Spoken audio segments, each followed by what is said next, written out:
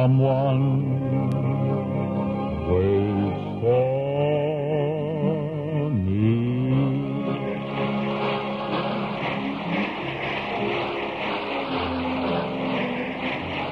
This is Ken Carpenter. Welcome you to the Bing Crosby Show, presented by Chesterfield, produced and transcribed in San Francisco with John Scott Trotter and his orchestra, Judd Collins with the Mares, and Bing's guest, Miss Claudette Colbert.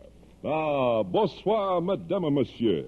Maintenant, c'est mon plaisir de vous présenter le grand chanteur, Monsieur Bing Crosby.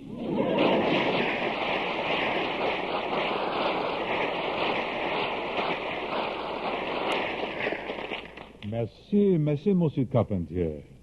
Vous êtes français ce soir, n'est-ce pas? Oh, oui. Qu'est-ce que la raison? Pourquoi? Pourquoi? Oui. Well, Claudette Colbert is our guest tonight, so Oui, I thought I'd create a little French atmosphere. C'est une bonne idée, n'est-ce pas? Where did you learn your French? From Hildegard? Did you study with Arthur Murray, or what? No, I studied French in high school back in Peoria, Illinois. Bing, how'd you get along so well in Paris? Your French isn't any better than mine. Oh, it's not too important to speak French, Ken. The French are very alert. Say you go into a drugstore now, for instance. You just say to the clerk, give me a package of les bougies con plaster, les toothbrush, and les Fitch shampoo. Oh, wait a minute. Why are you buying a bottle of Fitch shampoo? Well, I can't think of the French word for toothpaste, so That might work out all right. I think we better forsake the Champs-Élysées for a minute here now, Ken, and move along to something musical, huh? We have a nice tune here from the Paramount picture, Mr. Music, which will be out soon. It's a song entitled Life is So Peculiar.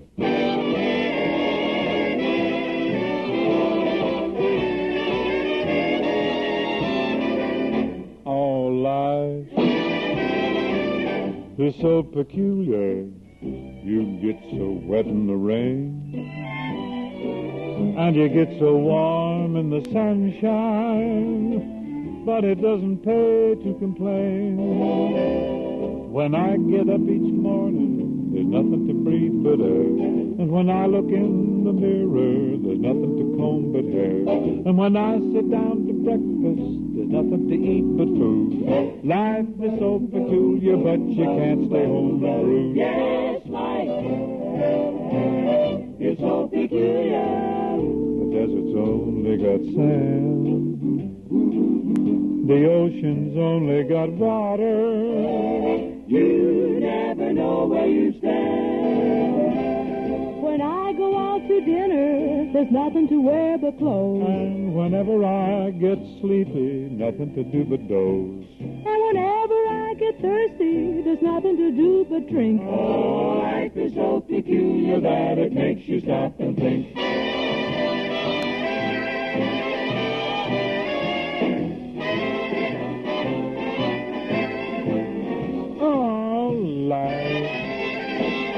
It's so peculiar, A bird can usually sing.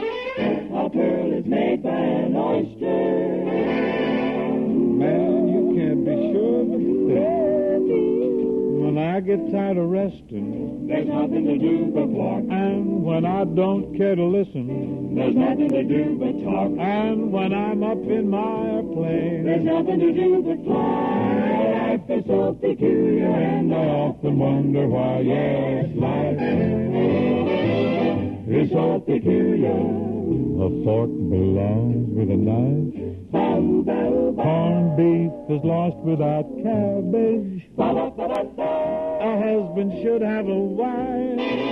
But you know that life is so peculiar, but as everybody says, that's life, that's life, Well, ain't it a mess? that's life.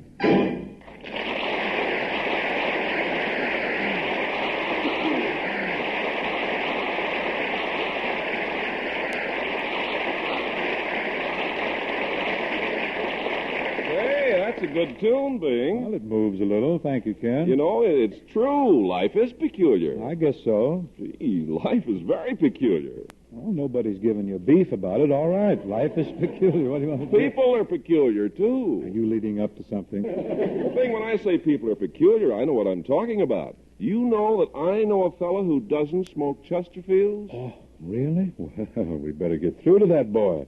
Chesterfield is the cigarette that every smoker ought to be smoking. Well, they will be, Bing, when they find out how easy it is to prove that Chesterfields are milder. Why, it's the easiest test in the book. You just get hold of a pack of Chesterfields, and you open them, smell them, and smoke them. Open that pack and smell that milder aroma, an aroma no other cigarette has.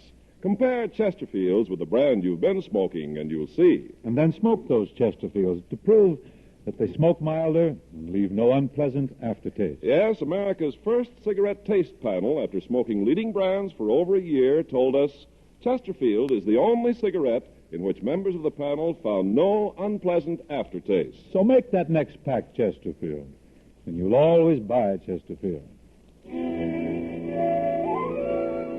Here's a tune I recorded twice, once about 20 years ago and again just last month. If I can get one more crack at it, I'll bet you I'll make a good record. I saw the harbor lights. They only told me we were parting. Those same old harbor lights that once brought you to me. I watched the harbor lights. How could I help if tears were starting? Goodbye to tender nights beside the silver sea. I long to hold you near and to kiss you just once more.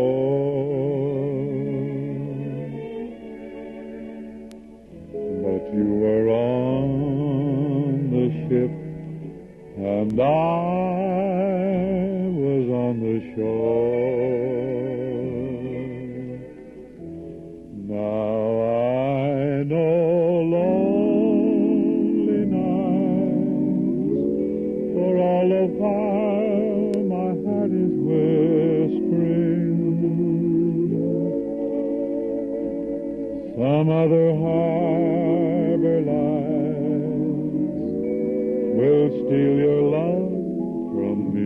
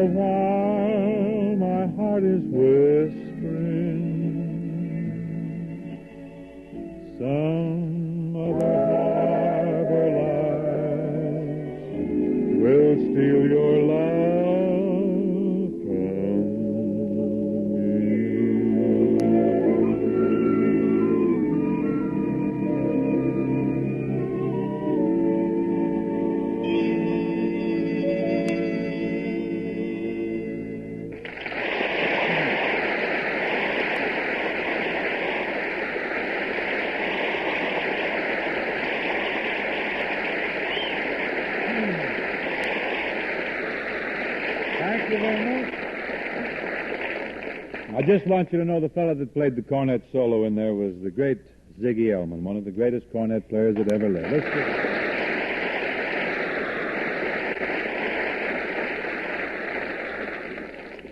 You know, one of the more exciting spools of celluloid tooled down in Tinseltown this year is a current film called The Secret Fury. Now, the lady who stars in this Edge of the Cedar has consistently been a favorite of both film fans and us folks who live in Hollywood as well, because she's a wonderful girl. She's just as personable and as alluring off-screen as she is on. It is now, as always, a pleasure to greet Miss Claudette Colbert.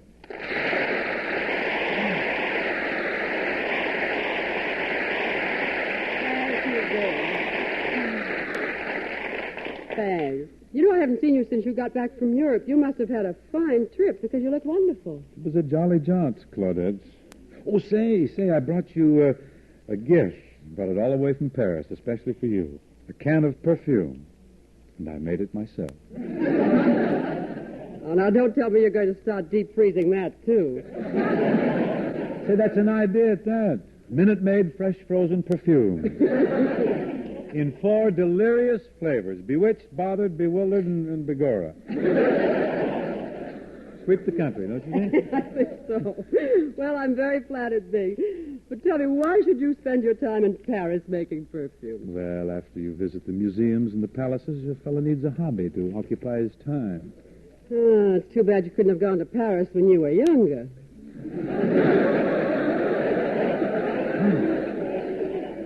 Claudette, when you're young, any town is Paris.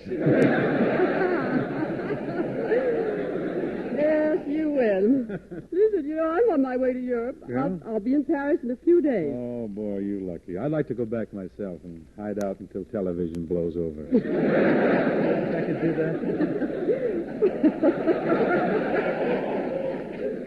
Say, Claudette, did you know, I don't know if you read or not in the local prints, but Bob Hope and I are going to make a picture in Paris next summer. No. Of course, one little thing intervenes. We just don't have a script yet.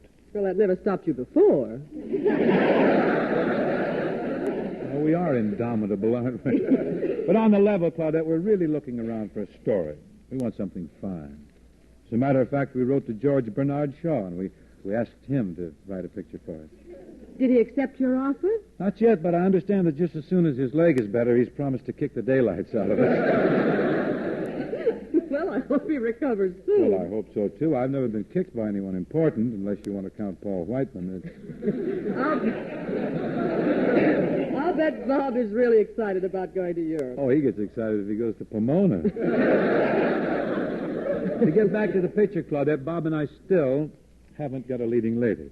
No story, no leading lady. What have you got? Just each other, and if that isn't a dull deal, I'm stamping.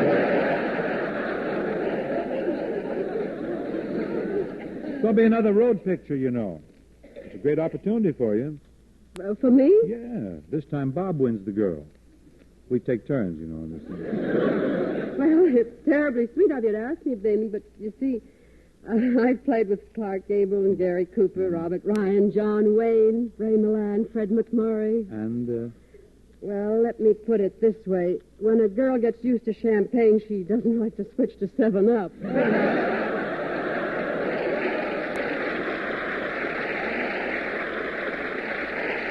A blow. This is a blow. I choose to think that you mean hope. But remember one thing, Claudette, I'm also in the picture. Okay, 14 up. No, really, Bing, I'd love to make a picture with you and Bob, but I'm going to be tied up with a picture of my own next summer.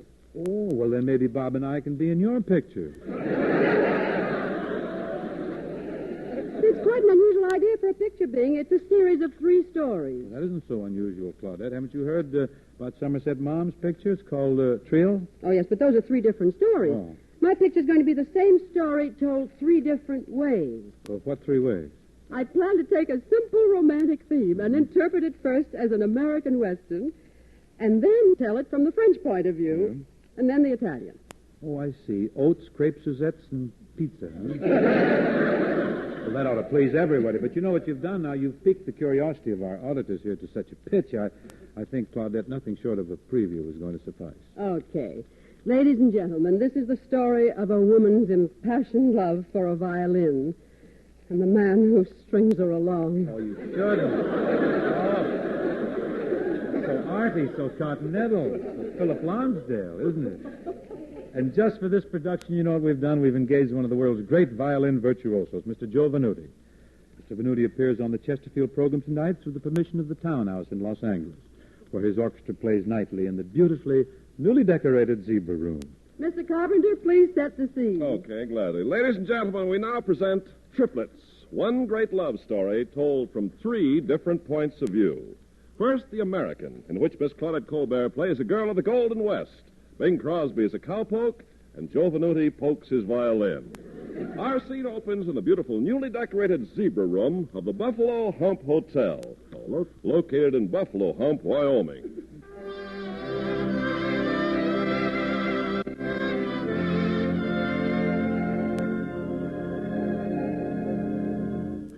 Miss Lucy, when I was a little boy, I hankered for a pony. And when I was a big boy, I hankered for a horse. Now I'm a full-grown man, I realize that the chief hanker in my life is you. Well, Buckskin, I'm mighty proud to be your hanker, Chief. Well, then we'll get hitched, son. We'll gallop through life double harness. No, Buckskin, it's Fiddlin' Joe that's playing on my heartstrings. Fiddlin' Joe? Why, he ain't nothing but a low-down, ornery, cussed, backbiting, horse-thieving, cattle-russing horn toad. Yep, he's a musician, all right.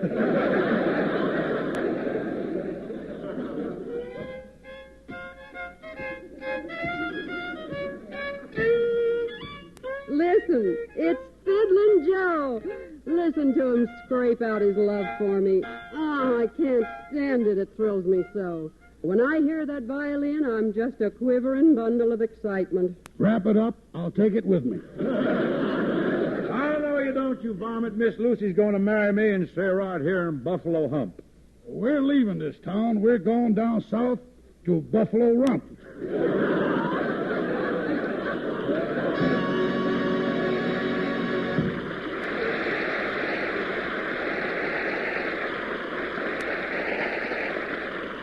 Episode 2 of Triplets.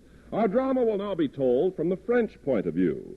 Miss Colbert discards her Levi's for a revealing Schiaparelli gown and becomes more alluring, more delicate, more soignée. Buckskin Crosby is transformed into a suave, polished, heel-clicking, hand-kissing boulevardier. Mr. Venuti remains the same. Our scene is the beautiful, newly decorated zebra room of the fashionable Hotel Fifi d'Orsay, located in Paris, France.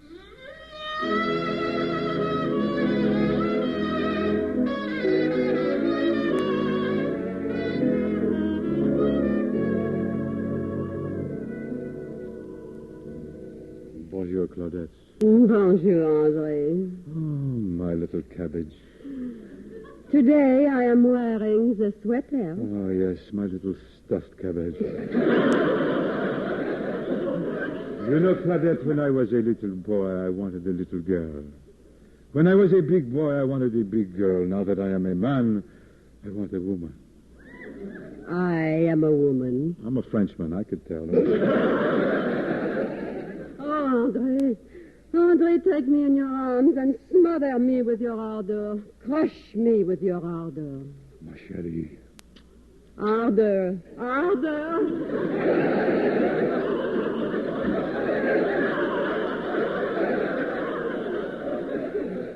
I am exhausted.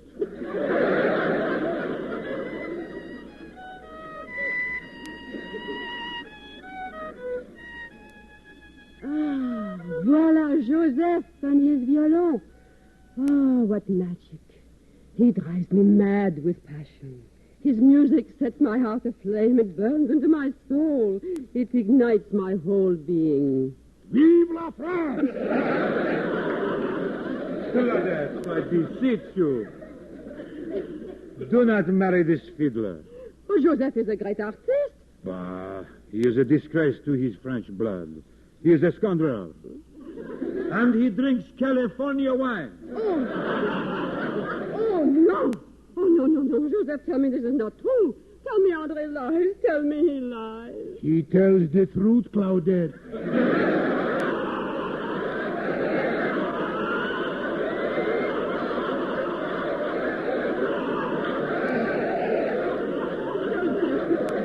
Joseph, I can forgive you everything but this.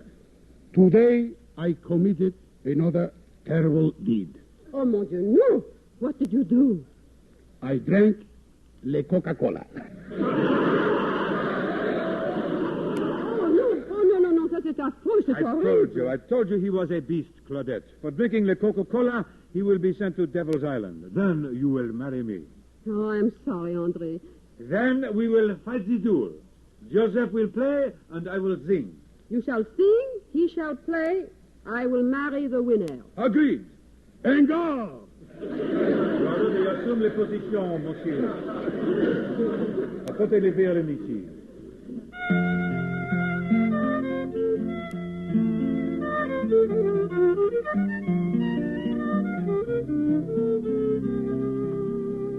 Hold me close and hold me fast. That magic spell you cast. This is La Vie en Rose. When you kiss me, heaven sighs. And though I close my eyes, I see La Vie en Rose. When you press me to your heart, I'm in a world apart, a world where roses bloom. And when you speak, angels sing from above. Everyday words seem to turn into love songs. Give your heart and soul to me, and life will always be La Vie en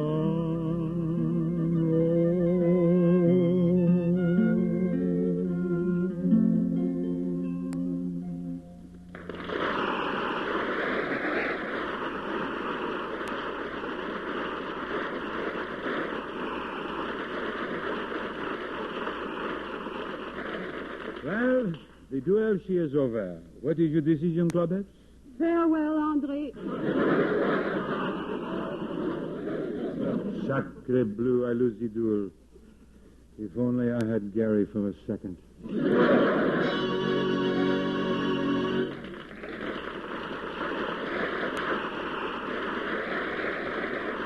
And now for the third and final episode of our gripping drama. It takes us to sunny Italy. Miss Colbert now forsakes her Schiaparelli gown for the simple garb of an Italian peasant girl. Mr. Crosby, who's to play the part of a simple Italian peasant, wears his street clothes. Mr. Venuti remains the same. Music, please, Mr. Trotter.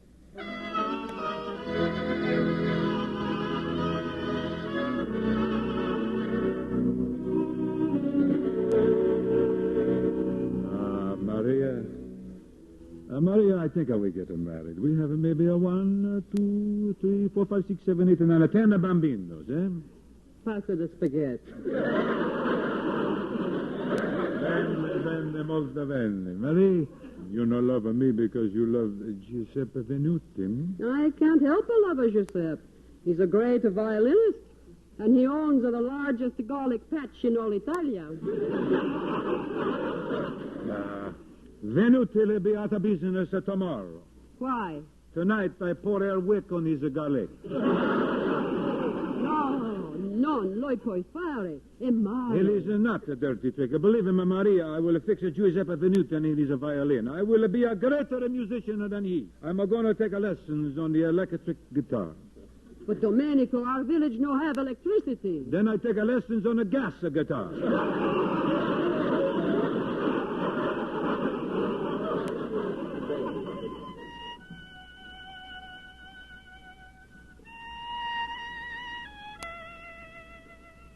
Here is Giuseppe now. That violin, that a song, that a music, that a garlic. That's a garlic. Hey, where did everybody go?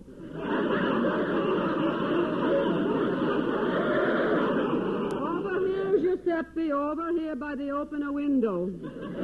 Yes, Giuseppe, come here by the breeze. I want to talk to you. Domenico, che cosa fai? Vai fuori dalla casa di Maria, perché io ti do un martelluccio. Martelluccio? Io ti do un martelluccio. Domenico, Giuseppe, senza baruffa. Maria, io ti amo. Andiamo, ci ammogliamo, eh? Andiamo presto. E io che faccio? What about me? Tu prende le patate. You go sell potato. You have just heard Life with Luigi.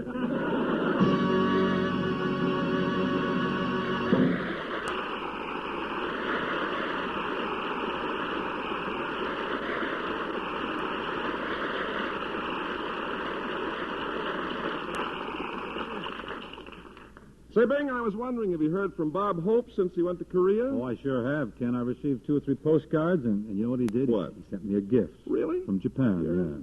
It's the makings for a beautiful silk kimono. Oh, did Bob send you a few yards of material? No, just a couple of silkworms in a matchbox. I must say, those little fellas are working hard. I expect a yard or so of silk any day now. That's Bob for you. You know, it takes a real sense of humor to think of sending silkworms instead of silk from Japan. Also takes a fellow who's a little cozy with a buck. Oh, I don't know, Bing. I think Bob sent the silkworms because he's a comedian. He can't do anything straight. Oh, I think you're just boosting Hope because he's peddling those ever-loving Chesterfields like we are. I got to admit, though, that old Hula Hips is developing into a Chesterfield salesman at that. He's hustling a lot of cigarettes. Oh, say he is. Of course, he owes it all to me. You know, I was the gent who instructed him in the gentle art of explaining to our listeners how they could prove to themselves that Chesterfield is the best cigarette to smoke. Oh, but Bing, that doesn't require any instruction. It's the easiest test there is. All any smoker has to do is get a pack of Chesterfields and open them, smell them, smoke them. Then compare Chesterfields with any other cigarette. Right, Ken. Right. And friends, even before you smoke them, you can tell Chesterfields will smoke milder because tobaccos that smell milder smoke milder. Yes, sir. That's the tobacco farmer's test. And after you smoke them, you have no unpleasant aftertaste. Yes, and while you smoke them, you get more pleasure than any other cigarette can give you. Start smoking them, friends. Make your next pack Chesterfield. Here's one of the really big song hits of the year. I hope you won't mind if we do it again, just once more before we tuck Mr. Trotter's arrangement into the standard drawer. Mona Lisa, Mona Lisa, men have named you. You're so like the lady with that mystic smile. Is it only 'cause you're lonely they have blamed you? Oh, that Mona Lisa strangeness in your smile. Do you smile to tempt a lover, Mona Lisa? Or is this your way to hide a broken heart? Many dreams have been brought to your doorstep. They just lie there, and they die there. Are you warm? Are you real, Mona Lisa? Or just a cold and lonely, lovely work of art?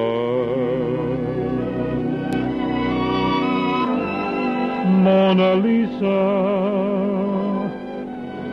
Mona Lisa, Mona Lisa.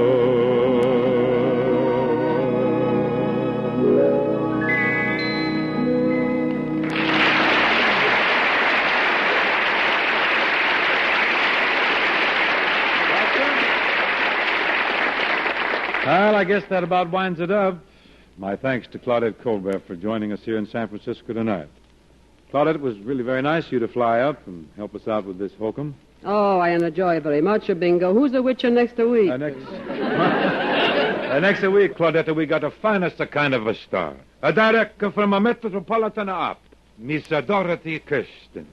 Molto bene, eh? Hey, Domenico, what about me? Next week at Giuseppe, you and your orchestra will be playing at the beautifully newly decorated Zebra Room in the townhouse in Los Angeles.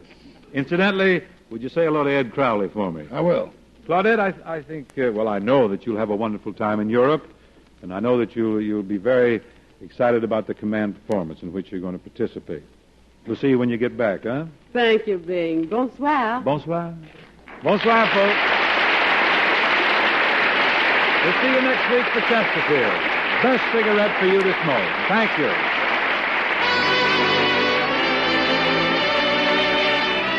The Bing Crosby Show, presented by Chesterfield, was produced and transcribed in San Francisco by Bill Morrow and Murdo McKenzie. Tune in next week and hear Bing and his guest, Miss Dorothy Kirsten.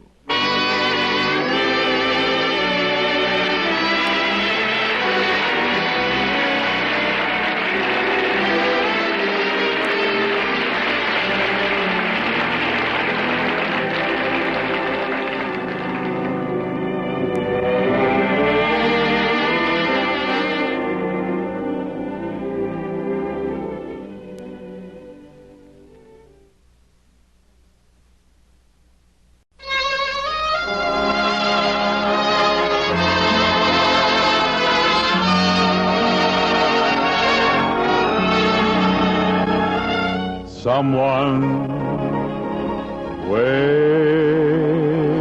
for me.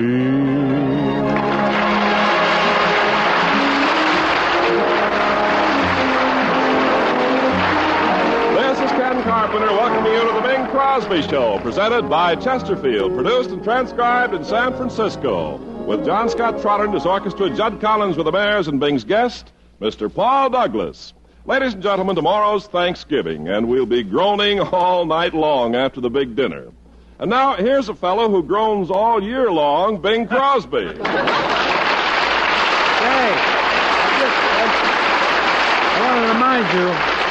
I want to remind you something, McKen. When I stop groaning, I stop eating. Oh, naturally. You got a big Thanksgiving dinner planned for tomorrow, Bing? A Lucullan feast. Really? Yeah. Crosby's will be coming out of the woods, out of the hills, out of the trees, from all over. Nothing but Crosby. You really have a big gathering, don't you? Oh, yes. And this year we're all going to get plenty to eat. Good. Brother Everett isn't coming to dinner. Don't tell me Ev's on a diet. Worse. Everett met with a nasty accident yesterday. He got shot. Well, it was bound to happen sooner or later. No, it's accidental. Oh, accidental. Sure. Yeah. This year Everett thought he'd surprise us all and provide us with our Thanksgiving bird, so yesterday he went hunting. Well, good for him. Seems that Everett was out in the country stalking the bird when, in climbing over a barbed wire fence, he snagged a vast hole in the seat of his trousers, which exposed a sizable portion of his red underwear. Yes. Well, a short time later, he's crawling through some bushes when another hunter behind him caught sight of that patch of red bobbing around the thicket. I thought it was a turkey. Hunter took dead aim, and he let Everett have it. He's getting along fine, recovering, convalescent. And I want to tell you, it's really wonderful to have the mob gathered at the festive board. I'll bet. The excitement when the turkey is brought in. Now, that's really a great moment. When they bring in that Certainly great, is. warm, Big brown, bird, yep. steaming bird. And then the head of the family, the breadwinner, the good provider, starts carving. Hope Gary don't cut himself.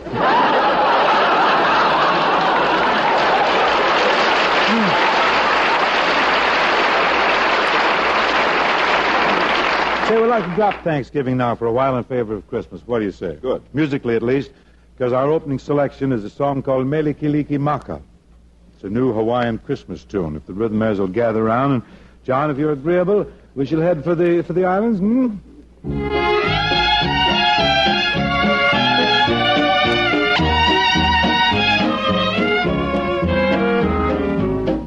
Melikilikimaka is the thing to say on a bright Hawaiian Christmas day. That's the island greeting that we send to you from the land where palm trees sway. Here we know that Christmas will be green and bright, the sun to shine by day and all the stars at night. Melikilikimaka is a wise way to say Merry Christmas to you.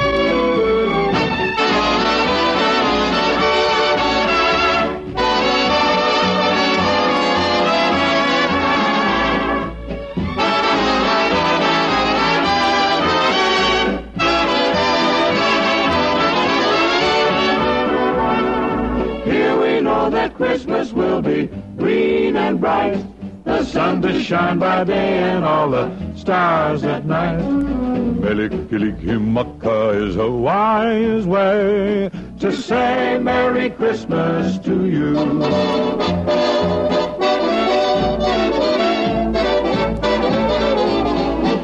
Melikilikimaka is the thing to say on a bright Hawaiian Christmas day. That's the island greeting that we send to you from the land where palm trees sway.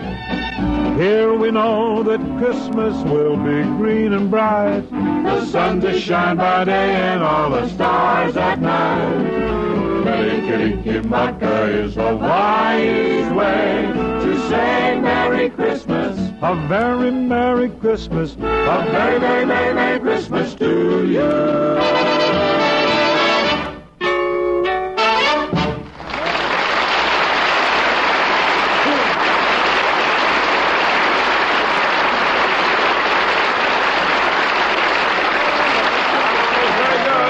Boys and girls. Thank you, Ken, and a Melikilikimaka to you. Also, very happy Thanksgiving. Well, thank you. Say, Bing, that reminds me, I've got a little tip for the thousands of folks who are going to a friend's or relative's house for dinner tomorrow. Well, Ken, I'm sure our listeners are always interested in holiday hints. What's your suggestion? Well, I think it would be nice if those who are invited to dinner would take their host or hostess a little present. Mm-hmm. And the gift that everyone will appreciate is a carton of Chesterfields. That's a very good idea, Ken. Chesterfields make a wonderful gift. And then after dinner, after dessert, everyone could break out a pack of Chesterfields and make the Chesterfield mildness test. Well, Bing, that's as good a place as any. You know, over 10,000 smokers do make our mildness test every day. Now, seriously, friends, if you haven't made it yet, I'm sure it'll convince you, too. Make your next pack Chesterfield. Then open 'em, smell 'em, compare 'em, and smoke 'em. Enjoy that milder, mellow Chesterfield aroma. Compare it with the brand you've been smoking. Your nose will tell you the difference between other cigarettes and Chesterfields. As tobacco men have known for generations, tobaccos that smell milder, smoke milder. So be fair to yourself, friends. Get with that Chesterfield mildness test. Prove to yourself they're much milder and they leave no unpleasant aftertaste. Join the millions who smoke Chesterfields, and you'll know how much real pleasure and comfort a cigarette can give you.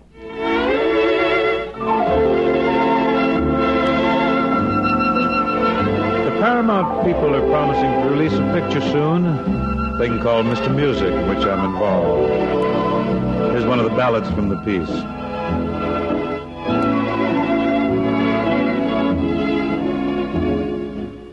The likes of you may never be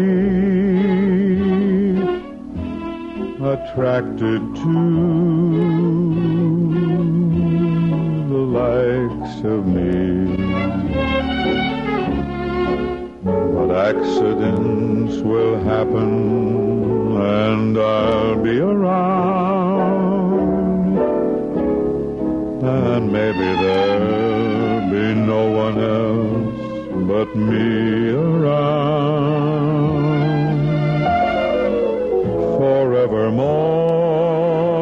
forevermore. May never start. You may ignore my hopeful heart, and chances are I'm not the one to make you fall. But accidents will happen after all. A smile may show it, your eyes may glow. Before you know it, I'm sure I'll know. So if you fall in just that way, oh, wouldn't I be thrilled to hear you say,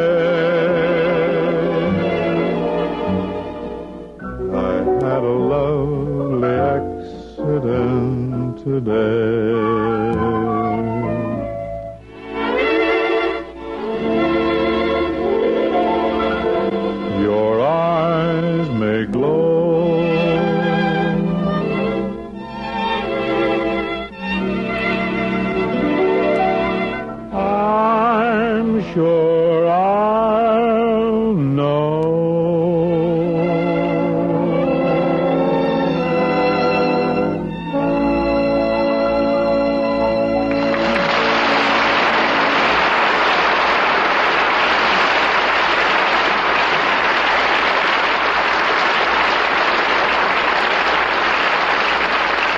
If I may switch to a more floridly romantic vein, musically, here's a song called All My Love. This type of song is generally featured by such artists as the street singer Toni Martin, Tommy Lyman, Benny Fields. Really, to sing this song properly, a fellow should wear a serape and carry a guitar, but I look like a chimney sweep in a serape. I can't play the guitar, so if you'll be indulgent with me, I'll try it just in my regular wardrobe.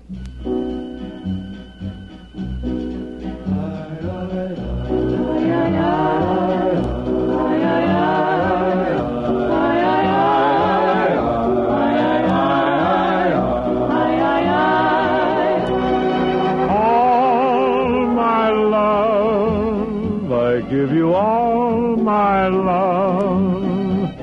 The skies may fall, my love, but I will still be true. All my sighs may disappear at last. Now that you're here at last, my heart belongs to you.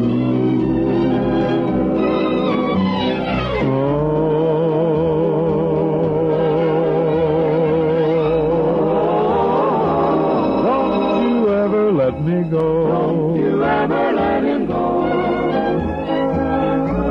You thrill me so I can see as I recall my life.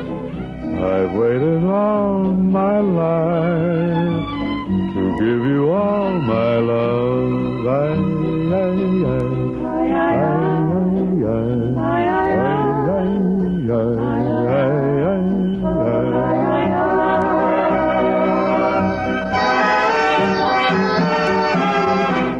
I can see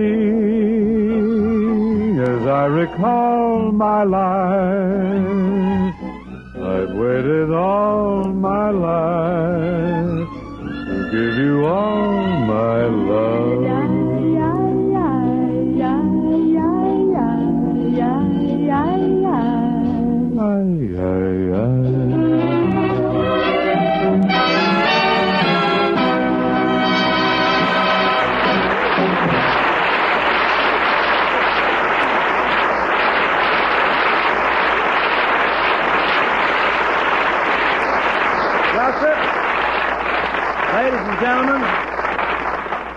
Ladies and gentlemen, guest time is here, and if I do say so myself, tonight we have pulled out a veritable plum.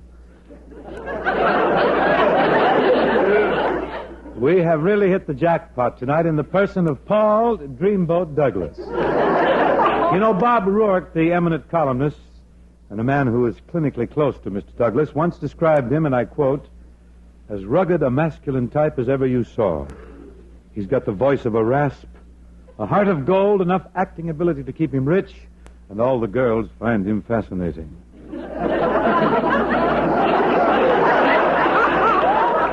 I close quote.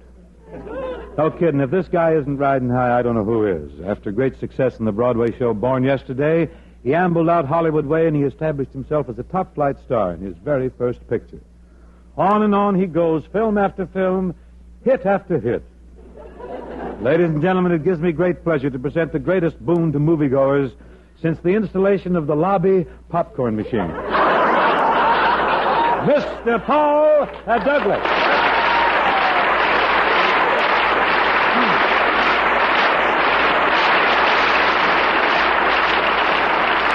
Good evening, everybody.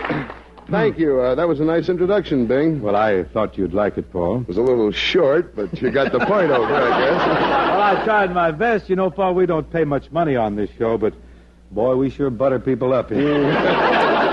Well, Bing, don't worry about the money as long as you keep talking about me. You know, one thing I like about you, Paul, your great success hasn't changed you one bit. Well, after all, why should it? I always knew I was great. Well, I'm sure of that. But, Paul, you've got to admit you were very lucky. Very fortunate to Yeah? rocket to stardom in your very first movie, remember? Letter to Three Wives? Well, there's nothing remarkable about that. You did the same thing in your first movie, Going My Way. Hey. Hey. What? Well, Going My Way was not my first picture. You made one before that? One. I made hundreds. I wouldn't know. I never went to the movies until I got in them.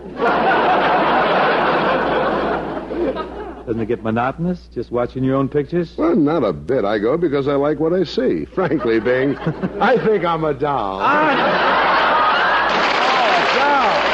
said it, a You doll. are. You're a doll. You're just a great, big teddy bear doll. I'll bet every woman in the country would like to squeeze you. It figures. Probably a few husbands would like to get a hold of you, too. Well, you know, when a man's in my position, he's got to expect a certain amount of jealousy. It's always been like that, ever since my days at Yale. Yale? You a Yale man? Well, certainly. You don't think I picked up all this class at a barber college, do you? Well, I should have known if I was thinking at all. Certainly, kid. I spent over 2 weeks at Yale. What happened? Were you ousted? Yeah, but it was politics. I suppose. Yeah. It was. Can you keep a secret? I won't blab a word. Okay, Rudy Valley was jealous of me. Well, by the tables down at Morey's and to the place where Louis dwells, I think that was a dirty trick. Oh, well, I don't hold it against Valley. Rudy's done a lot for Yale. Well, he got you out. But you know, even those 2 weeks, scant as they were, have done something for you, Paul. A Yale man always stands out in the crowd, you know. I even stand out in a crowd of Yale men. You can stand out at Mike Romanoff's. Look, you know, Bing, the average Yale man from my class is now married, Yes? earning $26,000 a year. Mm-hmm. Follow me? I'm with you. Owns his own home and has 2 1/3 children. That's a clever trick even for a Yale man.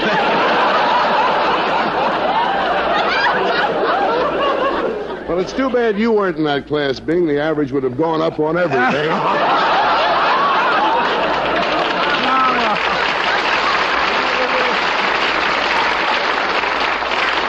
Well, anyhow, Bing, both of us have gone a long way since our college days and since the days we were struggling in New York. Well, you have. I'm still struggling. Oh, yes. Well, speaking of the old days, Bing, I remember one time in Studio 3 on the 21st floor of the old CBS building. Steady now. Let's be careful. Well, all right. You'll remember. What was it? Lenny Hayton had the band. Yeah, Lenny. I was your announcer, and we were on the Chesterfield program together 19 years ago. Just a minute, Paul.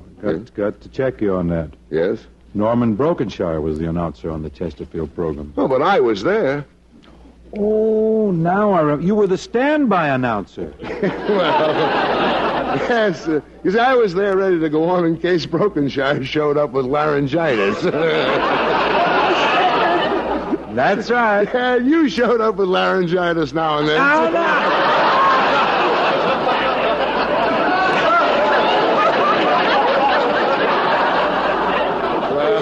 It was a lot of fun. Bing, by the way, do you get laryngitis very much anymore? Very seldom. I feel too rough in the morning. It's murder, isn't it? Well, Bing, while we're still yakking about those dear old days, I'd like to remind you of a little money matter. How much do I owe you, Paul? Well, Bing, do you recall one night while Eddie Lang was playing your guitar introduction, you borrowed a deuce from me and ran out to bet it on a horse? I ran out to bet $2 on a horse during the program? That's right. Well, who sang my songs? Brokenshire.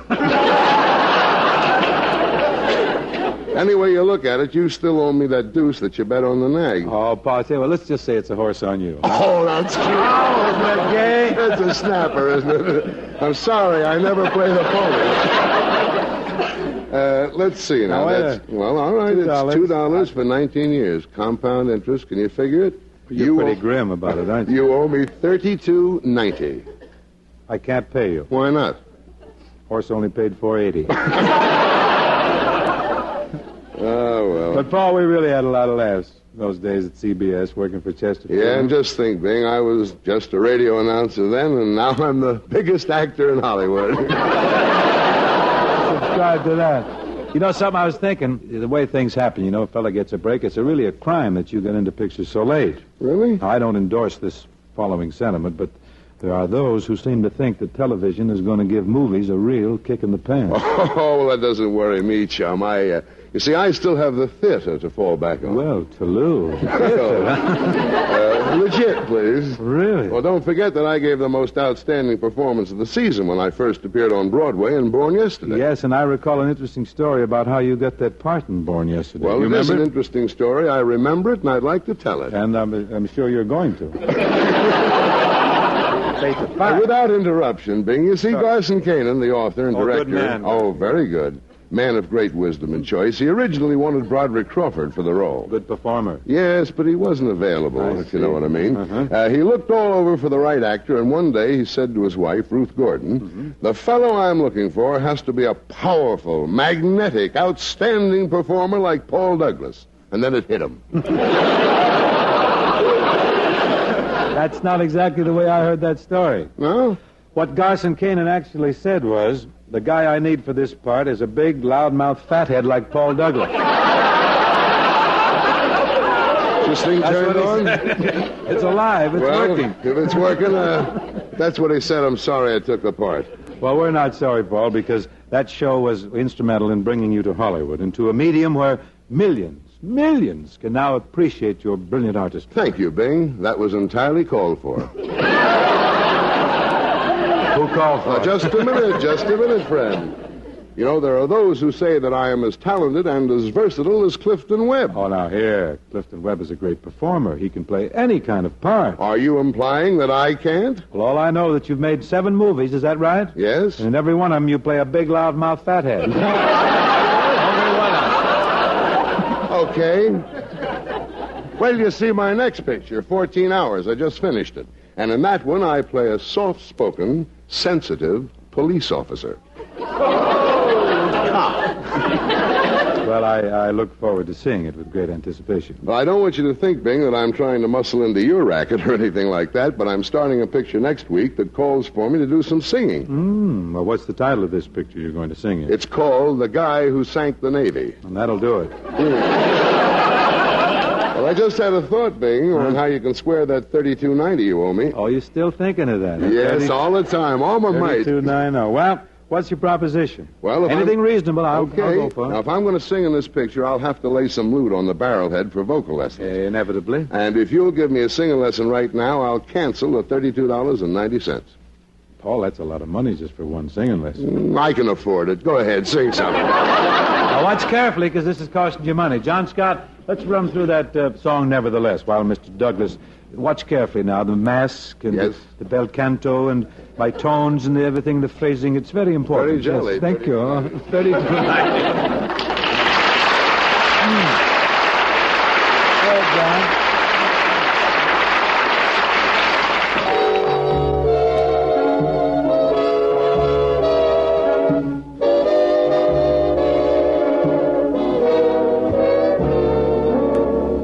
Maybe I'm right, maybe I'm wrong, maybe I'm weak, maybe I'm strong, but nevertheless I'm in love with you.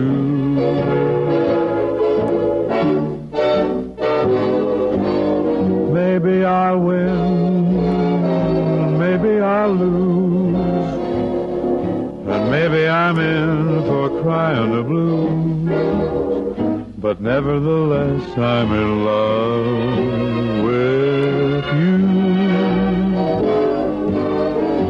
Somehow I know at a glance the terrible chances I'm taking. Fine at the start, then left with a heart that is breaking.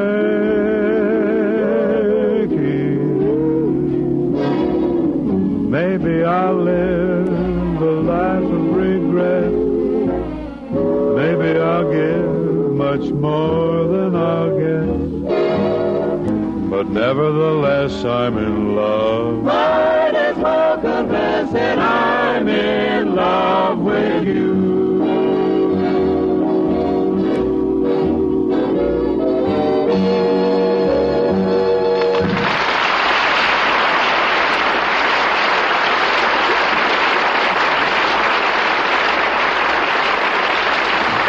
Paul.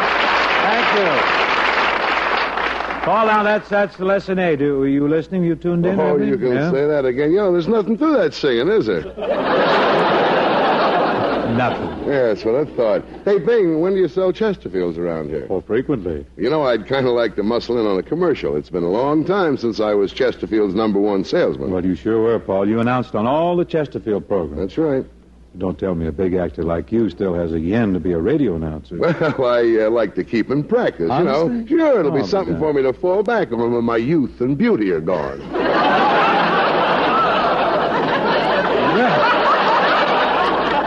We'd love to have you join us, Paul, but you're sure you're not rusty? Times change, Yes, but Chesterfields don't. They smell milder and smoke milder just as they always did. Oh, this boy's on the beam. You forgot something, Paul. They leave no unpleasant aftertaste. Of course not. The cigarette taste panel proved that. Right, Paul. The country's first cigarette taste panel, after smoking thousands of cigarettes under strict laboratory conditions, reported that Chesterfield is the only cigarette in which members of the panel found no unpleasant aftertaste. So, friends, get a pack of Chesterfields and compare them with the cigarettes you've been smoking. Your nose will tell you the difference between Chesterfields and other cigarettes. This lad's got all the latest stuff. Sharp. How come you're so hep, Paul? Oh, I listen to the Bob Hope Show, Bing. Well, I do too, Yeah? Oh, I listen in every Tuesday night. I got to hear that boy. It's in my contract. Yeah? And he's got to listen to me, too. Oh, well, serves you both right.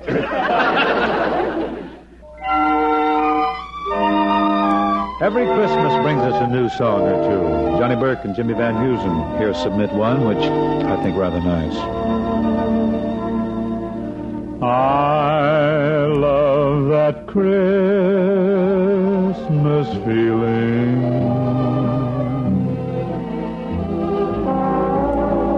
It does my heart so much good. Strangers I meet all seem like friends, and the world's just a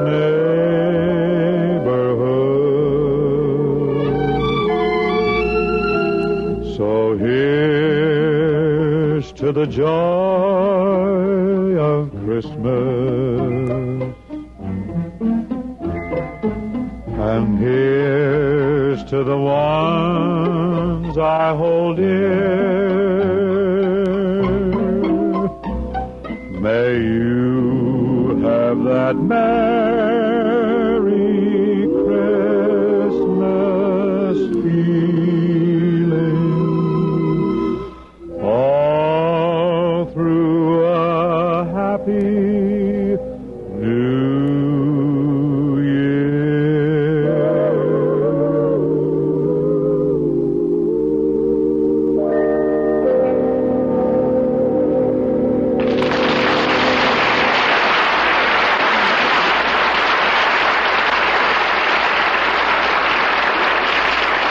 Very, very nice, Bing. Well, thank you, Paul. That's a good tune. You ought to make a record of it. Oh, I have a record out on it. Matter of fact, this tune is out on a platter with the 4 kids and myself singing it. Your whole gang has a record out now? That's right. Well, there goes the Fred Waring Glee Club. Oh, Fred, don't have to worry. That's the big league, Paul. We're no competition there. Well, it's really been a lot of fun tonight, Bing, and I'd like to announce that I appeared through the courtesy of 20th Century Fox, producers of An American Gorilla in the Philippines, starring Tyrone Power and Micheline Prell. What's the name of the picture? An American Gorilla in the Philippines. Oh, what are you in there, Paul? The gorilla?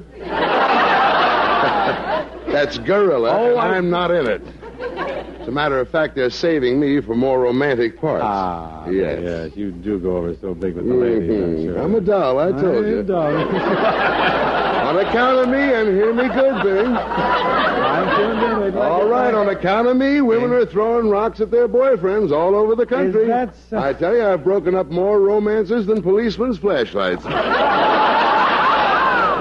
this boy goes on. Bing, What? who's going to ham it up with you next week?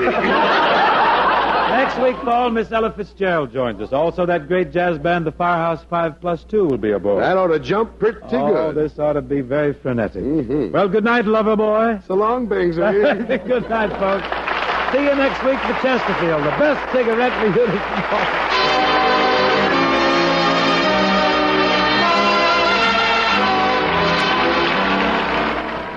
This is Sherman Billingsley, reporting from my Stork Club in New York. Of course, Chesterfield is our #1 cigarette. But if any of our customers like a long cigarette, I always recommend Fatima. They're the best king-size cigarette. It says right on the yellow pack, they're extra mild. And they sure are. Remember, at the Stork Club, we recommend only the best.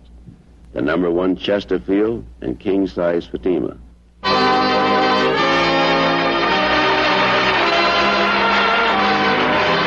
The Bing Crosby Show, presented by Chesterfield, was produced and transcribed in San Francisco by Bill Morrow and Murdo McKenzie.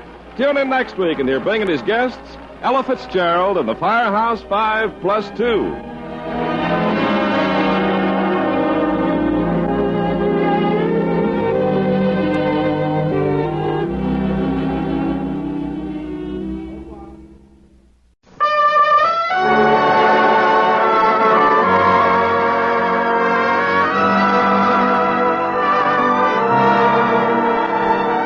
Someone waits for me.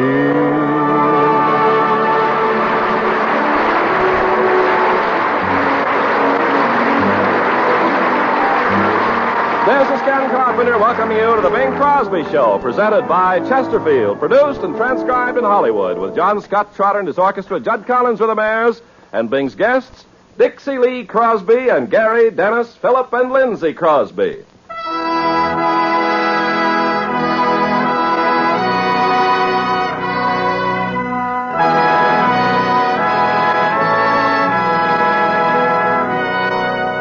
As is Bing's custom at Christmas time, he opens the program with a dusty Fidelis, and as usual, he will sing it first in Latin, and then in English, with a studio audience joining him.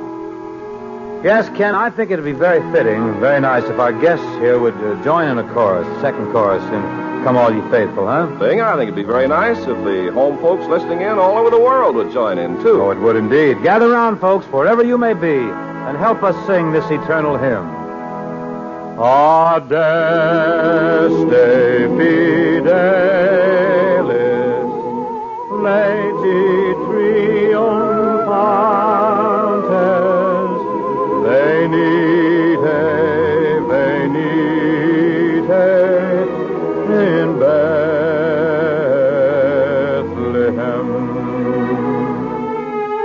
Natum videre, regem angelorum, venite adoremus, venite adoremus, venite adoremus,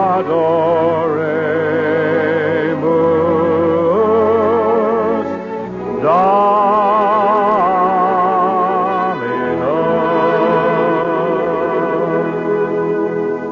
And now everybody here and at home in the family key.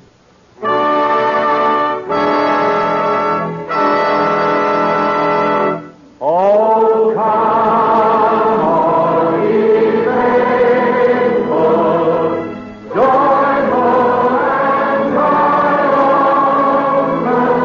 Oh, come ye to Bethlehem.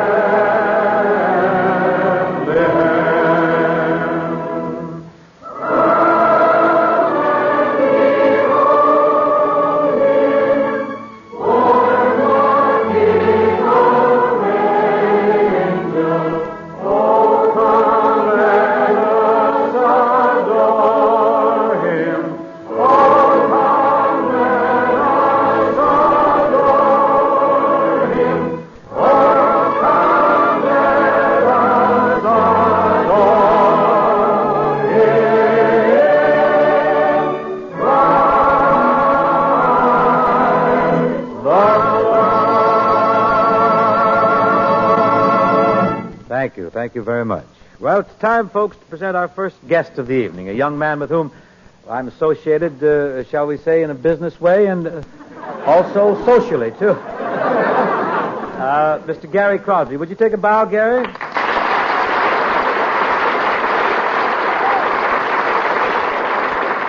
Thanks, Dad. Gary, John Scott, Trotter, and Tom Adair have come up with a flashy new arrangement of that old song, Jingle Bells, with parts for you and me and the rhythm as you got your part there? Yeah. That it? Been studying? You got it down? Yeah. That'd be a good opener, don't you think, for you and I? Let's got to get rolling. Sure.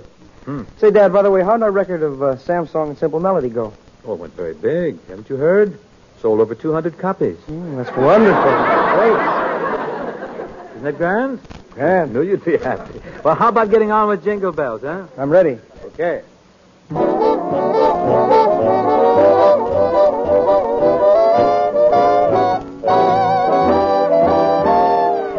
Jingle bells, jingle bells, jingle all the way. Oh, what fun it is to ride in a one-horse open sleigh. Oh, jingle bells, jingle bells, jingle all the way. Oh, what fun it is to ride in a one-horse open sleigh. Dashing through the snow in a one-horse sleigh. O'er the fields we go, and we're laughing all the way. Oh, now the bells on the bobtail ring, and they're making spirits bright. What fun it is to ride and sing a sleighing song tonight. What a beautiful day for a riding. The sleigh gotta get underway. It's a wintertime picnic, a slick little chicken, you figure to click. You're a slap happy pair like a square at a fair. Leave your cares and jingle all the way. Jingle bells, jingle bells, jingle bells, jingle bells, jingle bells, jingle bells, jingle bells. Oh, what fun it is to ride in a one-horse open sleigh.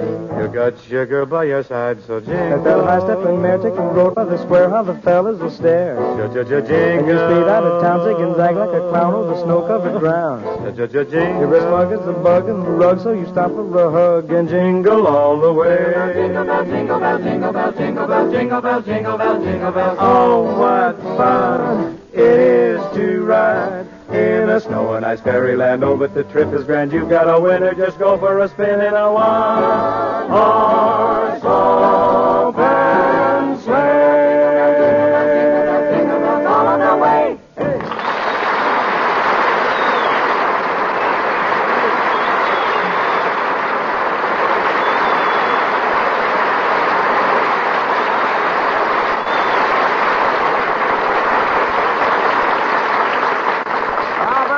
Bing and Gary, you certainly did great with that perennial Christmas favorite. Well, I hope so, Ken, and thank you for those kind words. Say, shall we get on now to another perennial Christmas favorite, the Chesterfield gift carton? Oh, yes, sir, Bing. Year after year, the bright, gay Chesterfield Christmas carton of 200 milder Chesterfields is not only an ideal Christmas gift, but the best Christmas gift for every smoker. And the gift every smoker will appreciate. Those who have always smoked Chesterfields and those who will enjoy Chesterfields for the first time.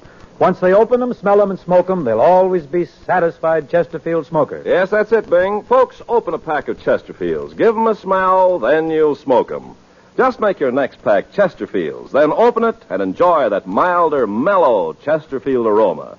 Compare to the brand you've been smoking, and your nose will tell you the difference between Chesterfields and other cigarettes. Friends, tobaccos that smell milder smoke milder. Tobacco men have been saying that for generations. You smoke them, and you'll find Chesterfields are milder, and they leave no unpleasant aftertaste. Yes, the country's first and only cigarette taste panel confirmed this fact. Chesterfield is the only cigarette in which members of the panel found no unpleasant aftertaste. So make your next pack Chesterfield and prove for yourself it's the best cigarette for you to smoke. Chesterfield, Chesterfield always wins first place. after mild tobacco never leaves an aftertaste.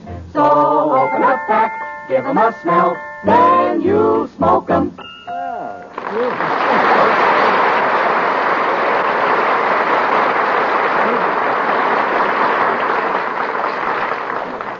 Now, folks, if Ken Carpenter will set the scene, I'd like to move along. I'd like to move you along with us, in fancy, that is, to Christmas Eve, 1950. Ladies and gentlemen, we now take you to the Crosby home in Beverly Hills, California. It's Christmas Eve, and we find Bing and Gary engaged in a discussion of great importance. Jingle bells, jingle all the bells. Gee, Dad, why do you have to go through this every year? Never mind giving me any beef. Just hand me those red pants. Dad, why do you insist on playing Santa Claus? What are you trying to prove? Gary, you're a big boy now. You're grown up. You're sophisticated. You're worldly. We've lost you. But not your little brothers. Why, I wouldn't think of not playing Santa Claus for them. They love it. It's wonderful to see their little faces light up with amazement and happy surprise when I bounce into the room. They could be acting, you know. No. I admit I don't convince you anymore, Gary, but your younger brothers, they're not wise to me yet. And as long as I can make their little eyes dance with glee, I'm going to. Oh, okay. But I still can't understand why parents insist upon stifling their kids' mental development at this time of the year. Been reading quick, huh? Yeah. Don't argue with Papa Santa Claus on Christmas Eve. That's all I can tell you. You're liable to wind up with an empty stocking. Now, come here. Put my beard on me, if you please, huh? Yes, sir. There you are. The beard doesn't go up there. Pull it down over my chin. I was just trying to make the disguise more convincing. Wise guy. Well, I'm all set. Oh, wait just a minute. Santa has to have a big, fat tummy. Hand me those 2 pillows. I'll stuff them in my coat. I think you can get by with just 1 pillow this year. Have no comments. Nick's cracking. Just shove those pillows in my coat. Yes, sir. There, that does it. Yes, sir. That's Santa's tummy, all right? Oh, if those pillowcases spring a leak, we're sure going to have a white Christmas around here. Now, come on. Let's not think in terms of disaster. Here's the plan, Gary. Here's what I want you to do. You go out in the living room. You get everyone assembled, you see. Then I'll sneak out around the house. I'll come in the living room window with my bag of presents. Why don't you come down the chimney like you always do? Last year I got stuck, you know. That was the biggest laugh you ever got. Well, I didn't laugh. Are we going to sing Christmas carols tonight, Dad? We certainly are, right after we distribute the presents. Now, while everybody's putting their gifts under the tree, I'll sneak out, change my clothes, then we'll go out and we'll sing for our friends. You know, like we always do for the friends and the neighbors. Yeah. I better go in the living room now and soften everybody up for your entrance. Good, do that, will you? And, Gary, when I come in the window, I do wish that you'd work up just a little enthusiasm, a little surprise, huh? Oh, don't worry. My little eyes will just dance with glee. I may even fall into a faint. Now, don't try to win the academy. Don't overdo it. Uh-oh, Nick. Oh. Twins. Hi, Gary. Hi, Gary.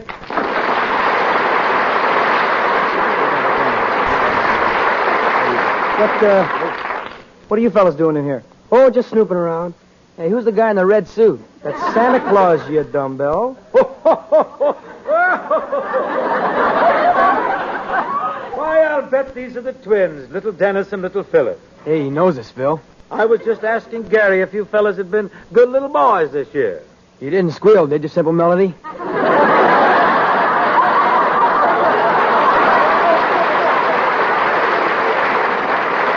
No. As a matter of fact, I was just telling Santa what dear, sweet little children you were. You can go by what this boy says, Santa. He's very reliable. Now, come on, fellas. Let's go in the other room.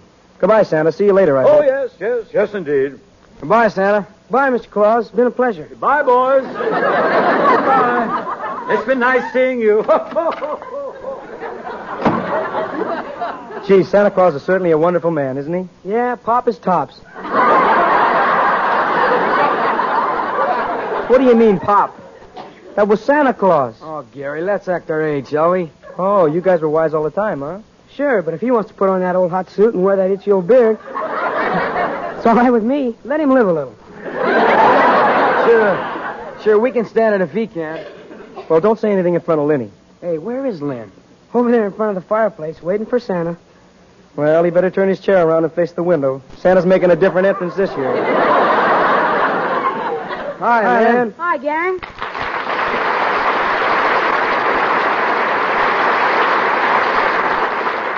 Gee, I wish Santa Claus would hurry up. I'm a nervous wreck. Me too. Me too. Lynn, we're going out to sing Christmas songs in a few minutes. Where are your stockings? I took them off and hung them on the mantel. I'm certainly glad we have only one hillbilly in the family. Just shake a little more Fitch's tonic into your beautiful blonde wavy hair, and don't worry about me. Now, boys, it's Christmas Eve. We don't want Santa to catch us in the middle of a brawl. Hi, Mom. Hi, Merry Mom. Christmas. Merry Christmas. Merry Christmas, boys. Well, you lads look fairly presentable to greet St. Nick. You look real beautiful, too, Mom. Thank you, Lynn. And may I inquire why you aren't wearing stockings? I hung them on the mantel. Well, you skip right upstairs and get another pair. Oh, Mom, I don't need stockings. Honestly, you're getting to be more like your father every day. I favor Dad, too. In the vocal department, of course. You know, Gary, sometimes I wish Sam's song had never been written. I think Mom sings just as good as Dad any day. Well, bless every single blonde, beautiful, wavy hair in your head. Hey, look, there's someone at the window. Wow, it's Santa Claus. Hooray!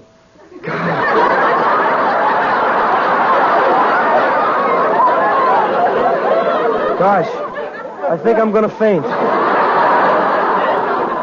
Steady, son. He's opening the window. Everybody. Now, is this the Crosby house? Yes, sir. And are there 4 nice, big, strong, healthy boys here? Yes, sir. We're plenty strong. Well, then get over to the window and drag Santa in.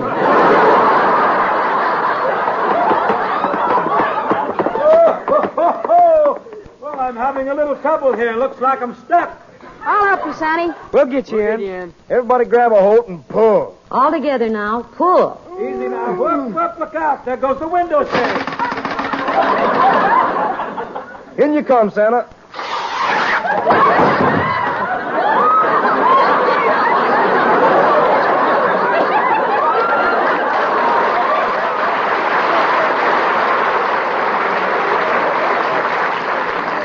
Boy, look at those feathers flying. Well, so these are the Crosby boys, huh? That's right, Santa. And all very good boys, too. Now, let me see here. Which is which? Now, there's Gary. There's Dennis and Philip and this little fella here. Why, you're Lenny Crosby, as I recall. And you're Bing Crosby, as I recall.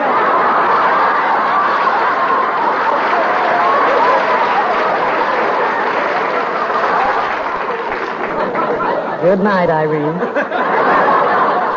Well, I'll be darned. How'd you know it was me, Lenny? Your beard went up with the shade. Look at it dangling up there. Shall I take it down, Mom? No, leave it there. Maybe some doves will nest in it. Man, what a tough time I had getting through that window. I like it better when you get stuck in the chimney. I wish you boys would grow up so your poor father wouldn't have to go through this every year. Oh, I don't mind. I wouldn't miss being Santa for the world. Say, look, we got to get rolling. It's getting late here. We got to go out and sing some Christmas carols, you remember?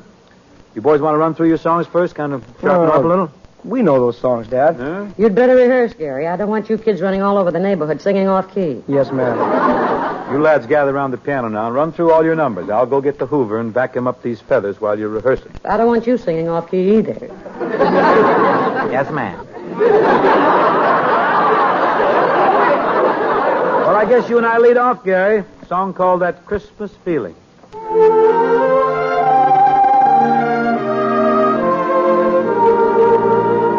I love that Christmas feeling.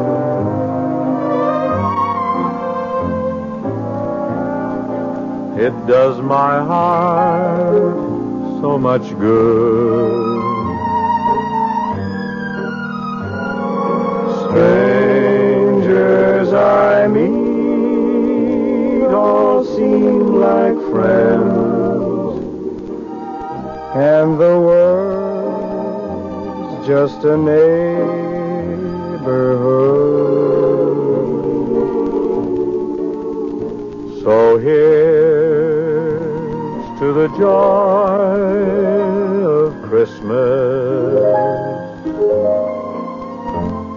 And here's to the ones I hold dear.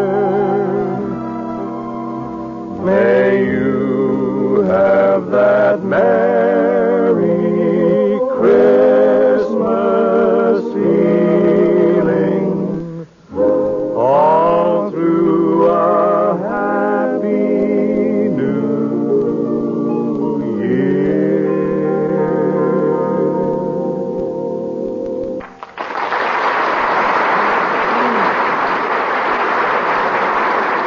I think we got that one in good shape. Now we got a song coming up here from Lindsay. What's your big number this year, Lynn? I'd like to hitch a ride with Santa Claus. Well, you go right ahead and hitch that ride. Care to join me? Well, thank you very much. Not at all. Hang in time, glad to.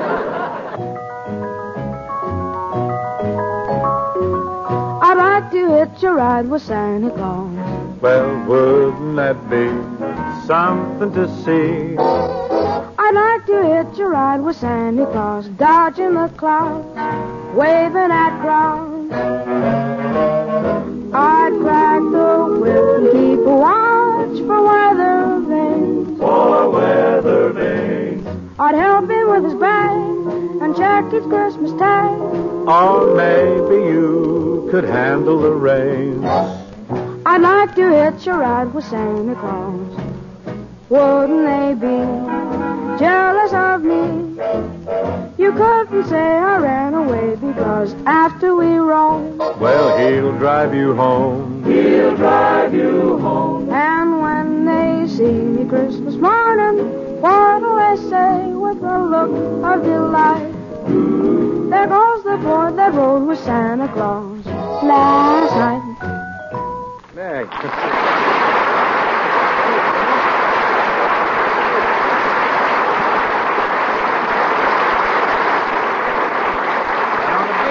Say, Denny, Phil, you ready with your song? Yes, sir. What would the title be, please? We have a song designed for little children, which is called The Snowman. Designed for little children. Do I detect a note of irony here, revolt or something?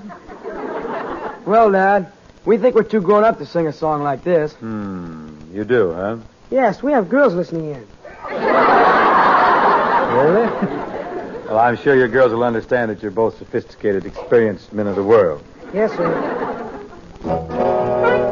On a Christmas Eve, a happy snowman stood and dreamed beside a cottage door. How the children love their friend the snowman and the funny fedora he wore. Funny fedora. When they said goodnight, they told the snowman that a gift for him was on the tree.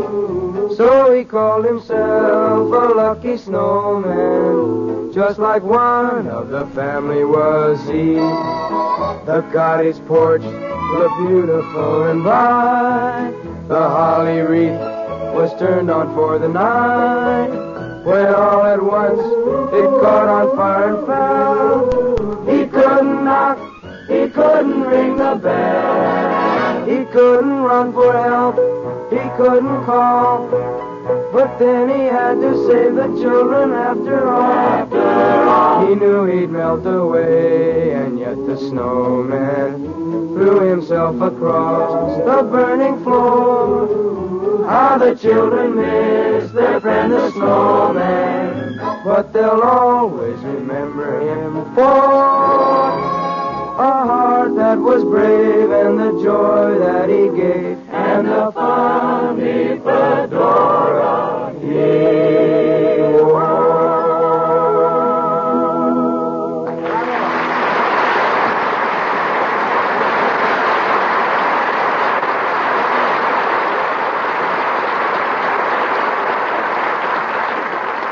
All together now. I love that Christmas feeling. It does my heart so much good. Strangers I meet all seem like friends, and the world's just a neighborhood. So here I'd like to hitch a ride with the joy of Christmas. Jealous of me. Here to say the ones I hold dear. He'll drive me home. And when they say Christmas morning, what do they say with a look of delight? There goes the boy who was happy last night. Merry Christmas. Merry Christmas, everybody. Merry Christmas. Merry Christmas, everybody. Merry Christmas, everybody. All through a happy New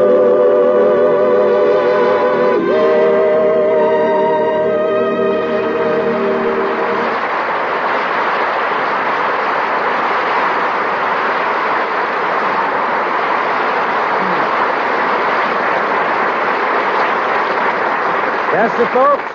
Come Christmas Eve, and that's just about what's going to happen up at our house. You know, Bing, no matter what Something you kids like that. think, you make a mighty convincing Papa Santa Claus on the Chesterfield Christmas carton. Oh, Ken, that cheers me up a great deal. Well, I'm glad. And on the cover of Quick Magazine out tomorrow, there's a picture of you and a caption reading, Bing plays Papa Santa. You know, Ken, I think the Chesterfield people and Quick and everybody, they're very nice to make me Papa Santa Claus this year, but there's just one thing wrong. What's that? All my mail is going to the North Pole. Tragic. How are you going to get your mail back? I made a deal with Bob Hope. Oh? Next time he passes through there, he's going to pick it up for me. Robert goes to the North Pole quite often, doesn't he? He goes everywhere quite often. Incidentally, Ken, I'm sending Bob 2 cartons of Chesterfields for Christmas this year. 2? What's the idea of that? Well, one is for him to smoke, and the other is for him to change the tag on and send it back to me. Oh, I see, yeah. That way you're sure of a wonderful gift. You bet, Ken. And to you folks listening in, Chesterfield's Christmas carton makes a wonderful gift for every smoker. Tuck a carton in the old man's stocking. Lay in a supply for the milkman, the mailman, for just about everyone on your Christmas list. That's right, friends. This year's Christmas carton of Chesterfield's is the greatest of them all. It says best of cheer and best of smoking as only a Chesterfield Christmas carton can say it. It stars Bing Crosby as Papa Santa Claus, and it's complete from Santa's sleigh to the red-nosed reindeer. This year, give Crosby for Christmas. Give cartons of Chesterfields. Order enough today at your favorite cigarette dealer. And now a word to the whole Chesterfield family. All of our 1,100,000 retail dealers, our 600,000 wholesale distributors, Merry Christmas to each one of you. I hope we've helped you sell more Chesterfields throughout the year.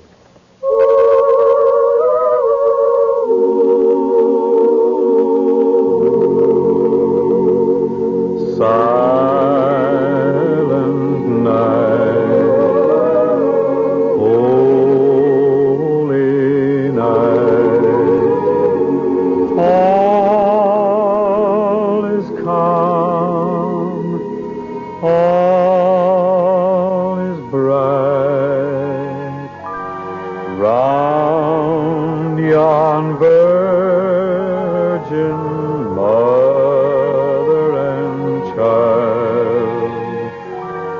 holy infant, so tender and mild, sleep in heavenly peace,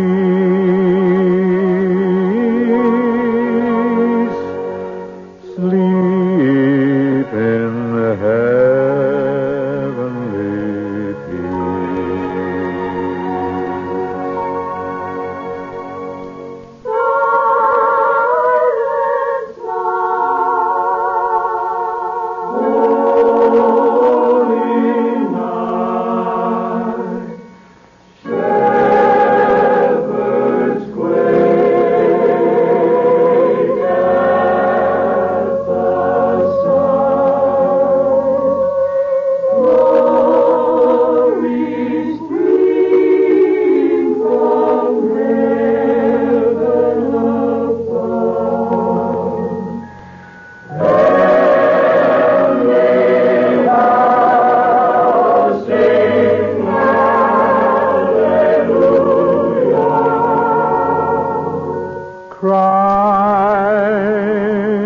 the Savior is born.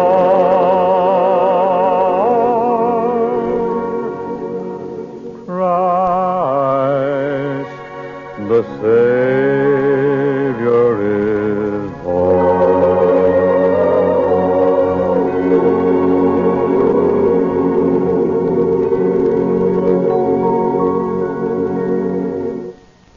This program was produced and transcribed in Hollywood.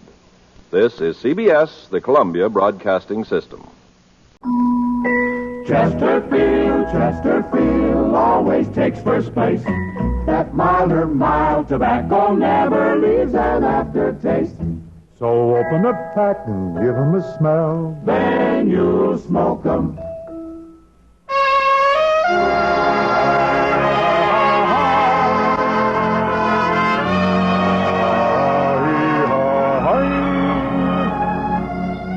Someone waits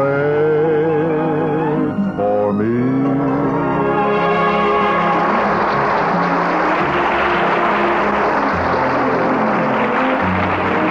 This is Ken Carpenter welcoming you to the Bing Crosby Show, presented by Chesterfield, produced and transcribed in Hollywood with John Scott Trotter and his orchestra, Judd Collins with the Bears, and Bing's guests, Dinah Shore, Louis Armstrong, and Jack Teagarden. And now, ladies and gentlemen, it gives me pleasure to present a man who next month celebrates his 20th anniversary in show business, and a man who's been chosen by the American Society of Composers, Authors, and Publishers as Mr. Music, Bing Crosby.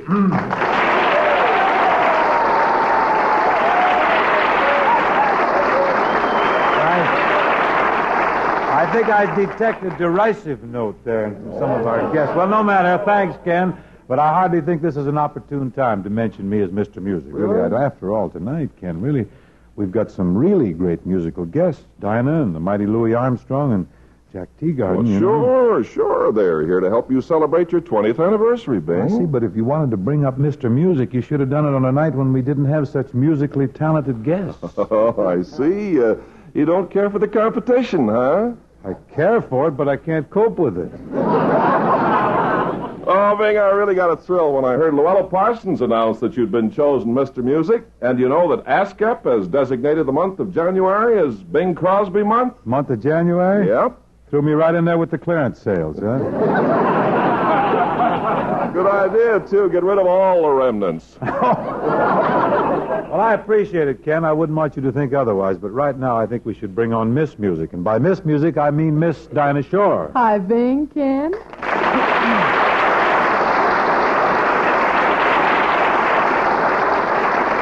Say, you know, Dinah, the month of January marks Bing's 20th anniversary in show business. Oh, at least. But really, Bing, I do want to congratulate you on being chosen Mr. Music. Thank you, Dinah. And, Bing, I don't want you to think I'm trying to flatter you or anything, but I just got to tell you something. What's that? You'd be bigger than Tennessee Ernie in the South if you weren't a Yankee. Oh, my cup overfloweth, really, Dinah. Say, how about an opening song here, Dinah? You know that Bushel and a Peck from the big Broadway hit, Guys and Dolls? Okay, doll. Well, John, we are ready. A bushel and a peck and a hug around the neck and I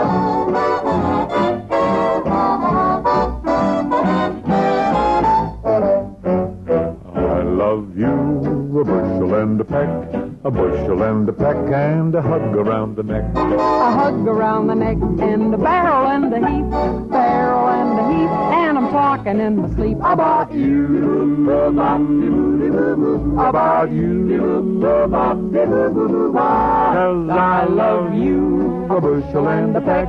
You bet your pretty neck I do.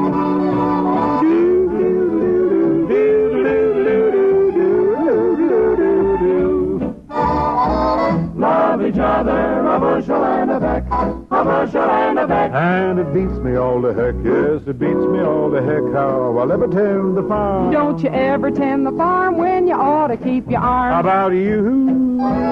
Yes, about me. 'Cause I love you, a bushel and a peck. You bet your pretty neck I do. A bushel and a peck, And a hug around the neck. A-doo-doo-doo-doo-doo-doo-doo-doo-doo. Bet your pretty neck I do.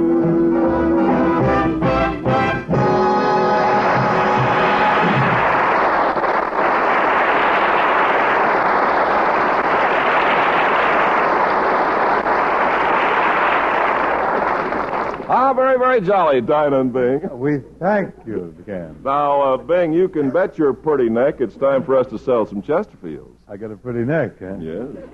Right you are, Ken. If we don't sell some Chesterfields, it'll no doubt be our pretty necks, too. Say, we'd better remind our friends that better tasting Chesterfield is the only cigarette that combines mildness with no unpleasant aftertaste. You can prove that for yourselves, folks. Make our mildness test. Just open a pack of Chesterfields and enjoy that milder, delicate aroma. Compare it, and you'll find Chesterfields are milder. And tobaccos that smell milder, smoke milder. You light up a Chesterfield. See how true that is. Chesterfields do smoke milder, and you'll notice, too, they leave no unpleasant aftertaste. That fact has been confirmed by the country's first and only cigarette taste panel. And remember, better tasting Chesterfield is made in the newest, most modern cigarette factories in the world. That's important to you as a smoker. And Chesterfield is the only cigarette that combines for you mildness with no unpleasant aftertaste. Always buy Chesterfields. They satisfy. Say, here's a little song that is in Paramount's picture, Mr. Music. Buddy Cole is at the icebox. The likes of you may never be attracted to the likes of me. But accidents will happen, and I'll be around, and maybe there'll be no one else but me around. Forevermore may never start. You may ignore my hopeful heart, and chances are I'm not the type to make you fall. But accidents will happen after all. A smile may show it, your eyes may glow. Before you know it, I'm sure I'll know. So if you fall in just that way, oh, wouldn't I be thrilled to hear you say, I had a lovely accident today.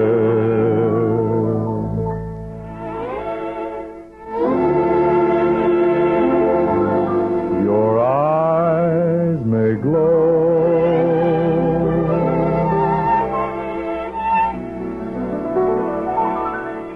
I'm sure I'll know.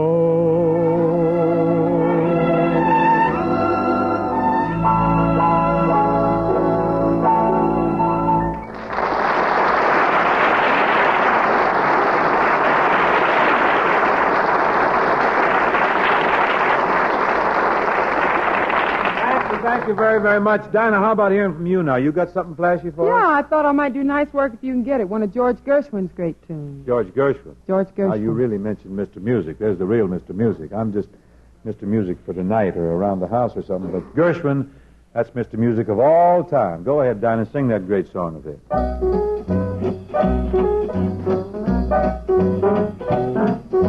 Holding hands at midnight neath a starry sky.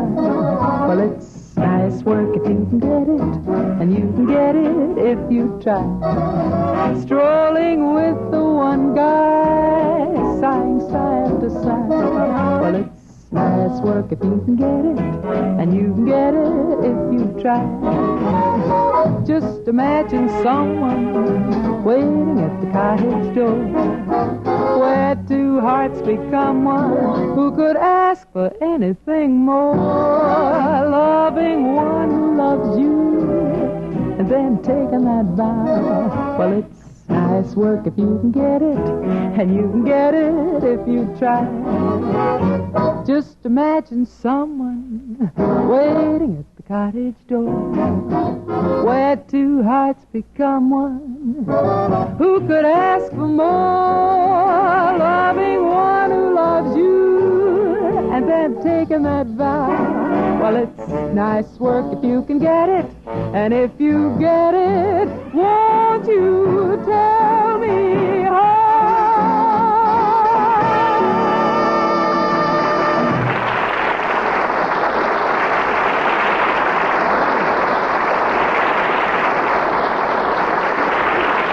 Thank you, Dinah.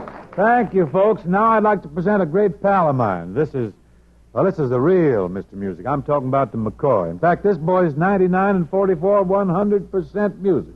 He just moves, breathes, thinks, talks, and looks like music. Move right in here. Will you, Sats? Ladies and gentlemen, Mr. Louis Armstrong.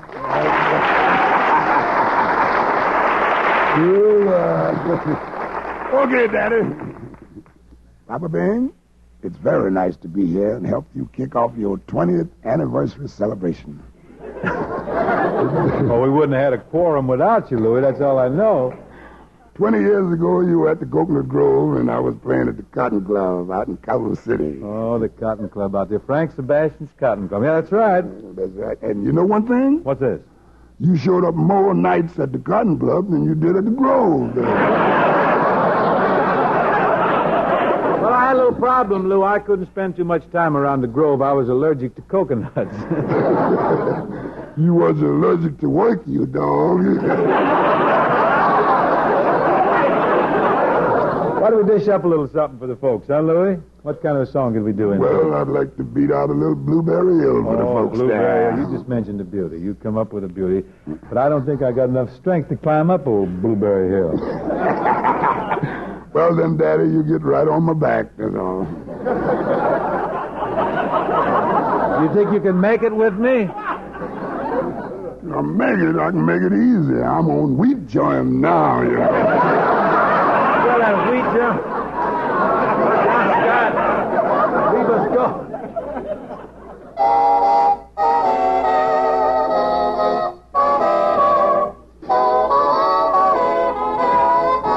I found my thrill on Blueberry Hill. On Blueberry Hill.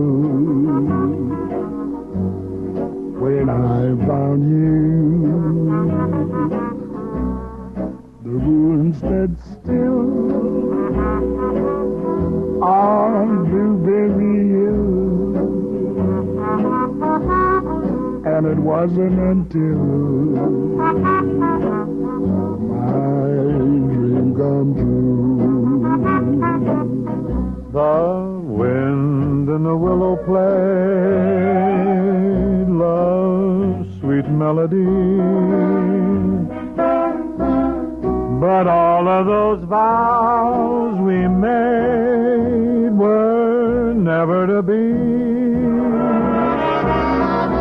So we're apart. Well, you're part of me still. My thrill on Blueberry Hill. I found my thrill. Come climb the hill with me, Papa Bing. Give me some of that wheat germ on Blueberry Hill. You're welcome to it. On Blueberry Hill. I'll bring my horn with me. If you don't bring your horn, we're nowhere. Yes, I know. The moon stood still. Each afternoon we'll go. On Blueberry Hill. Higher than the moon we'll go. And it lingered until. To our wedding in June we'll go. Wedding? How'd this get in there? Wedding? Papa, don't this brother doing, and the fellows play. Do you really love me? Love sweet melody. And I love you. And all of these vows we were never to be. Our night is through. Though we both fought with you part of me still. You were on Blueberry Hill.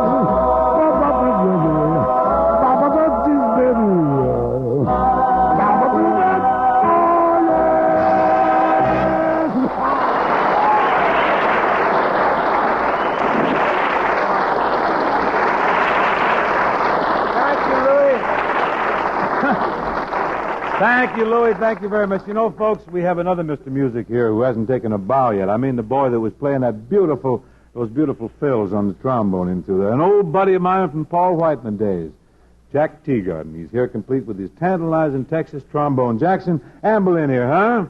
Okay, then.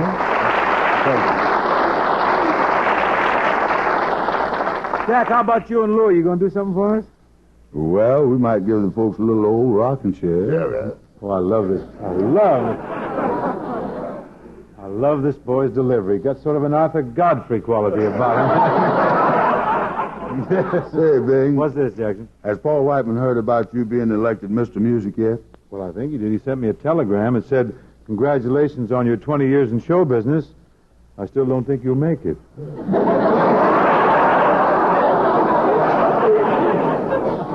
Well, Whiteman was always pessimistic. Jack, we gave old Paul quite a bit of trouble, didn't we, in those days? Used to kick him around, give him a lot of fits. Say, Bing, you remember the time I poured buckshot in Whiteman's caviar and he fired Tommy Dorsey? Well, you know, Jack, a trombone player was a trombone player to Whiteman. Yeah, but he sure knew his caviar, though. He should have. He ought to know that he carried Mike Romanoff around in those days just for technical advising. Jack, if you and Louie are willing, let's have old rocket chair. Well, where's Louie? You here, Louie? Well, come on then, folks. Right now we're going to hear some singing and some trumpet and trombone. You don't get this very often. I swear you don't. Drop it right in there in the mic, folks. I'm going to lay back and...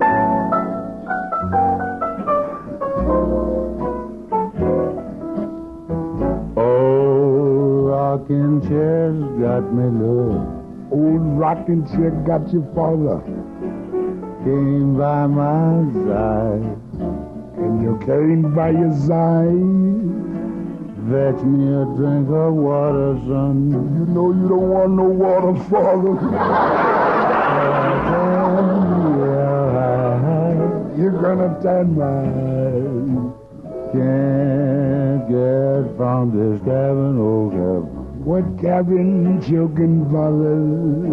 Ain't going nowhere. You ain't going nowhere, right? Just sitting here grabbing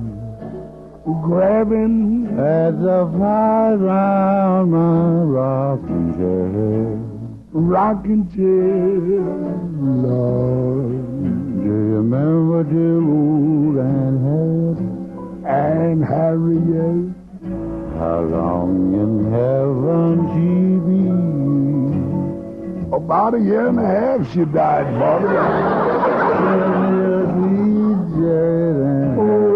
For the end of the trouble I see. My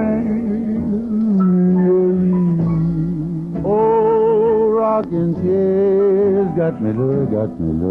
Rocking chair got you, father. And the judgment day is grabbing up on me. Tell them about it, father.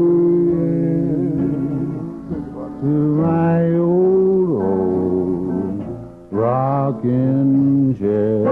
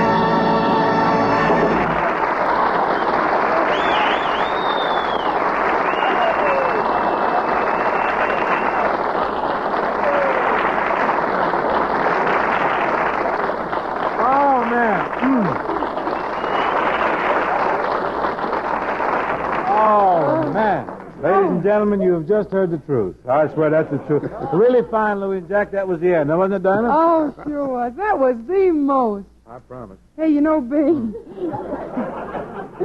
Louie and Jack and John Scott Trot on the Rhythm Airs, and I have a little something worked out in honor of your 20th anniversary. Would you like to hear it? Where am I going to go? Okay. Go ahead, Dinah. Okay, doll. Speaking of rocking chairs, there's a fellow here who's been around the business for many years, talking about our Bing, the nation's pet. Oh, no. I wonder if a rocking chair has got him yet. This is treason, sabotage. Let me up. I thought you were my friend. I'm your friend. Old rocking chair's got him. Not me, Louie. He's headed, that's true. I'm in my prime, Lou. What You're you talking? dreaming.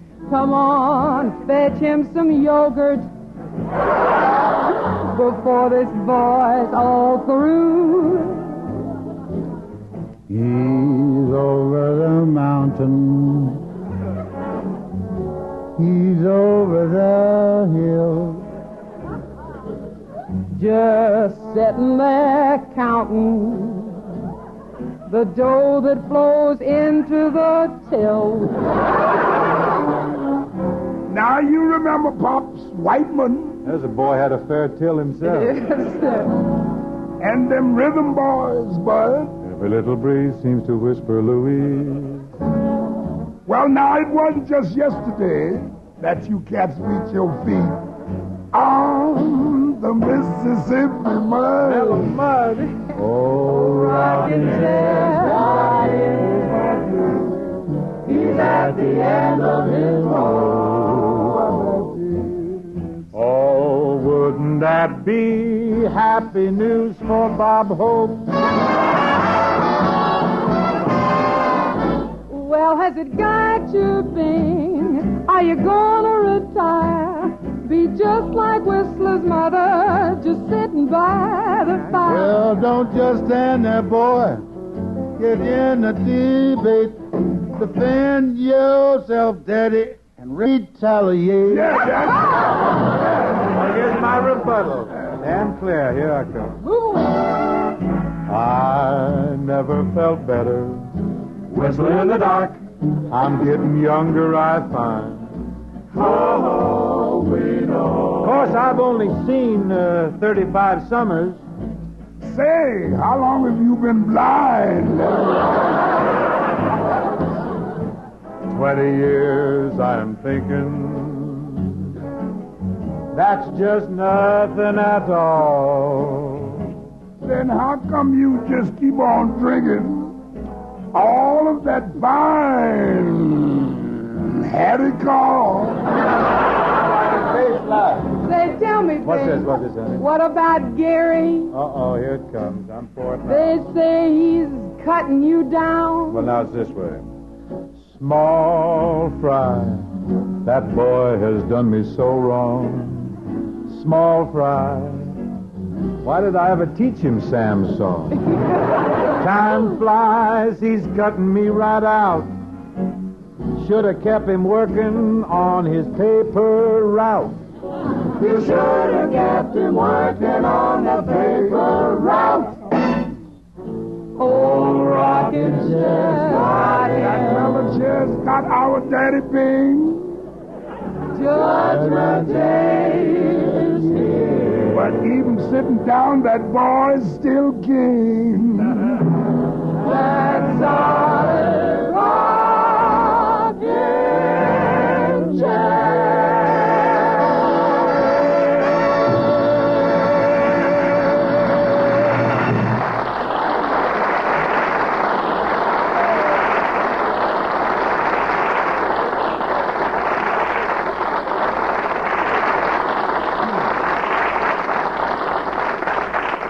Well, Bing, after 20 years in show business, have you any statement to make? Yes, I'm glad I started when I was only 5 years old. Next question, Ken. I'm flabbergasted. I'm Crosby. Now let's get on with the commercial.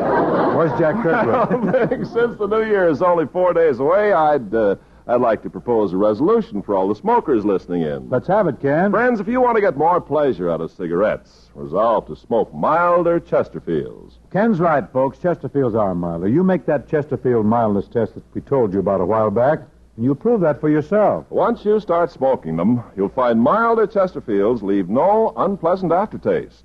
That fact has been confirmed by the country's first and only cigarette taste panel.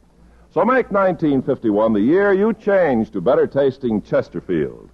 The only cigarette that combines, for you, mildness with no unpleasant aftertaste. Yes, always buy Chesterfields. They satisfy. Chesterfield always takes first place. That milder, mild tobacco never leaves an aftertaste. So open the pack and give 'em a smell. Then you'll smoke 'em.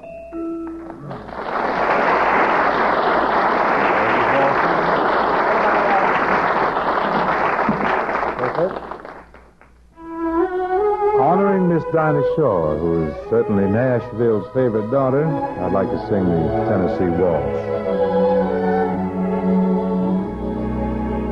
I was waltzing with my darling to the Tennessee Waltz when an old friend I happened to see introduced him to my loved one, and while they were waltzing, my friend stole my sweetheart from me.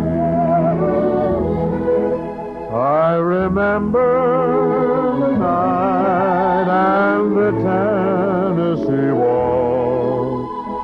Now I know just how much I have lost. Yes, I lost my little darling the night they were playing the beautiful Tennessee waltz. He was waltzing with his darling through the Tennessee waltz when an old friend I happened to see introduced him to his loved one, and while they were waltzing, my friend stole my sweetheart from me. I remember the night and the Tennessee waltz. Now I know just how much I have lost. Yes, I lost my little darling the night they were playing the beautiful Tennessee waltz. Beautiful Tennessee waltz.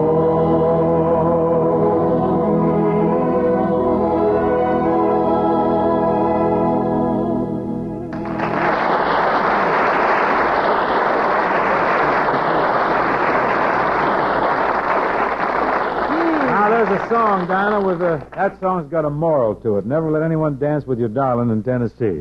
Now, I'm going to write Arthur Murray about this. I'm sure he can come up with something that'll prevent this hijacking on the dance floor. Sure. Heisting the fellow's tomato while there's a murder. Ought to be something done about it. Say, Bing, tell me, who's going to be with you next week? Next week, Dinah, our guest will be Mr. Fred Astaire. Now, my thanks to you and to Louis Armstrong and Jack Teagarden for joining up with us tonight. And I want to wish all of you a Happy New Year. Happy New Year to you, Bing. And Happy New Year to you, Mr. Music. Happy New Year to you, Bing. Thank you, Jack. Thanks, Louis. Happy New Year, folks. See you next week for Chesterfield. That's the best cigarette for you to smoke.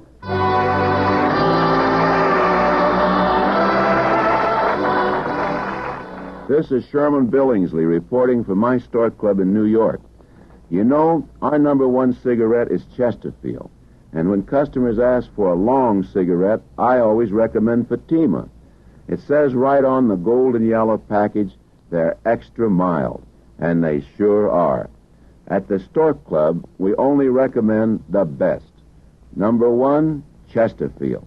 And king-size Fatima, the best of all long cigarettes.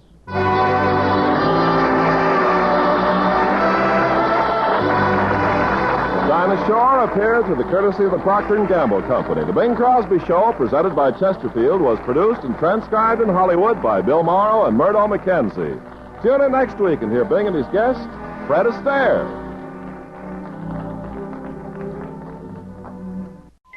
Chesterfield, Chesterfield always takes first place. That milder, mild tobacco never leaves an aftertaste. So open the pack and give 'em a smell. Then you smoke 'em.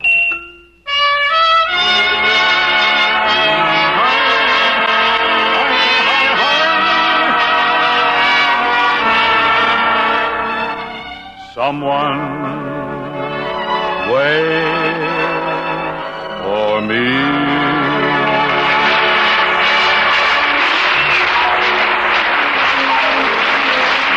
This is Ken Carpenter welcoming you to the Bing Crosby Show for Chesterfield, produced and transcribed in Hollywood with John Scott Trotter and his orchestra, Judd Collins with the Bears, and Bing's guests, Bob Hope and Bob Crosby. And now, ladies and gentlemen, this being Bing's Day, we present a man who skyrocketed to fame immediately after recording Sam's song, Bing Crosby. You're right. Yes, sir. You never spoke a truer word. Kenneth, Sam's song did it. By the way, whatever became of that fellow who sang with me on the record? What was... Well, gee, I don't know, Bing. He just sort of dropped out of the picture. That's show business for you. A lot of fellas are just one-shot guys, I guess. They're just... That's right. Of course, if you let this fellow out of school and give him another shot, he might run you out of show business.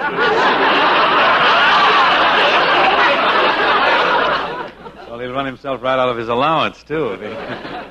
Ken, now lest our argument becomes a little bitter here, and I wouldn't want that to happen, I think I should burst into song. We have a little number called Cold, Cold Winter, very seasonal. John Scott, would you give us a downbeat on that? I'll get into my Snuggies and plunge right into it.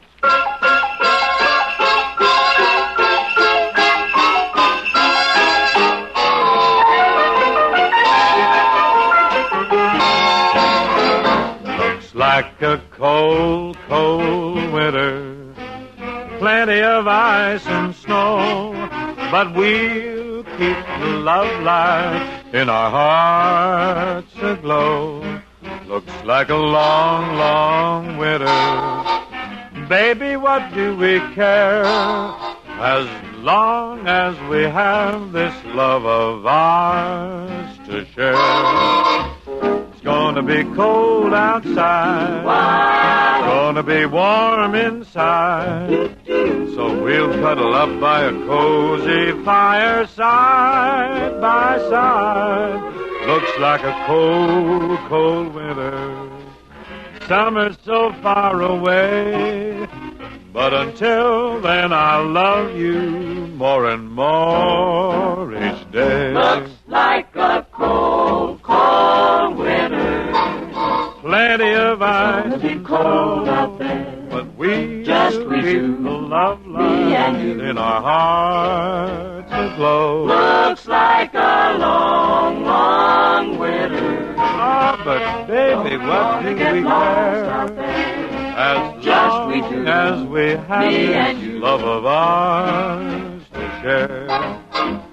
Gonna be cold outside. Temperature taken, Gonna be warm inside. thermometer breaking. So we'll cuddle up by a cozy fireside by side. Looks like a cold, cold winter. Yes, and summer is far away, away. But until then, I'll love you more and more each day. I'm gonna keep you warm until winter goes away.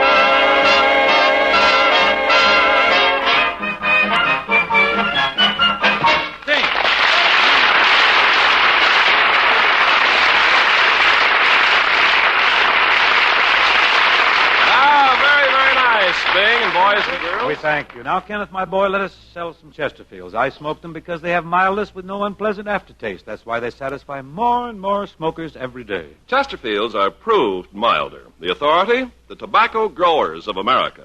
Over 1,000 of them have signed a statement that confirms the fact that Chesterfields smoke milder.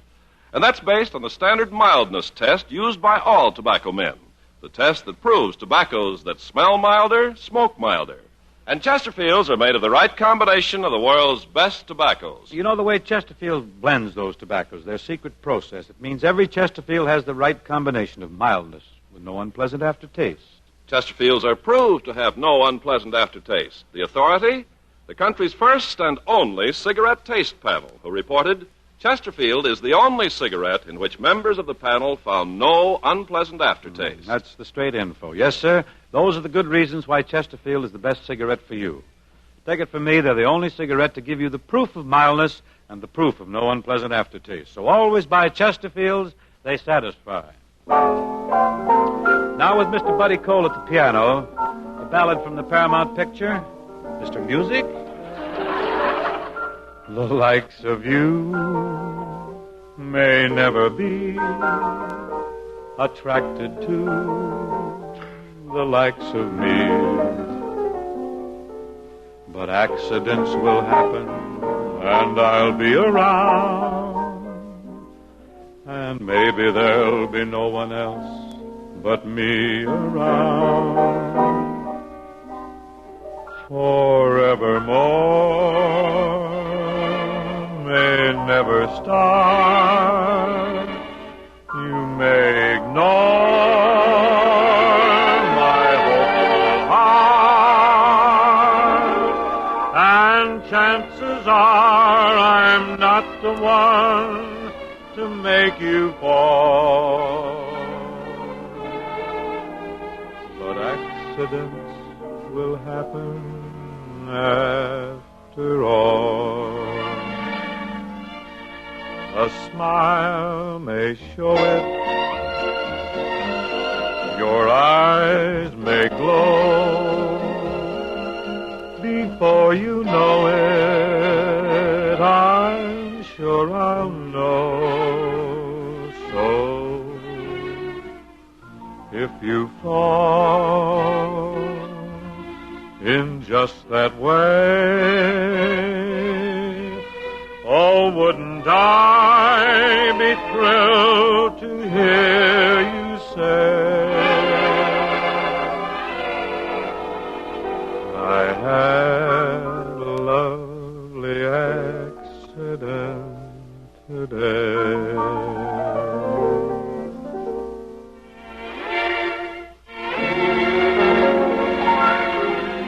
Your eyes may glow,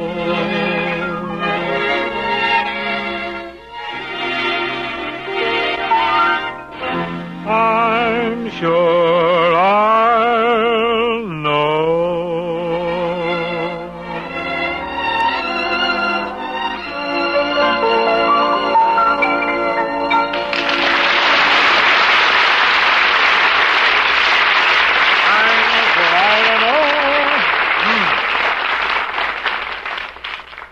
Thank you very much. Oh, very, very good, Harry, and a happy Bing's Day to you. Well, Bro Bob, come right in, will you, Bro?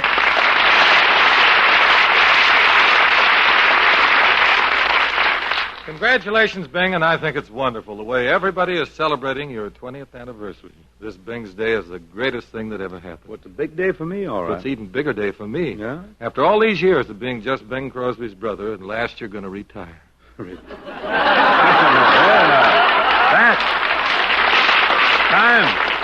Retire? What do you mean? Well, you've had such a brilliant career. Why don't you quit now and go out in a blaze of glory? Farewell, Bing. Farewell. Farewell. Yeah, I'm not going anyplace. What is this? Farewell, yeah. You're not going anyplace. No. Oh, please, Bing, as long as you're here, I'm not going anyplace. That's it. Oh, so that's why you've been giving me this big pitch about retiring, huh? Well, now, looky here. I've gone through all my life wearing your hand-me-down clothes, your tuxedo, your suits, your shirts, your socks. So? Now I'd like to step into your shoes. Oh, Oh, you want me to get out of the picture, huh? Radio and records, too. Dandy. This is dandy, isn't it? I guess you think that I'm just a heel. No, don't be silly. How can I think you're a heel? You're my brother. Well, you're my brother, and I have no trouble at all. You're fresh tonight, aren't you? When have I ever behaved like a heel? Now, tell the truth. Well, lots of times. Like the time I had the tip on a horse in Florida and I wired you for money. Well, I sent the money. I know, but the horse lost, you heel. No use in me trying to figure out that kind of reasoning, is it? Now, look, don't you see, Bing, if you'd step aside, then my name would mean something. Why, I could be the Bing Crosby of the Bob Crosby family. Oh, Bob, you're doing fine. You got the Campbell's soup program, and you got a nice family. Be brave. Love each other. Be happy with your lot. Well, I'm very happy with my lot, but we'd like to put a house on it.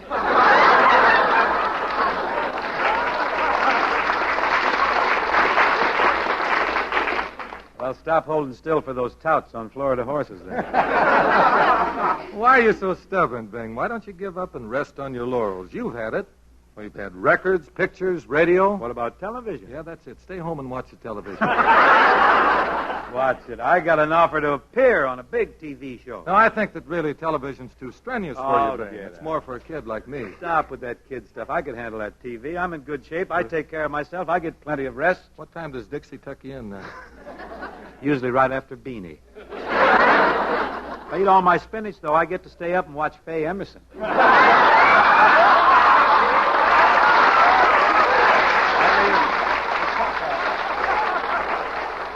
He's younger than I thought. Well, I guess neither one of us are kids anymore, huh, Bing? No, but it's sure great while it lasted, wasn't it? Say, Bing, remember back in Spokane? Remember how the whole family used to sit around the parlor and listen to Brother Everett sing? Yeah, we always thought he was going to be the one. Maybe he is. Bing, maybe the folks would like to hear us. What he'll do to you when he gets Say, maybe they'd like to hear us sing one of those old songs like we used to do. You think so? Well, I know Mother would. Well, Mother may not be the only one listening.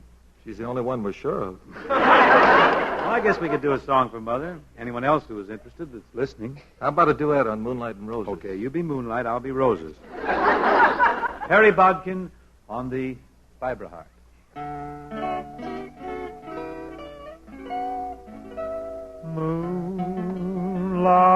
Moonlight and roses bring wonderful memories of you. My heart reposes in beautiful thoughts so true. June light discloses love's olden dreams sparkling anew.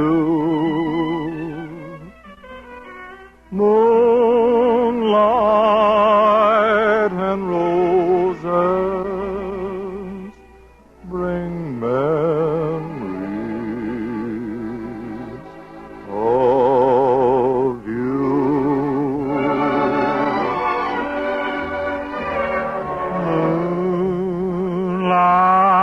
Moonlight and roses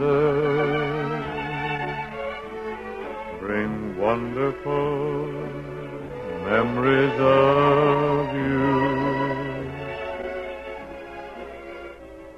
My heart reposes in beautiful thoughts so true. June light discloses love's golden dreams sparkling anew.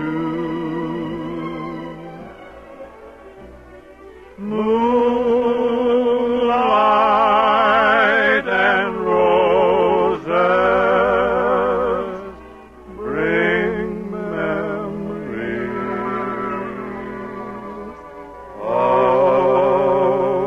you.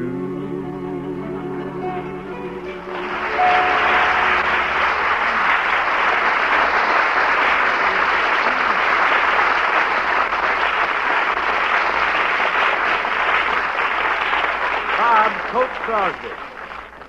Thank Pardon you. me. Is this the American album of familiar music? Well, Bob,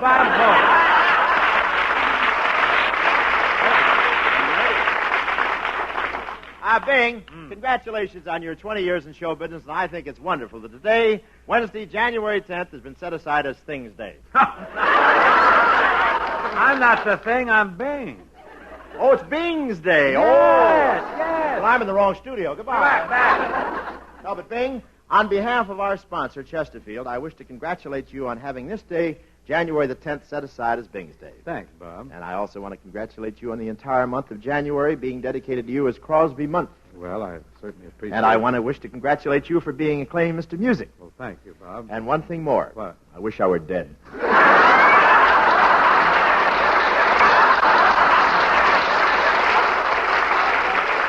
Oh, come on now. Don't be bitter, Bob. How do you like this guy? Don't be bitter. I can't figure it out. They have Mother's Day. Mother gets one day. Father gets just a day. But Grandma here gets a whole month. Grandma, what do you mean, Grandma? Pardon me, I mean Mr. Music. Yes, that's my new moniker. How'd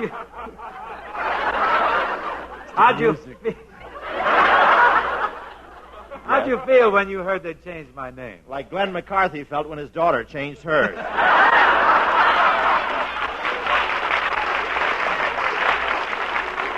This whole thing burns me up, that's all. I've heard of the Book of the Month. Now they start a new thing, Schnook of the Month. I'd say you're really rolling tonight, aren't you? Well, why don't you get in the act, Cagey, instead of laying back and getting all the sympathy? Listen, if it's going to affect you like this, why don't you just go someplace and have a good cry? Well, I have a right to feel disappointed. Look at all the years I've been around entertaining. Don't you think I should get a month? You ought to get life.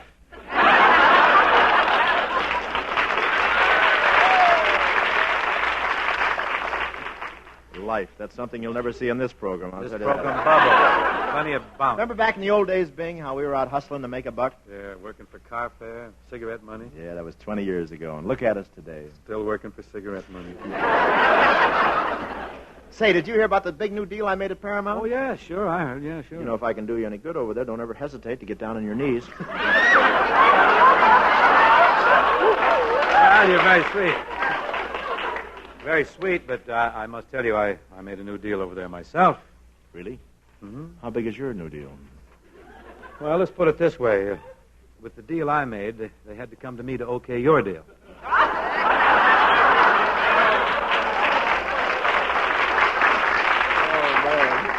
And frankly, Hope, I'm quite enthused about you. Your next picture, The Lemon Drop Kid, looks like a real fine film. But, Bing, I think you were really kind of silly. I thought, yes, you know our new president. Who? Robert. Bob Crosby.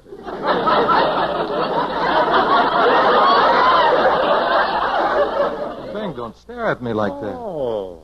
Save your breath, kid. You're in too deep. Make the presentation, Bob. The presentation? Mm-hmm.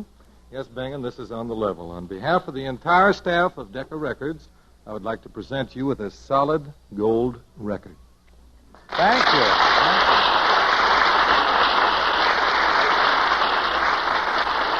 Hey, isn't this something? How about a solid gold record? I wonder what song it is. Well, it's a record of Sam's song with Gary's part cut out. Well, what do you know about this? And, Bing, I have an anniversary gift for you, too. Oh, Bob. Now, not to be outdone by Decca's gold record, I would like to present you with this brand new gold Gossard girdle.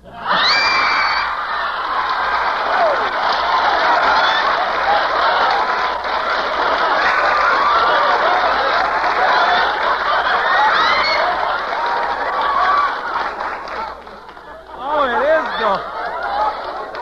Wait a minute, what is it? We're having more fun tonight, huh? Say, what is it? Is it a panty or a longie? It's a whitey. You'll make it.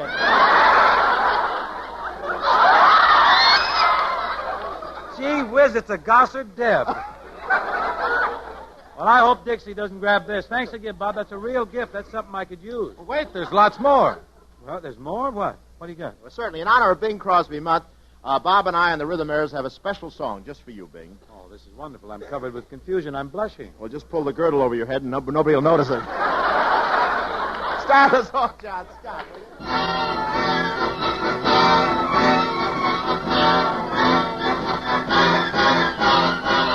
Crosby, Crosby, Crosby, Crosby, Crosby, Crosby, Crosby, Crosby. Bing, not Everett.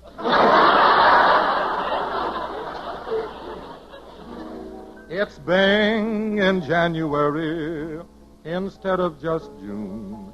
And so for this long, chilly month, we're stuck with his croon. I raised this soup salesman from a bouillon cube. It's Bing in January. 51 is downcast.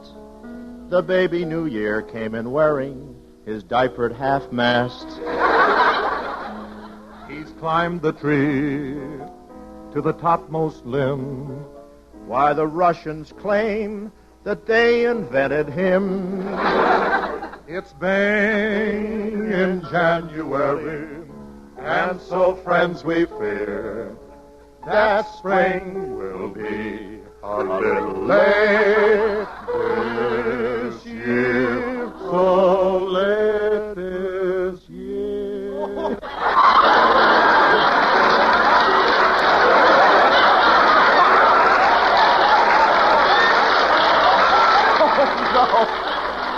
Mal Hallett will never take us back. We rehearsed this. We rehearsed in the wrong room. I'll tell you that. Now listen, Bing. You came in with high button shoes and 23 skidoo. It's been a long, long time. Listen to the guy that tickled the cow that started the Chicago fire. And the songs my mother taught me, she learned them all from you. It's been a long, long time. At entertaining all GIs, you've been inveterate. You sang both for the Union and Confederate. Now, right after Grant took Richmond, Hope came in with a camp show. You used to take me riding in your Ford to dry my baby tears. Man, that's been a long, long time. You put me on the back seat, and I've been there all these years. Say, brother. Yeah. Can you spare a dime? I'll let you feel my gold record. Now they named you Mr. Music Dad because of the film you made. I'd like to get a title, too. How can I make the grade? Why don't you worry, Bobby boy, for soon you'll hit the top. When the Lemon Drop Kids release, they'll name you Mr. Lemon Drop. Maybe even Mr. Lemon Droop. Okay, Droop Drop. Let's droop it, huh? How about me, Brother Bing? What title can I claim? What can I do to get into the nation's Hall of Fame? Just you concentrate on selling soup. Renown will come to you. They'll name you Mr. Oxtail of 1952. Mr. Oxtail? What do you want to be, chicken gumbo or something?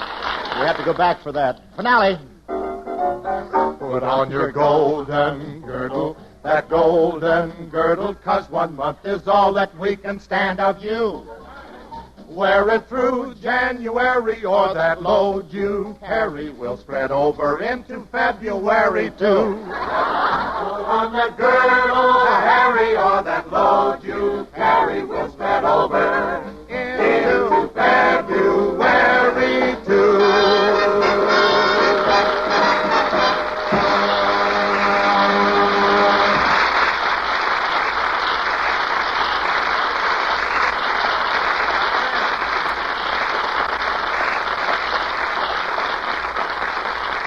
Thank you, friends. Thank you. That was indeed touching.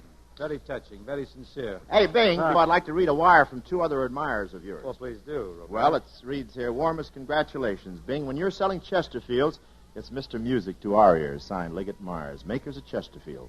The only cigarette that combines mildness with no unpleasant aftertaste. Well, that's nice, Bob, but don't you think it's rather commercial? No, they just have a long signature, Bing. Haven't you noticed? That's the way they sign their checks.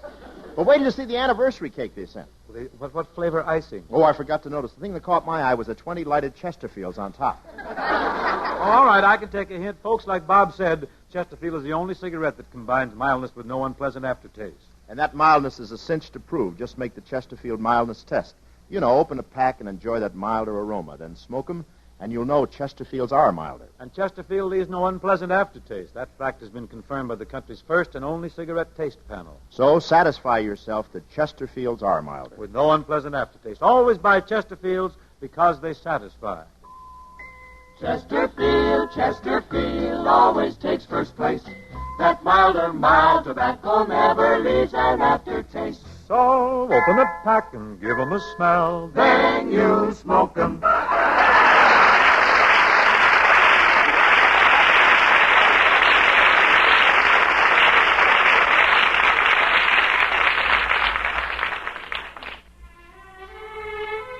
From the considerable glossary of American folk music comes this big hit. Everybody's singing it and playing it. I was waltzing with my darling to the Tennessee walk when an old friend I happened to see introduced him to my loved one, and while they were waltzing, my friend stole my sweetheart from me.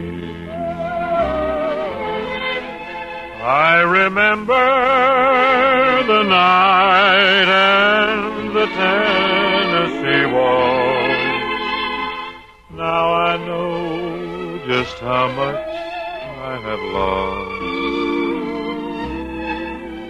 Yes, I lost my little darling the night they were playing the beautiful Tennessee waltz. He was waltzing with his darling to the Tennessee waltz when an old friend I happened to see introduced him to his loved one, and while they were waltzing, my friend stole my sweetheart from me. I remember the night and the Tennessee waltz. Now I know just how much I have lost. Yes, I lost my little darling on the night they were playing that beautiful Tennessee waltz. Beautiful Tennessee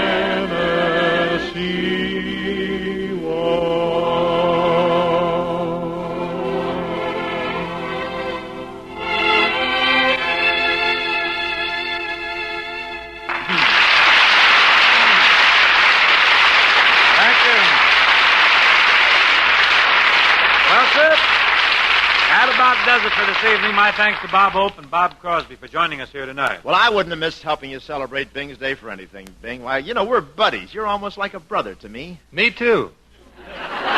Easy, boy. Easy there. Back, blanket. Say, tell me, who's going to hold you up to the mic next week? Next week, Bob Louis Armstrong will be with us. Also, Jack Teagarden, Joe Venuti, and a very talented young lady, Miss Toni Arden. And folks, before shoving off, I'd like to remind you how to make an investment that really pays dividends. An investment in the future of a boy. Be a big brother.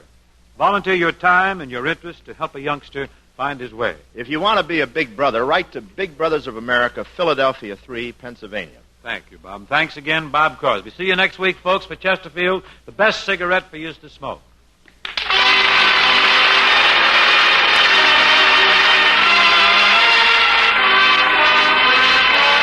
The Bing Crosby Show, presented by Chesterfield, was produced and transcribed in Hollywood by Bill Morrow and Murdo McKenzie. Tune in next week and hear Bing and his guests, Louis Armstrong, Jack Teagarden, Joe Venuti, and Miss Toni Arden.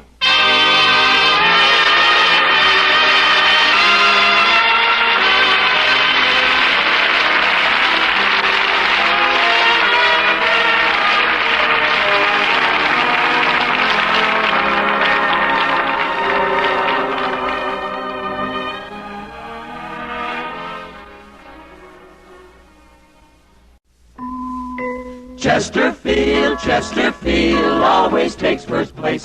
That milder, mild tobacco never leaves an aftertaste. So open the pack and give 'em a smell. Then you'll smoke 'em.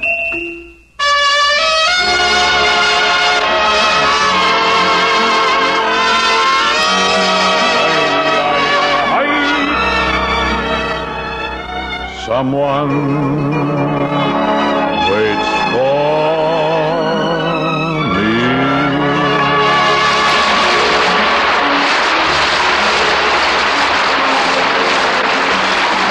This is Ken Carpenter welcoming you to the Bing Crosby Show for Chesterfield, produced and transcribed in Hollywood with John Scott Trotter and his orchestra, Judd Collins with the Mares, and here to help Bing celebrate his 20th anniversary in show business are Louis Armstrong, Jack Teagarden, Joe Venuti, and Miss Toni Arden. We are loaded with talent tonight, eh, Ken? Oh, we sure are, Bing. Gosh, with all that talent, you could have stayed home tonight. I mean, I could have phoned it in, huh? Well, this is a nice time to tell me after I get all dressed up and come to the studio. Bing, while we're on the subject of attire, old boy, I don't want to shock you or anything, but, well, I do think you're old enough for me to tell you that your shirt tails are supposed to go inside your slacks. I don't like wearing my shirt tails inside. Why not? They tickle. That's so precious. Now, Ken, unless my baby blues deceive me, my old pal, the prominent violinist Joe Venuti is approaching. Is this the place?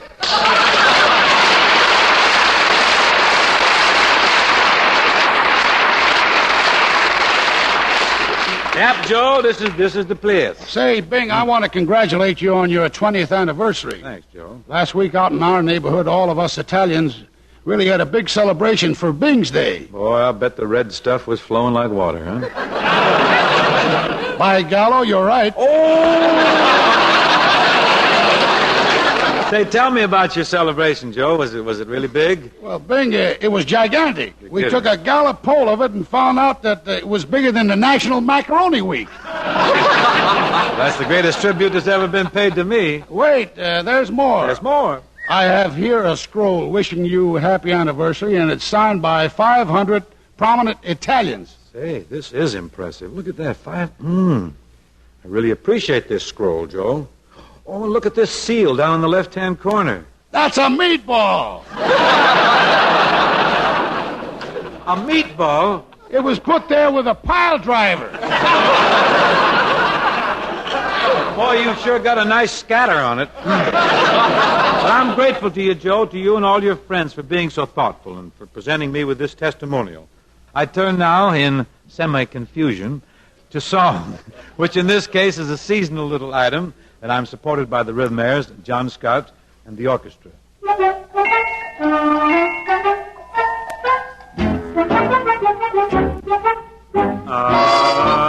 It's a marshmallow world in the winter when the snow comes to cover the ground. It's the time for play. It's a whipped cream day. I wait for it the whole year round. Those are marshmallow clouds being friendly in the arms of the evergreen trees. And the sun is red like a pumpkin head, shining so your nose won't freeze. The world is your snowball, see how it grows, that's how it goes.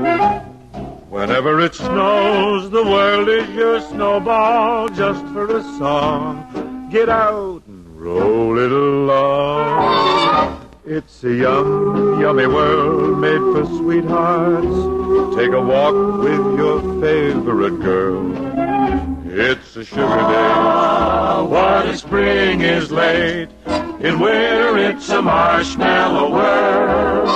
In winter it's a marshmallow world. In winter it's a marshmallow world.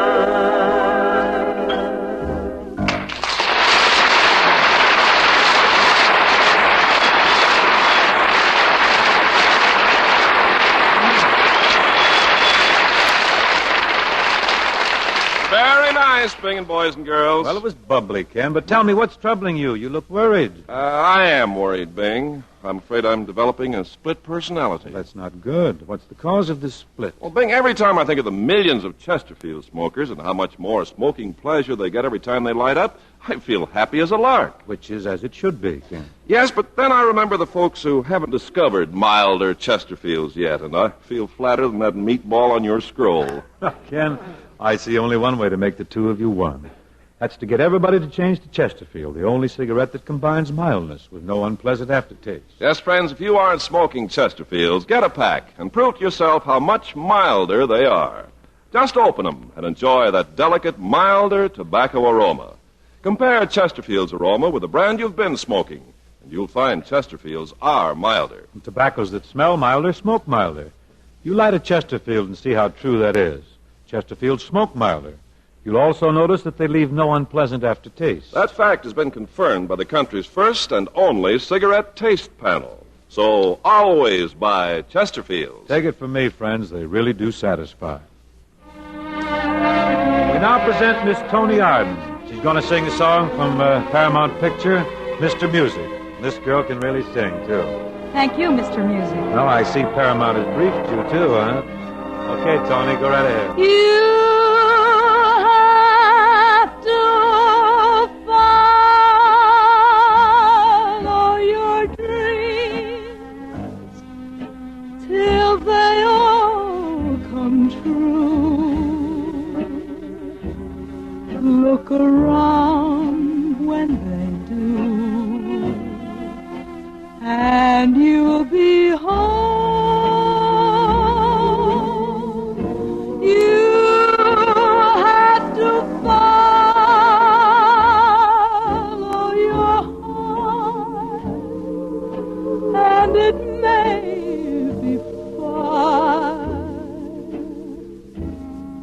Just ask where you are, and you'll be home. There'll always be meadows yonder with greener clover than those you'll wander right over that shining castle you see on a distant shore. Go and knock on the door.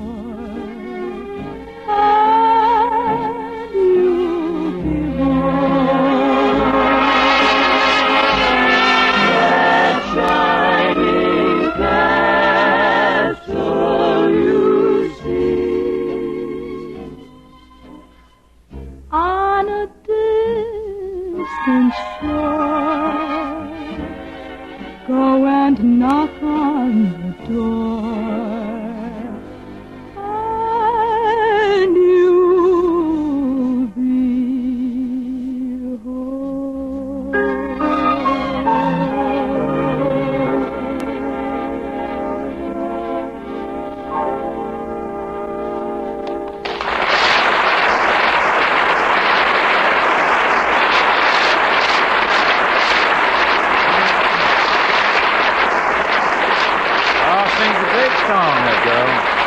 New stars, surely. That was delightful, Toni, even as your Columbia record. It's now available to the cognoscenti. Now I want to bring on our next guest. Folks, this fellow was on our show 3 weeks ago. I want to say right here now that we'd like to have him every week, but we just can't get him. He's a tough man to snare. But we got him tonight, and he's the very tops, the greatest music man of them all, Louis Satchmo Armstrong.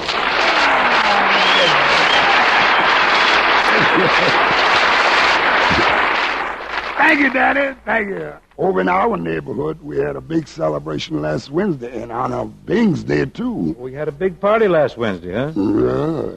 We just took a gallop pole. We did? Yeah. What'd you take? I said we just took a gallop pole on it and found out it ain't over yet. Lord, gee. still flying down there.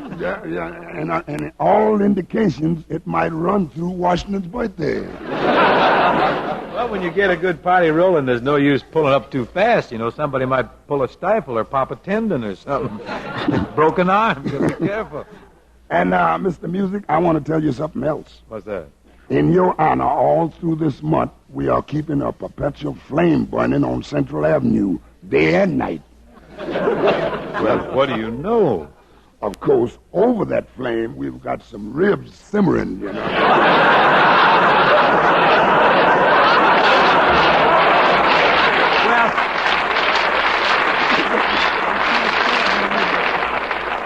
I'll be right over, Lou.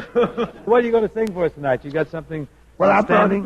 How about jumping a little La Vie en Rose? A French song, huh? Yeah, oui, oui. Oh, oui, oui. Well, let's have it, Sats, then.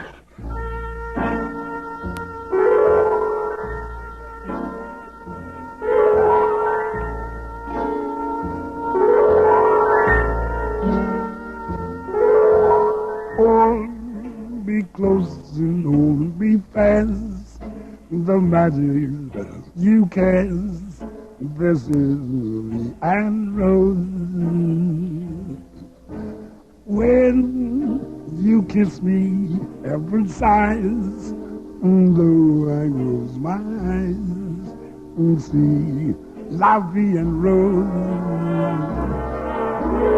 When you press me to your heart, I'm in no part world where roses bloom.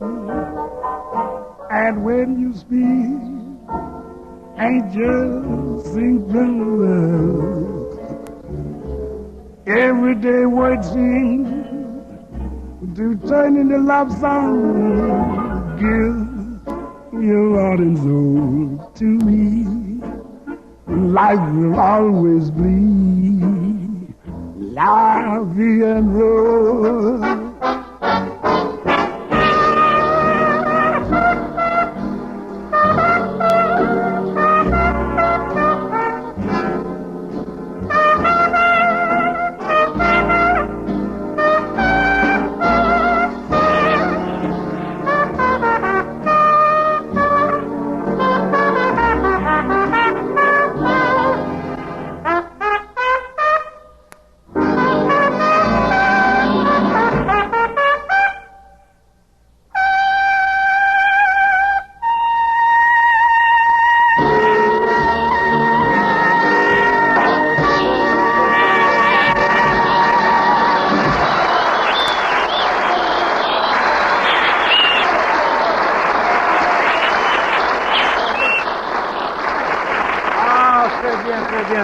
Très bien. Vous êtes vraiment le premier chanteur dans tout le monde. Merci beaucoup, monsieur. Hey, you mind if I muscle in on a song with you tonight, Louis? Well, let's see now. What do we do, Daddy? Well, the one I'd like to do is Lazy Bone. Guess that's all right. Okay, if Mr. Jackson T will start this thing off, I'll commence the lecture, and you just kind of mug along lightly. Well, look here. How about all of us taking a window there? Everybody take a window, huh? Okay.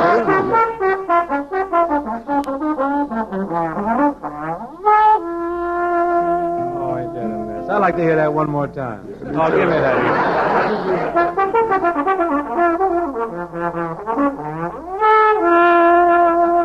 Ah, lazy bone. Yes. Sleeping in the sun. How you expect to get your day's work done? I never expect to get my day's work done, Baba Babe. No. I just knocks myself out laying in the noonday sun. Lazy bone, sleeping in the shade. How you expect you're ever gonna get your cornmeal made? I never want no cornmeal made. You ain't gonna get no fritters, you won't get no cornmeal. I know. But I just can get me some good old chitlins and black eyed peas. don't think I'm going to say when taters need spraying. I'll bet you keep praying. I bet you're praying that the bugs just fall off of the vine. Oh, boy. I swear that's the truth. And when you go fishing... That's something. You been fishing? Yeah, a How long long time since you ago. was fishing? 5 years ago. Get a catfish in the old Mizzou. Bet you pray the fish don't grab at your line. Tell me the truth. Lazy bones loafing through the day. I expect you ever gonna make a dime that way. I don't never expect to make a dime that way. All I do is for the people. Come on in here, Daddy. Come on in here, Daddy. Well, he never heard a word I say. Oh, yeah.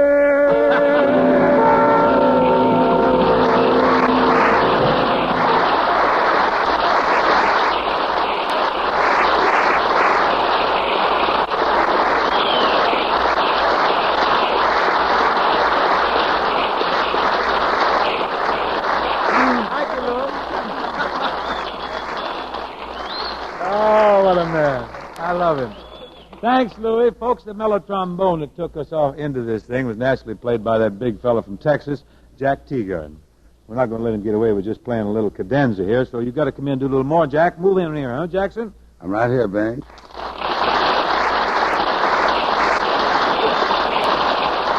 Great to have you here again with us, Jack. Bing, I want to tell you that things are really popping right now down in Texas during the Bing Crosby month. Oh, things are always popping in Texas. Yeah, but this month tops them all. Yeah? Why, last Wednesday in downtown Dallas, there was practically a riot while people were stampeding. On account of me? No, there's a big sale at Neiman Marcus. Well, I'm glad they had a big sale. I mean, but where do I come in? Why, your records were selling like mink coats. I don't know. In Texas, that's good. Well, that's wonderful, Jack. And they're really paying you a big tribute down in San Antonio. What's happening in San Antonio? Well, in your honor, every hot tamale sold there during this month will be served with its shirt tail out.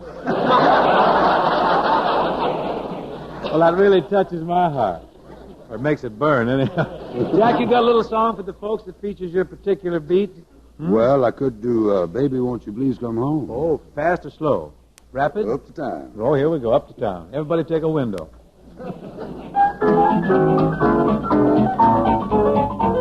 Baby, won't you please come home? 'Cause you left me all alone. I have tried in vain, never more to call your name. When you left, you broke my heart. I pray no more we'll ever part, forever apart. Every hour of the day you can hear me say, baby, won't you please come home, come along. Baby, won't you please come home.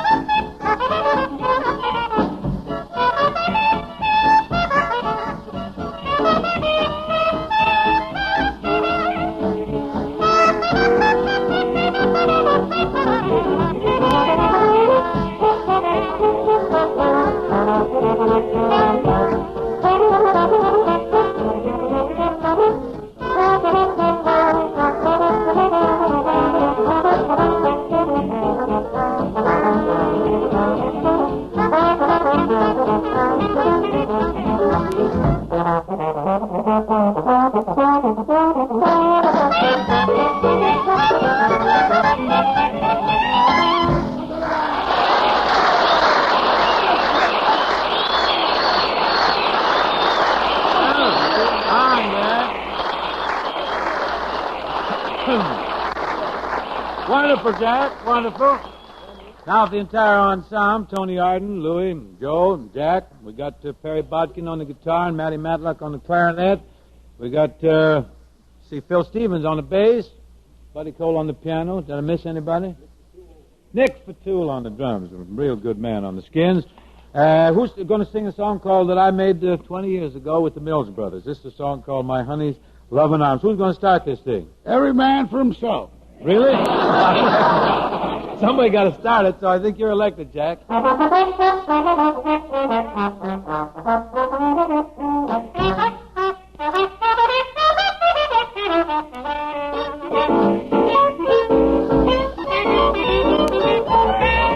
My honey's loving arms, they hold a world of charms, a place to nestle when I am lonely, a cozy Morris chair, oh, what a happy pair, one caress, happiness, seems to bless my little honey. That was a great break in 1930. Seems to bless my little honey. You'll find my love belongs to you only. And when the world seems wrong, I know that I belong right in my honey's loving arms.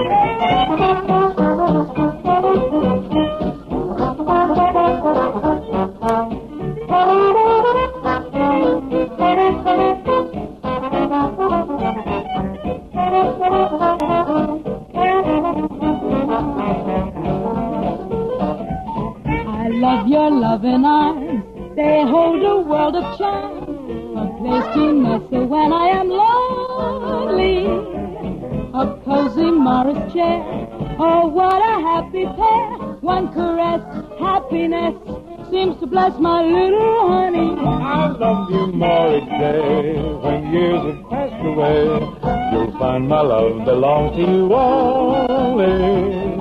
And when the world seems wrong, I know that I belong right in my honey's loving arms.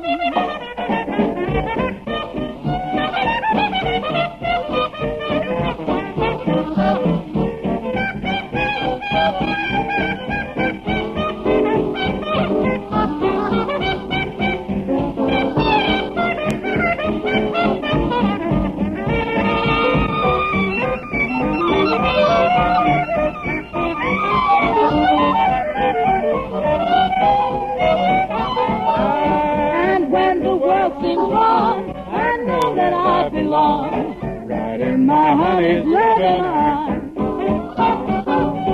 Right in my honey's loving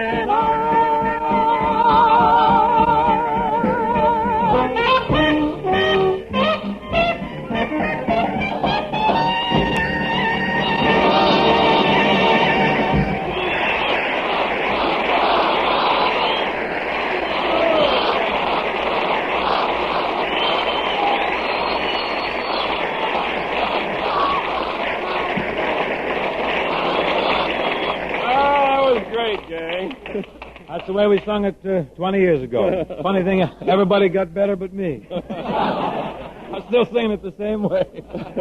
Went pretty good, though, didn't it, Kent? Oh, it sure You know did. something else that's going pretty good? Chesterfields are going pretty good. Why, Chesterfields are going like mink coats at Neiman Marcus. Yes, sir, friends, Chesterfield is the only cigarette that combines for you mildness with no unpleasant aftertaste. How do you know they're mild? Well, you just make our mildness test. Buy them, open them up, and enjoy that milder aroma. Then smoke a Chesterfield. You know it's milder because it smokes milder. And Chesterfield leaves no unpleasant aftertaste.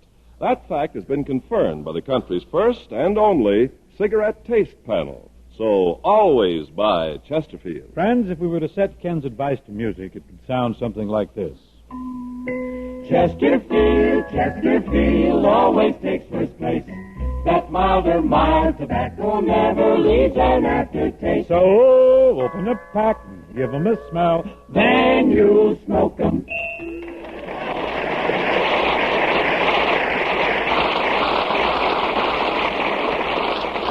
Say it, Papa Bing. What doing, Lou? Well, with your anniversary and everything, I think it would be nice if you would sing one of your real old songs. The folks would like to hear one of them good old good ones, you know. Which one, Lou? Well, how about that I Surrender Dear? Okay, you want to surrender with me? No, Daddy. I'm not ready to give up yet, man. Well, I give up. I'll try it, then I'll go it alone. Take it on. Okay.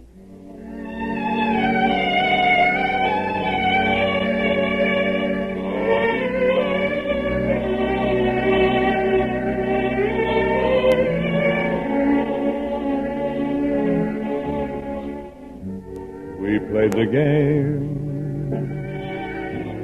of stay away,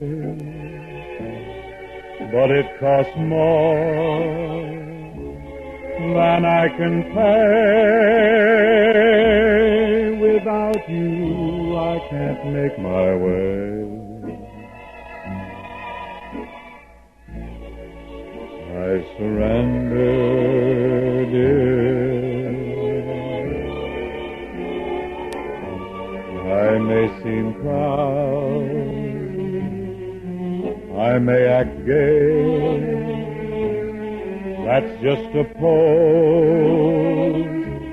I'm not that way, 'cause deep down in my heart I say, I surrender, dear. Those little mean things we were doing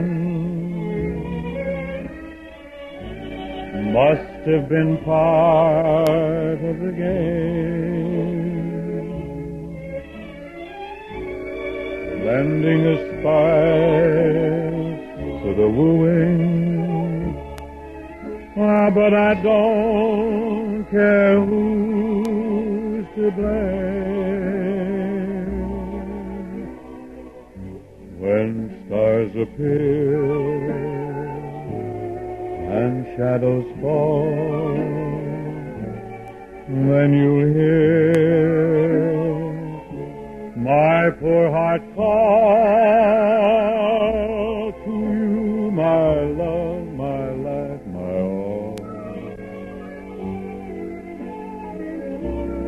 I surrender, dear.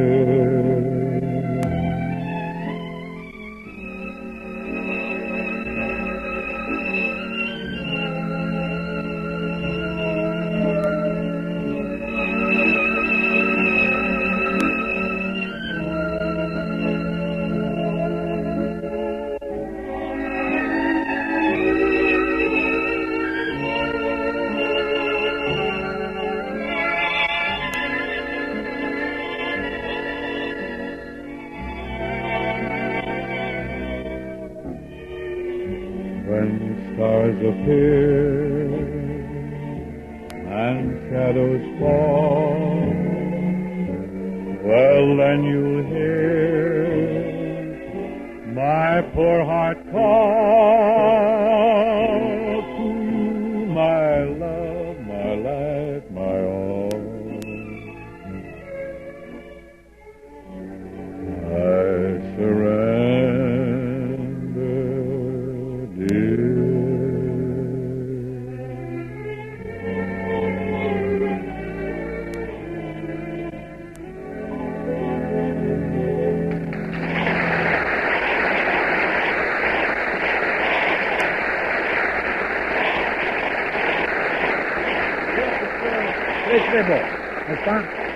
That's it for tonight. Thank you, folks. And my thanks to Miss Toni Arden, Louis Armstrong, Jack Teagarden, and Joe Venuti for a most pleasant visit. Who's going to pat you on the back next week, Bing? I think they're buttering me up too much. Joe, next week our guest will be Mr. Jimmy Stewart. Well, if he doesn't show up, you can always reach me at the beautiful, newly decorated Zebra Room at the townhouse. Oh, downtown across from the Ambassador, run by Ed Crowley. What time are you on there? 9:30 and 12:30. I'm bringing a large party down, Joe. Thank you, folks. But before I say goodnight, I have one little thought I'd like to pour it into your ear. You know, along about this time, Dad has probably grown tired of Junior's toys, and Mother's tired picking them up and keeping them out of the way. Now, here's a solution, what you can do with those toys. A real good solution.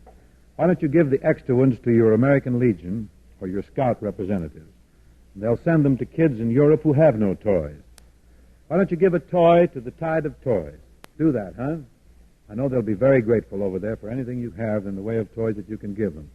Thank you very much for your attention this evening here, folks. And remember, the best cigarette for you to smoke is Chesterfield. Good night and thank you.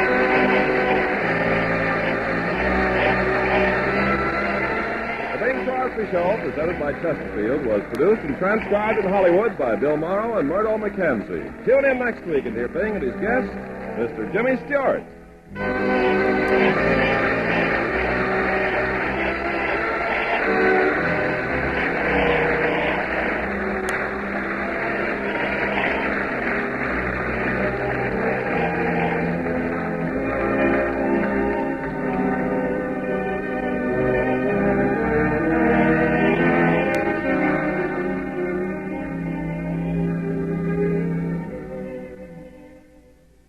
For you, proof of mildness with no unpleasant aftertaste.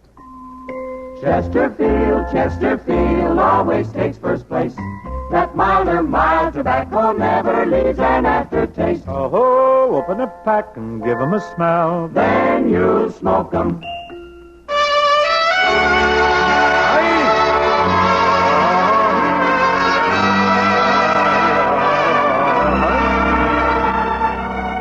Someone waits for me.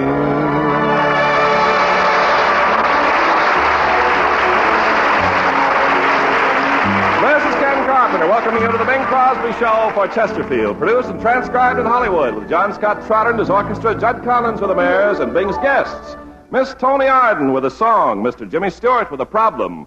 And now here's Mr. Bing Crosby with a cold. Hey! My virus got quite a hand there, didn't Yes, it did. Bigger hand than I ever got. Well, it's no wonder you caught cold, Bing. It's been a very hectic month for you. It's been just Yes. Cards pouring in from all over congratulating you on your 20th anniversary. ASCAP presented you with a plaque. The disc jockeys have honored you. And to cap the climax, mind you, I have a newspaper clipping here which says you've been given 30 days in jail. That's right.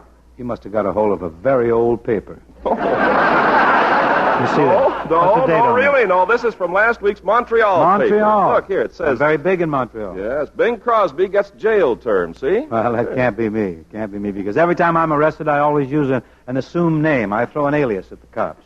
What name do you use? Leslie Town Hope.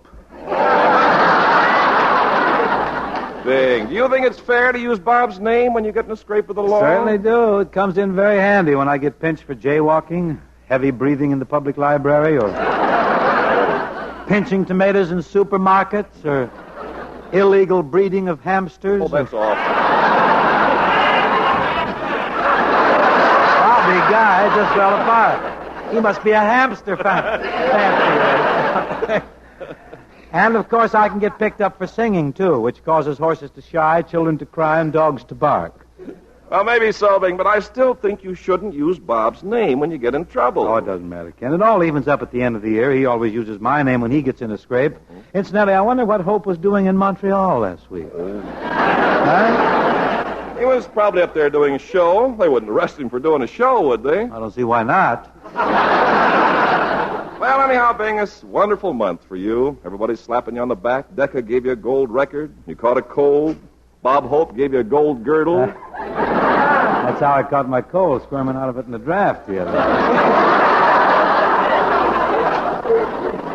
Well, cheer up, Bing. There's good news from Florida. Really? Oh, yes, sir. Governor Fuller Warren of Florida sends you his congratulations and appoints you to the rank of general on his staff. General? Mm-hmm. Well, that's certainly very nice of Governor Warren. Say, Ken, now there's a coincidence for you, isn't it?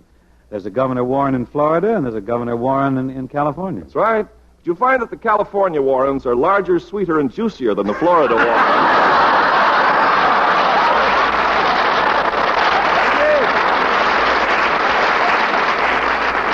And now for our friends in Florida, may I say vice versa.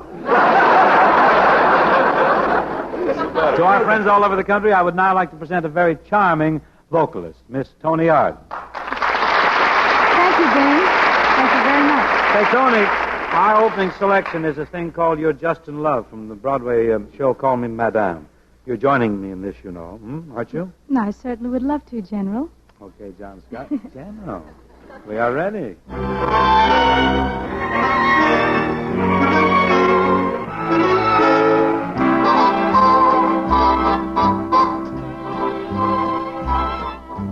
I hear singing and there's no one there. I smell blossoms and the trees are bare. All day long I seem to walk on air. I wonder why. I wonder why. I keep tossing in my sleep at night. And what's more, I've lost my appetite. Stars that used to twinkle in the skies are twinkling in my eyes. I wonder why. You don't need analyzing. It is not so surprising that you feel very strange but nice. Your heart goes pitter-patter. I know just what's the matter, because I've been there once or twice. Put your head on my shoulder. You need someone who's older, rubbed down with a velvet glove. There is nothing you can take to relieve that pleasant ache. You're not sick, you're just in love. You don't need singing and there's no one so there. Surprising that you feel I smell blossoms and the trees are bare. Your heart all day long I seem to walk I know just what's the matter, because I've been there once or twice. Put your head on my shoulder. You need someone who's older, rubbed down what's more, I've lost my appetite. There is nothing you can take to relieve that pleasant ache. You're not sick, you're just in love. Just in love, so in love.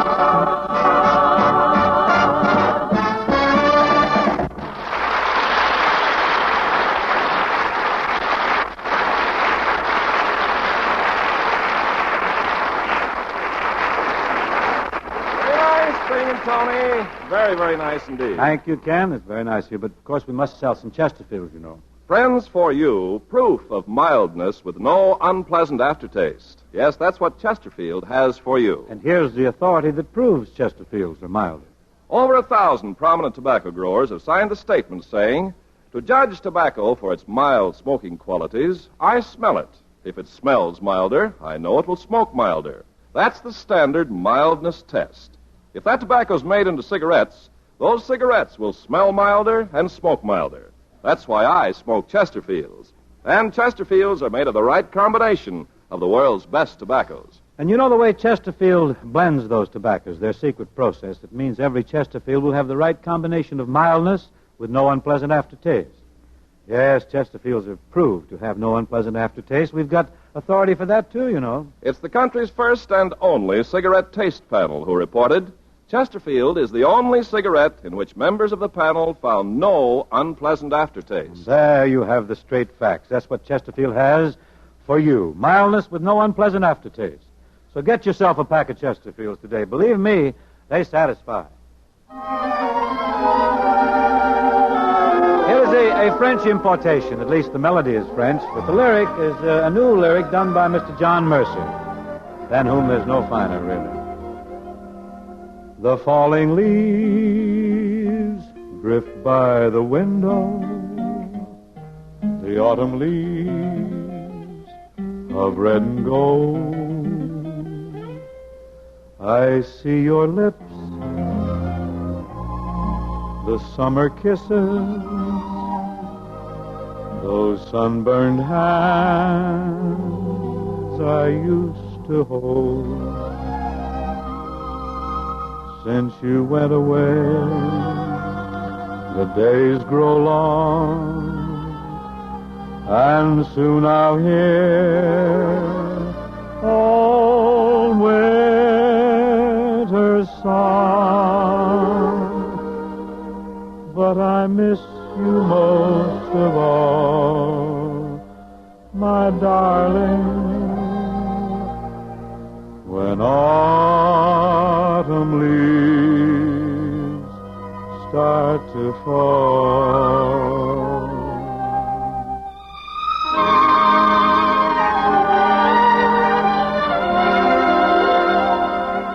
The falling leaves drift by the window, the autumn leaves of red and gold. I see your lips, those summer kisses, the sunburned hands I used to hold. Since you went away, the days grow long, and soon I'll hear old winter's song. But I miss you most of all, my darling, when autumn leaves start to fall.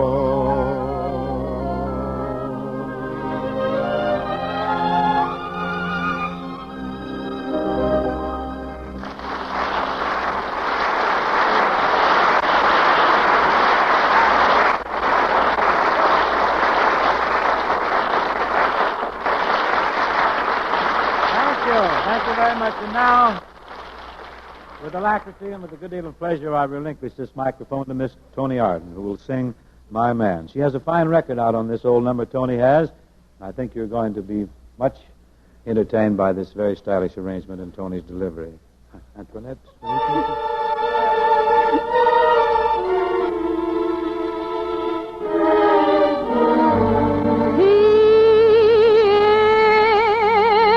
My man, and I love him so.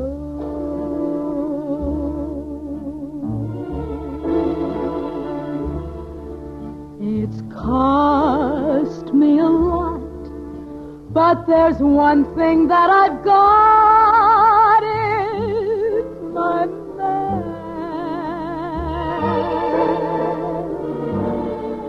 2 or 3 girls has he that he likes as well as me, but I love him. I don't know why I should. He isn't good, he isn't true, he beats me too. What can I do? Oh, my man, I love him so. He'll never know all my life is just a spare. But I don't care when he takes me in his arms. The world is bright, all right. What's the difference if I say I'll go away when I know I'll come back on my knees someday? For whatever my man is, I am his forever.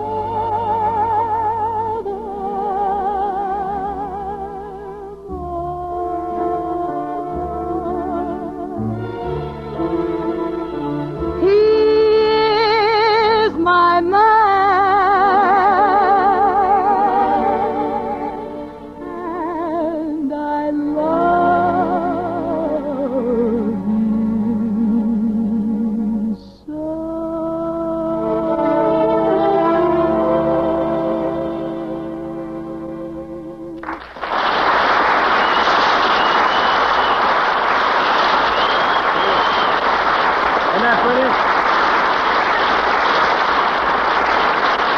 Oh, yes. Lovely, Toni, and thanks very much.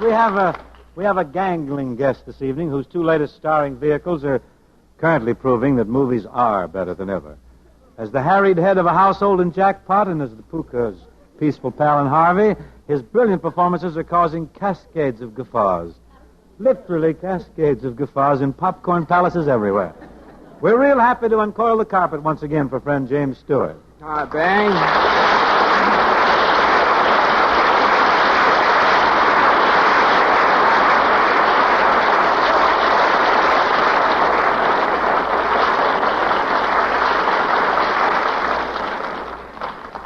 Oh, he's a lanky one, isn't he? He's a lumpy one, isn't he? Well, that's not me, really. I'm just breaking in this suit forever. Where you been the past few months, Jim? I haven't seen you around. Well, I was in England, Bang, and making a movie over there. Oh, an English movie, huh? Something for television? No, not for television. This is an American picture. We made it in spite of television. Boy, that's the fight I like to see. We'll lick him yet. That's the old Jenny guy on there, Jim. Oh, leave it alone. It'll lick itself. I wish I had some Minute Maid on me. I'd like to drink. Anyway, Jim, may I congratulate you on this jackpot picture that you made for 20th Century. And I want to congratulate you on Harvey, too. Picture you made for UI. On this new one, though, that the one you who are you working for now? Oh, the same old bunch, Bang. The boys down in Washington.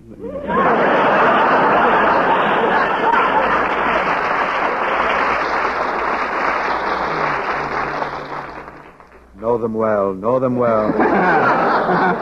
What's the new picture about? Well, I don't know. I haven't seen it yet. Well, you read the script, didn't you? Oh, no, I never do that, Bing. If I read the script, it kind of spoils it for me when I see it in the theater. Well, you got a point there. Of course, with me, I'm impatient. I like to read the script so I can be disappointed right from the start. Oh, yes, No, well, you shouldn't be disappointed, Bing. Your pictures are wonderful.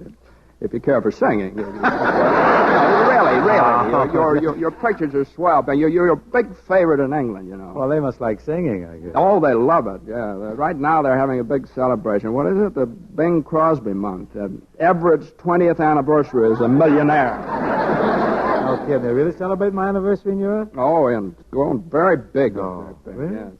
After all, you made it possible for America to afford the Marshall Plan.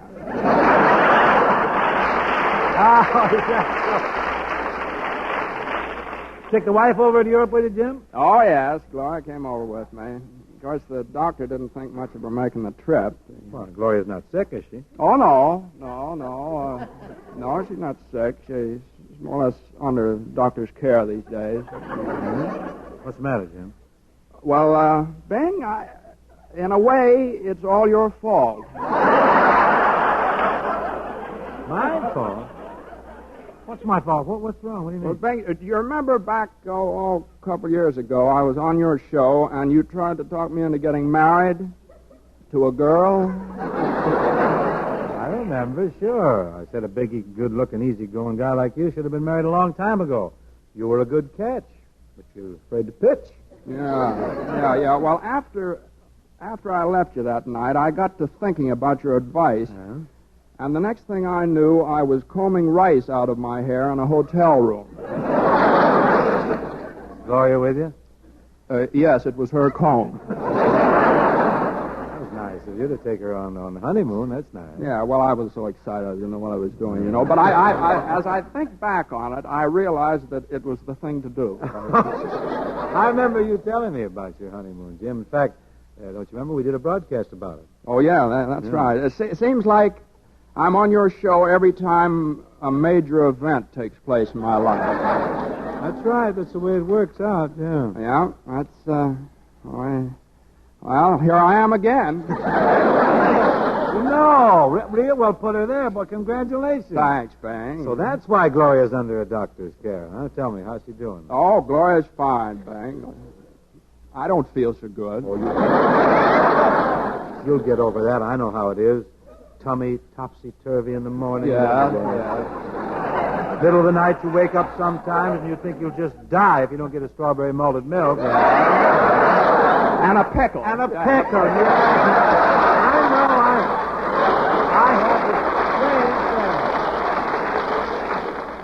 I have the same thing with Gary.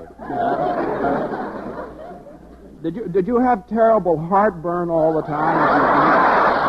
Constantly, everything I ate, heartburn day and night. They say that's a sign that the baby's going to have a lot of hair, you know. Yes, I've heard of that. Last few weeks, I couldn't eat a thing. No, all that I can eat's Tums. Well, eating a lot of them, you're eating for two, you know. My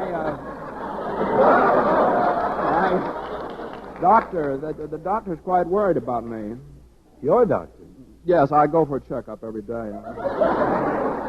Gloria drives me over. Oh, man. You got it bad. We're going to have to buy all our baby's things. I'm just too nervous to knit. Oh, Jimsy, now, come on. Relax. Relax. Yeah. Relax. How can you stand there and be so calm about everything? Well, I've been through it myself several times. Yes, it's awful, Bing. I lay awake nights thinking, what'll happen if Gloria suddenly says, this is it, and I rush out and the car won't start? Oh, man.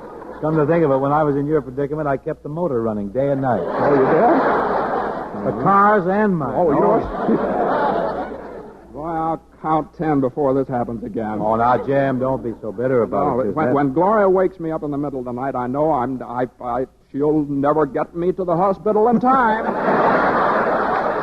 Jim, don't be such a fraidy cat. No, I can't help it, Bing. I'm the worrying sort, you know. Sometimes I wish I didn't even know about this, you know.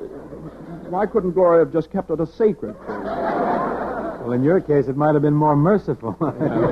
Just when did Gloria break the news to you, anyway? Well, frankly, Gloria never exactly told me, Bing. No, I read it in Llewellyn's column.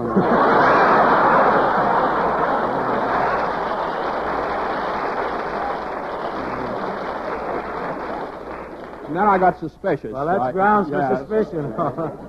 About a week later, I knew it was true when I went around back of the garage and I caught Gloria building a playpen. Jimmy, you ought to just relax. I'm sure Gloria will take care of everything. Gee, I wish she'd take care of me. I'm a wreck. You silly. Use just your imagination, Jim. I thought the same thing, but I pulled through. Yeah, look at you.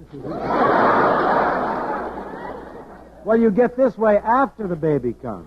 After he grows up and goes into competition with you.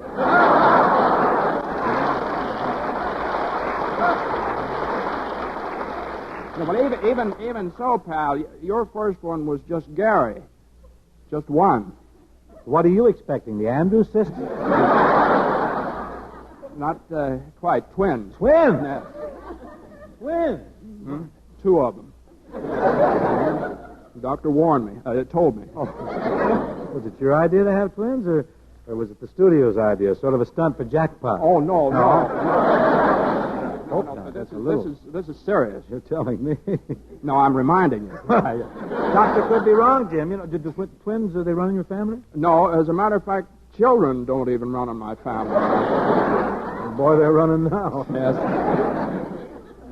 Gloria's already redecorated a bedroom in the house. And pink wallpaper with little blue bunnies and little chicks on it. Mm. She's got tough teddy bears and plastic toys and rattles hanging all around, satin bows tied to the bed. Gee, it's just awful. Awful? What do you mean? That's the way a room should be decorated for babies. No, This is my room. The nursery's down the hall. Now, that's foresight on Gloria's part. You see, no matter where you walk the twins at night, the decor will be appropriate. Yeah, I suppose. Well, Bing, there are a lot more things I'd like to discuss, but it'll just have to wait. I've been standing on my feet altogether too long for a man in my condition. You poor boy, you poor boy. How inconsiderate of me. You just rest now. Take a seat over there and puff a Chesterfield. Thanks. I knew you'd understand. Oh, absolutely. Now, if you feel... Say, Jim, if you feel... While you're sitting over there, Jim, if you should feel a sudden urge for a pickle, I think you'll find one in John Scott Trotter's picnic basket. Is John Scott going to a picnic? No, he's going to a restaurant, but he likes to eat on the way. I'll see you later, Jim.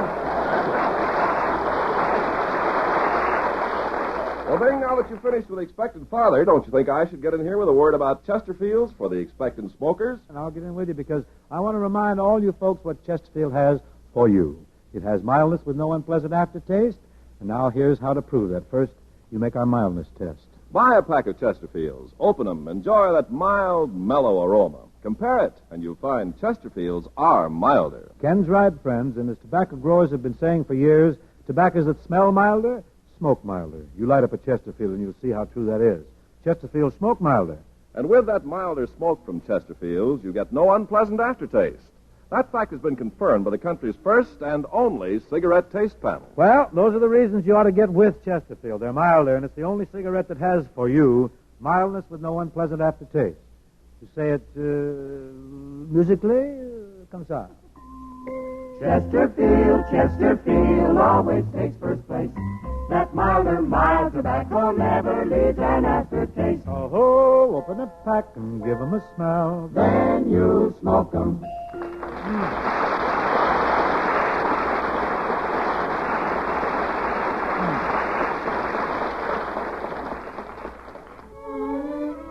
May the good Lord bless you and keep you.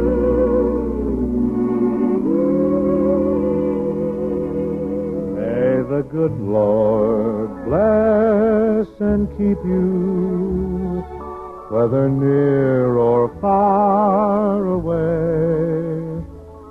May you find that long-awaited golden day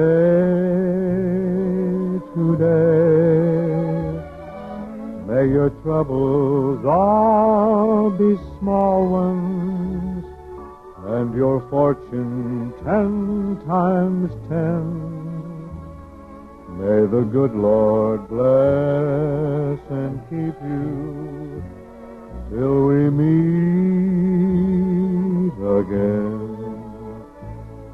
May you walk with sunlight shining and a bluebird in every tree.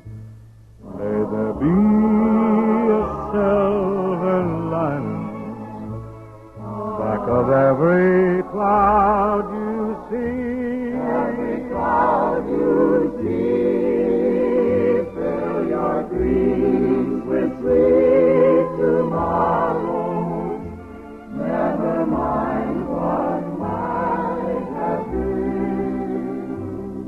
May the good Lord bless and keep you till we meet again. May the good Lord bless and keep you till we meet. Till we meet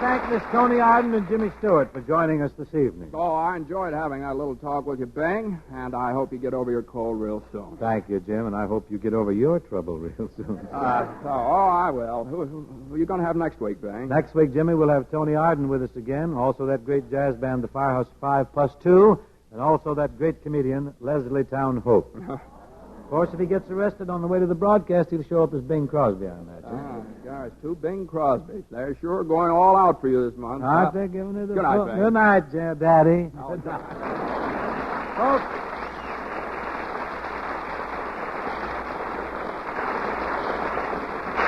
Folks, just before shoving off here tonight, I'd like to thank the radio editors of the United States and Canada for their very kind consideration of me in the recent poll conducted by the Motion Picture Daily for Fame magazine.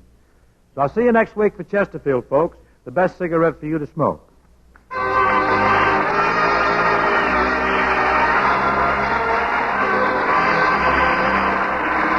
The Bing Crosby Show, presented by Chesterfield, was produced and transcribed in Hollywood by Bill Morrow and Murdo McKenzie. Now, here's a word to all you folks who sent greetings to Mr. Music.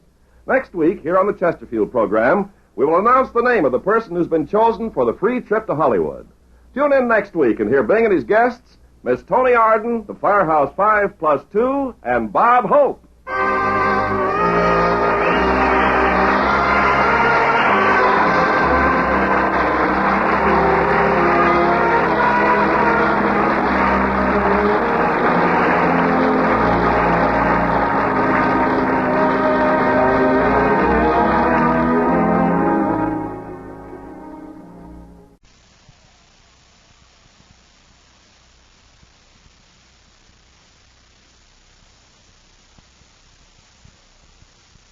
For you, proof of mildness with no unpleasant aftertaste. Chesterfield always takes first place. That milder, mild tobacco never leaves an aftertaste. Oh, open a pack and give 'em a smell. Then you'll smoke 'em.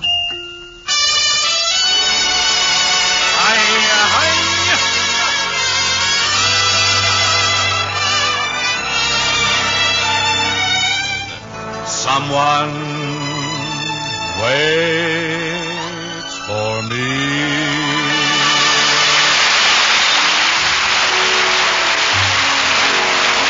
This is Ken Carpenter welcoming you to the Bing Crosby Show for Chesterfield, produced and transcribed in Hollywood with John Scott Trotter and his orchestra, Judd Collins of the Bears, and Bing's guest, Miss Judy Garland. Now, ladies and gentlemen, this being our first broadcast in February, we bring you a leftover from Bing Crosby month, Bing Crosby.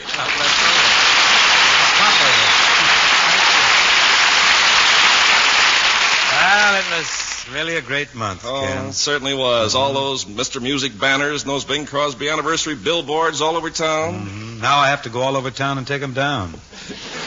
Well, that's only fair. You put them up. What's the next big stunt you're going to pull off, Bing? I don't want this to get out, Ken. I wouldn't want it kicked around, but I'm seriously thinking of greasing up and have someone tow me across the English Channel next spring. It's a novel idea, but why don't you swim across? Oh, what's that? Everybody does that. Besides, if I can get Guy Lombardo to tow me, I may break a record. Now, Ken, I think we better rush in our guest, don't you think? I'm sure everybody's waiting for her, folks. Miss Judy Garland.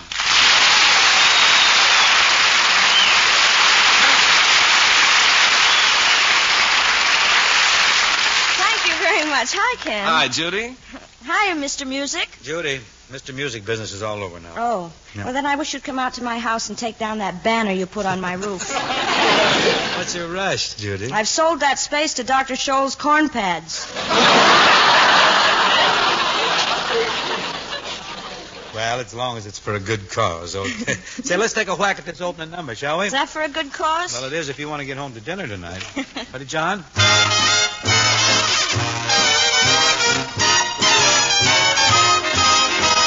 I like my eggs over easy and my coffee black. I like my steak rare and juicy or my money back. I like my tea poured directly from a samovar. But I like you just the way you are. I like my juice when I waken or I'm so upset. I'm quite a fuss budget for my favorite cigarette. And I go mad when a picture's crooked on the wall. But I like you anyway at all. Friends know about my idiosyncrasies, peculiarities. They grin and bear 'em. I'm telling you all this confidentially because eventually you'll have to share 'em.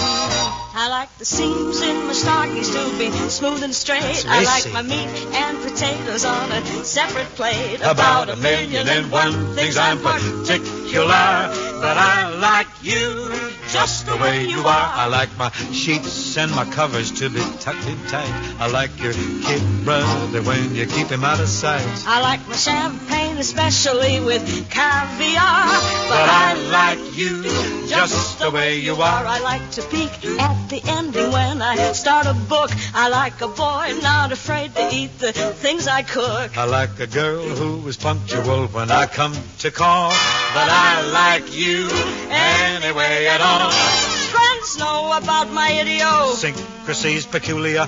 Arities, They grin and bear 'em. I'm telling you all this confidentially because eventually we'll have to share 'em. I like your name and address to coincide with mine. And I am quick to confess that I would like it fine. About 1,000,001 things I'm particular, but I like you just the way you are.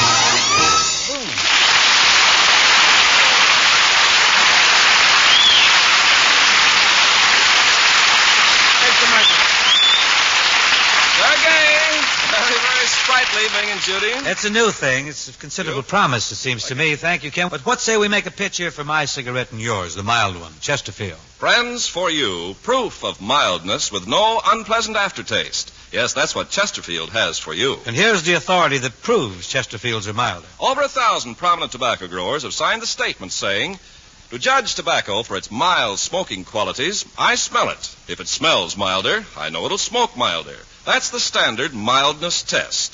If that tobacco is made into cigarettes, those cigarettes will smell milder and smoke milder. That's why I smoke Chesterfields.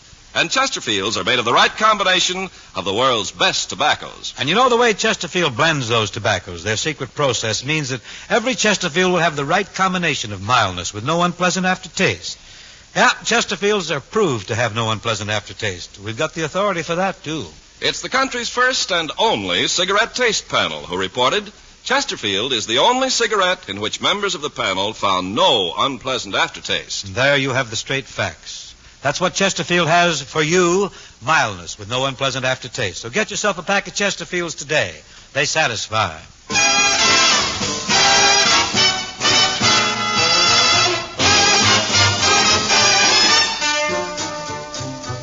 You and your beautiful eyes that tell such beautiful lies.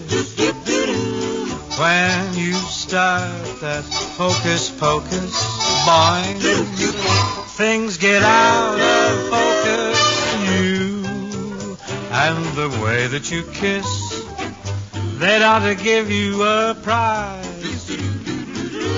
Baby, you could make a statue come to life just looking at you. You and your beautiful, gee, but they're beautiful. You and your beautiful eyes.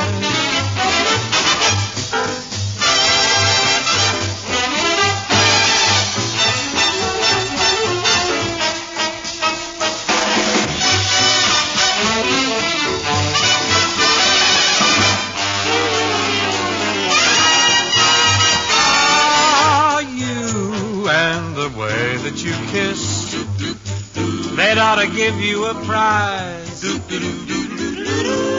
you could make a statue come to life just looking at you.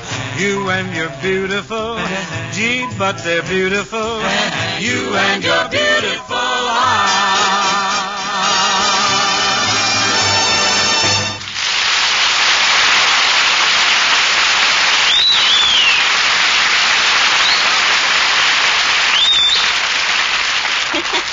That's a nice tune, Bing. Well, the arrangement's by Stan Kenton out of Dizzy Gillespie. But, you know, it has a kind of an old-fashioned feeling to it, hasn't it? Well, yes, I think it has the lyrics. A song like that, you know, could have been popular really during the gay 90s.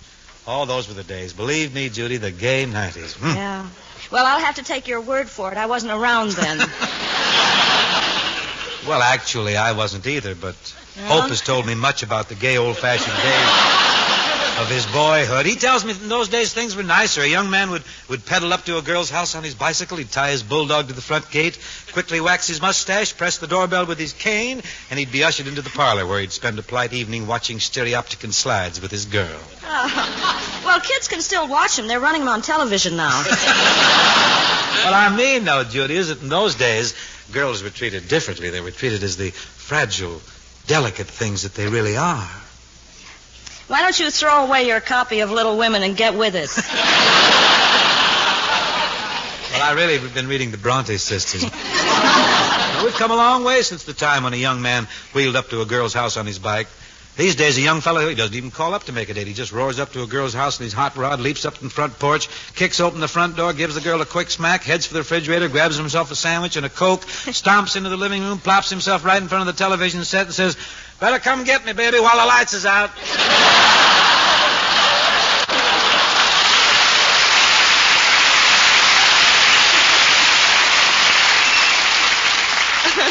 I take it that you deplore the behavior of present-day teenagers, No, Judy, but I wish they'd slow down a little.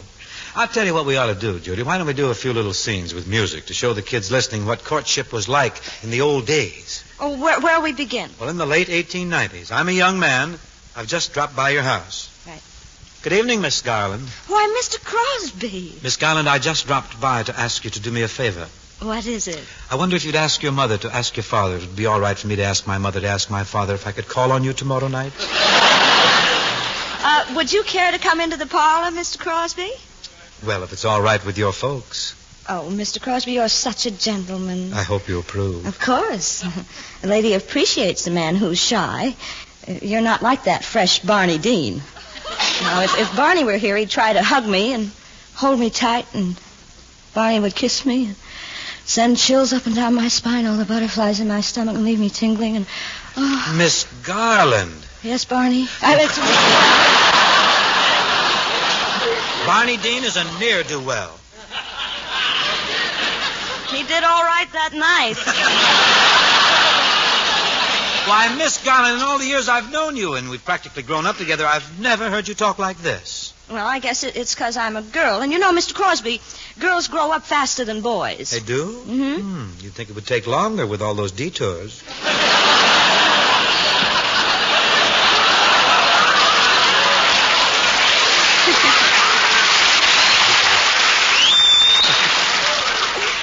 Mr. Crosby, I didn't think you even noticed detours. Well, I've been planning to sort of get to know you a little better. Miss Garland, would you mind being called by your first name?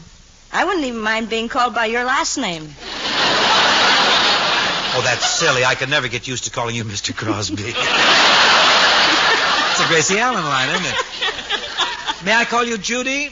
Well, of course, Mr. Crosby. I mean, Harry. Harry, oh, that's a pretty name. That's my name. Oh, Harry. Yes, Judy. Did you notice that I just turned out the lamp? Of course I did. Well, what are you going to do? I'm going home. I can take a hint. But I don't want you to go home, Harry. Judy, for a long time there's been something I've wanted to ask you. What is it? Well, I have a bicycle built for two, and there's only one rider, and, well, there's an empty seat, and, well... What is it, Harry? Well, Judy, I'd like to offer you my seat in marriage. I mean my hand. What I mean is, well, I just can't say it, but just as soon as I leave here, I'm going to call you on the telephone. What are you going to say? Oh, hello, my baby. Hello, my honey. Hello, my ragtime gal. Send me a kiss by wire. Baby, my heart's on fire. If you refuse me, honey, you lose me, then you'll be left alone. Oh, baby, telephone and tell me I'm your own. Hello! Hello! Hello there! Hello, my baby. This is your honey. This is your ragtime gal. Sending a kiss by wire. Oh, well, baby, my heart's on fire. I won't refuse you. Don't want to lose you. Then I'd be left alone. Oh, baby, telephone and tell me I'm your own.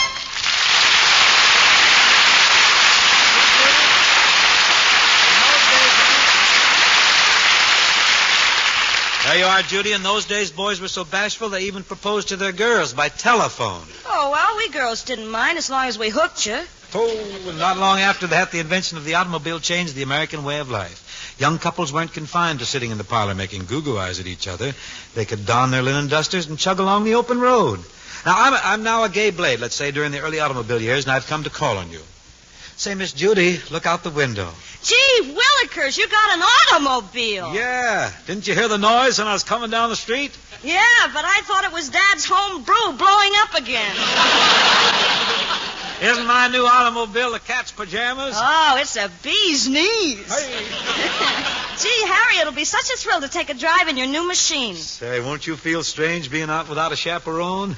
Oh, don't be so old-fashioned. A chaperone went out with the horse. Well, I'm glad she finally found someone to go out with. Oh, Harry, you're a card. Oh, I'm the whole deck rowdy down. Well, come on, Judy. Where are we going? I thought we might take a ride up to Inspiration Point. Inspiration Point? That's for spooners.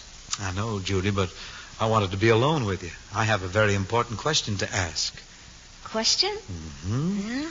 And if you have the right answer, you will own half of this car. Oh, Harry, what's the question? Have you got $600? Come away with me, Lucille, in my merry Oldsmobile. Down the road of life we'll fly, autumn bubbling, you and I. And to the church we'll swiftly steal, then our wedding bells will peal. You can go as far as you like with me in my merry Oldsmobile. If you want to see a car that's really full of sex appeal, if you please, come out riding in my jazzy snazzy Oldsmobile. Oh, you kid. And if I should steal a kiss, please tell me that you won't be flustered. Don't get too big for your goggles and your linen duster buster. On the menu of romance, you are my very favorite course. Oh, skidoo, with that corny line of yours, you really ought to get a horse. No, it's true. How'd you like this pretty wedding ring? Well, now that's a very different thing. In my merry Oldsmo. What a happy pair without a single care. Merry Oldsmo. What a grand machine, a double peachy keen. Merry Oldsmobile.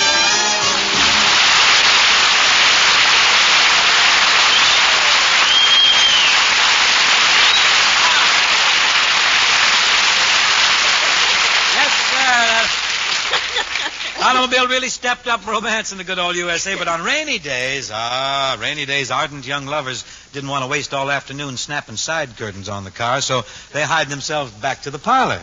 This was Irving Berlin's suggestion.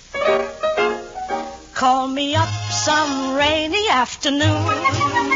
I'll arrange for a quiet little spoon. Think of all the joy and bliss. We can hug and we can talk about the weather. We can have a quiet little talk. I will see that my mother takes a walk. Mum's the word when we meet. Be a mace and don't repeat. Angel eyes, are you wise? Goodbye!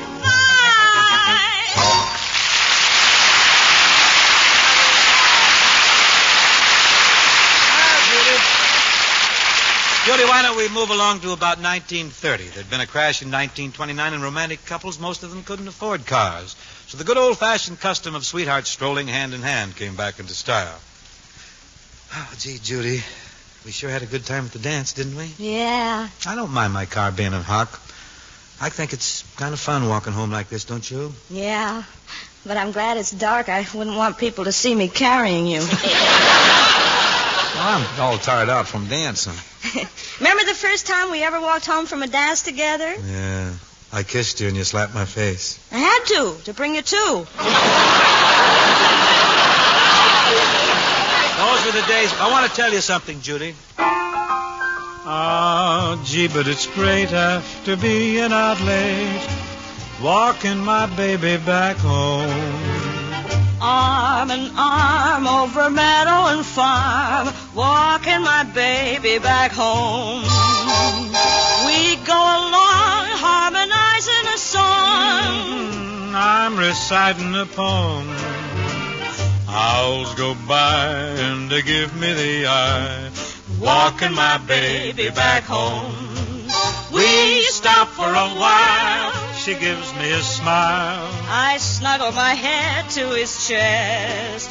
We start into pet. And that's when I guess her very best talcum all over my vest. After I kind of straighten my tie, I have to borrow his comb. One kiss, then we continue again, walking my baby, walking my baby. walking my baby back home.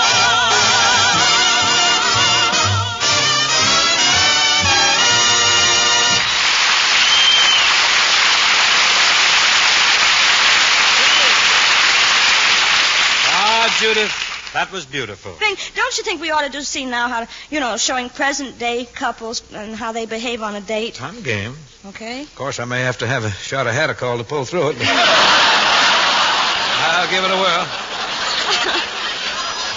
Oh, come on. I don't know. I think... Come on, you can do it. Now, you're a modern boy. Yeah. You phoned me and asked me to go to the movies, and you've come to pick me up. Okay. Hi, babe. Let's limber up the lipstick, huh? Oh, clutch me, Cross. What'll we do now? Well, let's either see a movie or do that again. Well, let's go to a drive-in movie. We can do both. Let's see what's playing tonight. Here's Born Yesterday. That's a good one. And here's Mr. Music. Oh, we saw that. At least 20 times. Here's a new one, Valentino. Oh, that's about the loves of Rudolph Valentino. You think it'll be too much for you? Not if I don't gulp my popcorn. Well, come on, Judy. Here we go. We'll go to the movies. We can't go to the movies. You haven't got a car. I haven't got a car. Well, look out the window there. I've got a brand new unpaid-for Oldsmobile. What do you think of it, Judy? I'll tell you. It's hydromatic, just like you. What do you mean? Why, the car is shiftless, too. There's no clutch. Well, what about me? When I park, both hands will be free. Not for long. What a body. It's all streamlined. Thank you. With a little spare tire behind. You press. We go hand in glove down the road of love in my merry Oldsmo. L-O-V-E. In my merry Oldsmo. O-U-Q-T. In our merry Oldsmobile.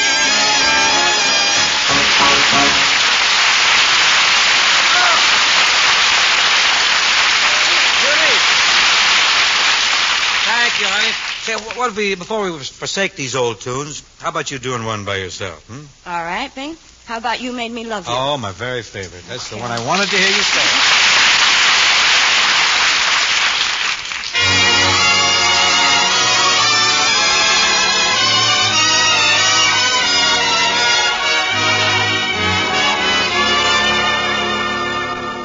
You made me love you. I didn't want to do it. I didn't want to do it.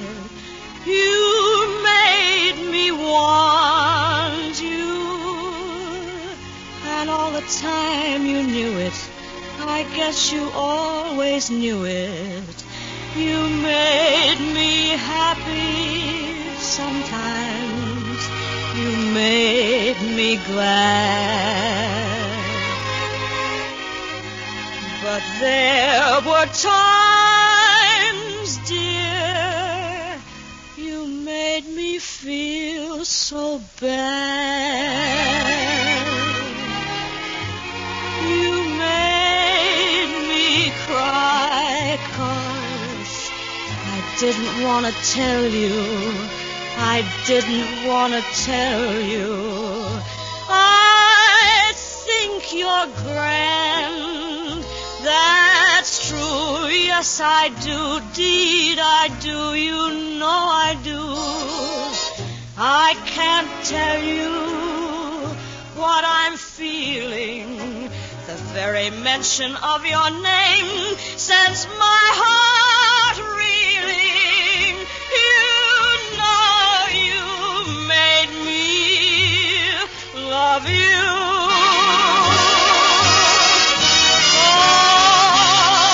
Oh, you made me cry 'cause I didn't want to tell you.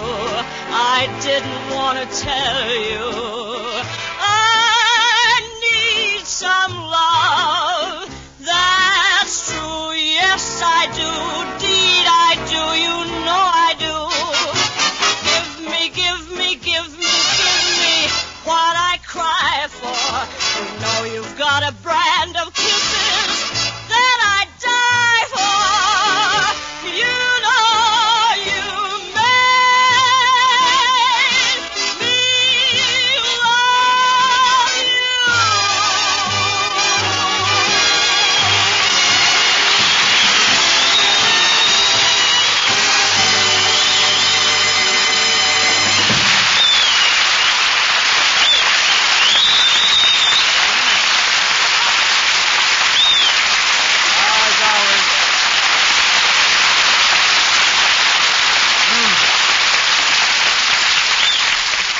certainly fine, Judy. Oh, thank you, Bing. What do we do now? Judy, comes now the happy moment when I sell some Chesterfields. That's funny. I was on Bob Hope's program last week. He was selling Chesterfields, too. Kid copies everything I do. But, you know, I enjoyed working with Bob. He has poise and personality. Mm-hmm. That's right. He's a real poison personality. I know. I don't want to talk to that. We're both working for Chesterfield, and we're both brothers under the cellophane. Yeah, well, here's your cigarette tray, boy. Get to selling. All right, folks. We'd like to remind all of you what Chesterfield has for you. Mildness with no unpleasant aftertaste. Now, here's how to prove that. First, make our mildness test. Buy a pack of Chesterfields. Open them. Enjoy that mild, mellow aroma. Compare it, and you'll find Chesterfields are milder. As tobacco growers have been saying for years, tobaccos that smell milder smoke milder. You light up a Chesterfield, and you'll see how true that is. Chesterfield smoke milder. And with that milder smoke from Chesterfield, you get no unpleasant aftertaste. That fact has been confirmed by the country's first and only cigarette taste panel. Those are the reasons that you'll want to smoke Chesterfield. They're milder, and it's the only cigarette that has, for you, mildness with no unpleasant aftertaste. Put to music, it sounds like this. Chesterfield, Chesterfield always takes first place. That milder, mild tobacco never leaves an aftertaste. Oh, open a pack and give 'em a smell. Then you'll smoke 'em.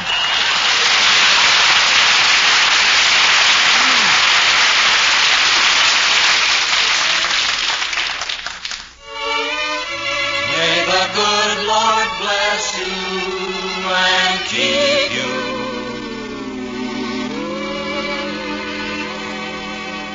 May the good Lord bless and keep you, whether near or far away.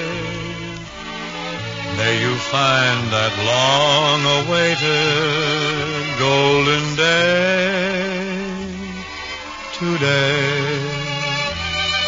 May your troubles all be small ones, and your fortune 10 times 10. May the good Lord bless and keep you till we meet again. May you walk with sunlight shining and a bluebird in every tree. May there be a silver lining back of every cloud you see.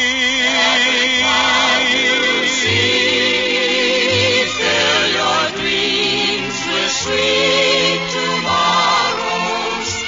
Never mind what might have been. May the good Lord bless and keep you till we meet again. May the good Lord bless and keep you till we meet. Till we meet again.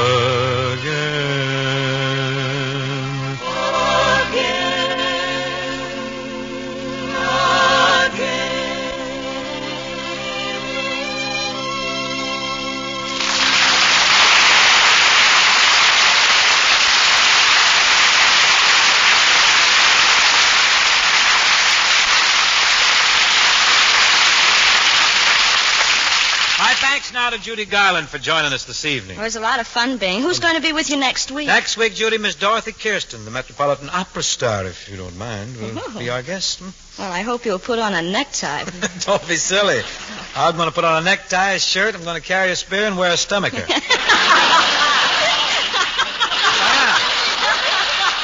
What's a stomacher? Did I say so?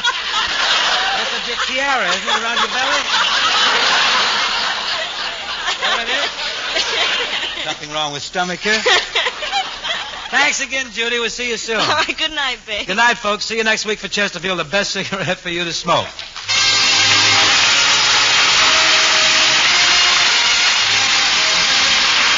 The Bing Crosby Show, presented by Chesterfield, was produced and transcribed in Hollywood by Bill Morrow and Murdo McKenzie. Tune in next week and hear Bing and his guest, Miss Dorothy Kirsten. And remember, folks, this is Boy Scout Week, so let's all join the Boy Scouts of America in celebrating their 41st anniversary.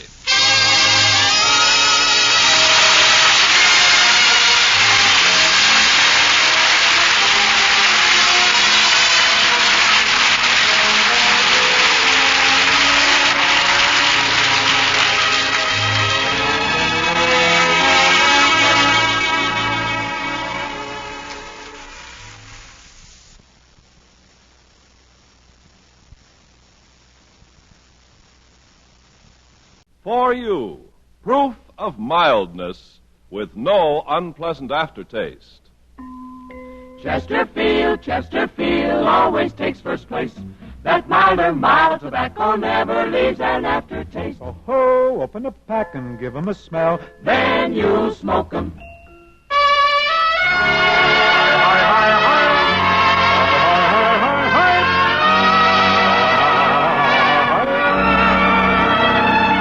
Someone waits for me.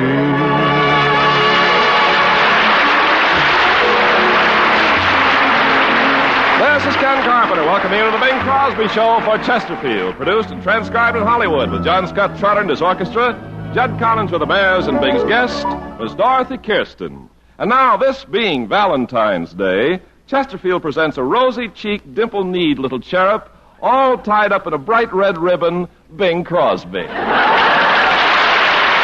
Ken. Hey, boy. You are going a little bit overboard there, aren't you? Valentine's Day or not, that's the most precious introduction I've heard since Bobby Breen reached his majority. Where did you come up with that thing? What is that, dimple-kneed? Well, Bing, this isn't television. I want the folks listening in to know how you look. But you're giving our listeners a bum steer. I'm not a dimple-kneed cherub, but I'm not tied up with a bright red ribbon. That's what I say. This isn't television. Who'll ever know? I wish you wouldn't keep mentioning television on this program. What? Thought we were going to keep it a secret. Oh, no, it's too late now, Bing. The news is leaked out. No. Yes. People have even bought sets. I don't believe it. Oh, yes, you do. Come on, quit stalling, Bing. When are you going into this new medium? Just as soon as we are ready, Ken. Who's we? Me and television.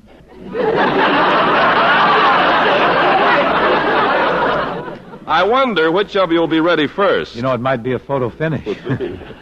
But now, for all our friends who are huddled in their living rooms with the lights on, I think we better get on with our radio show. Our opening selection is You and Your Beautiful Eyes, and Mr. Tubby Guerin, the eminent song swami, is currently beating the bushes and flailing the tocsin in behalf of this next ditty. He has given me his solemn word of honor that it's destined for hit classification.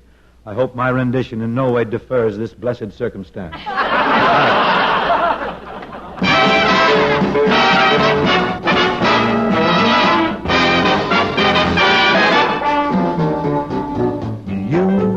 And your beautiful eyes tell such beautiful lies. When you start that hocus pocus, boing, things get out of focus. You and the way that you kiss, that ought to give you a prize. Baby, you can make a statue come to life just looking at you. You and your beautiful, oh, but they're beautiful. You and your beautiful eyes.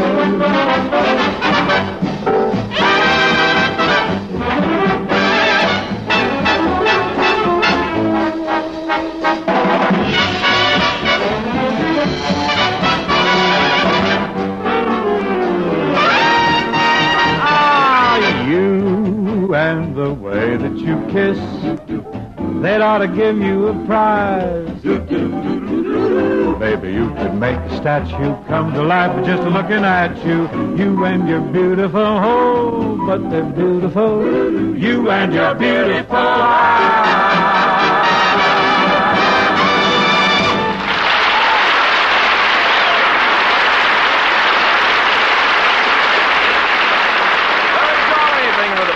Thank you, Tim. Oh, it's the very arrangement nice was in the key indeed. of 7 spades. You know, what's the good word for today? Well, being where Chesterfields are concerned, the word for today and every day is proof of mildness. Yes, friends, proof of mildness with no unpleasant aftertaste.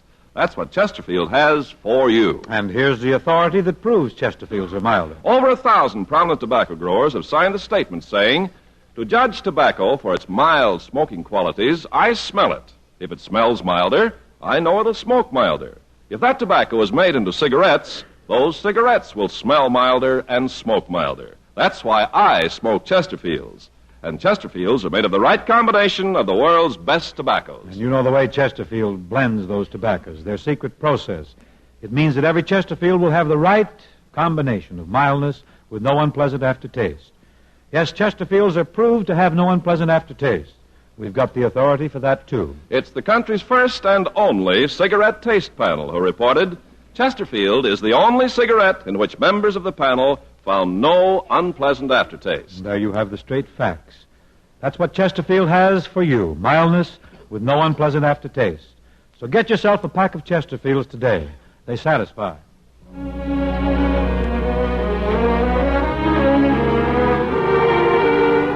From the Paramount picture, Mr. Music, here's one of the ballads that I'm particularly fond of. You'll have to follow your dreams till they all come true. Look around when they do, and you'll be home. And you'll be home. You'll have to follow your heart, and it may be far. Then just ask where you are, and you'll be home. You'll be home. There'll always be meadows yonder with greener clover than those you'll wander right over. That shining castle you see on a distant shore. Go and knock on the door, and you'll be home. That shining castle you see on a distant shore. Go and knock on the door, and you'll be home. Knock on the door, and you'll be home.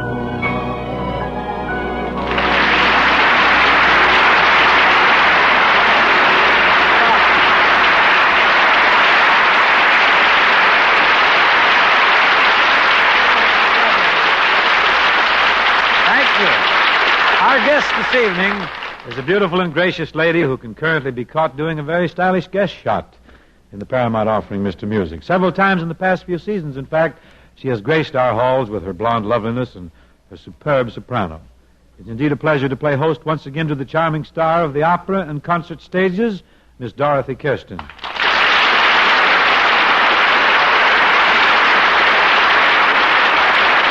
Bing. Dorothy, may I say that you look exceptionally stunning tonight. It's an exciting gown you're wearing. Why, thank you, Bing. I made this dress myself, you know. No. You, Dorothy Kirsten, you make your own clothes? Well, certainly, Bing. Don't you?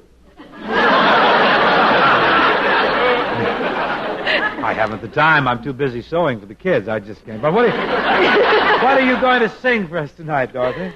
Well, would you like something from Tristan and Isolde? Is that better than Martin and Lewis?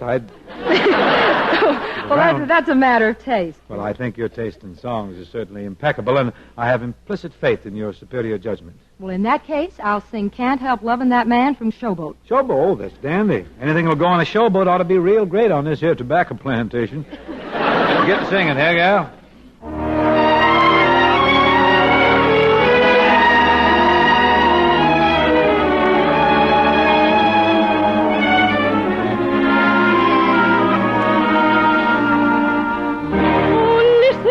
sister. I love my Mr. Man, and I can't tell you why. There ain't no reason why I should love that man.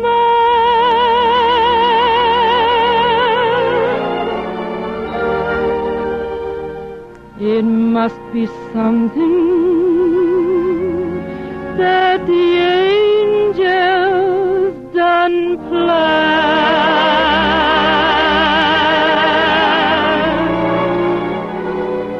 Fish gotta swim and birds gotta fly. I gotta love one man till I die. Can't help loving that man of mine.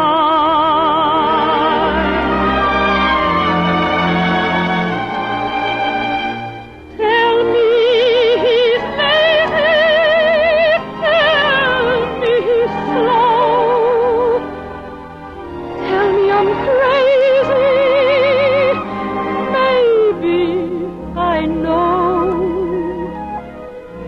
Can't help loving that man of mine.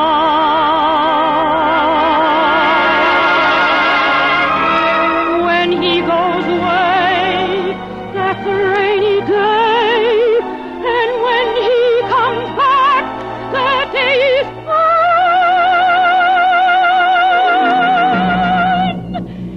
The sun will shine.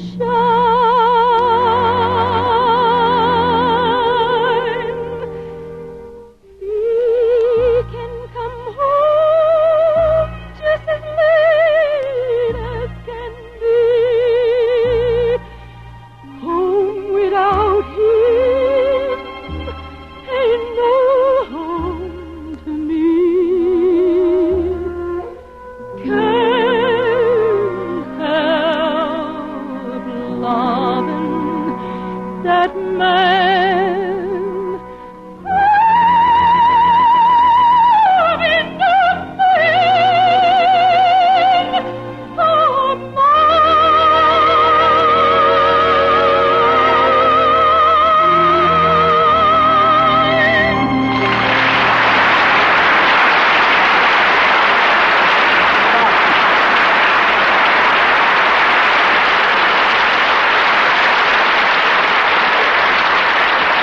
Lovely, Dorothy. You know something, Dorothy, whenever I hear you sing, I'm always impressed by what you do in the upper registers. Whenever I hear you sing, Bing, I'm always impressed with what you do in the cash registers. Now, wait a minute. You have made a bon mot.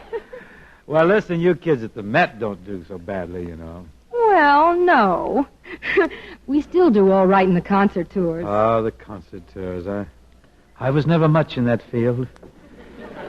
I gave a concert once, and all I drew were gophers, groundhogs, 4 rock chucks, a Mexican roadrunner, and 2 Canadian honkers from Medicine Hat. What opera needs today is some creative genius who can make it more commercial. Mm-hmm. Maybe you know of somebody who can help us. Well, most of the geniuses I know are busy writing singing commercials. Oh, there's one. There is one boy. Yes, I just happened to think about it. I'm afraid he's tied up right now. Very clever fellow, too. Name is Society Kid Hogan. Society Kid Hogan. Is he a businessman? Well, he ain't a ballet dancer. But does he know anything about music? An authority, Dorothy. Well, he used to go around to jukeboxes and collect the nickels. He'd still be at it, too, but his uncle was paroled and demanded his burglar tools back. Send me back my Jimmy. Well, I don't think Mr. Hogan sounds like the right man, Bing. Well, We need a man of proven ability, Bing. Who's the man responsible for your success? Well, after all, Bing, you're very successful, and somebody must be responsible for it all. Well, I suppose so. As much as I hate to admit it, I'll have to say that my brother Everett thinks he's the one. I remember your brother Everett. You remember him? Isn't he the, large one? Yes, he's a bit rotund. You would say that. He's the large. I think he wears a 48 belt, or maybe that's his hat size. I don't know. Do you think Everett could help us, Bing? Well, frankly, I'd rather have him on your side than mine. But I must warn you, Dottie, Everett's a very commercial-minded boy. That's just what we need. Oh, yeah, but he might carry it to extremes. I know for a fact that he's got a plan on right now. He's mulling it. A plan to do soap operas in the Met. Well, I don't understand, Bing. Just what was Everett's plan? You know what he figures, Dottie? Everett figures that the Met could make more money if they'd put on shows in the morning, too. He claims that most of the women in the country are used to getting their opera in the morning. Yes, but those are the radio soap operas. Yeah, but that's where the loot is. Oh, but Bing, most of our operas tell very sad stories. They're full of intrigue and strife, heartaches and murder. You ought to catch a soap opera some morning. You'd be surprised how much misery goes on before noon.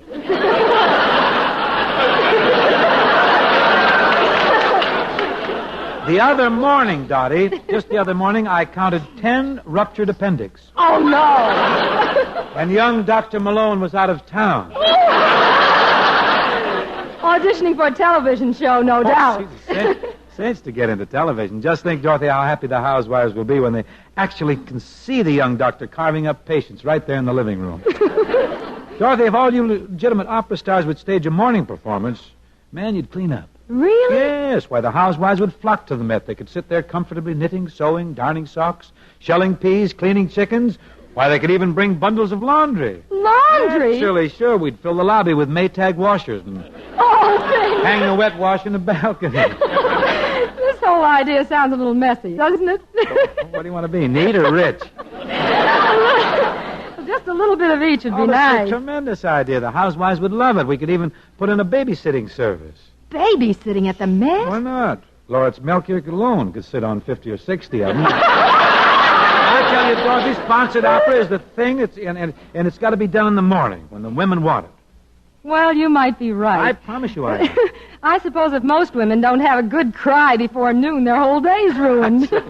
I tell you what, Dorothy, you know a lot of operatic numbers. We can show the folks right now. Why don't we? Just show them what a soap opera at the Met would be like. Overture, please.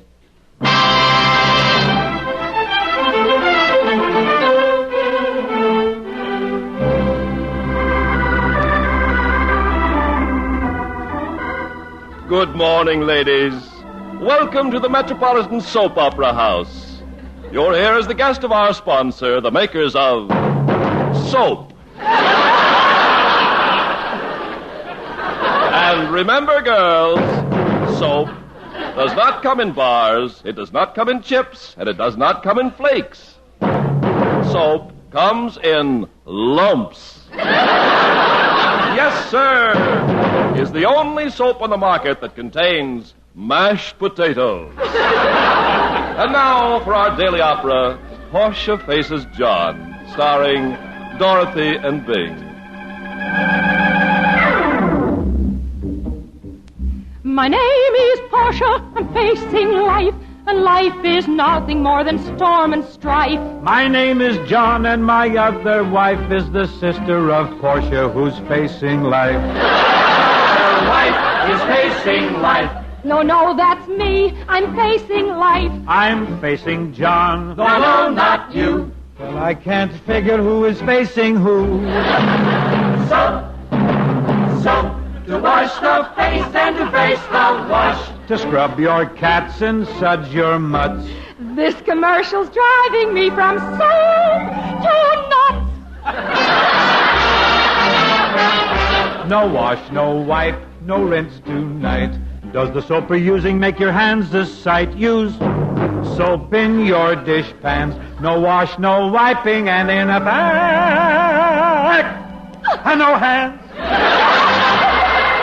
Oh, this has been an awful week. What a battle! This week we're really up a creek. Without a paddle. So listen to our tale of woe and drop a tear or two for us before you go.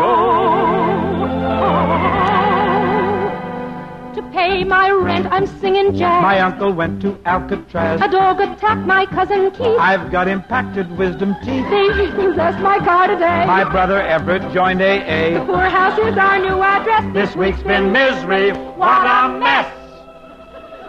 But then came our lovely weekend. What happened? Things were so peaceful then. I got hit by a car. Oh, dear. But I just broke one leg so far. How nice. Let's die a bird. One simple fracture, not even compound.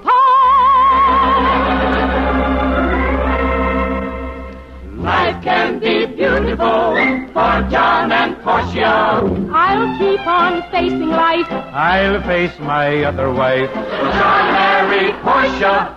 Not if I have to support you. Father will force you. Oh, well, tune in and see. Tune in and see. Tune in and see. Tune in and see. This opera's brought you to the TVC of soap. And, folks, this has been coming at you overseas.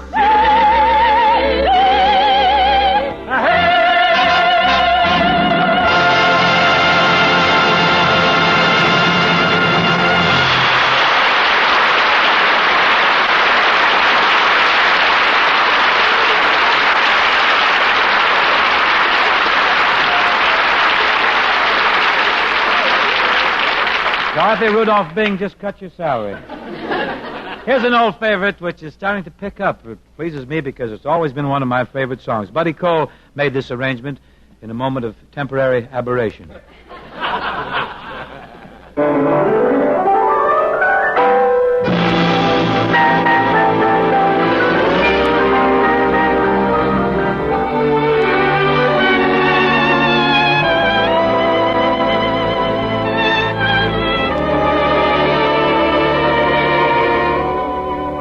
The night is young and you're so beautiful. Here among the shadows, beautiful lady, open your heart. The scene is set and the breezes sing of it. Can't you get into the swing of it, lady? When do we start? When the lady is kissable and the evening is cool, any dream is permissible in the heart of a fool. The moon is high, and you're so glamorous. And if I seem over amorous, lady, what can I do? The night is young, and I'm in love with you.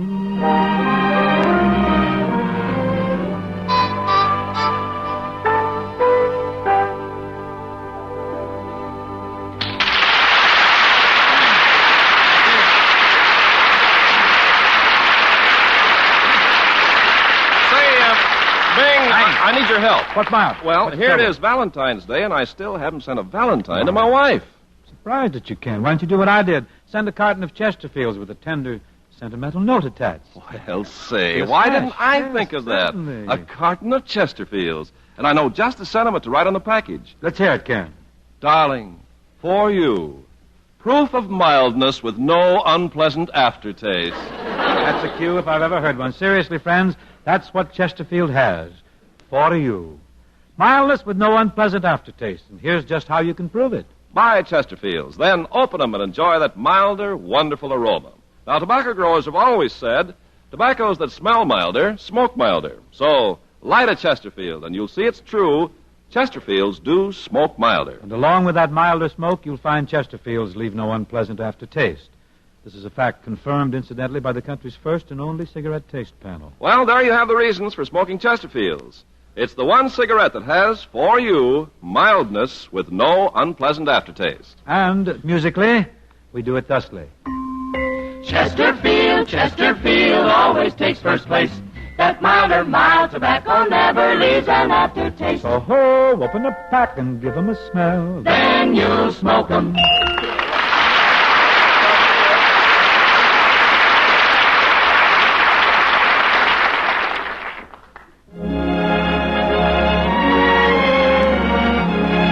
For a duet tonight, Dorothy and I have chosen a great favorite of mine, and I hope of yours, too. Dorothy says she likes it, incidentally. Love it, Bing. Cut you in on it. Soft as the voice of an angel, breathing a lesson unheard. Hope with a gentle persuasion whispers her comforting word.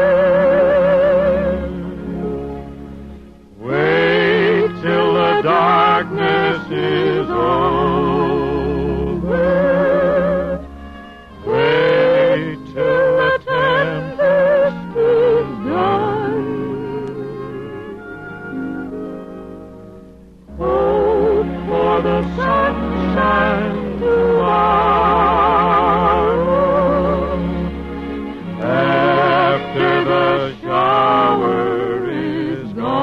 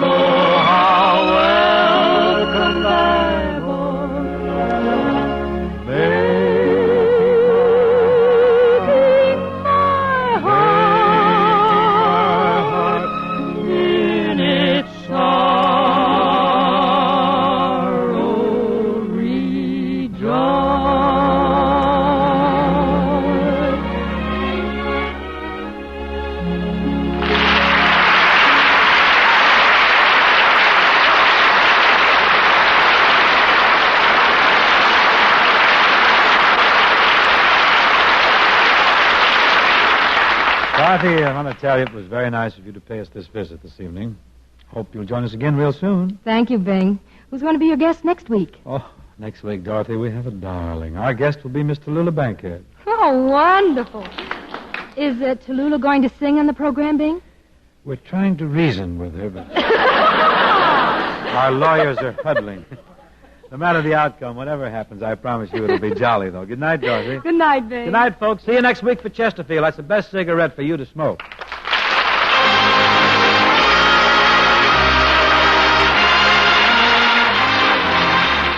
The Bing Crosby Show, presented by Chesterfield, was produced and transcribed in Hollywood by Bill Morrow and Murdo McKenzie. Tune in next week and hear Bing and his guests, Miss Tallulah Bankhead and Miss Peggy Lee. And friends, open your hearts on this Valentine's Day to the needy overseas. You can bring direct happiness to a deserving family through your contribution to CARE. For $10, you can supply a family of 4 with enough food for nearly a month. Meat, sugar, rice, flour, 17 basic foods in all make up the 24-pound standard CARE package. And nonprofit care guarantees delivery. Thousands of undernourished children overseas need our help desperately. We can help through care. Send help now to an unfortunate family overseas by a contribution of any amount to your local office of care.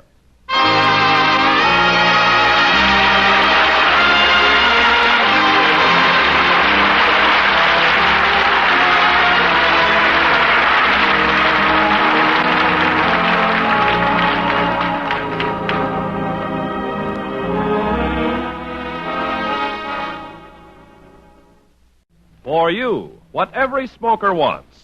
Mildness plus no unpleasant aftertaste. By Chesterfield, the one that proves its case. Yes, Chesterfield's are milder, plus no aftertaste. So ho, open a pack and give 'em a sniff. Then you smoke them.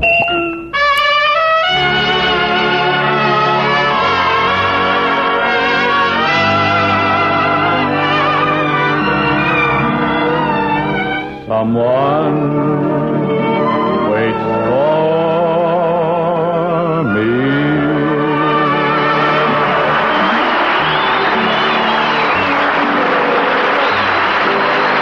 This is Ken Carpenter welcoming you to the Bing Crosby Show for Chesterfield, produced and transcribed in Palm Springs, California, with John Scott Trotter and his orchestra, Judd Collins with the Bears, and Bing's guests, Hopalong, Cassidy, and Dinah Shore.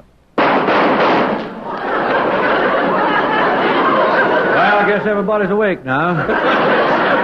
Huh? Bing, what's the idea of packing a 6-shooter? You showing off because Hoppy's on the program? Listen, Palm Springs is a mighty dangerous town. In case of trouble, I aim to defend myself.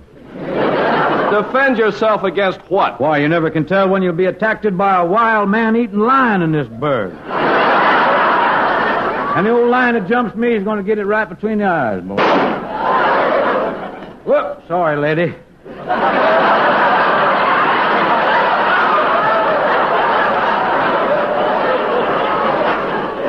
That fur coat fooled me. Now, come on, Bing. Pull yourself together. There are no lions around Palm Springs. No lions, you kidding? Don't you read the papers? Why, last week a 400-pound lion got loose at a party here. If you don't believe me, you can ask Sonia Henney, William Powell, Alan Jones, Charlie Burns, any number of fellas is up there. Yes, I did read about that. There was a great big lion running around there. Sure, I remember now. That lion got loose, got out of its cage at a big circus party out at Rogers Ranch Club. Yes, in a case like that, Ken, it's perfectly all right to eschew etiquette and fan on out of there. Don't even have to bid your host and hostess good night. Just take it on the Arthur. I wouldn't even wait to say good night to Irene. I was wondering, Bing, there were an awful lot of Hollywood people at that party. Why didn't you go? Well, Ken, I don't mind going to a big party and having some half-gassed yocker back me into the corner and bore me to death, but I ain't going to go to any party where I'm going to get clawed to death. I don't know that. Oh, nobody got clawed. Stewart Hops, the fellow who gave the party, said everyone was excited, but they thought it was a lark. Lark nothing, it was a lion. Claws, teeth, nasty temper, and everything. Oh, Bing, why get so excited about a lion? After all, a lion is just a big, overgrown pussycat. Just an overgrown pussycat. Huh? That's right. Ken, along that same line of thinking, Mount Vesuvius is just a big, overgrown Alka-Seltzer out there. But I don't want to be around when it gets loose. You're going to be there. No, I ain't going to be anywhere near that. Well, Bing, outside of worrying about the local lion situation, are you enjoying yourself here at the Springs? Oh, Ken, I love it here. Good. What hotel are you stopping at? No hotel. No? No. I'm roughing it this trip. I'm staying at Bob Hope's house. Well, then you're not roughing. I am, Ken. I tell you something, when I let a fella use my house, you know, somebody that I'm supposed to be friendly with, I always leave a chunk of meat or a piece of cheese or something to nibble on in the refrigerator. Naturally. You mean to say that Bob didn't leave you anything to eat? He emptied the refrigerator before he left? Well, the refrigerator wasn't quite empty. There were 24 cans of Minute Maid fresh frozen orange juice in it. Clever boy. The clever boy that he is, he left a little note saying, "If it's so good, live on it."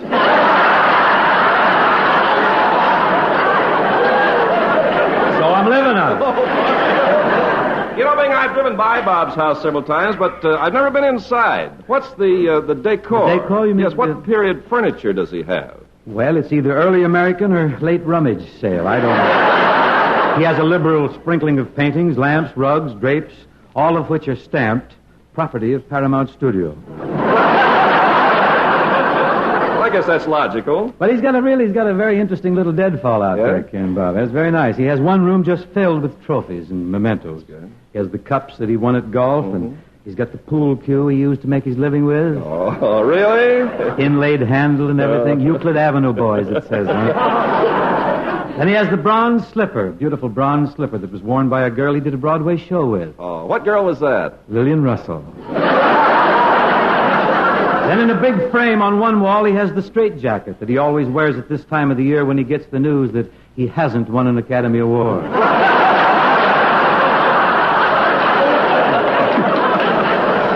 Bob really get violent when he doesn't win the Academy Award? Does he really wear a straitjacket? The year I won it, he wore two. And an Oregon boot. Where'd he get the second one? He got it from me. I had one for myself just in case. Standby jacket. Besides Bob's trophy room, what else is outstanding in his house? Well, there's another interesting room. What's that? Very big room where he plans all his trips. Full of maps and charts, sort of a briefing room, compasses and sextants and things. Then there's another big room that's full of money. Well, gee, I think he put his money in a bank. This is a bank.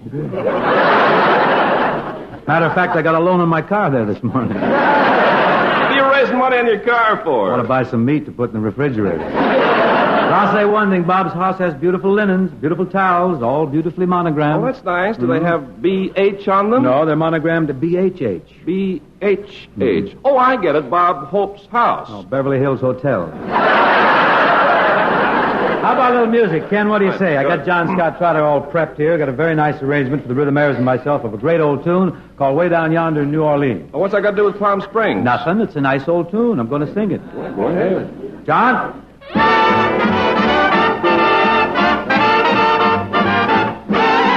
Way down yonder in New Orleans, in the land of dreamy scenes, there's a Garden of Eden. Boy, what I mean. Creole babies with flashing eyes softly whisper with tender sighs. Stop. Oh, won't you give your lady fair a little smile? Stop.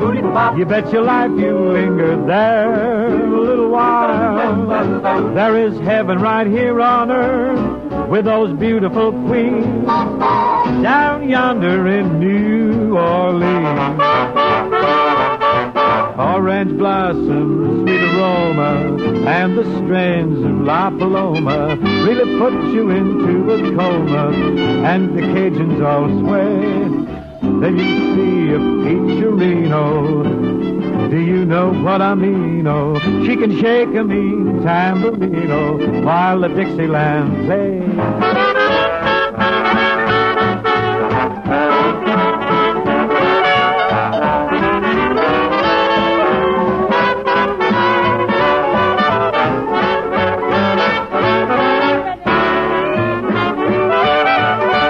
Stop. Oh, won't you give your lady fair a little smile? Stop. You bet your life you linger there a little while. There is heaven right here on earth with those beautiful queens way down yonder in old New Orleans.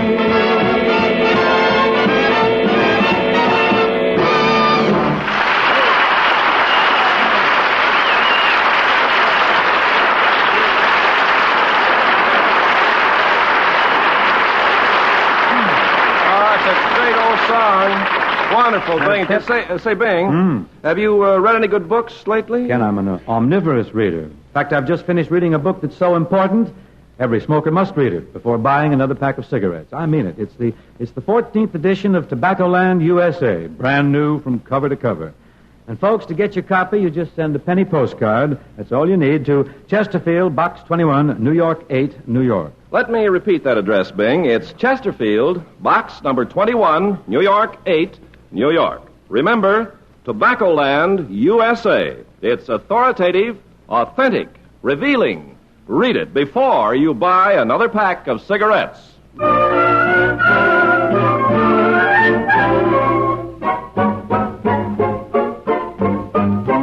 When the sun in the morning peeps over the hill and kisses the roses round my windowsill, then my heart fills with gladness when I hear the trill of the birds in the treetops on Mockingbird Hill. Tra-la-la, twiddly-dee-dee, it gives me a thrill to wake up in the morning to the mockingbird's trill. Tra-la-la, twiddly-dee-dee, there's peace and goodwill. You're welcome as the flowers on Mockingbird Hill. Got a three-cornered plow and an acre to till, and a mule that I bought for a $10 bill. There's a tumble-down shack and a rusty old mill, but it's my home, sweet home, up on Mockingbird Hill. Tra-la-la, tweety-dee-dee, it gives me a thrill to wake up in the morning to the mockingbird trill. Tra-la-la, tweety-dee-dee, there's peace and goodwill. You're welcome at the flowers on Mockingbird Hill. When it's late in the evening, I climb up the hill and survey all my kingdom while everything's still. Only me and the sky and an old whippoorwill singing songs in the twilight on Mockingbird Hill. Tra-la-la, twiddly-dee-dee, it gives me a thrill to wake up in the morning to the mockingbird's trill. Tra-la-la, twiddly-dee-dee, there's peace and goodwill. You're welcome as the flowers on Mockingbird Hill. You're welcome as the flowers on Mockingbird Hill. On Mockingbird Hill.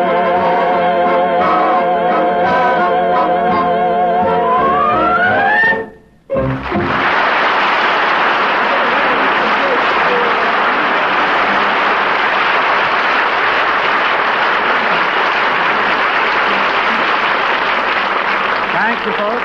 Thank you, Rhythm Airs. And now, ladies and gentlemen, I would like to present Miss Dinah Shore.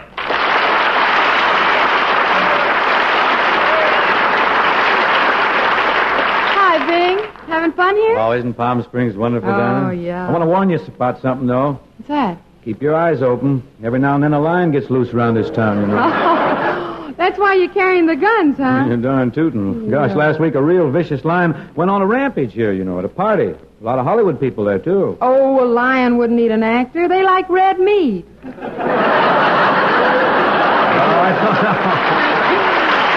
talk. I don't know, an actor'd make a nice hors d'oeuvre for a lion, then he could settle down to some red meat, you see. Just open up with an actor and then build. Yeah. Gee, you know, if I'd been at that party when the lion got loose, Yeah? I'd have climbed way up on top of Gary Cooper where it was safe. I guess way up there you'd be safe, all right. Be a nice trip, even if there wasn't a lion after me. This trip is necessary, yeah? Yes, sir. I hear you're working at Paramount over at my plant over there. That's right. I'm making a picture called Aaron Slick from Pumpkin Creek. Aaron Slick from Pumpkin Creek. Mm-hmm. Sounds like a highly dramatic thing. Who's in it, Orson Welles? No, you're wrong. That's a comedy. Comedy? Sure. Well, that's incredible. The title fooled me. It sounds like a very heavy dramatic piece. Well, Dinah, you're over at Paramount now, and I want you to know one thing. What's that? Anything I can do for you there, just let me know, hon. Well, Bing, there is something you can do. What's that? Well, you see, we're building a house down here, and I was wondering if you could get me some of that furniture and drapes and stuff that's stamped property of Paramount Studios. I tell you, Dinah, the next time Hope and I heist the joint and make a little midnight raid there, we'll give you some of our action, huh? Good. I'll hold the lantern. Yes, keep the motor running, too. What are you going to sing, Dinah? I thought I might do an old tune, Making Whoopee. Oh, well, you make Whoopi and I'll go over and talk to Hoppy. All right.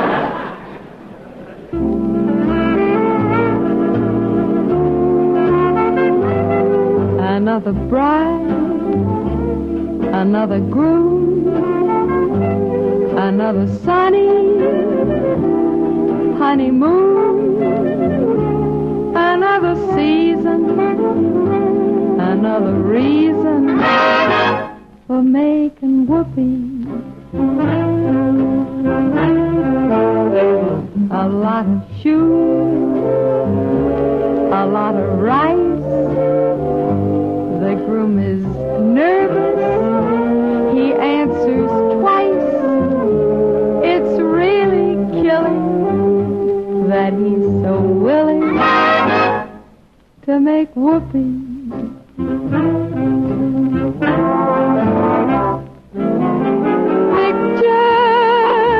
A little love nest down where the roses cling. Picture that same sweet love nest. Can think what a year can bring. She sits alone most every night. He doesn't phone, he doesn't write. He says he's busy, but she says, is he? He's making whoopee.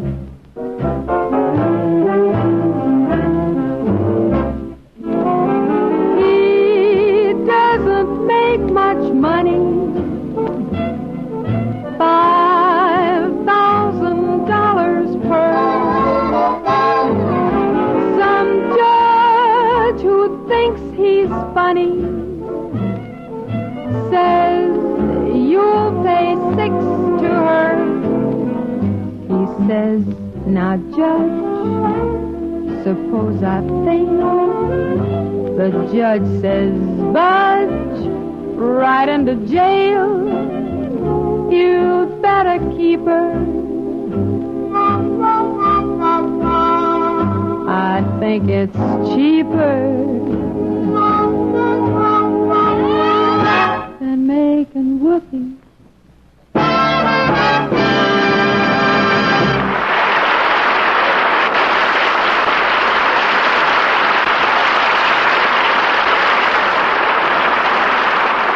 That was jolly, Dinah, real jolly. Now, if you'll excuse me for a moment, I'll introduce our next guest of the evening, the popular hero of all the kids in North and South America and points east and west, Hopalong Cassidy. Thanks, Big.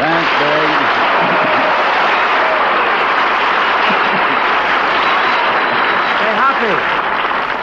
Just a moment, about your wardrobe. What goes on here? You in a snappy slack suit and argyles and flashy scarf and a rogue shirt. And what's wait a minute, here? Bing. Wait a minute. I just thought I'd show these dapper dudes that I have some dazzling drapey duds, too. Well, you are really a draped dude in right. You ought to have your cowboy suit on. You ought to be wearing your guns, too. It's too hot for the suit. Guns, what for? This is wild lion country. You know that? Oh, you don't need a gun for a lion. No, you don't. No, if a lion looks at you, you just look him straight in the eye. Yeah, you look him straight in the eye. Say, can I ask you something? What's that? Supposing about the time I get ready to look this lion in the eye, this lion has my head in his mouth. What do I do then? Then look him straight in the tonsils. Well, if I get in that deep, I don't care where I'm going. I just want to see where I've been.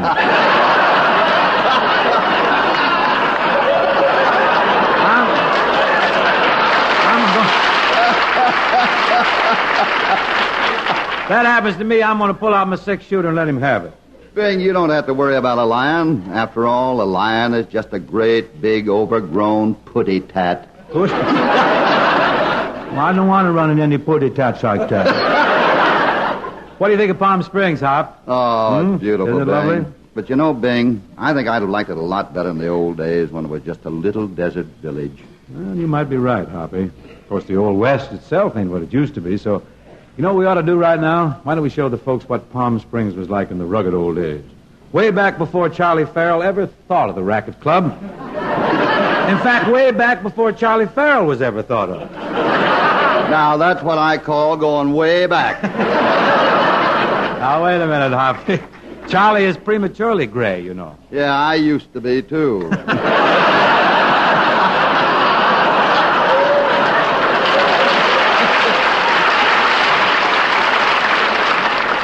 Would you care to say anything? I pass.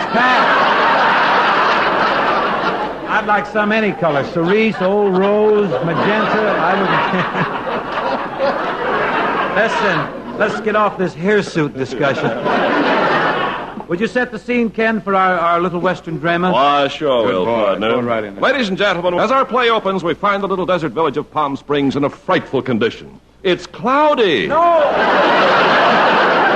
Sheriff Cassidy has a tough job on his hands because much of the skullduggery and crime in the town is being perpetrated by a very slick varmint who keeps his identity hidden.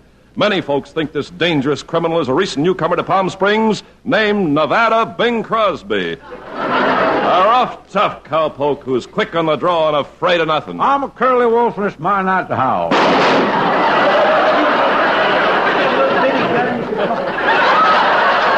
Man, we can win the war with that gun. At the beginning of our play, we pick up Nevada Bing and Miss Dinah Shore at her home, which is the Chi-Chi Bar X Ranch. Located a few miles from town. Overture, Mr. Trotter.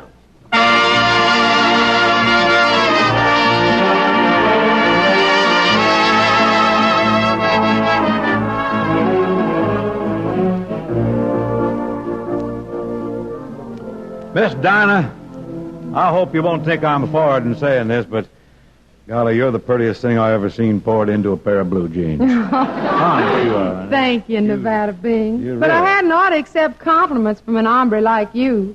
Daddy says you're a rustler. Oh, now, Miss Dinah, we've been sitting here in the swing all afternoon. Did I act like a rustler? Nope. This afternoon you're more of a wrestler. Say, tell me, Miss Dinah, how come you pull a gun on me every time I try to kiss you? I draw my gun because my lips ain't meant for you. Nevada, you're just a black-hearted, low-down, cattle-stealing, bank-robbing scoundrel. And I should pull my gun right now and fill you full of lead.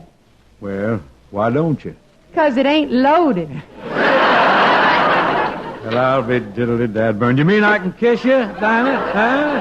Now, come on, you wild, powerful, ruthless villain. Put your lips right on mine and kiss weak, shy, little old me.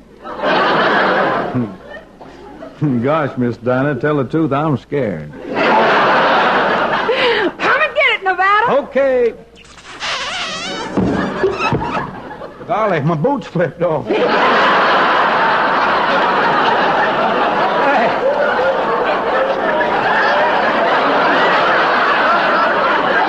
Lordy, Lassie, you're lethal, ain't you? Miss Dinah, man, I asked you something. How about you and me getting hitched, huh? Let's get hitched. Oh, What's Nevada, I love you, but Daddy says I can't marry you 'cause you're a rustler. this? Well, I'll tell you what I'll do then. I'll give your daddy back all the cows I stole from him if you'll just let me have you. Well, that seems fair and square. Oh, look out, Miss Dinah. What's the matter? What were you shooting at? I thought I saw a booty tat.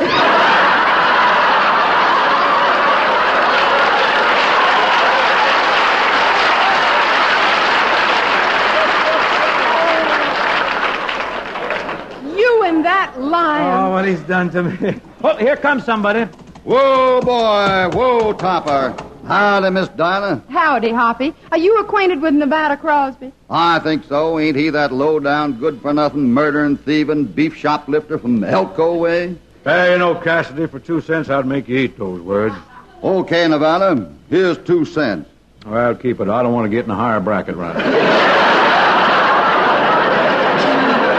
Well, I'm taking you to jail. You better smile when you say that, Cassidy. I'll fill this full of lead. Folks will think you can stake out claims on you. Oh, simmer down, Nevada. You reach for your gun and I'll fill you so full of holes that when the wind blows, you'll play a piccolo solo. In what key?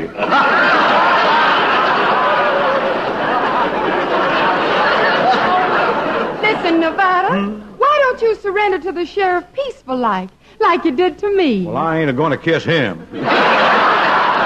You better hadn't, partner. Let me ask you something, Cassidy. If I surrender peaceful like, will I get a fair and square trial? Yes, sir. Right before we hang you, you'll get a fair and square trial. Now, come along. We'll hop along. Okay, hop along. Goodbye, Miss Dinah. Oh, no, I'm going with you, Nevada. We can get married on our way to the jail and spend our honeymoon there. But this man's a crook, Miss Dinah. You don't want that kind of a husband. If he don't hang, he'll be in the jail for at least 10 years. Well, either way, I'll know where he is. All right, let's get along. Pardon me a minute, Sheriff. I'd just like to present my credentials. What credentials, Nevada? Right here. You'll find upon reading them that I'm not Nevada Crosby at all. In reality, I am United States Senator Harry Lillis Crosby. Oh, are you really a senator? That's right, honey. But you can call me San. See, Sheriff, I've been out here masquerading as a crook and a rustler so I could get the lowdown on the real crooks in this town. I'm taking this evidence back to Washington for investigation. Well, Senator, you certainly fooled me. Hoppy, I'm going to ask you to go back to Washington and testify for me. Of course, it'll be televised. Well, I guess television won't hurt any. It didn't hurt you any so far. Well, we better get along, Hopalong.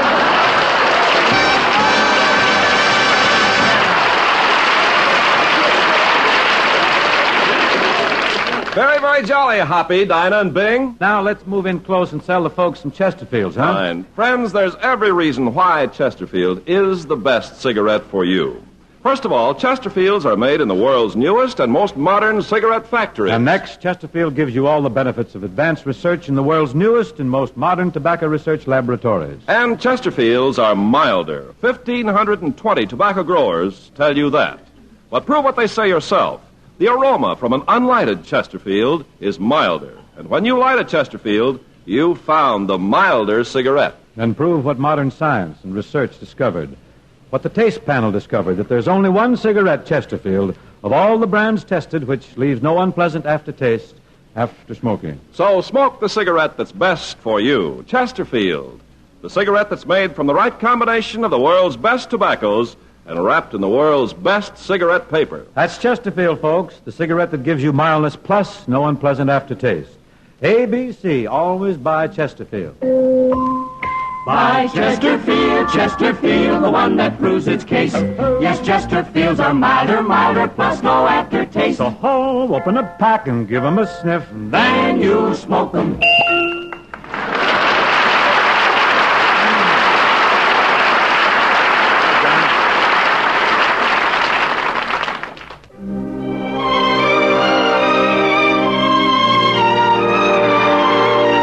The clients clamor for whenever the Guadalajara Trio is entertaining at the Dollhouse in Palm Springs.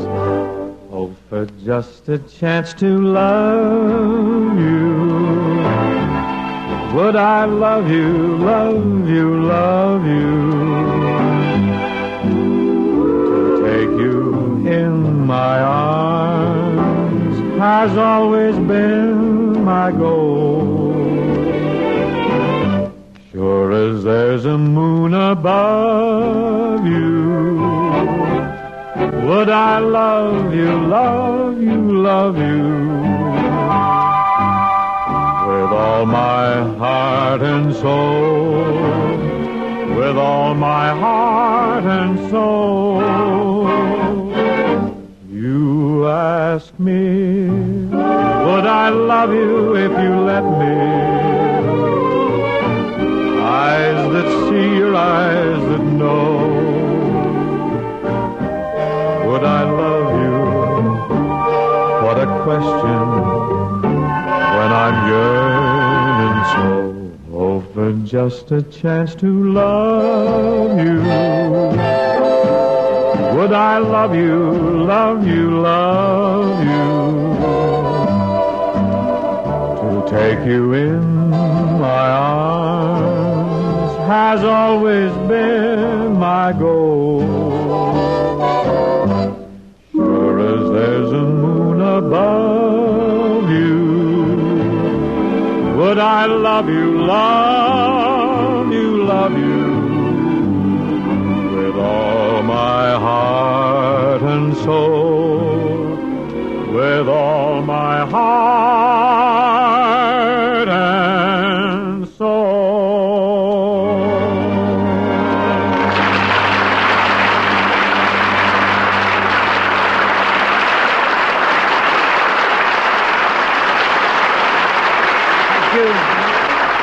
Thank you, ladies and gentlemen.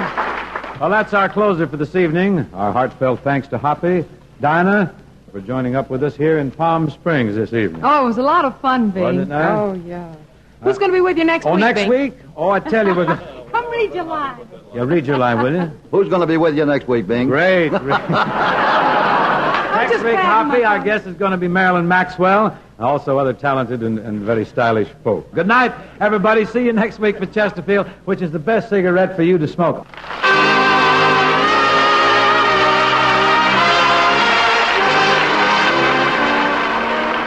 The Bing Crosby Show, presented by Chesterfield, was produced and transcribed in Palm Springs, California by Bill Morrow and Murdo McKenzie. Tune in next week and hear Bing and his guests Miss Marilyn Maxwell, Louis Armstrong, and Master Lindsay Crosby.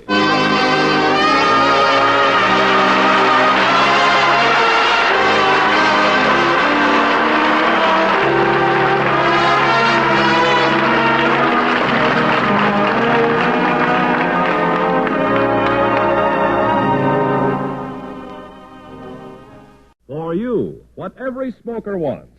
Mildness plus no unpleasant aftertaste. By Chesterfield, Chesterfield, the one that proves its case. Yes, Chesterfield's a milder, plus no aftertaste. So ho, open a pack and give 'em a sniff. Then you'll smoke 'em.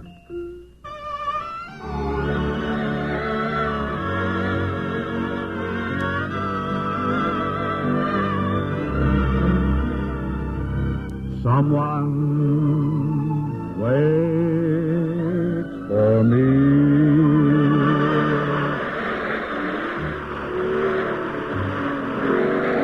This is Ken Carpenter welcoming you to the Bing Crosby Show for Chesterfield, produced and transcribed in Hollywood with John Scott Trotter and his orchestra, Judd Collins of the Bears, and Bing's guest, Gary Crosby. That's right, Ken. Yes, indeed. The Perry Como of the ducktail haircut set is with us this evening. You know, Bing, last week, Lindsay, your youngest boy, was your guest, and now tonight, Gary's on the program. Yeah. What's the idea of using the kids for guest stars so much lately? Ken, it's due to this entertainment crisis in radio. Oh? Nearly everybody else but us Crosbys have quit radio for television. Everybody's thrown the coop. Oh, you Crosbys are making a last stand, is that it? Precisely. You've got it, Ken. I feel like General Custer. Dixie, the 4 kids, and I are clustered around a microphone, fighting desperately as the savage forces of television, in full war paint, make attack on our doomed little band. It's a vivid and touching scene. Isn't it? Colorful? We're thinking, of flying Grandma Moses out to paint our little grouping for posterity. Bing, I don't see why you so worry so much about television. Who's worrying? I'm ignoring. I just don't have time for TV. Well, gee, Bob Hope finds time for television. He finds time for everything. Movies, radio, stage shows, television, deep freezer defrostings, barber pole unveilings, cattle dehornings, dedication of lobster pots. Say he's attended more picnics than an ant with an air travel card.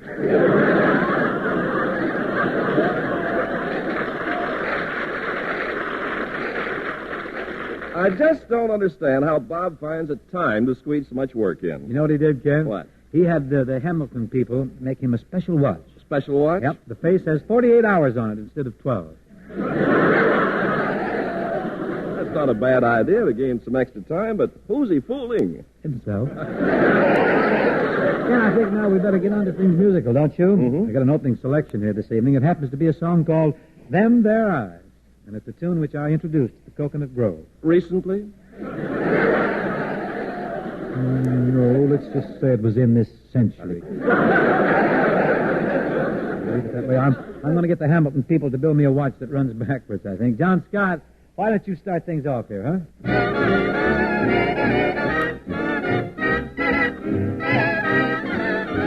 I fell in love with you first time I looked into them there eyes. You've got a certain cute way of flirting with them there eyes. They make me feel so happy. They make me feel blue. No stalling, I'm falling, going in a big way for sweet little you. My heart is jumping, you sure started something with them there eyes. You'd better watch 'em if you're wise. They sparkle, they bubble, they're going to get you in a whole lot of trouble. You're overworking them, there's danger lurking in them there eyes. I fell in love with you first time I looked into them there eyes. You got a certain little cute way of flirting with them there eyes. They make me feel so happy. They make me blue. No stalling, no falling, going in a great, great way for you. My heart is jumping, you sure started something with them there eyes. You better watch 'em if you're wise. They sparkle, they bubble. They're going to get you in a whole pack of trouble. You're overworking them, there's danger lurking in them. There are.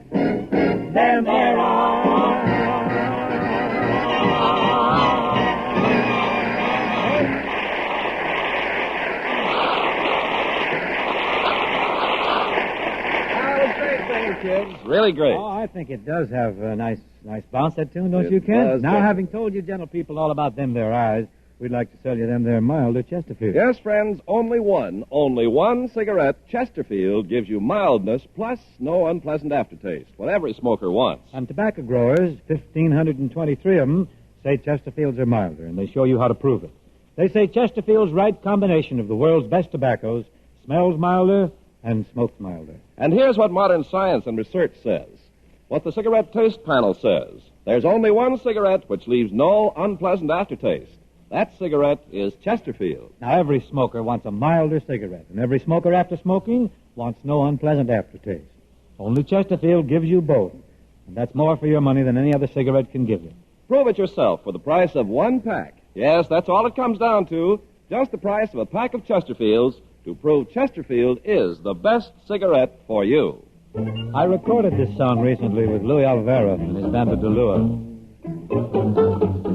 The lovely senorita says no, and I believe her, but oh, why do her eyes say quizás, quizás, quizás? That Spanish moon is brighter than it must know something all right. That's why her eyes say quizás, quizás, quizás. We should go back and dance with the rest of the dancers. And yet I have the feeling that her heart's not in her answer. The lovely senorita says no, but I'm not willing to go. Not while her eyes say quizás, quizás, quizás. Siempre que te pregunto que cuándo, cómo y dónde, yo siempre me respondes quizás, quizás, quizás. The lovely senorita says no, says no, says no. Well, why do I say maybe, maybe so? We should go back and dance with the rest of the dancers. And yet I have the feeling that her heart's not in her answer. The lovely senorita says no, but I'm not willing to go. Not while her eyes say quizás, quizás, quizás. Could be.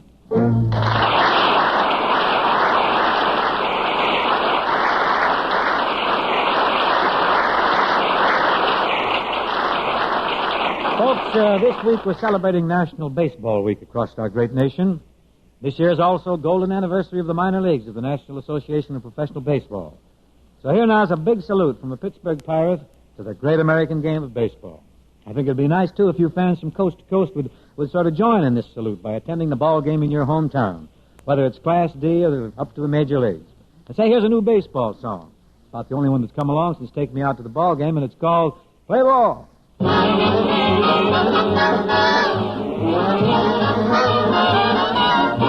Oh, play ball. Play ball. Gee, it's a wonderful day. Play ball. Play ball. Let's get the game underway. Hey, you and those hot dogs, two over here. There's that peanut vendor and the guy with all the beer. Strike one. one. Your favorite players at bat. Strike two. You squirm and fuss with your hat, and then you see him tag one right on the nose, and then you watch it go and go and go. There it goes. What are we waiting for? Play ball. The Giants and the Dodgers will be at each other's throats. The Reds and the Cubs and the Pirates, when they beat you, how they gloat. The Phillies and the Cardinals are full of beefs and squawks. Watch out for the Braves, they'll scalp you with their tomahawks. The White Sox and the Senators are quite a fighting bunch. The A's and Browns will always try to beat you to the punch. The Indians are scrappy, but they're a cinch to beat. The Tigers love to claw 'em, they're the Tigers' special meat. The Red Sox and the Yankees are a mighty potent crew. They really try to beat you to a pulp before they're through. Let's grab a cab, I'll pay the tab. We'll sit back a third. We'll root and boo and holler like you never heard. Strike one. What? Your favorite players at bat. Strike two. I know. You squirm and fuss with your hat, and then you see him tag one right on the nose, and then you watch it go and go and down it goes. Play ball, play ball, play ball.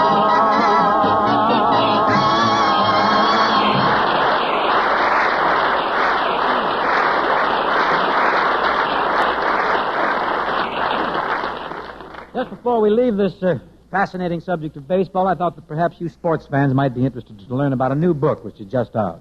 It's called Nobody Asked Me, and it's written by Jimmy Cannon, the eminent sports writer and war correspondent of the New York Post. It's rich in anecdotal items about baseball, well, about all sports. Here's a little rural roundelay made popular by the fantastic Les Paul. When the sun in the morning peeps over the hill and kisses the roses round my windowsill, then my heart fills with gladness when I hear the trill of the birds in the treetops on Mockingbird Hill. Tra-la-la, twiddly-dee-dee, it gives me a thrill to wake up in the morning to the mockingbird's trill. Tra-la-la, twiddly-dee-dee, there's peace and goodwill. You're welcome as the flowers on Mockingbird Hill. Got a three-cornered plow and an acre to till, and a mule that I bought for a $10 bill. There's a tumble-down shack and a rusty old mill, but it's my home, sweet home, up on Mockingbird Hill. La-la-la, twiddly-dee-dee, it gives me a thrill to wake up in the morning to the mockingbird trill. La-la-la, twiddly-dee-dee, there's peace and goodwill. You're welcome as the flowers on Mockingbird Hill. When it's late in the evening, I climb up the hill and survey all my kingdom while everything's still. Only me and the sky and an old whippoorwill singing songs in the twilight on Mockingbird Hill. La-la-la, twiddly-dee-dee, it gives me a thrill to wake up in the morning to the mockingbird's trill. La-la-la, twiddly-dee-dee, there's peace and goodwill. You're welcome as the flowers on Mockingbird Hill. You're welcome as the flowers on Mockingbird Hill. On Mockingbird Hill.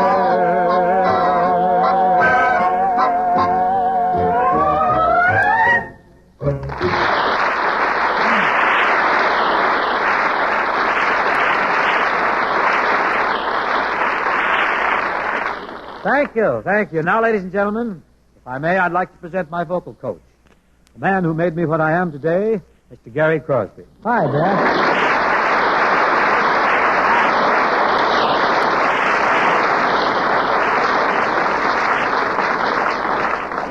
Welcome to the Chesterfield program, Gary. Thanks, Dad. But where are the lights and the cameras and the scenery? What do you mean, lights, cameras? This isn't television, son. This is radio. Radio? Yeah. Oh, yes. It was quite the thing when I was a little boy. Quite the thing right now. People just don't know about it, that's all. Well, you've got to start facing life, Dad. Thank you, Portia. Thank you. Shall we get on now to one of our songs? Which one will we do? I was thinking maybe we should kick off with When You and I Were Young, Maggie Blues. Gee, if this were television, we could wear straw hats and canes. Now, let's not worry about the wardrobe. Let's just try and stay on key, huh?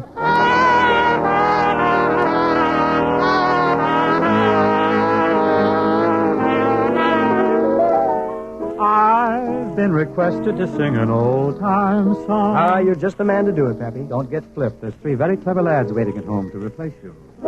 Something our granddaddies used to sing. Granddaddies? Why, you told me you started it. Luella might be listening. But I've a little plan, and I'll do the best I can to sing an old song so we all can understand.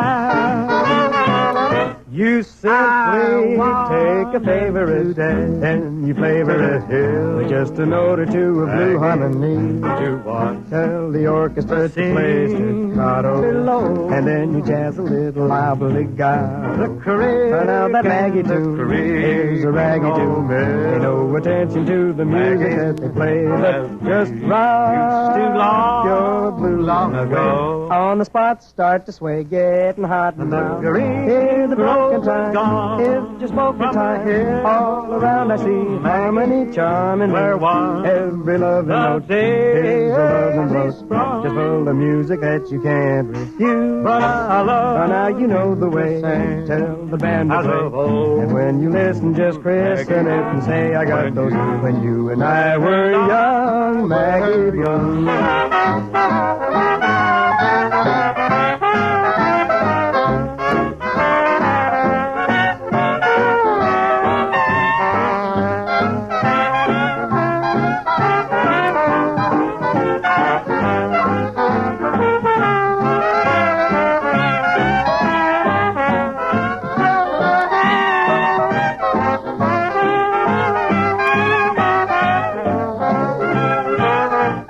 You simply take a favorite and you flavor it with just a note or two of blue harmony. I like that. Tell the orchestra to play staccato, and then you jazz a little obligato. Now that Maggie tune is a raggy tune. Pay no attention to the music that play, but just rock. You know this might bring you back, this type of stuff. On the spot, start to sway, get hot now. The green grove is gone from the hill, Maggie, where once the daisies sprung.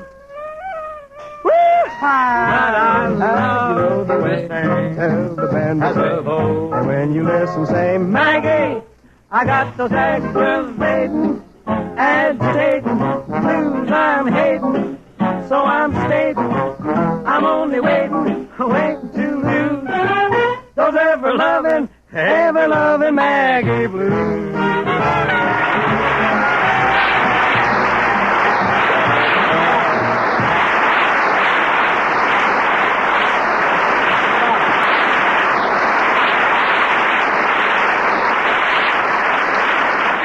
Thanks, Gary. Thanks. Very handy you were. Now, shall we get along to the next number, this Moonlight Bay job? Oh, an encore, huh? Sure. You know, your brother Lindsay and I did Moonlight Bay on the program last week. Did you happen to catch little Lynn? Sure. Do you think I can follow him? If you just rear back and take dead aim, don't press too much, you may approximate his effort. Would you try to get on now with the song? What do you say? After you, sir.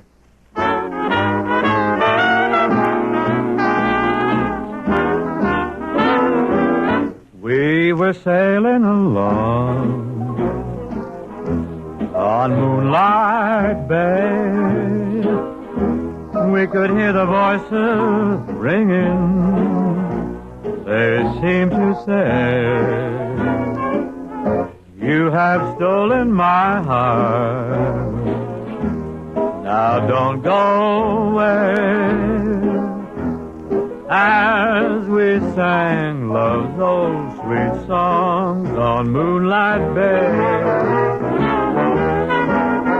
I am joined now by my associate in song, Mr. Crosby, who's been flown in at great expense from Seidlmeier's Milk Bar. Get it? We were sailing along. I bet you were cute in your new sailor suit. People cheered on Moonlight Bay. Just as sharp as a tack with a belt in the back. Ow! You could hear the voices ringing. A crooning a tune. They seemed to say, Oh, Hetty boy, you're a positive joy. Hetty, you have stolen my heart. You acted so bad, just a regular cad. Now don't go away. And this is the lad who wound up as my dad. As we sang, but over a ragtime with a bang. On Moonlight Bay. On Moonlight Bay. Shall we rest on our oars now and listen to the string-on sound?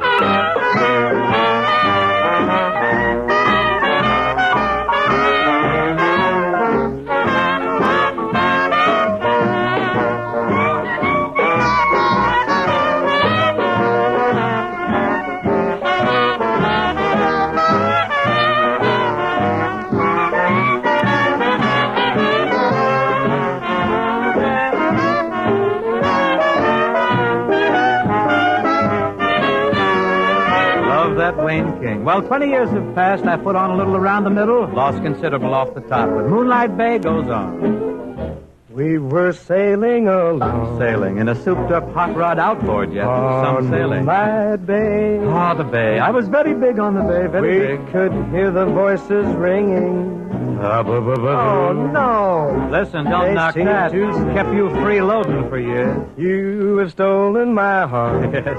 You've stolen many of my neckties, too. My charvet. Don't go away. Oh, don't go away. As we sang old sweet song on Moonlight Bay.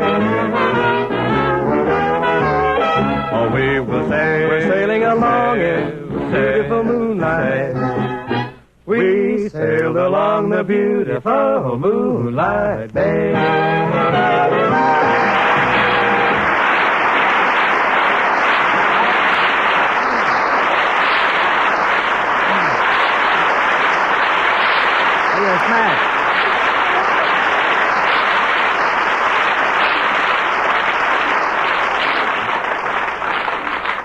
That was great, Gary. All fine. Really, you really come on. You took off your part darn good there. You had a lot of eclat.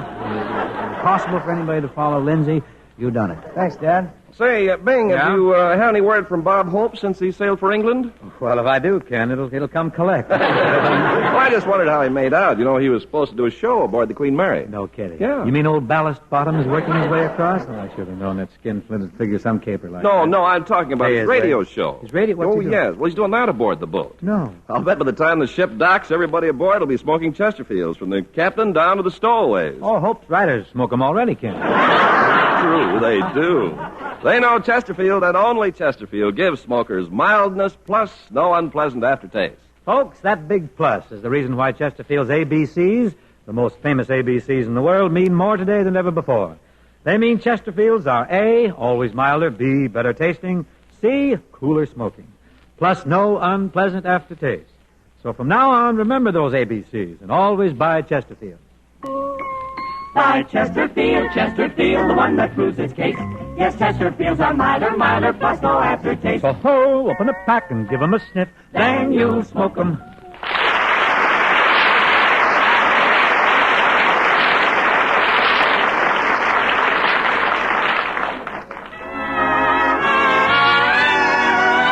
Song now by Mr. John Scott Crowder and Mr. Tom Adair has sort of a seasonal quality to it seems to me. Any town is Paris when you're young. In any sky, a dreamer's moon is hung.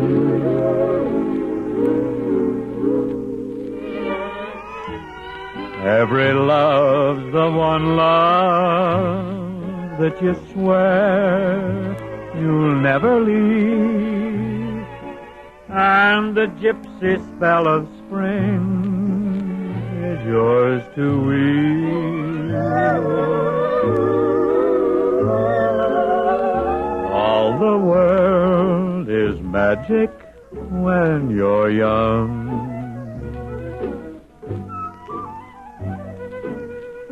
Every song's the sweetest ever sung.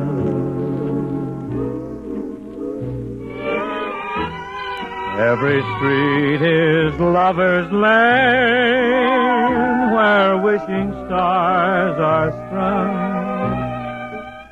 And any town is Paris when you're young. Any town is Paris when you're young. In any sky a dreamer's moon is hung. Every love's the one love that you swear you'll never leave. And the gypsy spell of spring is yours to weave. All the world is magic when you're young. Every song the sweetest ever sung.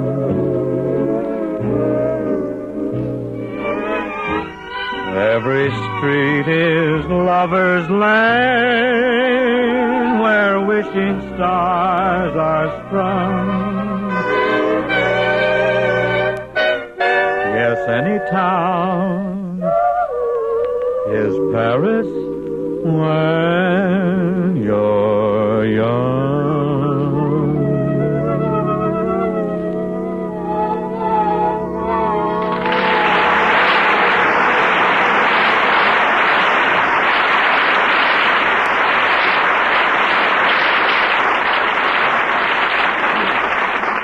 Well, folks, that's our closer for this session. Our thanks to Gary for helping out tonight.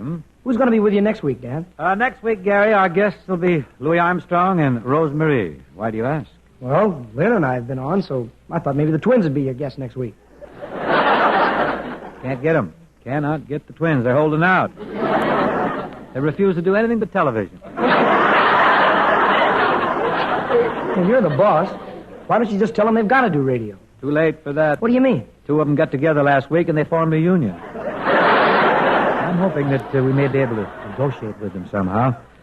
And before closing tonight, I'd like to thank the readers of Radio and Television Mirror for their support in the recent poll. So I'll see you next week for Chesterfield, folks. That's the best cigarette for you to smoke.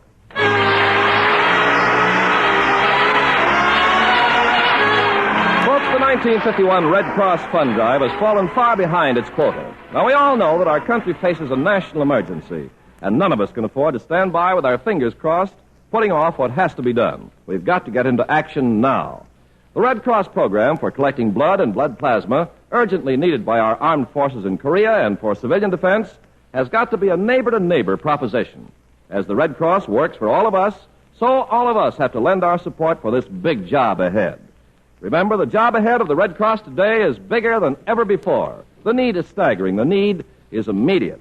So why not visit your nearest blood bank soon and also make a generous contribution to the 1951 fund campaign of the Red Cross? The Bing Crosby Show, presented by Chesterfield, was produced and transcribed in Hollywood by Bill Morrow and Murdo McKenzie. Tune in next week and hear Bing and his guests, Rose Marie and Louis Armstrong. Folks, you'll want to hurry and send for your copy of the new book, Tobacco Land, USA. It's authentic, it's authoritative, it's revealing. You really ought to read it before you buy another pack of cigarettes. To get your copy of Tobacco Land, USA, just put your name and address on a penny postcard and mail it to Chesterfield, Box 21, New York 8, New York. That's Chesterfield, Box 21, New York 8, New York, for your copy of Tobacco Land, USA.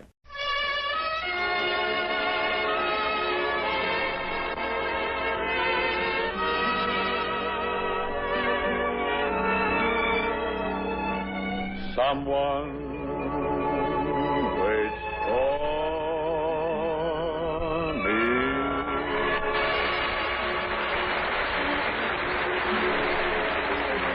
This is Ken Carpenter welcoming you to the Bing Crosby Show for Chesterfield. Produced and transcribed in Hollywood with John Scott Trotter and his orchestra, Judd Collins of the Bears and Bing's guests, Rosemarie and Louis Armstrong. And now, ladies and gentlemen, we bring you the Carrie Nation of the radio, Bing Crosby. What do you mean? Carrie Nation. Carrie Nation. Oh, thank you. Thank you, Mr. Carpenter. Would you mind holding my hatchet? I'll do that. Now, Carrie, don't tell me you've been going around to saloons again chopping up television sets. I sure have, and I wish all the good folks listening would shut off their televisions and flip their radios on. Yeah, still trying to get the folks to see the light, huh, Carrie? Mm-hmm. And they can flip their lights on, too. That's right, folks. Turn on the lights. Get acquainted with the folks who are sitting around your living room. Yeah, everybody shake hands now. Yell out your names and get acquainted. Might be somebody sitting next to you who's wanted by the FBI. You get a big reward. Turn on the lights. Your company. You're really in a merry mood this evening. And I'm pretty jazzy, Yes, but that's because, you know what happened? I feel very gay and very jolly because I got some lowdown on Hope. Bob Hope? Oh, I've got the vine on this boy. I have zeroed in on him. Let's get it. I just got a letter from a friend of mine who made the trip to England on the Queen Mary with Bob. Oh, by the way, why did Bob go to England anyway? Well, there's a couple of theories about that. George Jessel has an interesting theory. He claims that Hope went over there to attend Danny Kaye's coronation. That sounds like more or less of a joke. I think so. Small one, but yeah, it's a little number. It's just a tiny one. But you know the real reason why he went over there? What? He went over to take a can of glass wax over for Douglas Fairbanks Jr.'s monocle. He gets the glass wax wholesale from Godfrey, of course. Who gets it for nothing? But Bing, isn't Bob going to make some personal appearances in London, too? Just as soon as he finishes shining Doug's monocle, he's going to make a big appearance there. Oh, that boy sure loves to put on a show, doesn't he? He thrives on it. That's the understatement of the year. Thrives on it. Ken, like the spring flowers need the sunlight, Hope needs the spotlight. They tell me on the Queen Mary, he put on a show in the main ballroom, one in the card room, one in each cocktail room, one in the boiler room. He even put on a blindfold and did a show in the powder room.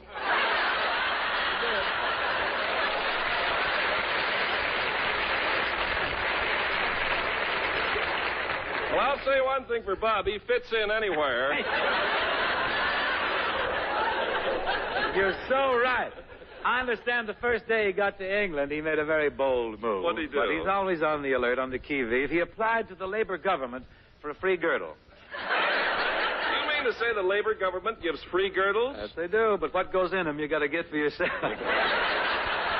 Well, that's the trouble with those utopian schemes. The human element slips in. Never practical, no. You know, Bing, I wouldn't be surprised if Bob were knighted over there. Oh, get out. Oh, it Knighted? might be, yes. Wouldn't it be wonderful if he received the Order of the Garter? Certainly, you could pin it on the girdle.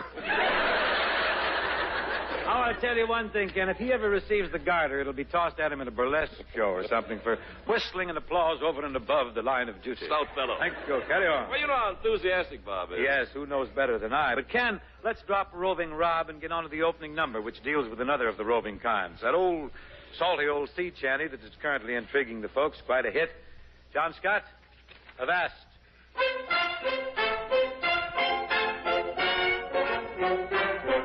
Had a dark and a roving eye, and her hair hung down in ringlets.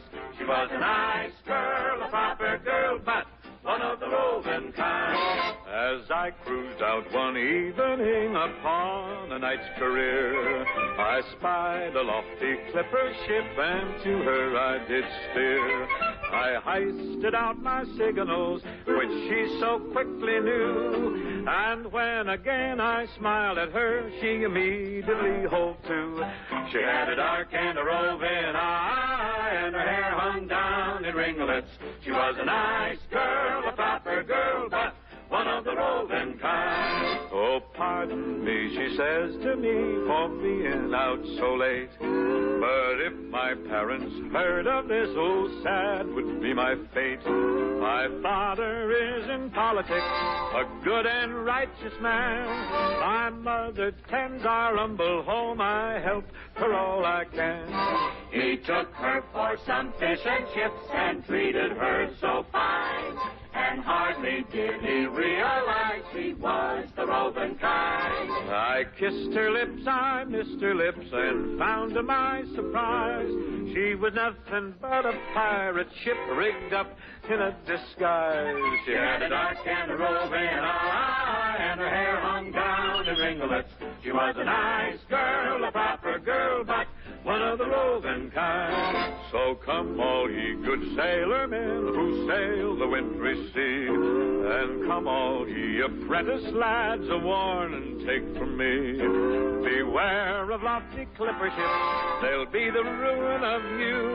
For 'twas there she made me walk the plank and pushed me under too. She had a dark and a roving eye, and hair hung down in ringlets. She was a nice girl, a proper girl, but one of the roving kind.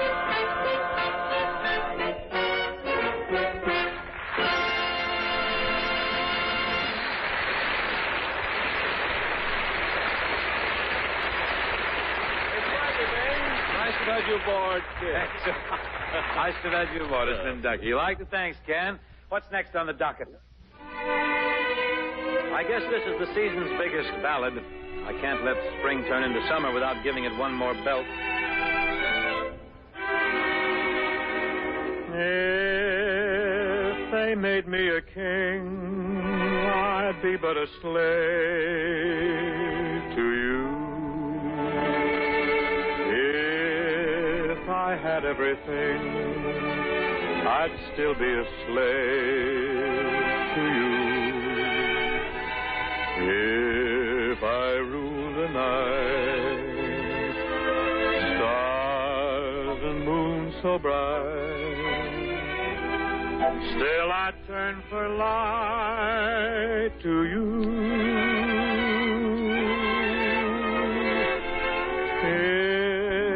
If the world to me bowed, yet humbly I'd plead to you. If my friends were a crowd, I'd turn in my need to you. If I ruled the earth, what would life be worth if I hadn't the right to you?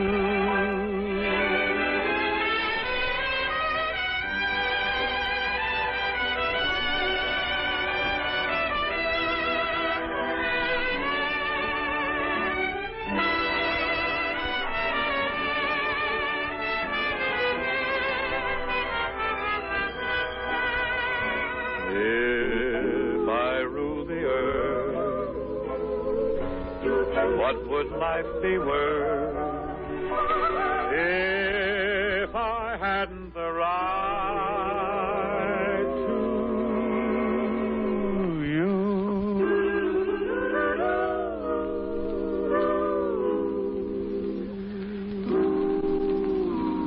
Finish yet, will you?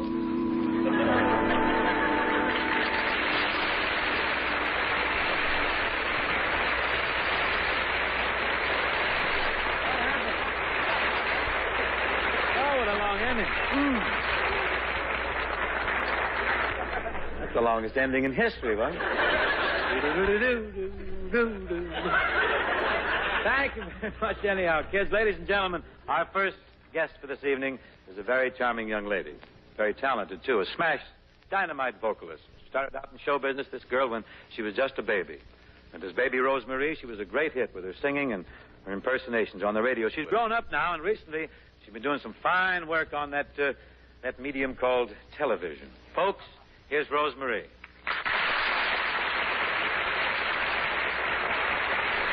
Thank you, Dave. Rosemarie, I want to bid you a warm welcome to the Chesterfield program. Of course, this isn't television. I know.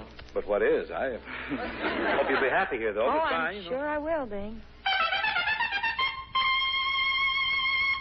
Gee, apparently Bobby Guy, our trumpet player, is doing his best to give you some sort of a big send-off, Rosemarie. He must be a fan of yours or something. What is this? Well, I don't know how much of a fan he is, but he is my husband.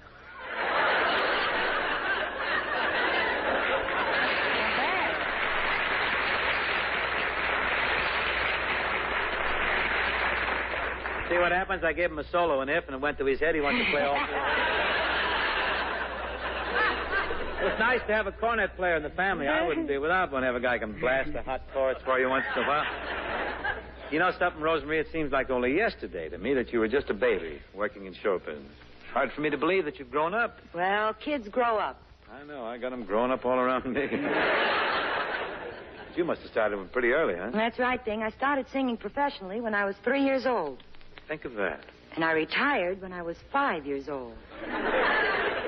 Oh, those were the days. You could put something away then, couldn't you? Wasn't only that thing, I did have to go to school. Oh, of course, that's right. Gosh, imagine being in show business and a big hit, then you retire into the first grade. Why, I could read variety before I even learned my ABCs. Really? When I was 14, I went back into show business. Huh? And I retired again when I was 18. Why did you retire then?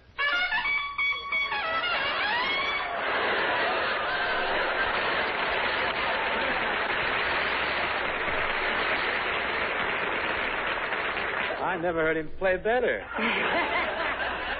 Imagine starting out to work when you're only 3 years old. That's fantastic. When did you start to work, Bing? Well, there's those who claim I haven't started yet. What are you going to sing tonight, Rosemary? Well, I thought maybe I'd do a little bit of My Blue Heaven. Oh, I love Can that. I go for it? I love it. I'm sure you'll have no trouble with Mr. Trotter's orchestra, especially in the trumpet department. Watch.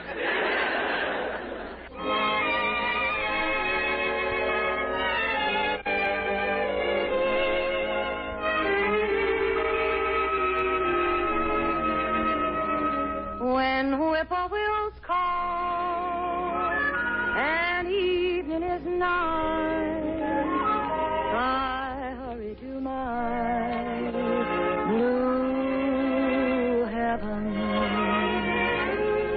Turn to the right, there's a little white light, will lead you to my blue heaven.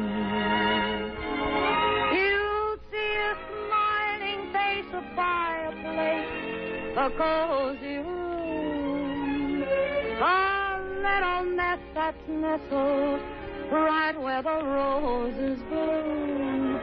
Just Molly and me, and the baby makes three. We are so happy in our blue heaven.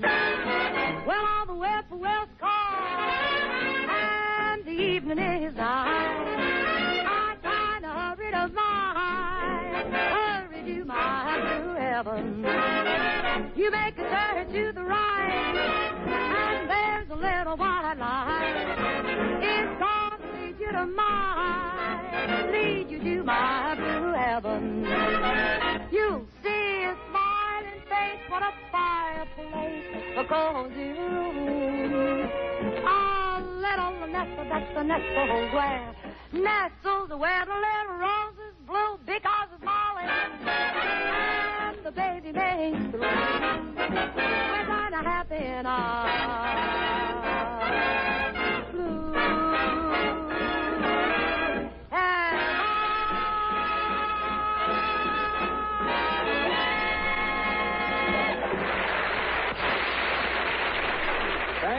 Thank you, Rosemary.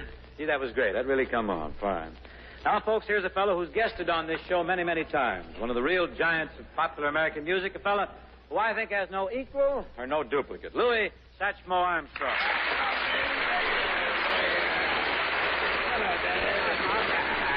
How's things at the Tiffany Club? Oh, got it moving and walking? You're jumping. Look, what are you going to do for us tonight, Lou? Well, I really don't know. I haven't given it thought much yet. You haven't given it much thought. Well, we don't want to crowd you, but you're going to think of something, ain't you? Well, I see some pretty clever cats there in the Let's band see who we got there. back there. Yes. Well, we're bound to stumble on something, if I get with them there. This is certainly the program for it, Lou. And this is the place, all right. Well, you get those cats stumbling around on something, and I'll just sort of back away. Okay, Daddy. You ready? Yes. Brother Trotter? Are you ready, Starter? What are you going to play? I'll get over here with the cats, eh? Sunny side on the street. Sunny side of the street is over yonder. Ready, Lou? Stab it on the rock, Daddy.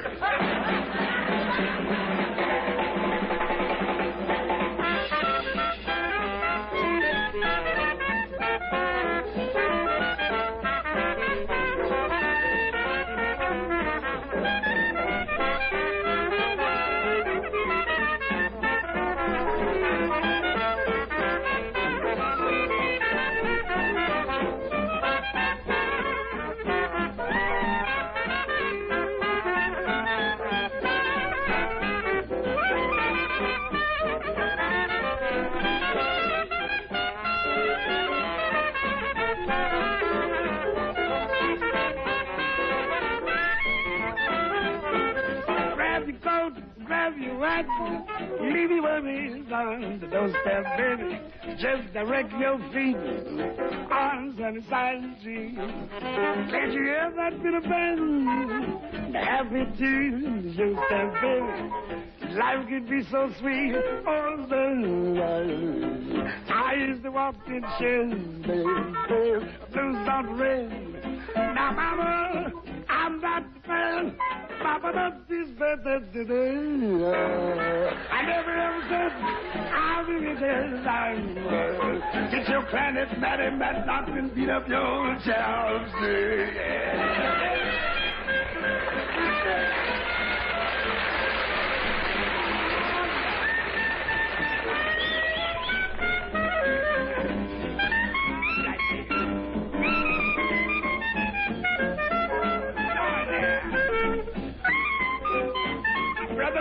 Coming up.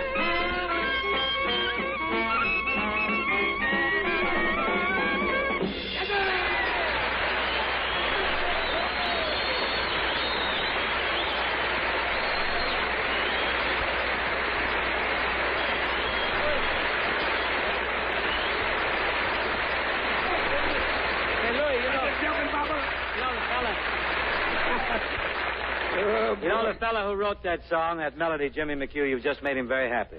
Jimmy McHugh? Yeah, I don't know about the guy who wrote the words. He's That's my man. But the melody writer's going to love you.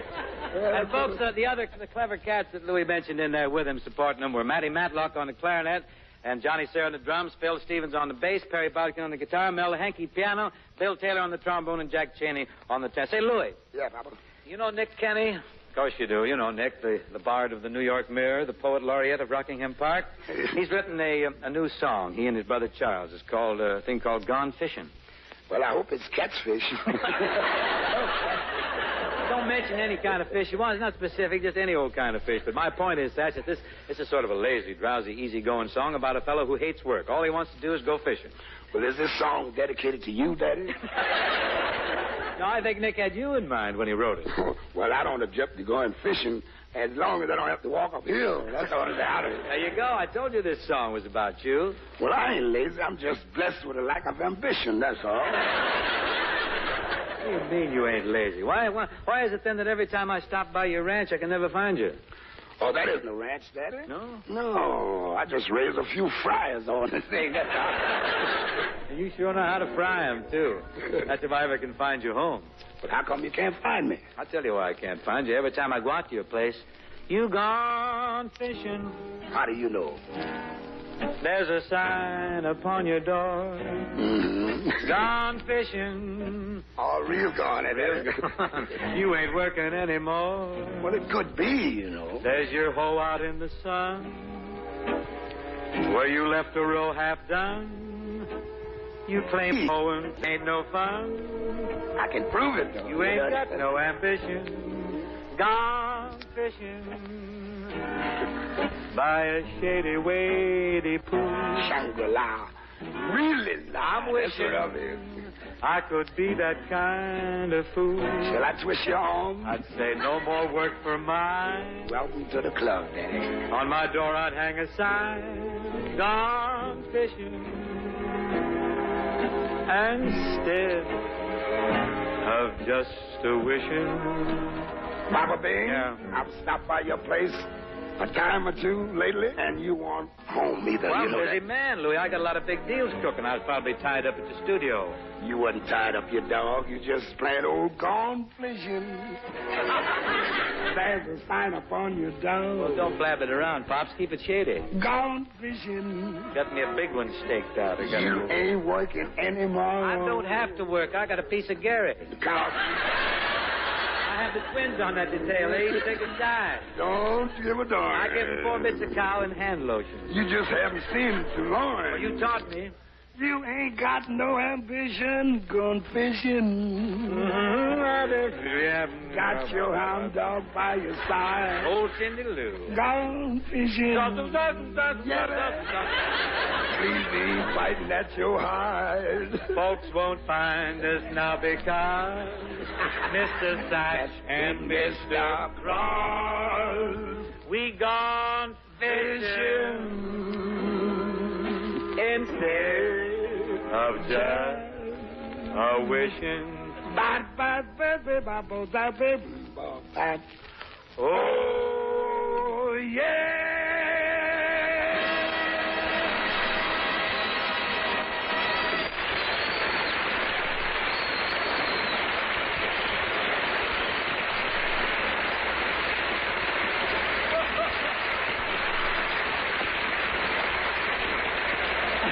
Thank you, Lou.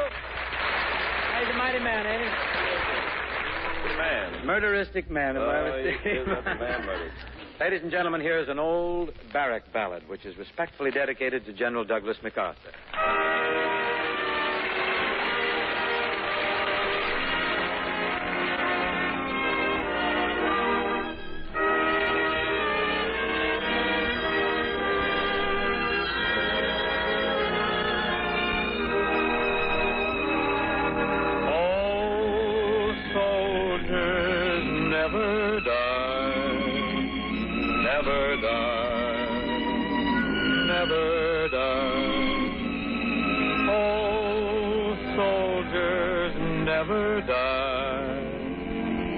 Simply fade away.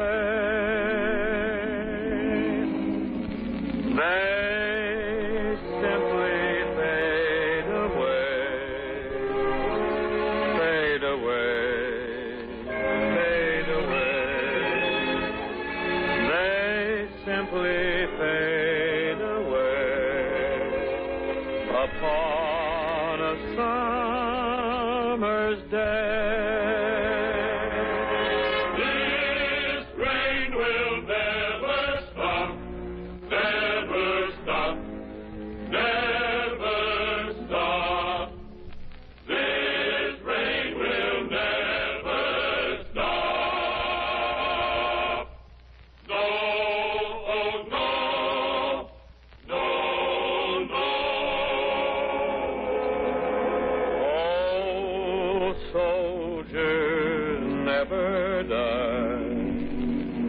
Never die, never die.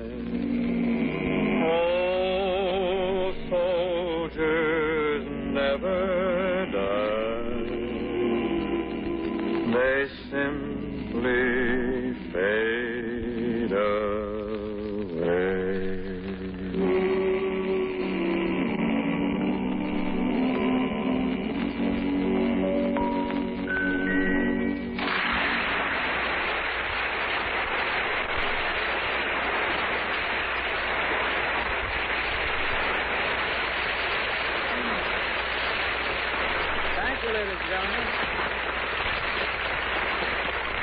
And my thanks to Rosemarie and Louis Armstrong for joining us tonight. Incidentally, good luck to Rosemarie on her engagement at the Chicago Theater in Chicago. Who's with us next week, Bing? Next week, Ken, a couple of our old pals are going to be here. Our guests are going to be Mr. Bert Wheeler and Mr. Walter O'Keefe. Bert and Walter. Two fine, suave, urbane, unctuous gentlemen. See you next week for Chesterfield, folks.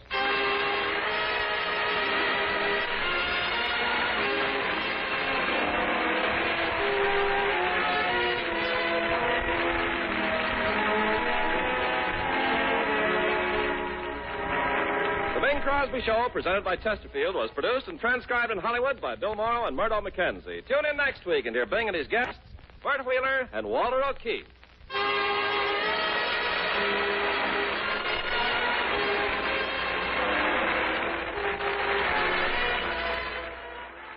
Only one cigarette. Chesterfield gives you mildness plus no unpleasant aftertaste. And that's the biggest plus in cigarette history.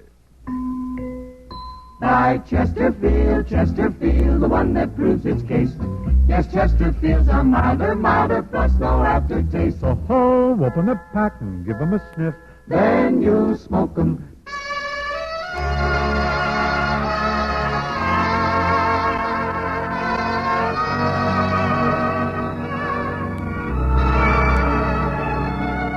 Someone waits for me.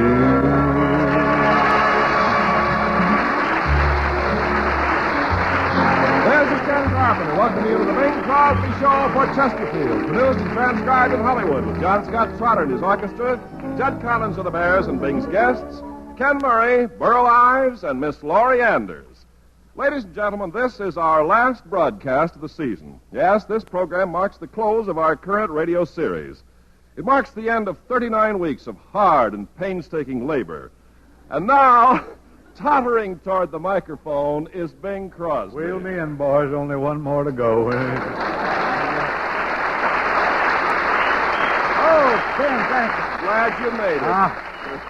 It's difficult for me to believe that we've really gone through 39 weeks. 39. Seems like only yesterday that we were doing our first broadcast of the season.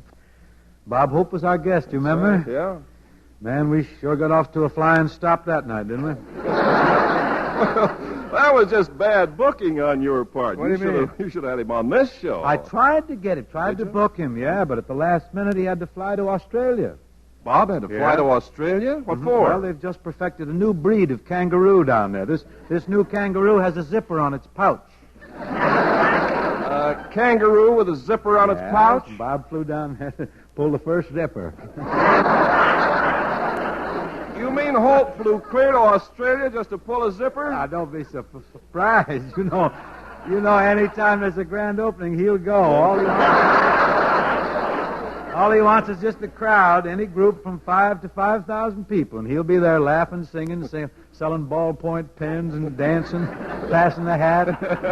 Well, that's our boy, all right. Anyhow, being now that this is our last program until fall, what are you going to do this summer? Well, Ken, did you happen to know that I'm a member of the Shoshone Paiute Indian tribe up in Nevada? No, I didn't know that. Well, I'm going up north into Montana to fish on the Flathead Indian Reservation. Oh, you member of the Flathead tribe, too? No, but I think I could get in with very little trouble. You have a point there. Oh.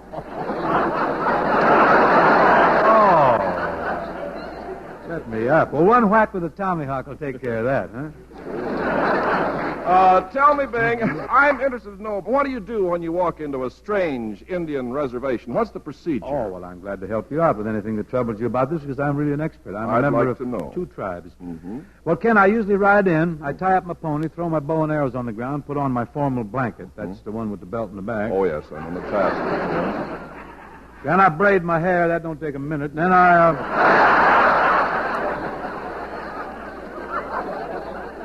I walk up to the chief's teepee. Yeah, and then? And the chief and I have a little powwow. And the conclusion of our meeting, we smoke the peace cigarette. The peace cigarette? Mm-hmm. I always thought the Indians smoked the peace pipe. Boy, that's the end of you around here. Kenneth, it's the peace cigarette now. And do you know what the peace cigarette is? Oh, it's got to be one of those milder Chesterfields. Certainly. Chesterfield's a real peaceful smoke. As a matter of fact, Ken, most smoke signals are now done with Chesterfield. Well, what do you know? Isn't that wonderful? Well, after we smoke the peace cigarette, we ask the chief where the fish are. Mm-hmm. Well, he opens up the deep freeze. He gives me a mess. I thank him, give him a pony. And I ride...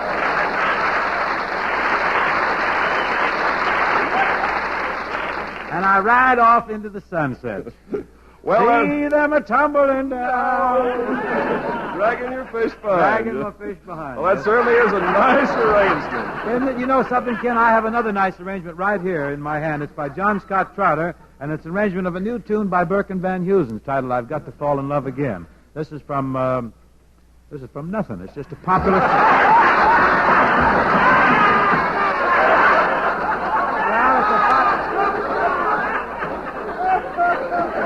They're taking such liberties tonight. They know it's the last show, and they're just being as fresh as they could be. Be some new faces here in the fall. That's all I can say. But this is a brand new song. John, go ahead.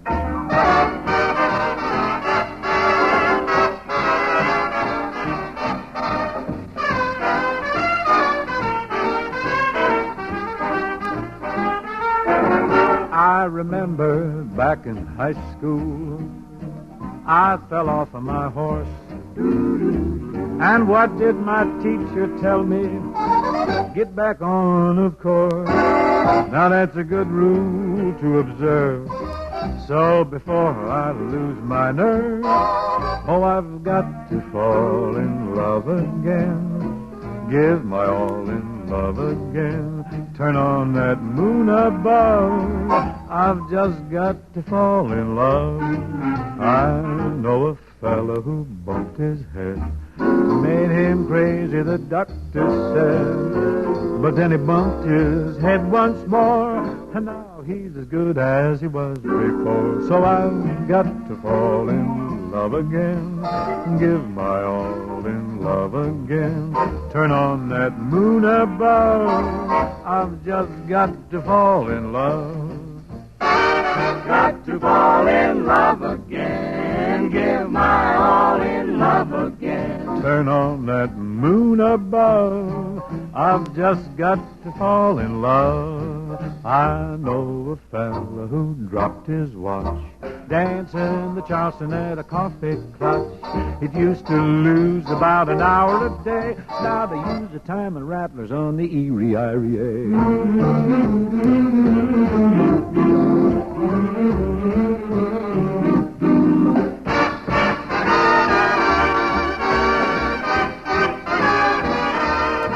I knew a fella who was steeped in sin. He went to church and the roof fell in. He tasted the brimstone, saw the fire. Now he's singing second tenor in the young men's choir. So I've got to fall in love again. Give my all in love again. Turn on that moon above. I've just got to fall in love. Won't some kind lady please drop her glove? I've just got to fall in love.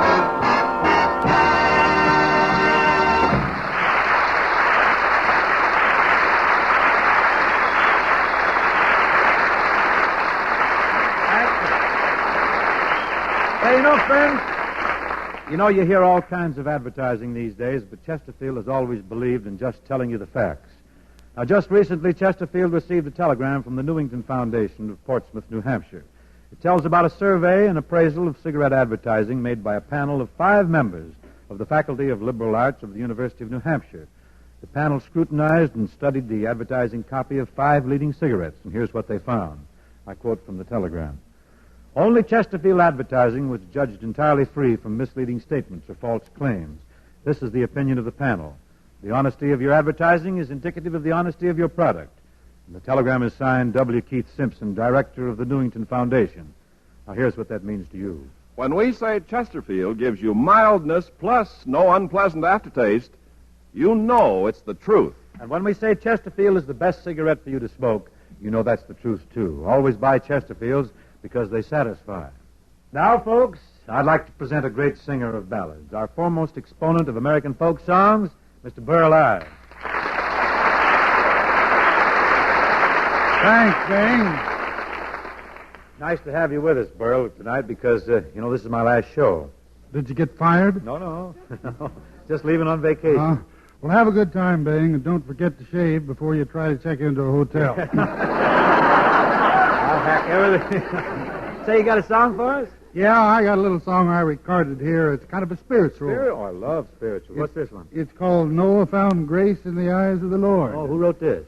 A fellow by the name of Robert Schmertz. He's a teacher in Pittsburgh University. Well, he'll be happy to hear that you're doing his song, I'm sure, and we'll listen to it very eagerly. Burl, go ahead.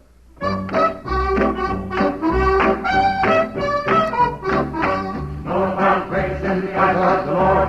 Noah found grace in the eyes of the Lord. Noah found grace in the eyes of the Lord, and he landed high and dry. Oh, the Lord looked down from his window in the sky, said, I created man, but I don't remember why.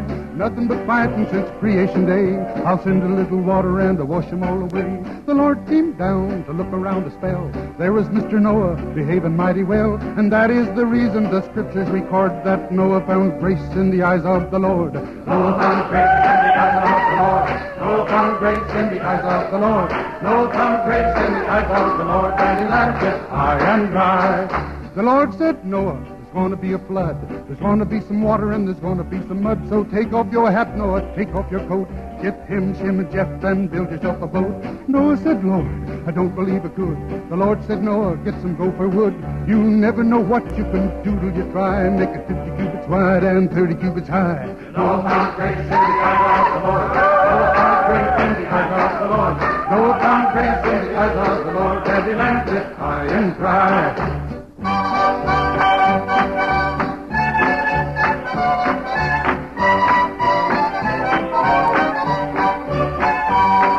And Noah said, there she is, Lord.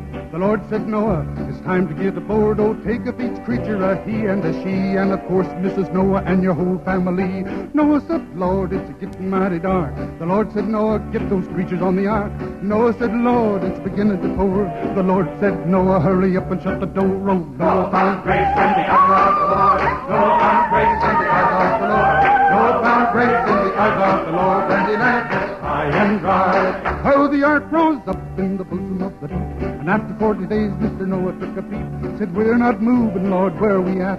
The Lord said, you're sitting right on Mount Ararat. And Noah said, Lord, it's a getting mighty dry. The Lord said, Noah, see my rainbow in the sky. Take all your creatures and people the earth, but be sure you're not more trouble than you're worth.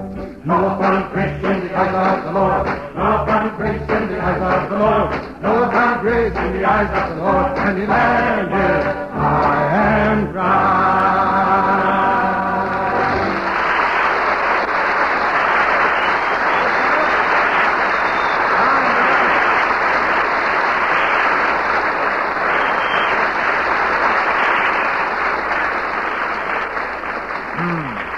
Hey, that's very nice, Burl. That Dr. Schmertz of the University of Pittsburgh has got a nice little song there. I wish he'd go down to Forbes Field and do something for the Pirates. But will you come back and sing another song with me later, Burl? Fine. Now, if you excuse me, I've got some other business here. Folks, at this time, I'd like to present a big New York television star who is, this boy has been flown out here at great expense to himself, I think. We have here the star of the Ken Murray Show, Mr. Ken Murray.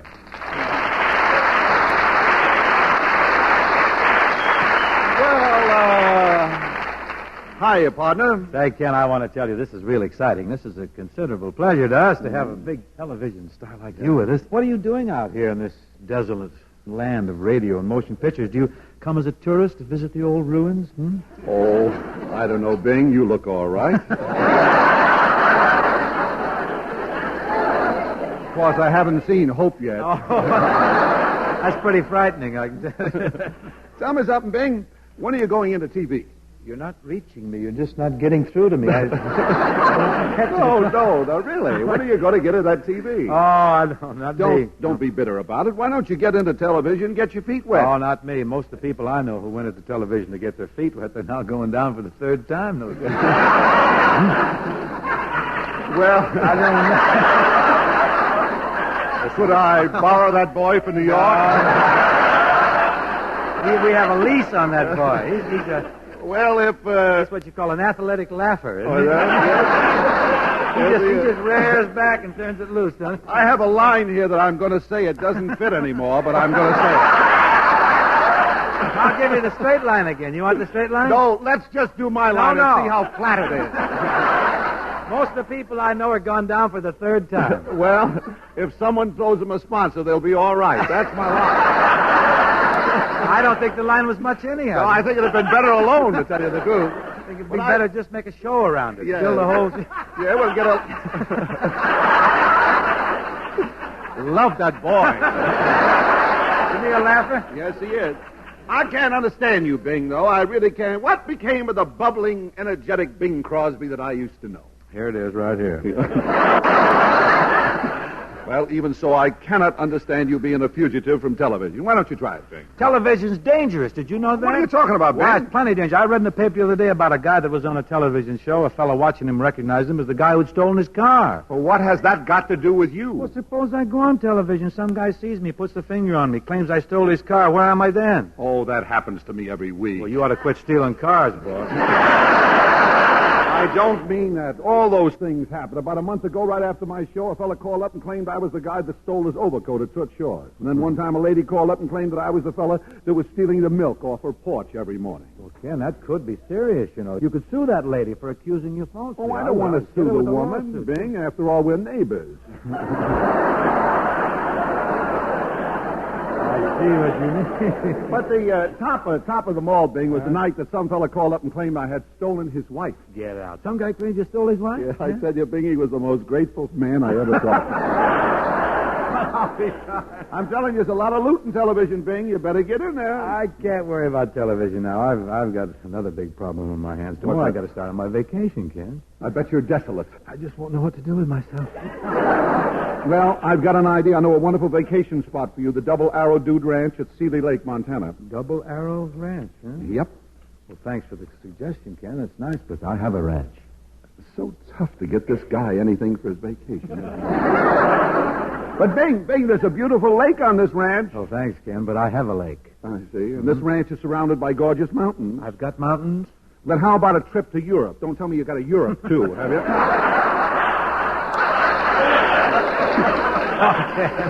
Don't worry, I'll fritter away my time somehow this summer. But, Bing, you won't be happy loafing. I've got to find something to keep you occupied. Well, now, maybe I could get a job modeling hammocks or contour chairs or something. Well, you have the contour for it. Now, wait a bulge right? Yes, sir. I know what you can do, Bing. You can work with me. You know, you can help me write songs. Wait a minute. Help you write songs? Yes, certainly. Haven't you heard? I'm now known as the Stephen Foster of television. I thought that was Nick Kinney. No. I've just written a tone poem of Americana entitled I Like the Wide Open Spaces. Did you write that? I've heard it. It's good. It's a good song. It sold over 200,000 copies the first 2 weeks. 200,000 copies. Wow. Say, is it too late to write that one with you? I could dash off a few catchlines, you know. Get a few yells down at the end. I'm sorry you've missed the boat there, partner. Well, I got a boat, too. No. But I like the way that little girl on the Budweiser show. That's your show, isn't it? The big TV show? That's the old Anheuser-Busch. Under the old Anheuser-Busch. Oh, boy. A good old Budweiser every Say, Saturday. what's the girl's name? Laurie Anders? Yes. She's real cute. She sings that, I like the wide open spaces. She's a cute chick. Well, it so happens I've got Laurie with me tonight. Would you like to meet her? Say, we'd all like to meet her.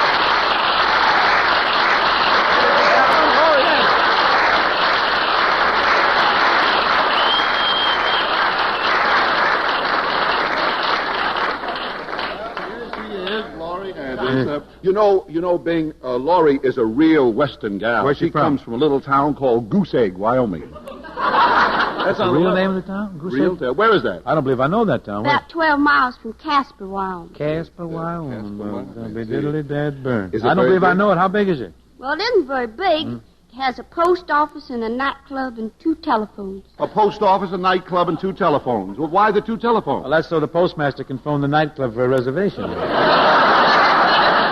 But now that you and Laurie are here, why don't we head for the wide open spaces? Huh? What do you say? That's okay with me, partner. Well, how do you get Laurie into this routine? What's the magic gimmick? Yeah. What's the magic word? Yeah. Just one word. You know. Oh, I know, cowboy. I like the wide open spot. There she goes. I help wear the khakis green. Where 2 guns beat for ice. I like the wide open spice. Now I'm a man that's aggravated. Got trouble, female kind, like a horse that's single-gated. She's got a one-track mind. Now some gals like their silks and satins, a diamond or bouquet. When I ask my gal what she likes, well, here's what she'll always say. I like the wide open spice. I help clear the khakis great. Where 2 guns beat for ice. I like the wide open spice. I like the wide open spaces out where the cactus grows. rose, where two guns meet four aces. I like the wide open spaces. Top man of the Wahoo Nation. They call me Super Chief. Catch him squaw at the railroad station. Catch him plenty grief. Breaking her up, me like round around her. She sided into squaw. She made me chief. Holding the head with her engine tomahawk. I like the wide open fight. I up where the cactus race. Where two guns beat for aces. I like the wide open fight. I like the wide open spaces, out where the cactus grows, where two guns meet for races. I like the wide open spaces. I took my gal a horseback riding, moon shining high above. Found my arm around her sliding. I started talking love. When I puckered up to kiss her, she started in to shout. She hit me with her loaded pistol, knocking my front teeth out. I like the wide open fight. Well, I blew my I up where the cactus race. Dr. Cowan, where please. two guns beat for aces. All is dead. I like the wide open fight. I like the wide open spaces, out where the cactus grows, where two guns beat for aces. I like the wide open spaces. I like the wide open spice.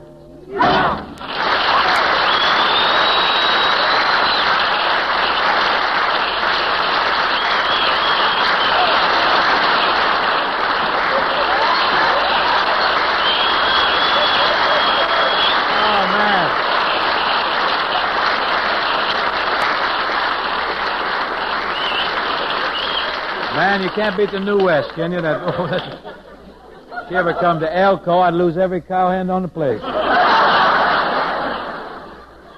Thank you, Laurie, and thank you, Ken. That was lots of fun. Now, if Burl Ives is back, you ready, Burl? You know the big song of the year is Old Smoky. Burl, do you think you and I can handle that? Sure, Bing. Start it off, and I'll slide in somewhere. I'll make an effort. John Scott has a beautiful arrangement here that I think you like. Good.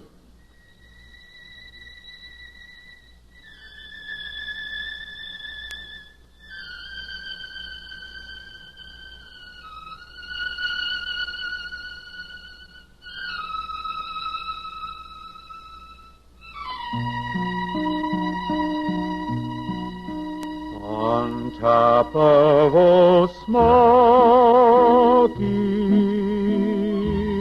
all covered with snow, I lost my true lover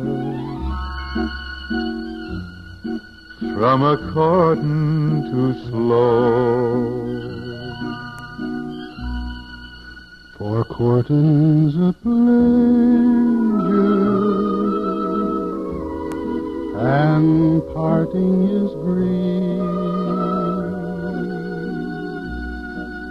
A false-hearted lover is worse than a thief. A thief will just rob you. Will just rob you, and he'll take what you have. But a false-hearted lover, will lead you to the grave. They'll hug you and kiss you. And tell you more lies than the cross ties on the railroad, or the stars in the sky. On top of Old Smoky, all covered with snow, I lost my true lover from a courting too slow.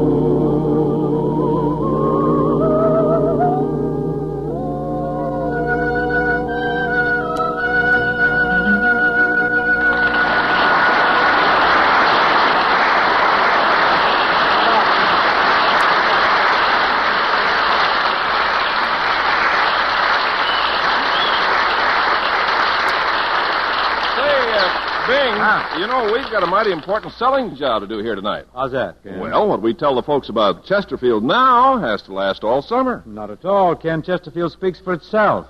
Whether we're here or not, Chesterfield goes right on being the best cigarette for you to smoke. Yeah, I see what you mean, Bing. Because only Chesterfield gives you those famous ABCs. Always milder, better tasting, cooler smoking. Yep, when you smoke Chesterfields, you get all that, plus the added pleasure of no unpleasant aftertaste. And that's the biggest plus in cigarette history. Science discovered it, and you can prove it. Science discovered that of all brands tested, only Chesterfield leaves no unpleasant aftertaste. And you can prove it by smoking Chesterfields.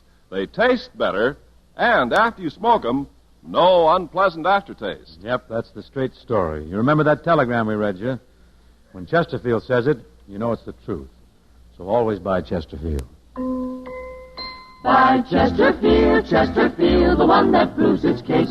Yes, Chesterfields are milder, plus no aftertaste. So home, open a pack and give 'em a sniff. Then you smoke 'em.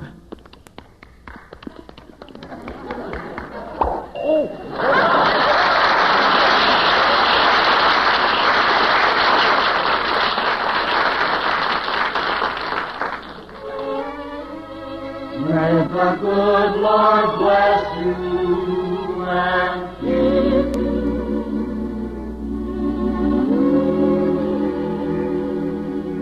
May the good Lord bless and keep you, whether near or far away. May you find that long-awaited golden day today. May your troubles all be small ones, and your fortune 10 times 10. May the good Lord bless and keep you till we meet again. May you walk with sunlight shining and the bluebird in every tree. May there be a silver lining back of every cloud you see. Every cloud you see, fill your dreams with sweet tomorrow. Never mind what might have been.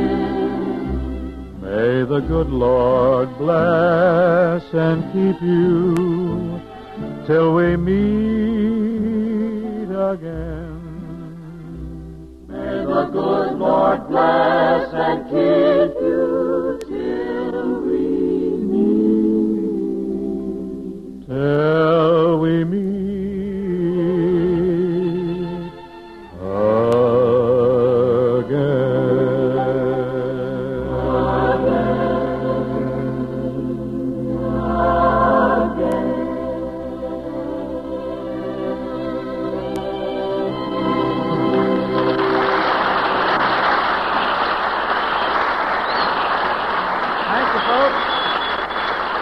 Thank you so much. Wonderful audience. Now my thanks to Ken Murray, to Laurie Anders and Burl Ives for joining us tonight. Before shoving off, I'd like to also thank the large and industrious staff that makes this program possible. And deep appreciation, too, to all our listeners and to the Chesterfield people who primed the pump heavily on this little operation. They're wonderful folks to work for, and you can take it from me, Chesterfield's a smoke for you. We'll be back in October, folks, and now just for old time's sake, don't you think we ought to let Ken Carpenter have one more word here? Oh, me? Yes. Don't you think we should leave the folks with a thought for the warm vacation months? Oh, that's a good idea, Bing. Just remember, folks, that only Chesterfield gives you mildness plus no unpleasant aftertaste. And that's the biggest plus in cigarette history. Science discovered it, and you can prove it by smoking Chesterfields. It's been wonderful being with you this year, and we'll be back for Chesterfield again in the fall. Till then, I want you to have a real good summer. When you pack for that vacation trip, don't forget what I've been telling you about Chesterfields. Vacation time, anytime. Chesterfield's the best cigarette for you to smoke.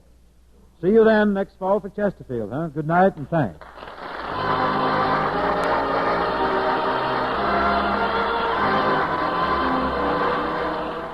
The Bing Crosby Show, presented by Chesterfield, was produced and transcribed in Hollywood by Bill Morrow and Murdo McKenzie. We'll be back in October for Chesterfield, the best cigarette for you to smoke.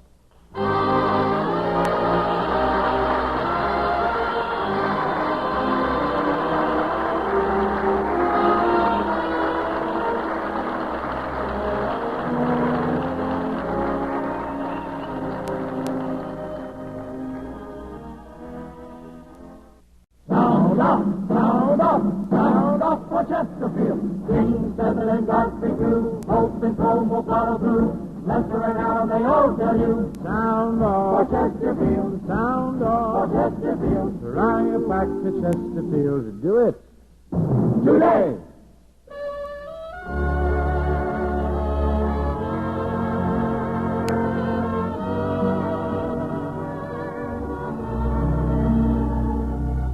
Someone wait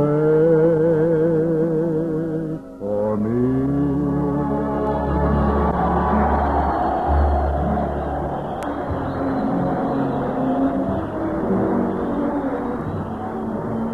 This is Ken Carpenter welcoming you to the Bing Crosby Show for Chesterfield, produced and transcribed in Alameda, California, with John Scott Trotter and his orchestra, Judd Collins with the Mares and Bing's guests, Miss Jane Wyman and Hoagie Carmichael. And now, from the United States Naval Air Station at Alameda, California, we're happy to pipe aboard the groaning gob, Bing Crosby. Oh,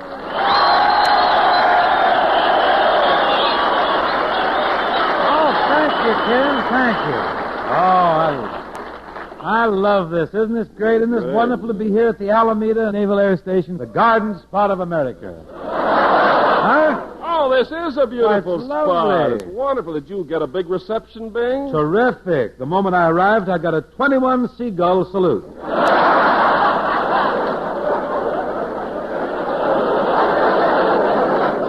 That must have been a thrill. Well, I tried to duck it, but I couldn't. You're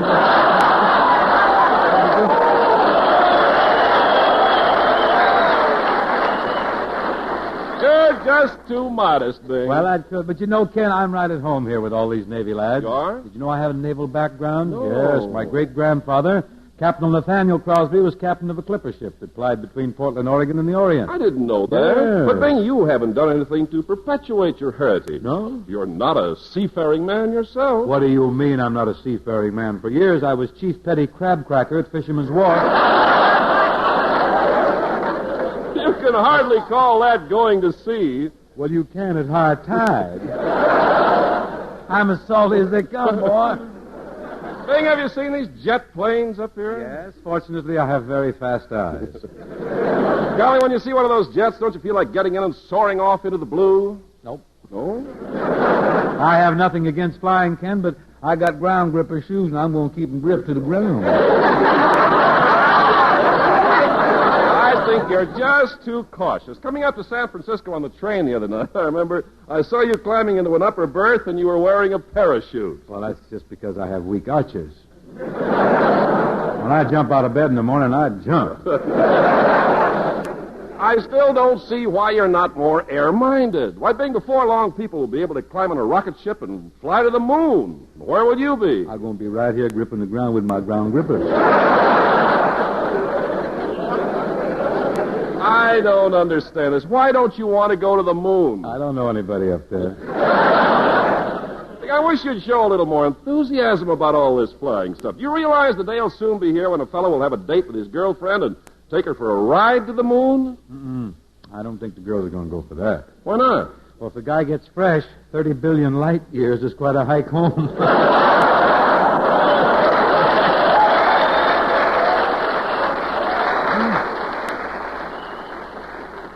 Ken, how about some music here? That would be nice. Yeah. I think we've talked quite... I have a little song titled Row, Row, Row, which should show the lads here the type of Navy work I did when I was a lad. Anchors away, Mr. Trotter. Young Johnny Jones, he had a cute little boat, and all the chickens he would take for a float. He had girlies on the shore, sweet little beaches by the score. But Johnny was a Weisenheimer, you know. His steady girl was Flo. And every Sunday afternoon, she'd jump in his boat and they'd spoon. And then he'd row, row, row. Way up the river he would row, row, row. A hug he'd give her and he'd kiss her now and then. She would tell him when. They'd fool around and then they'd kiss again. And then he'd row, row, row. A little further he would row, oh, row, row, row. Then he'd drop both his oars, take a few more wrong course, and then he'd row, row, row. Right in his boat he had a cute little seat, and every kiss he stole from Flo was so sweet. And he knew just how to row. He was a rowing Romeo. He knew an island where the trees were so grand. He knew just where to stand. Then tales of love he'd tell to Flo until it was time for them to go. And then he'd row, row, row. Way up the river he would row, row, row. A hug he'd give her and he'd kiss her now and then. She'd tell him when. He'd go around and go down and then kiss again and then he'd row, row, row. A little further he would row, row, row, row, row. Then this clever young dude kicked on that old Evan Root, and then it roll, roll, away from the shore. Roll, roll, roll.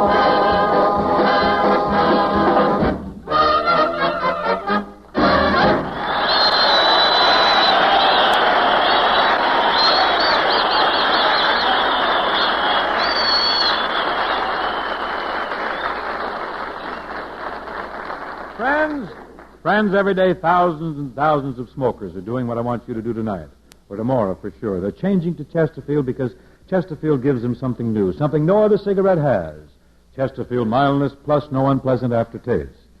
Now, you folks who smoke Chesterfields know all about that mildness. You people who haven't tried them, listen to what the men who grow tobacco say.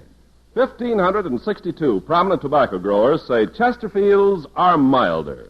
Chesterfields have a milder aroma that tips you off in advance that Chesterfields smoke milder. Yes, sir, they're milder and they leave no unpleasant aftertaste.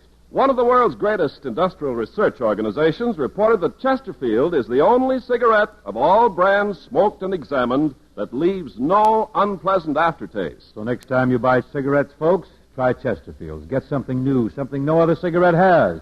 Chesterfield mildness plus no unpleasant aftertaste. Get all the pleasure there is while you smoke, and the pleasure of no unpleasant aftertaste. Take a tip from Brother Bing, sound off for Chesterfield. Now, ladies and gentlemen, it gives me a great deal of pleasure to introduce one of the finest all-round talents in our business, show business. Aside from being one of the country's top composers, this gentleman has also ascended to the pinnacle of success as a musician, as a motion picture star, a top-flight recording artist. Yet with all this, he still remains one of the most modest persons in the entertainment world. Here now, Mr. Hoagie Carmichael.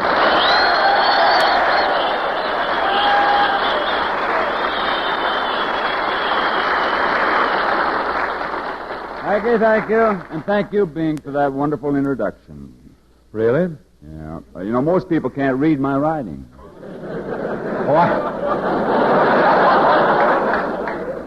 Very fast eyes I have, 23. Say, you know something, Hoagie? I haven't seen you for ages. No. I don't believe I've seen you since you were in that smoky nightclub in Casablanca with Humphrey Bogart. That's right. But I made a lot of pictures like that since, Bing, and in every picture I'm sitting there playing the piano and somebody near me gets shot. Yeah. It sort of makes me wonder.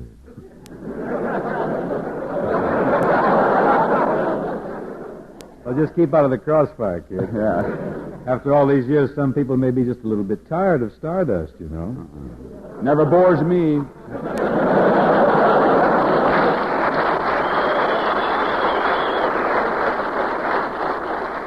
Bread and butter, boy. Bread and butter, that's cake. Say, what's cooking picture-wise right now, Hoagie? Oh, I'm in a little picture of 20th Century Fox called Bells on Their Toes. Mm-hmm. It's all about a family with 12 children. Have you heard about it? Oh, yes. They wanted me for technical advisor, but...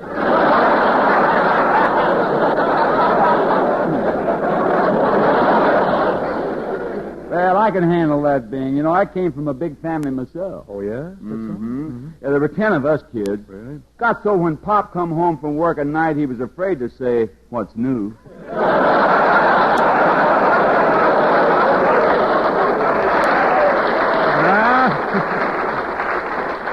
He just counted heads and kept his mouth shut, huh? Yeah. What a time we had. I was the youngest, so I had to wear the clothes that the other kids grew out of, you know. And it was embarrassing. How do you mean embarrassing? I had 9 sisters. Murder, boy. Yeah, I was the only boy in town who had to lift his skirts to slide into second base.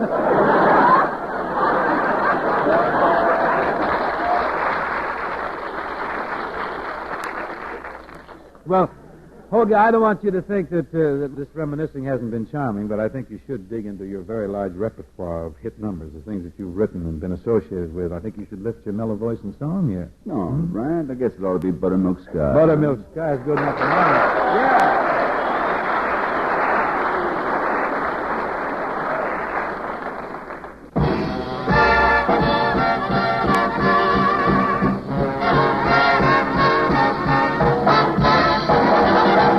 Buttermilk sky, I'm keeping my eye peeled on you. What's a good word tonight? Are you going to be mellow tonight? Oh, buttermilk sky, can't you see my little donkey and me?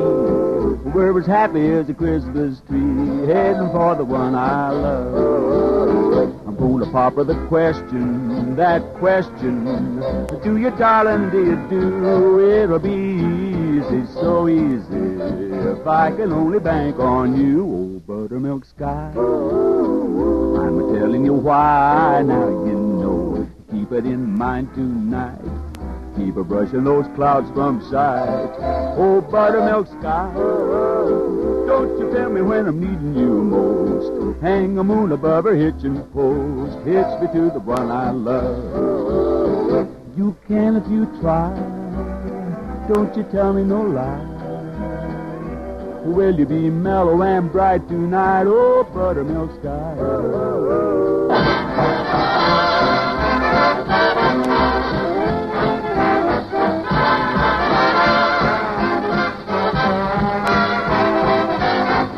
Oh, buttermilk sky, I'm telling you why. Now you know, keep it in mind tonight.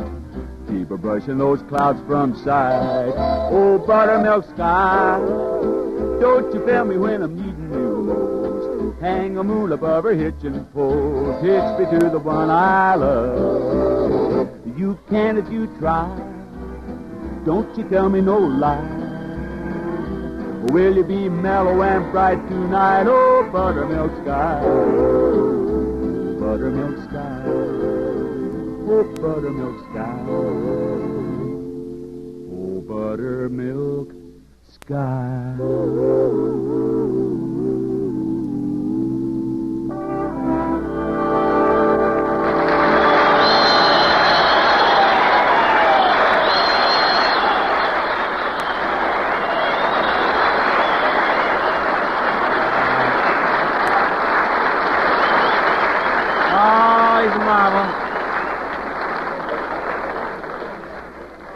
That's the Indiana boy. He's wonderful. And now, lads, we move along for a moment to the glamour department as we present one of Hollywood's loveliest, most talented, most beautiful stars, Miss Jane Wyman.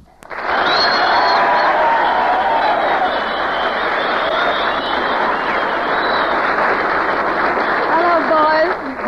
Oh, Bing, may I thank you for that lovely introduction. Oh, no thanks necessary, Janie. I just can't help saying nice things about you. You bring out the poet in me. When I'm around you, my heart goes pity-pat.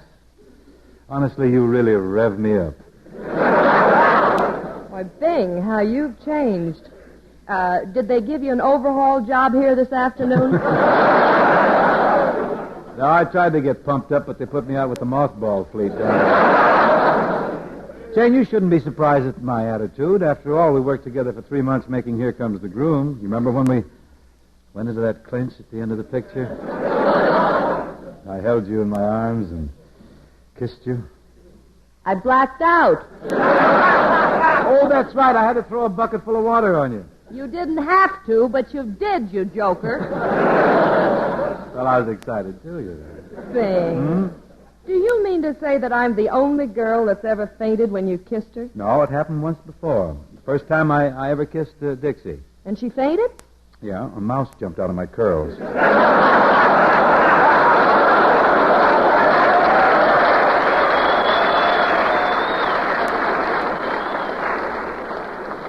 What was the mouse doing on your head? Well, I was too poor then to buy a wig. The mouse worked out fine. I bet its little tail made the cutest spit curl. Spit curls were very fashionable then, too. Besides that, mine moved back and forth across my forehead like a windshield wiper. Only kid in town that had one of those. And when you sang, it kept time for you like a metronome. Oh, and this mouse had a terrific beat. Golly, whatever happened to that mouse thing? Well, we got into a big argument over billing, and he left me. He went into pictures. Good old Mickey. I'll never forget him. Oh, that was Mickey Mouse. No, Mickey Rooney. Imagine that. Well, we just did. Where were you? I left. You know, Jane, speaking of pictures, I'm really quite thrilled. This is really a great bit of news that I got today, that you and I are starting a new picture at Paramount next week, huh? Say, Bing, I'd like to ask your advice about something. Certainly. I have another picture offer after I finish this one with you. Really? Bob Hope wants me to do a picture with him. Oh, Flabby has finally flushed you, huh? He's had get in, you know.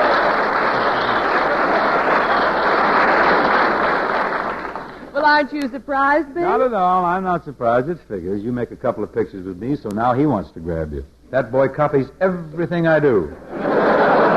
No. Yes. Why, he even tried to adopt Gary Cooper, just so his oldest boy would have the same name as mine.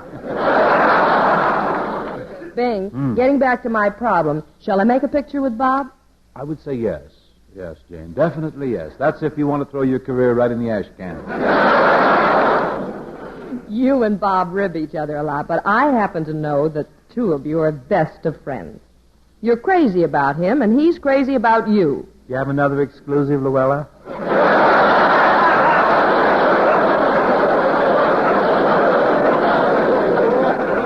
Say, is it true that you and Bob are in the oil business together? That's right. He wipes the windshields, I man the pumps.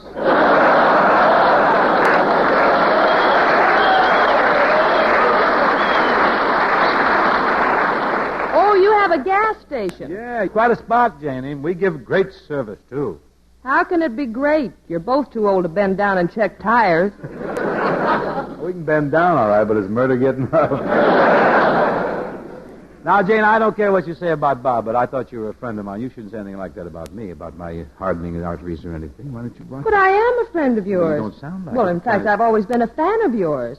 Oh, I'll never forget when I was a little girl back in St. Joe. St. Joe Mo? St. Joe Mo. Oh, boy. Oh, cold winter nights, we'd huddle around the fire, and Grandpa would wind up the phonograph, and we'd put one of your records on.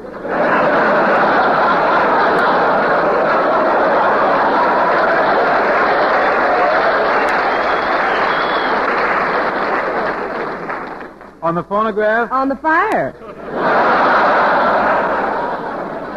I was always hot in St. Joe. Anyhow, Jane, as soon as you get back to Hollywood, I want you to drop in on our filling station. Come see us. Not me. Oh, come on. A friend of mine went into your station, had his tank filled, and before he had driven a block, he was out of gas. Well, once in a while we pull a gag on a customer, you know. What do you mean? Well, I pump a tank full of gas, and while I'm singing this customer a song, Hope siphons it out with his nose.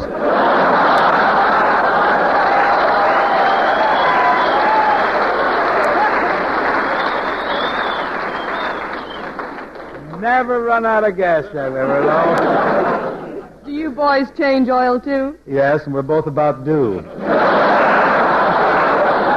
I hope it's not too late.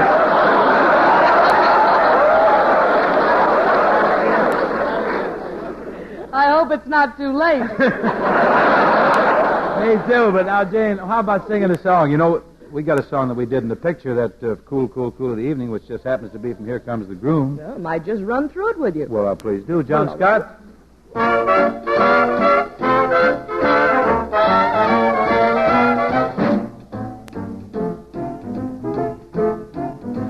the cool, cool, cool of the evening. Tell 'em I'll be there. In the cool, cool, cool of the evening. Save your pappy a chair when the party's getting the glow on. Singing fills the air in the shank of the night when the doings are right. Well, you can tell 'em I'll be there.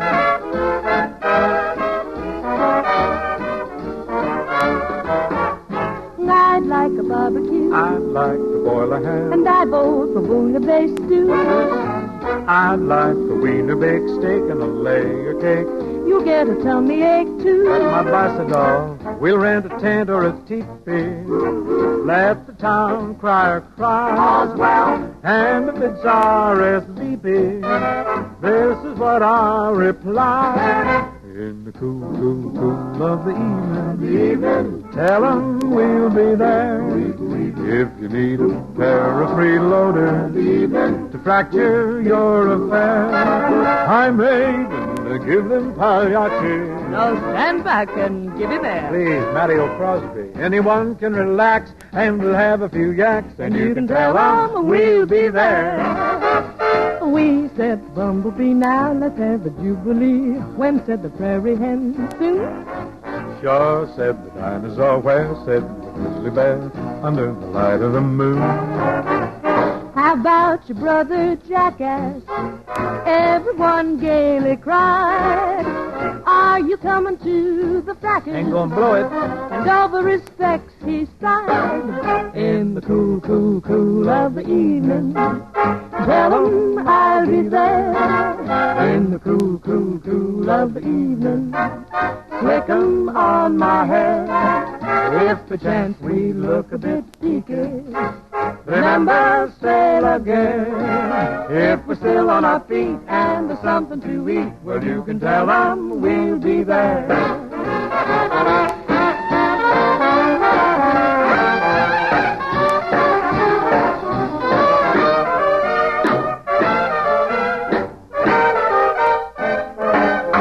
In the cool, cool, cool of the evening, tell 'em I'll be there. In the cool, cool, cool of the evening, better save a chair. When the parties are getting a glow on and singing fills the air.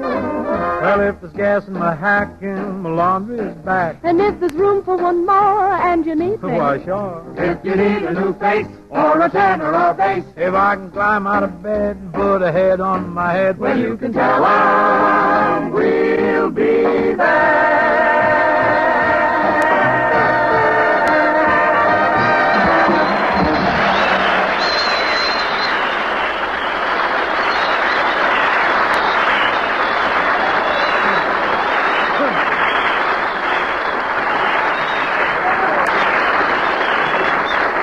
Oh, that was wonderful, Jane. It sure was, Janie. Well, hi, Hoagie. Yeah. You know, that's a mighty fine tune that you and Johnny Mercer came up with. Well, thank you very much. Hey, just sitting there listening to it, I think we left something out. Well, that seems fairly complete to me. You got a great party atmosphere. You got the food, the refreshments, everybody's singing, everybody's winging. What's missing? What's missing? Yeah. Well, Bing, no party is complete without a few cartons of those milder Chesterfields draped around the drawing room. By golly, why didn't I think of that?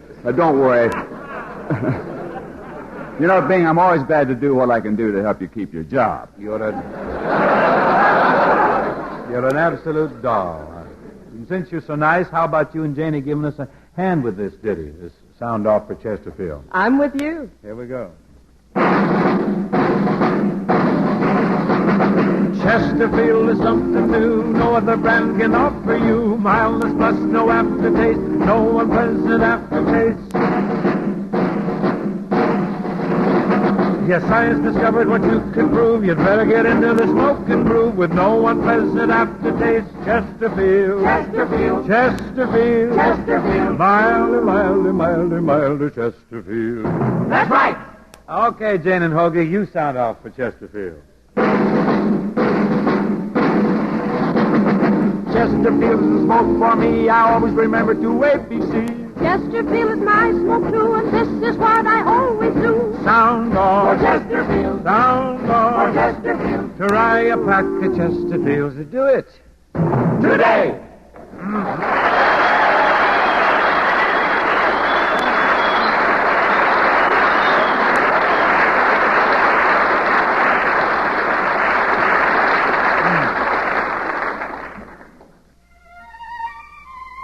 Here's a nice song. It's a new song, too. Or at least it's new to me. Of course, I'm fresh out of the hills. Still got foxtails in my hair and everything. There was a girl. There was a boy. If they had met, they might have found a world of joy. But she lived on the morning side of the mountain, and he lived on the twilight side of the hill. They never met, and they never kissed,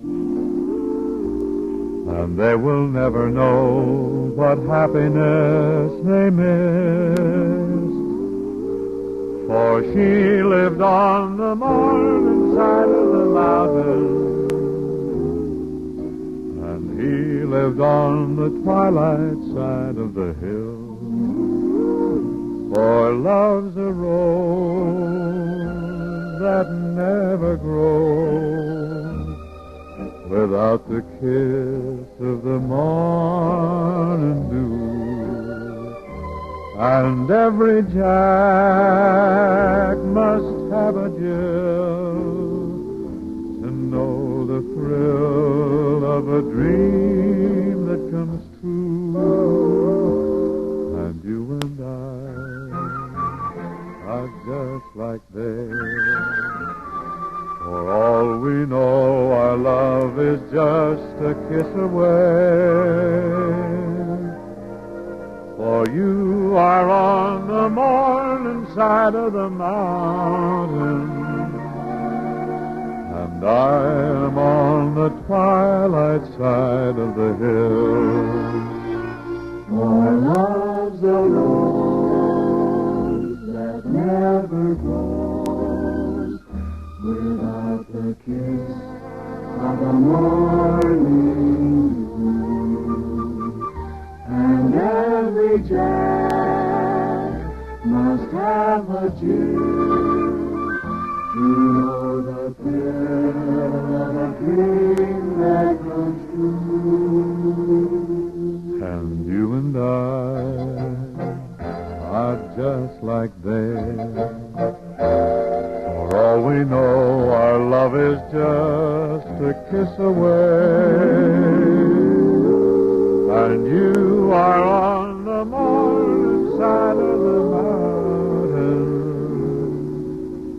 and I am on the twilight side of the hill.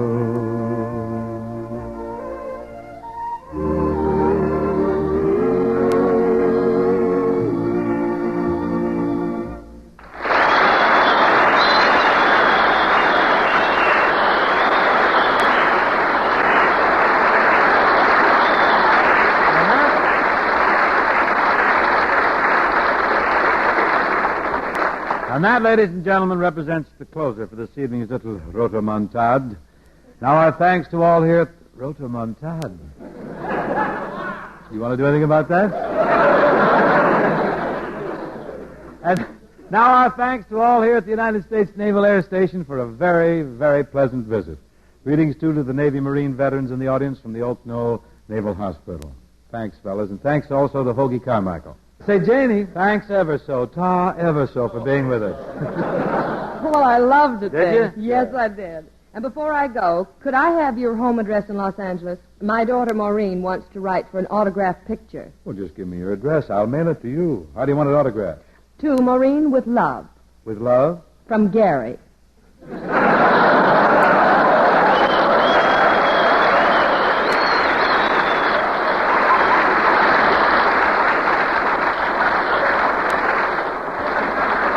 All right.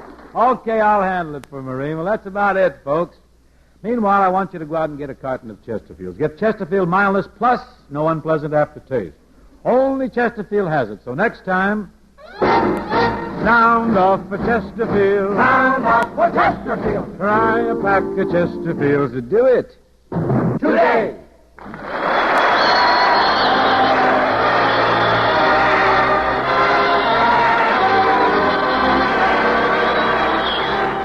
The Bing Crosby Show, presented by Chesterfield, was produced and transcribed at the United States Naval Air Station, Alameda, California, by Bill Morrow and Murdo McKenzie. Tune in next week and hear Bing and his guests, Miss Jane Wyman and Bill Thompson.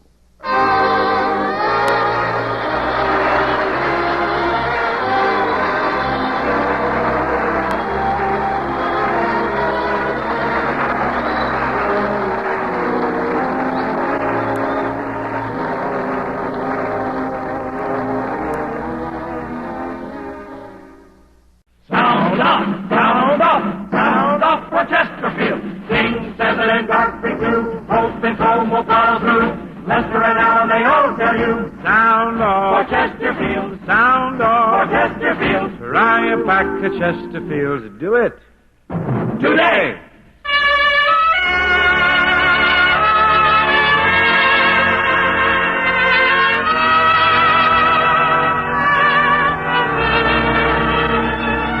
Someone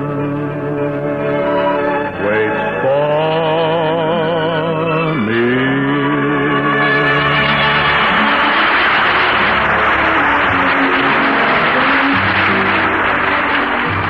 This is Ken Carpenter. Welcome you to the Bing Crosby Show for Chesterfield, produced and transcribed in San Francisco with John Scott Trotter and his orchestra, Judd Collins of the Mayors, and Bing's guests, Miss Jane Wyman and Bill Thompson. And now I'd like to present a man who has spent the summer in the gold and purple hills of Nevada, in the rich green forests of northern Idaho, and the deep blue bays and azure inlets of Vancouver Island. Ladies and gentlemen, here is your colorblind master of ceremonies, Bing Crosby.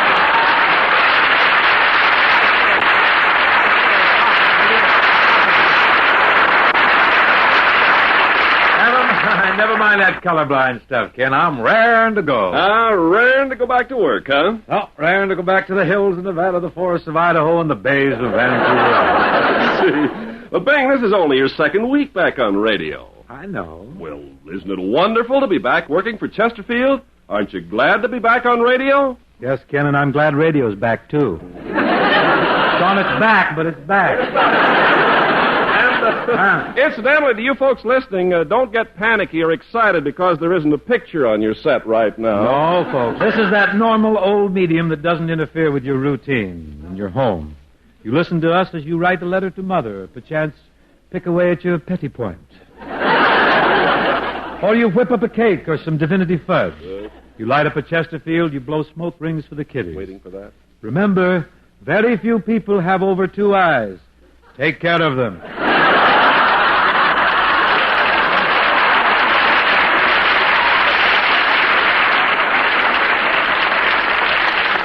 I'll hear from Frank Stanton in the morning. Oh, you will. I guess everybody's been sufficiently briefed, Bing. Yeah, say, Ken, I think I better get on to some singing here. Just I really a minute feel there, like my little busting into crooning song. crow. I'd like to have a word with you. With me? Yes, indeed. My name is Boomer, Horatio K. Boomer.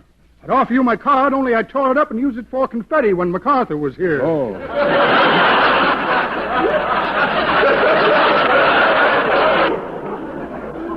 Being without a calling card kind of puts me at a disadvantage. Well, partner, you didn't have to blow the card. You could have run out in the street, retrieved the pieces, and put them together with Scotch tape. Heavens to Johnny Walker. Have they got Scotch on tape now? Yes, but it's very low proof. It wouldn't do anything for you. Nothing. Now, if you'll excuse me, I've got a radio program to do here. Radio? Get on with the... You should be doing television. Everybody's in television. What's your interest in this matter, Boomer? Why is such an old con artist as you interested in getting me into television? Huh? I have your best interest at heart, my boy. That's nice. Besides that, I happen to have a television camera that I might be willing to dispose of. Well, one thing I want to know from you, before we go any further, do you own this apparatus? Do you come by it legitimately? Well, let us just say I know where to put my hands on one. By the way, what network do you work for? I'm with CBS. What's the matter? Then a technicality has arisen. What do you mean? I'll have to scratch NBC off this camera. On second thought, maybe we better sandblast it. Sandblast it? Yes, and come to think of it, I could use a little blast myself right now. What was the name of that Scotch tape again? I'm sorry, I'd like to take this camera off your hands, Brother Boomer, but I don't want to do my first television show from San Quentin. I know exactly how you feel, but just for reference, if you should change your mind, I can be reached at Puccinelli's Pub. Yes? I have the peanut brittle concession there. Ta-ta! Ta, have it so.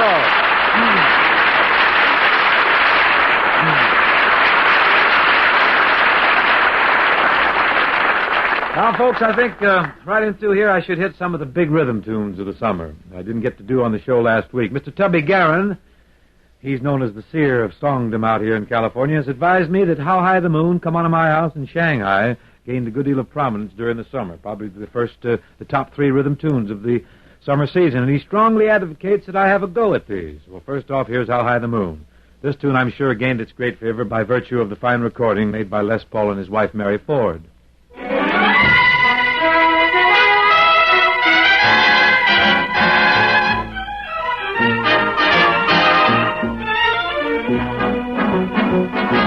Somewhere there's music, how faint the tune.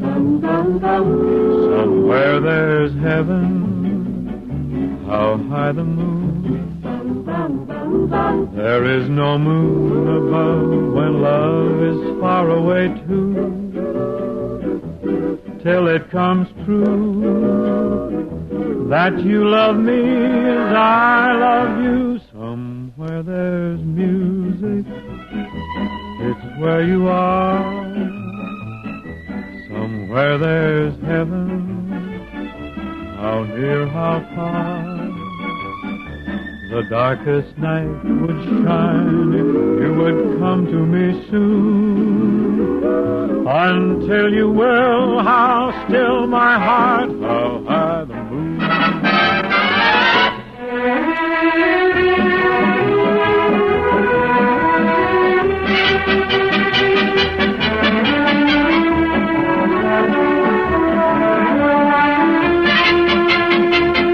The darkest night would shine if you would come to me soon. Until you will, how still my heart, how high the moon.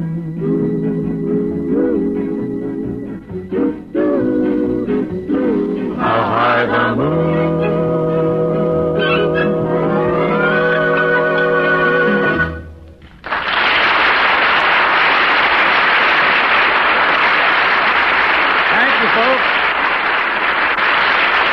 This next song, I'm sure everybody will agree that this next song became a smash mostly because of the clever and flashy record that Rosemary Clooney made of the song. The lyrics, I believe, are by William Saroyan, eminent playwright, San Franciscan, and genius. Mr. Saroyan occupies an odd position in that his very first song became a big hit, and I suspect that he hardly knows what hit him. Here's a song called Come On to My House.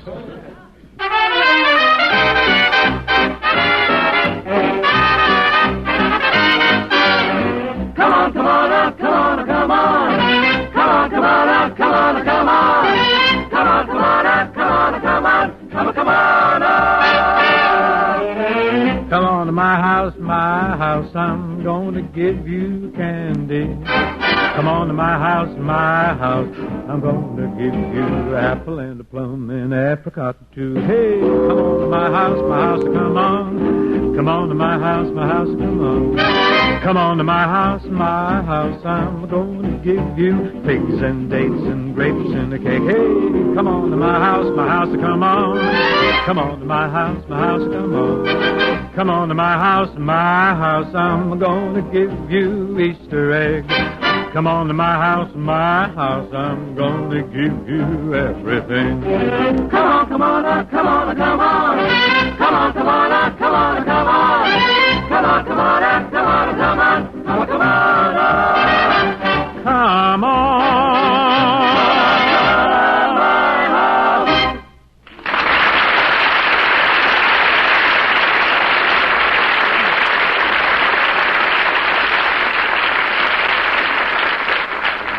That lyric ought to kill Saroyan with the Theater Guild. Good.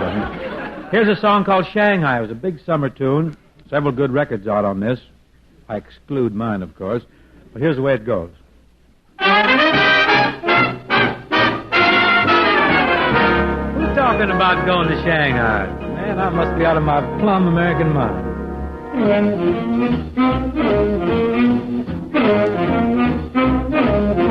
Why did I tell you I was going to Shanghai? I want to be with you tonight. Why did I holler I was going to Shanghai? I want to be with you tonight. Just a little misunderstanding that a kiss on the cheek could patch. I need you so badly, I'd gladly start all over from scratch. Why did I tell you it was bye-bye to Shanghai? Not even allergic to rice. Now, why don't you bust me when I talk about Shanghai? That's just a lover's device. Who's gonna kiss me? Who's gonna thrill me? Who's gonna hold me tight? I'm right around the corner in the phone booth. I want to be with you tonight. Who's gonna kiss me? Who's gonna thrill me? Who's gonna hold me tight? I'm right around the corner in a phone booth. I want to be with you tonight. I gotta be with you tonight. I'd love to be with you tonight.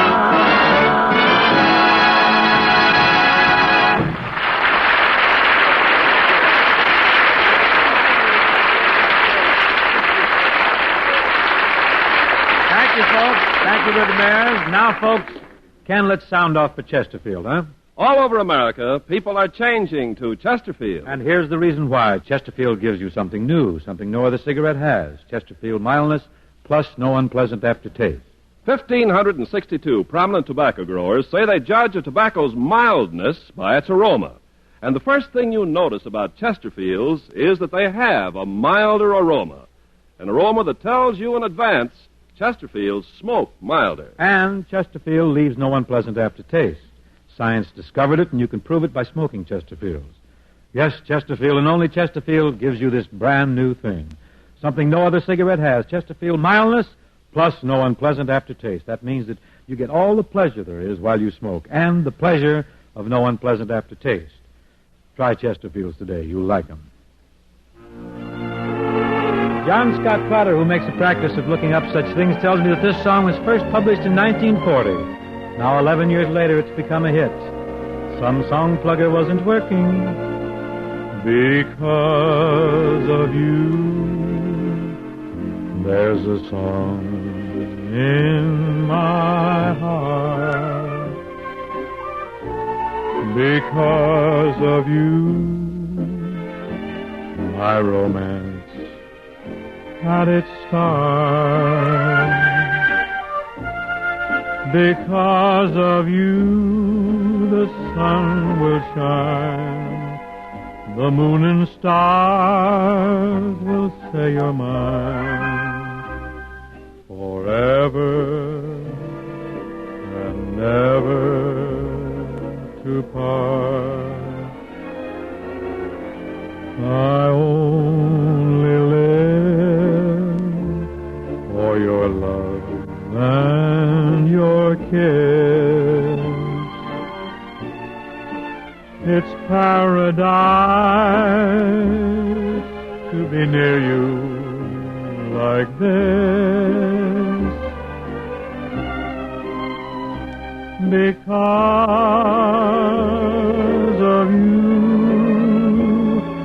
My life is now worthwhile, and I can smile because of you.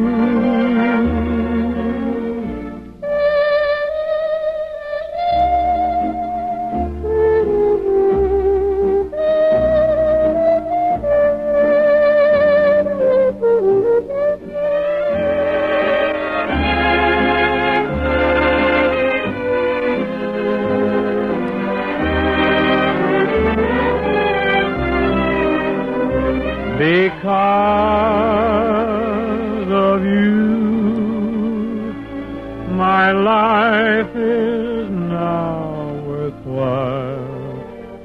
and I can smile because of you.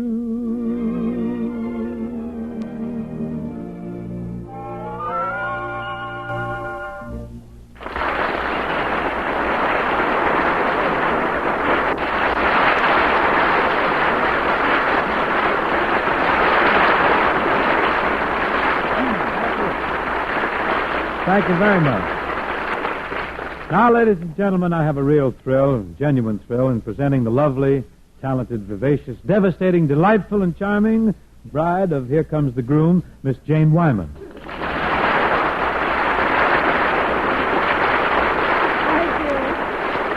Thank you very much. And thank you, Bing, for that lovely mess of adjectives. Oh, Jane, you deserve many more. Matter of fact, I could take Roget's thesaurus and just pull it apart describing you tonight. Honestly, Jane, I really enjoyed working with you, and Here Comes the Groom. I really did. I enjoyed it too, Bing. You know, working with you was such a pleasure and so delightful. We had so many laughs, such a good time, such a breeze that I told Paramount they didn't have to pay me for making that picture. Bing, I hate to tattle, but every payday at Paramount, you're always the first one at the cashier's window. That's because I'm the cashier. Oh, no. But you're always first in line. Well, now, look at here, Jane. As long as you're telling tales out of school and blabbing around here, I just want you to let the folks know who's always second in line. Would you do that? Second in line is Mr. Robert Hope. Panting and drooling on the back of my neck. I must confess I'm first in line at the cashier's case, Jane, and Bob is second, but who's third in the line, Nobody. After you and Bob get yours, the kill has had it. Oh, this girl can really exaggerate. You're dreaming up a whole big thing. This is not true. You know, Hope is making a picture now. He is? Sneaking in one on my absence, huh? Mm-hmm. I dropped by to watch him shoot a scene last week. It was really quite interesting. He was taking a bath in a barrel. Well, just so he takes one, I think it's... And you know what? What? Hope has always by Chesterfields tattooed on his chest. Well, so do I, in case you're interested. For Bob and I are great company men, you know. Bing, you're kidding. Oh, I bet you don't have any tattoo on your chest at all. I bet you don't. Well, I certainly do. As a matter of fact, I'm having a big unveiling tomorrow down in Union Square. There's going to be a band concert, smorgasbord, speeches, everything.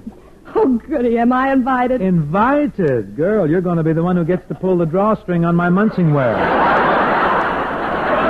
Now, aren't you happy you can? Well, I can just hear the crowd cheering now. Oh, I think we'll get a 10-minute ovation at least. Bing, how can I thank you for all the nice things you do for me? This is nothing, Jane. By the way, is there anything else I can do to make your visit to San Francisco more pleasant? Any little thing? No. Just pulling the drawstring is all a girl could ask for.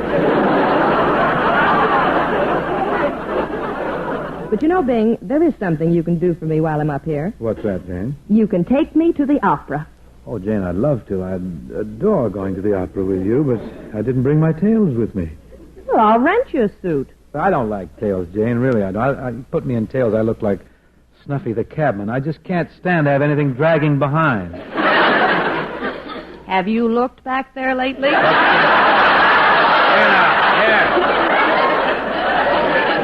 Shirt tails don't count, honey. And incidentally, Jane, this is no connection with the opera, but it certainly is a musical item. I understand you just cut a couple of records at dear old Decca's. Is that true or false? No, that's right. Mm-hmm. I did a song called Why Didn't I Say I Love You, and another one called Blow Out the Candle. Well, here's a good chance for you to knock one of them for us right here and now. I think the folks would enjoy a ditty from you, Jane. Okay. Would you like to hear Why Didn't I Say I Love You? I would love it. Mr. Trotter will take care of you. He's a fine conductor. You've got the whole state in the orchestra, Jane. Don't get hurt.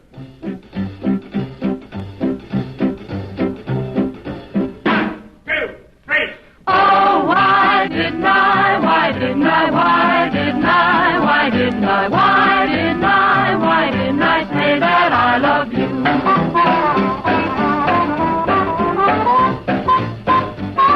You planned a perfect evening, you took me out to dine. You bought me yellow flowers, the music sounded fine. I looked across the table, you didn't have a fault. I felt so darn romantic, so I said, please pass the salt.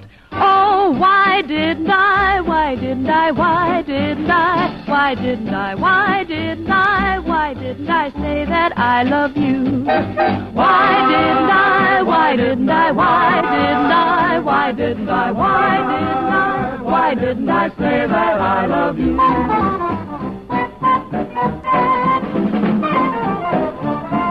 And then we started dancing, I floated in your arms. Your eyes were getting dreamy, which added to your charms. My heart was pounding madly, the lights were soft and low.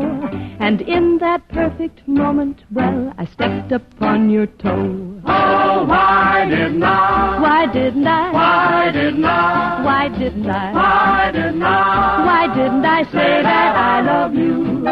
Why didn't I? Why didn't I? Why didn't I? Why didn't I? Why didn't I? Why didn't I say that I love you?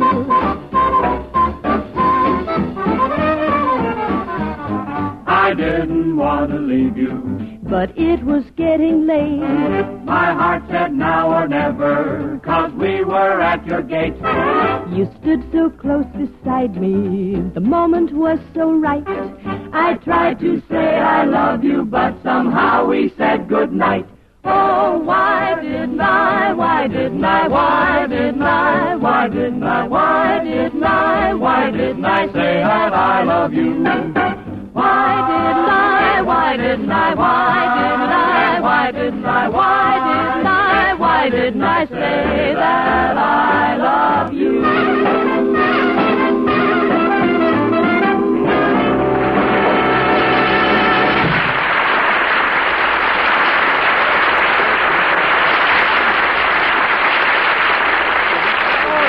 Come on, Jane. That was very nice. That record will really sell. Should make a great record for you. Oh, I was so nervous when I recorded for Decca. You know, that was the first record I ever made. Oh, wait. Time here. Wait a minute. You made a record with me. Cool, cool, cool of the evening. Don't you remember that? Oh, well, certainly. But what I meant was I never made a record alone before. Oh, that's right. I thought for a minute there that I'd have to cancel your invitation to the unveiling. Everything's straightened out. Now, why don't we run through Cool, Cool of the evening, huh?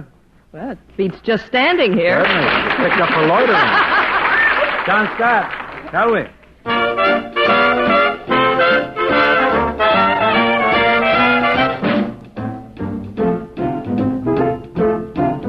In the cool, cool, cool of the evening, tell 'em I'll be there.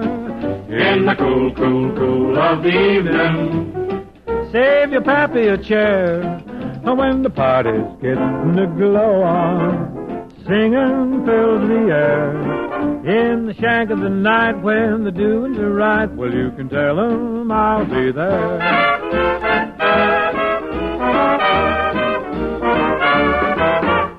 I'd like a barbecue. I'd like to boil a ham. And I bowl for bouillabaisse stew. I'd like a wiener baked steak and a layer cake.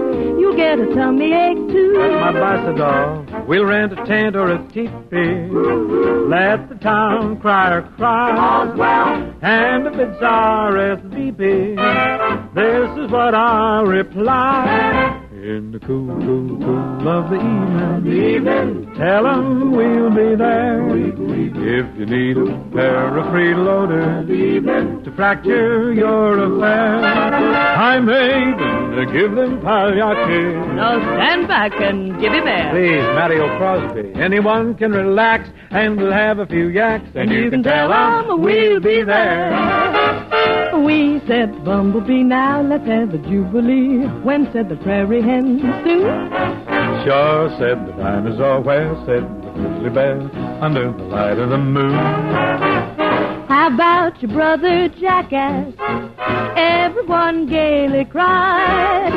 Are you coming to the fracking? Ain't gonna blow it. And over his specs he sighed. In the cool, cool, cool of the evening, tell 'em I'll be there. In the cool, cool, cool of the evening, slick 'em on my hair. If perchance we look a bit peaky, Remember, sail again. If we're still on our feet and there's something to eat, well, you can tell them we'll be there.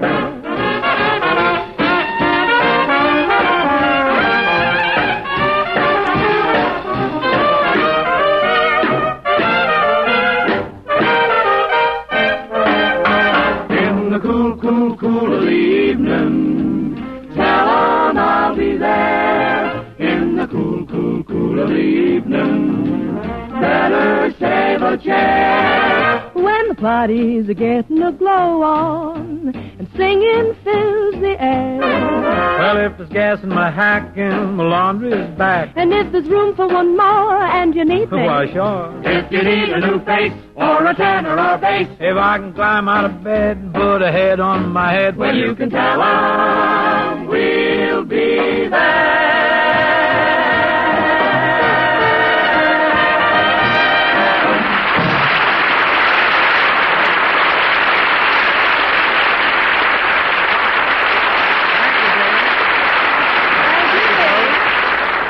Say, Bing, were you serious about having always buy Chesterfield tattooed on your chest? Sure.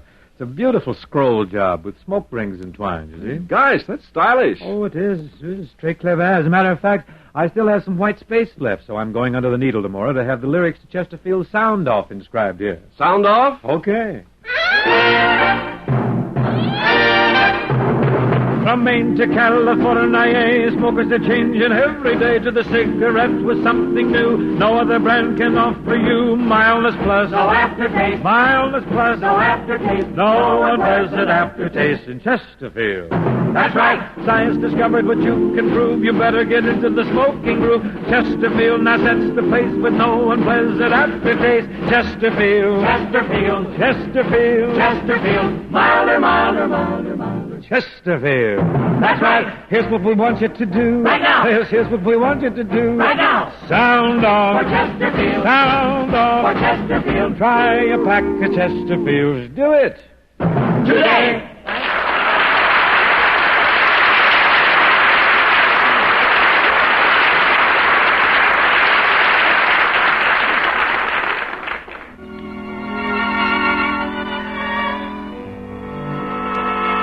This song is from Paramount's picture Here Comes the Groom, a picture which stars Jane Wyman, French O'Tone, Alexis Smith, and Jim Barton, and several others.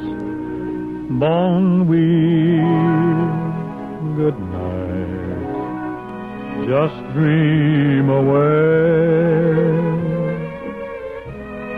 The dawn will light a bright new day. Be cheerful in your sleepy time prayer. The tearful never get anywhere, so don't despair. Bon nuit, my love. Dream of a land where stars above fall in your hand, and someday we'll find this where and when. Bon nuit, good night, till then.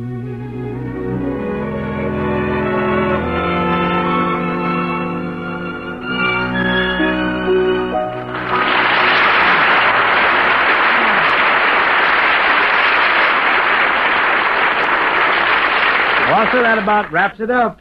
Now my thanks to Jane Wyman for joining us here in San Francisco tonight. Enjoyed it, Bing. Well, we'd better get along now. We've got to grab a bite and eat and get to the opera. Oh, I never eat before attending the opera.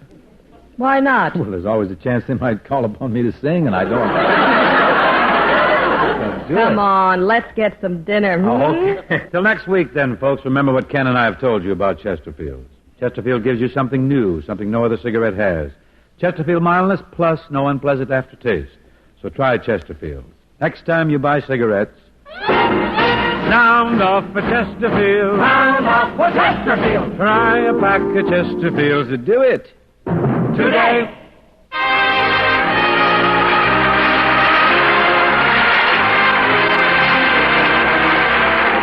The Bing Crosby Show, presented by Chesterfield, was produced and transcribed in San Francisco by Bill Morrow and Murdo McKenzie. Tune in next week and hear Bing and his guests, Mr. Bob Hope and Miss Martha Tilton. Friends, the National Safety Council, which is holding the 39th Annual National Safety Congress in Chicago this week, is asking for help from every driver or pedestrian in its campaign to postpone the millionth traffic death to occur in the United States. Don't you be one in a million.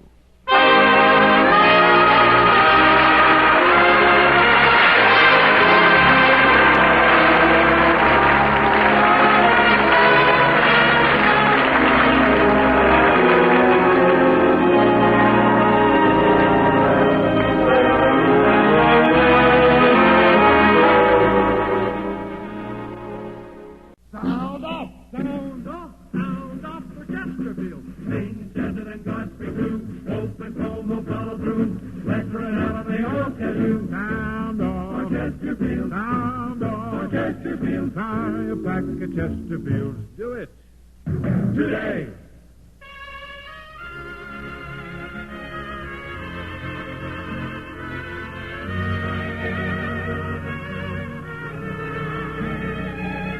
Someone waits for me.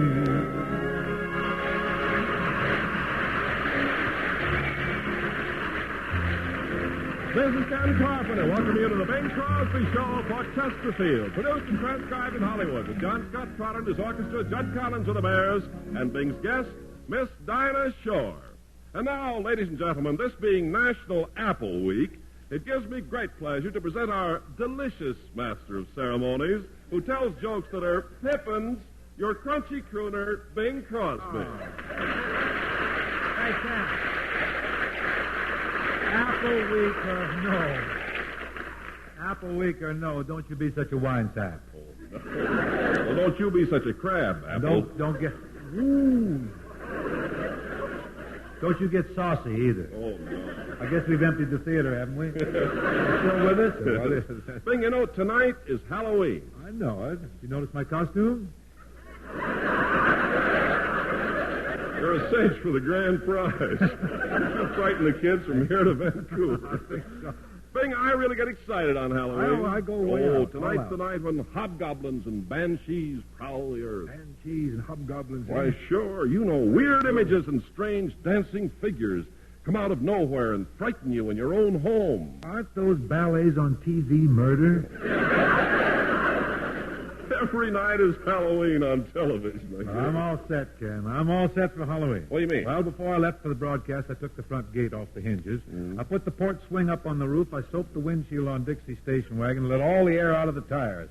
Now let them come. You didn't have to go to all that bother, Bing. Children aren't rowdies on Halloween anymore. Nowadays, it's just trick or treat. Kids have changed. Well, maybe kids have, but I haven't. I had more fun. Boy, are you going to catch it when you get home. I get a pass tonight. After all, it's Halloween. It's wonderful. It makes little boys of all of them. Oh, yes, sir. Well, I'll bet that right now, President Truman is soaping a big heart on Senator Taft's window. And possibly Senator Taft is over at Blair House putting a tack on the piano bench. Halloween is such fun. You know, Bing, I think there's a lot of truth in this spooky stuff about Halloween. You know, witches and everything. Well, there sure is. Well, yes. When I came in the stage door tonight, I'll swear I saw a banshee. You saw a banshee? Yes, sir. This was a regular banshee. A real, honest-to-goodness banshee. Yeah? A little Irish character with a high-pitched voice. I didn't know Morton Downey was in town. That's great. Probably just flew in by microwave. Well, yeah. Say, Ken, while we're still hot on the subject of the wailing of the banshee, I think I should sing something. Yes, sir. I note the opening number here is the thing called Painting the Clouds with Sunshine. Painting the Clouds with Sunshine. For this type of work, I use a brush with a handle 3 or 4 miles long. Mr. Starr, will you pass me my palette?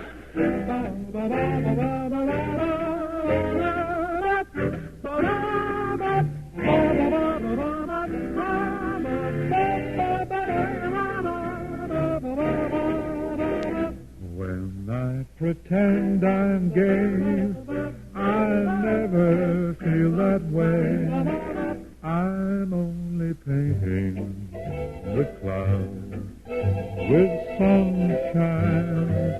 When I hold back a tear just to make a smile appear, I'm only painting the clouds with sunshine.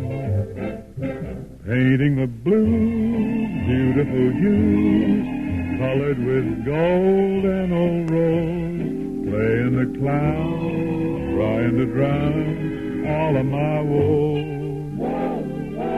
Though things may not look bright, they'll all turn out all right if I keep painting the clouds with sunshine.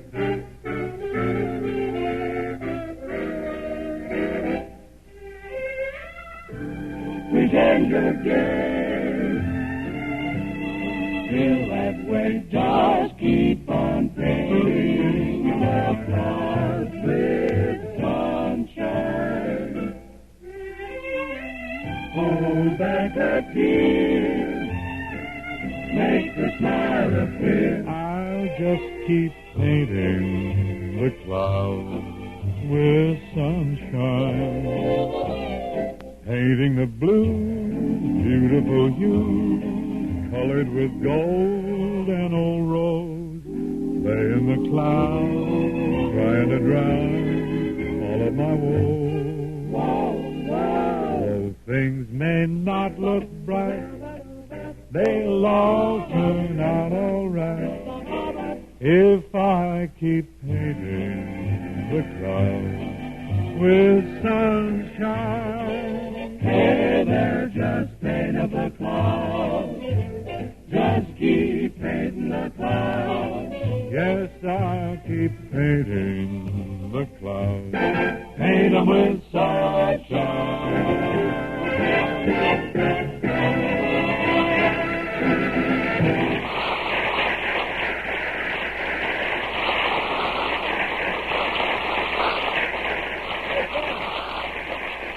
Friends, try Chesterfield's today and get something no other cigarette has. Chesterfield Mildness Plus, no unpleasant aftertaste. Over 1,500 prominent tobacco growers say Chesterfield's delightful aroma tells you that Chesterfields smell milder and smoke milder. And one of the most famous industrial research organizations in the world reports, and I quote, of the leading brands smoked and examined, Chesterfield is the only cigarette in which members of the taste panel found no unpleasant aftertaste. Yep, smokers everywhere are finding out that Chesterfield Mildness Plus, no unpleasant aftertaste is what they want. How about you? Next time you buy cigarettes, sound off for Chesterfield. Sound off for Chesterfield. Try a pack of Chesterfields. Do it. Today.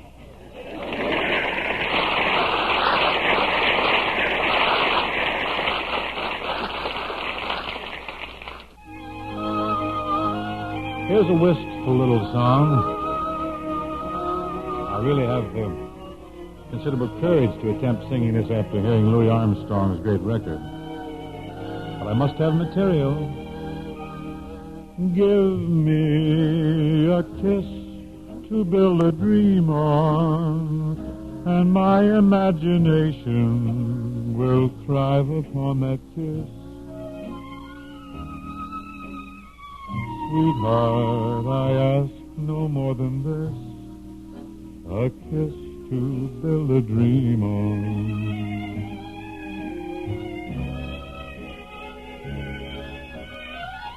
Give me a kiss before you leave me, and my imagination will feed my hungry heart. Leave me one thing before we part, a kiss to build a dream on. When I'm alone with my fancy, I'll be with you, weaving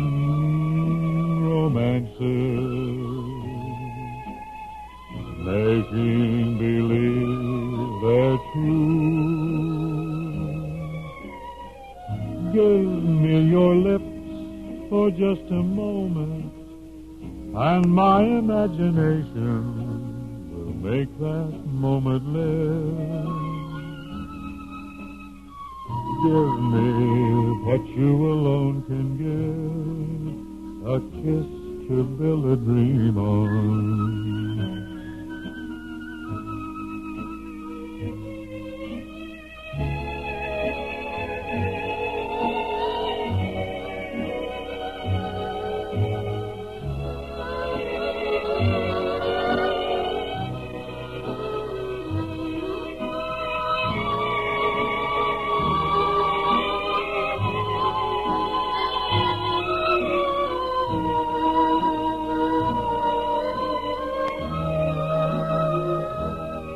Won't you give me your lips for just a moment, and my imagination will make that moment live.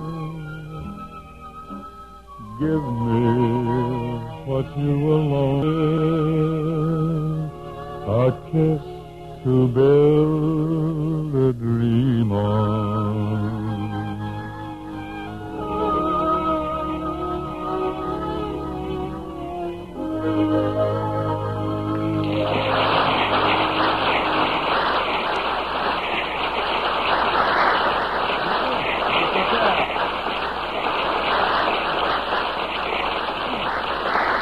Thank you very much, ladies and gentlemen. And now, here's a delightful task. Really a chore that I adore. One of the most charming and talented girls in show business, the Nashville Nightingale, Miss Dinah Shore.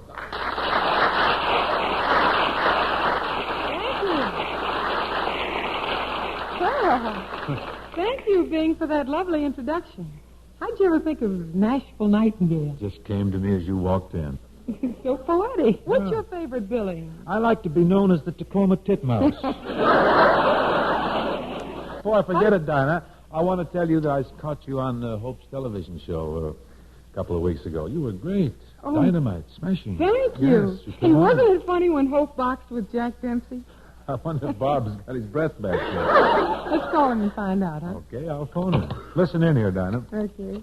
Hardly worth it, I guess. Phone calls costing a dime now. Burst the charges. Hello? Hope's residence. Hello, Miss Hughes. This is Bing Crosby speaking. May I speak to Mr. Hope? Here he is, Mr. Crosby.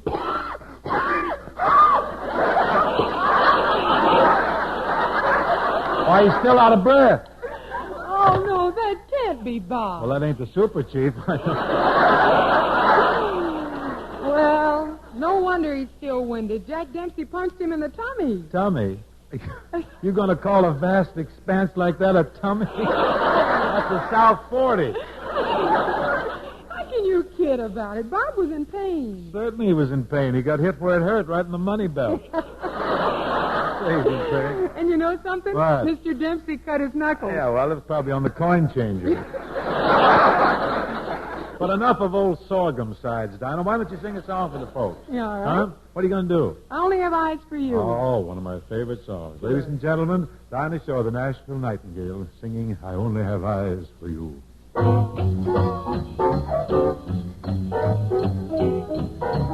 Our stars out tonight.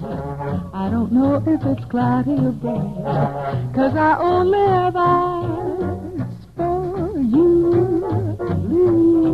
The moon may be high, but I can't see a thing in the sky, 'cause I only have eyes for you. I don't know if we're in a garden on a crowded avenue. You are here, so mine. Maybe millions of people go by, but they all disappear from view. And I only have eyes for you.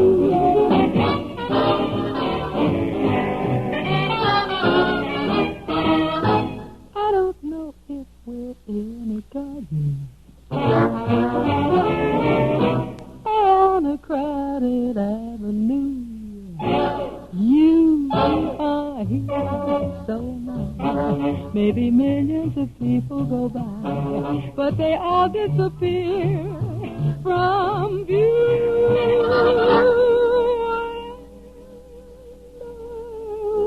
Only have I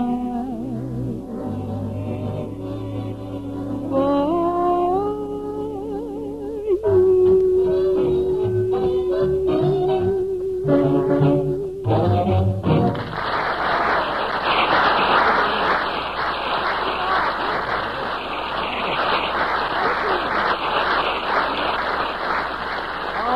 Great.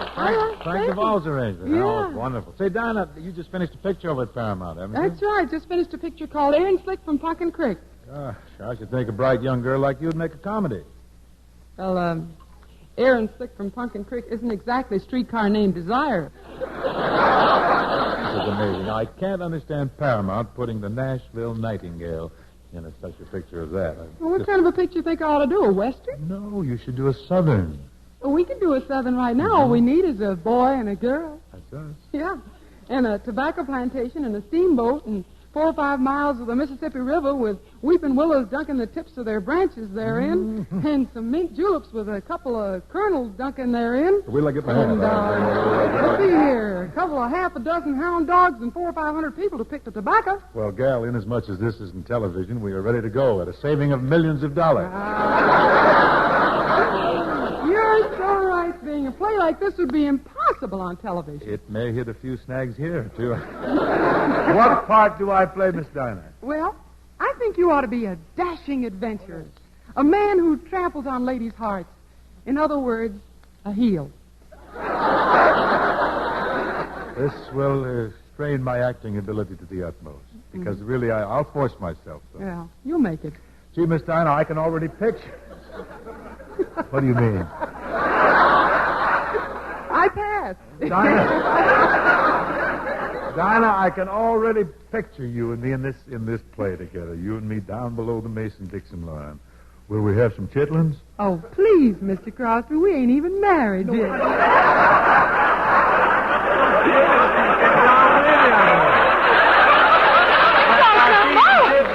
Hey, listen, will you set the scene, Mr. Crosby? Why, certainly. Well, let's go. Ladies and gentlemen, we now present a drama of the Old South entitled The Gambler's Downfall. Or, when she saw the ace fall out of his cup, she tore up her picture of Howard Duff.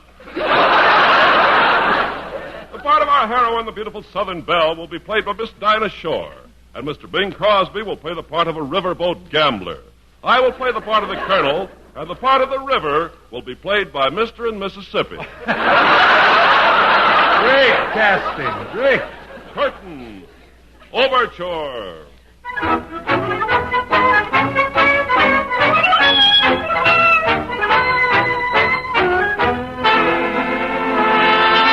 That's an overture. Good morning, sir. Good morning, ma'am. My, this is a nice house you have. Thank you, sir.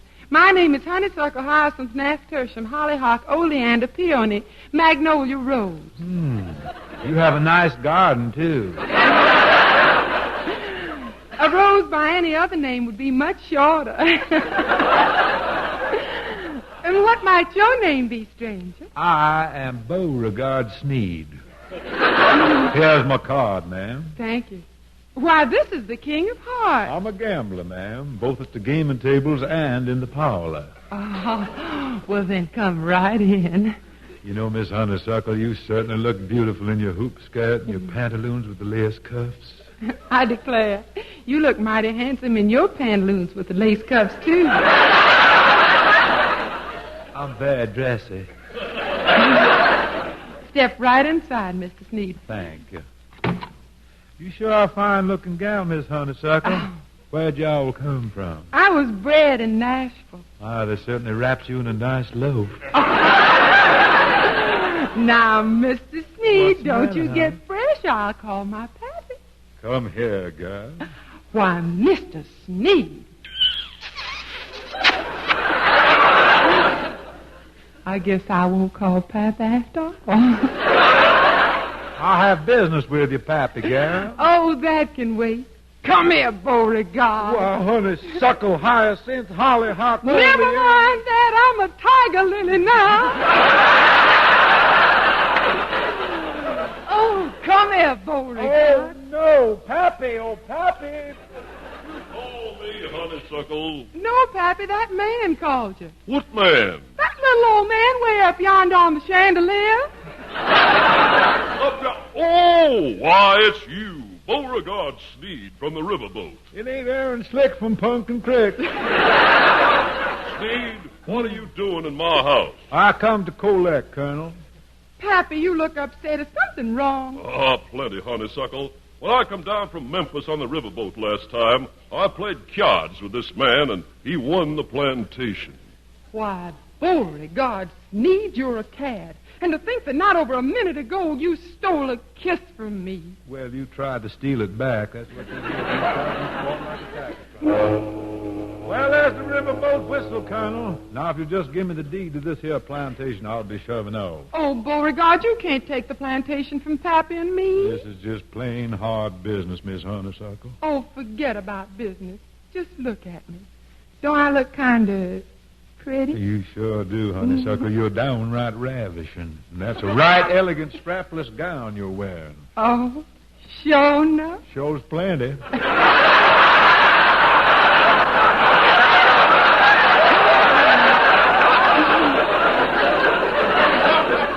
Put your arms around me, Beauregard. Okay. Now, close your eyes. Mm-hmm. And put your head right here on my shoulder. Mm-hmm. This is living. Comfy? Mm-hmm. Good. Daughter, as much as we need money, I must insist that you remove your hand from Mr. Sneed's pocket. Thank you, Colonel. And might I have my diamond stick pin back? Here you are, sir. Ouch, not back there. Tell you what, Colonel, I'll make you a proposition. If you allow me Miss Honeysuckle's hand in marriage, I will take her on a riverboat with me, and you can have the old plantation. You got yourself a deal, Beauregard. But, Beauregard, I can't leave the old plantation. Just look out the window there. Look at those plants swaying in the breeze. Mighty pretty. It's a field of that mild tobacco that I've got sold to the Chesterfield people. Well, say, what's that bush with the red berries doing out there in the tobacco field? That ain't a bush with red berries. That's Arthur Godfrey picking tobacco. I see Perry Como is toting the sack for him. Say, where's Bob Hope? Yeah. He's over there laying in the corner. He still ain't got his breath back. Oh, shut up.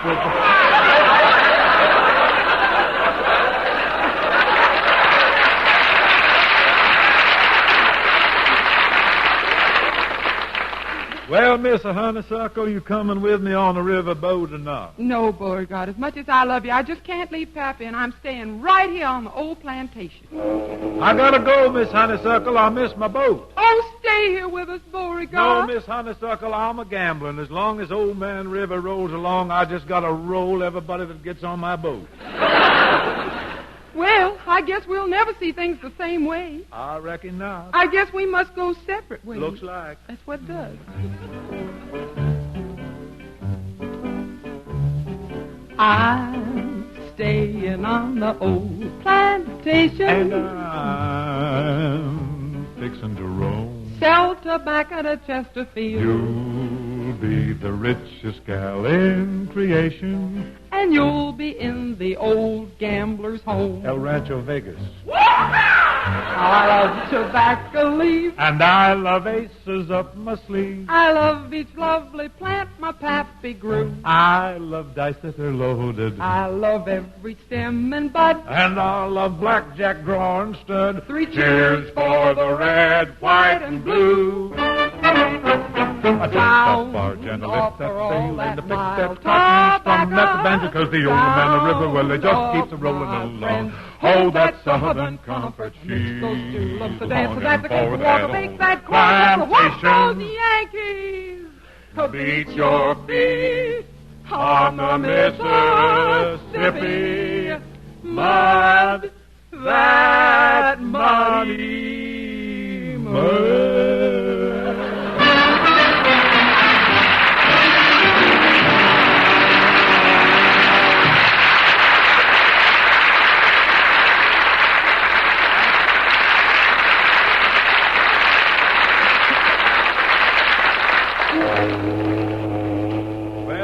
Suckle, that's the last whistle. I'm afraid I got to be shoving off. Oh, but you can't just walk off leaving me all puckered up like this. Haven't you forgotten something? Nothing I can think of. Look at me now. You sure you haven't forgotten one little bitty old thing? Well, by golly, you're right. I forgot the sound off for Chesterfield. Well, what are we waiting for? Sound off! Sound off! Sound off for Chesterfield! Well, get your money on the line for the cigarettes that'll suit you fine. Chesterfield now sets the pace with no unpleasant aftertaste. Mildness plus. No aftertaste. Mildness plus. No aftertaste. No unpleasant aftertaste in Chesterfield. That's right. From smart nightclubs to country stores, the folks are buying 'em more and more. And I tell everyone I meet that Chesterfield just can't be beat. Chesterfield. Chesterfield. Chesterfield. Chesterfield. Milder, milder, milder, milder Chesterfield. That's right. So here's what we want you to do. Right now. Yes, here's what we want you to do. Right now. Sound off. For Chesterfield. Sound off. For Chesterfield. Try a pack of Chesterfields. Do it. Today.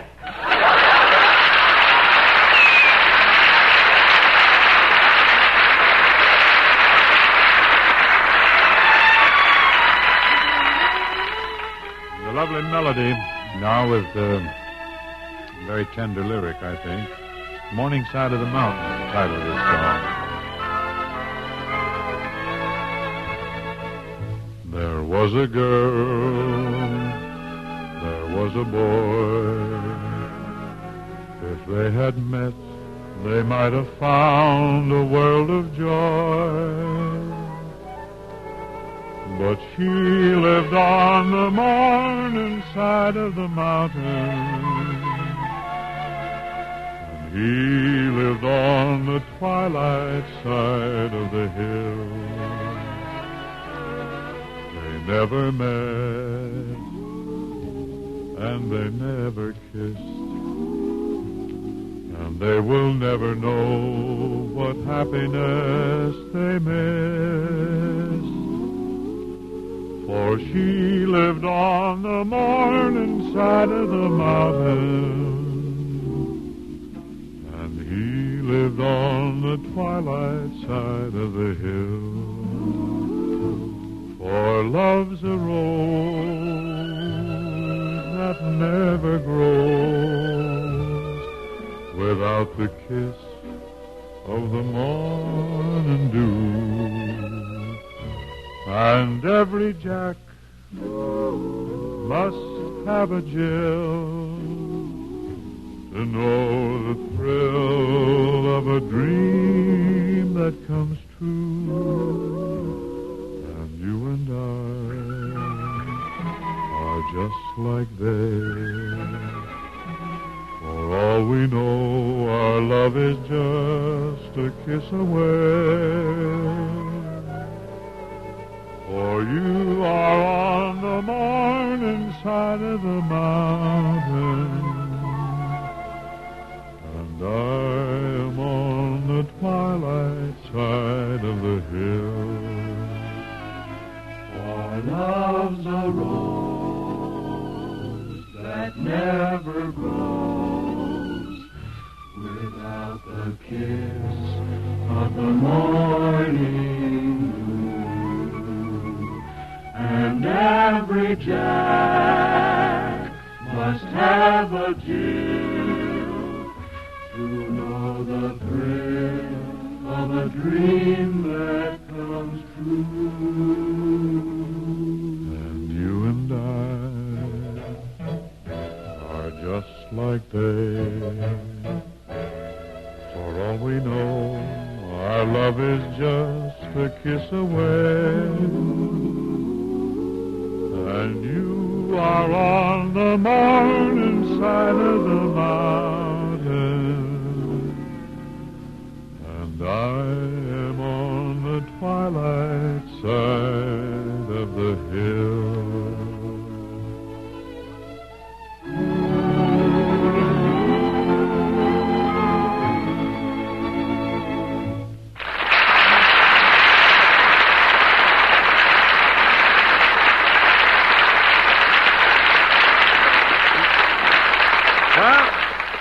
Thank you, folks, and thus endeth this evening's little cantata. Well, It only remains for me now to thank the lovely Dinah Shore for dropping in. I enjoyed it, Beauregard. I really did. Well, you're powerful sweet to say so, honeysuckle. Who's going to be with you next week? Next week, Dinah, our program assumes a very serious character. An air of solemnity is going to prevail. Rigid decorum will be the keynote as we play host to Dean Martin and Jerry Lewis. It can't be the same Martin and Lewis I know. Those is the boys, yeah. Say, Dinah, this is National Apple Week, so as you go out the stage door, I want you to help yourself to an apple. There's a big basket of them there. Have one on me, huh? Thanks. I don't care for an apple right now, but have you got the money basket around? Now, you're joshing me. You're funning with me, ain't you? No. Well, good night, honey. Good night.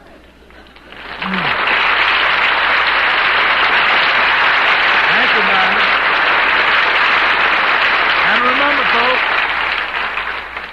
And remember, folks, the next time you buy cigarettes, sound off for Chesterfield. Sound off for Chesterfield. Buy a pack of Chesterfields. Do it.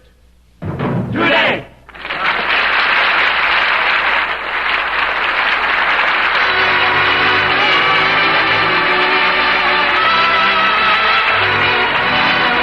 The Bing Crosby Show, presented by Chesterfield, was produced and transcribed in Hollywood by Bill Morrow and Murdo McKenzie. Tune in next week and hear Bing and his guests, Dean Martin and Jerry Lewis. Truth is the free world's most deadly weapon against communism. Join the crusade for freedom and help build more freedom stations for Radio Free Europe. Send your contribution to your local crusade committee or to General Clay, Empire State Building, New York City.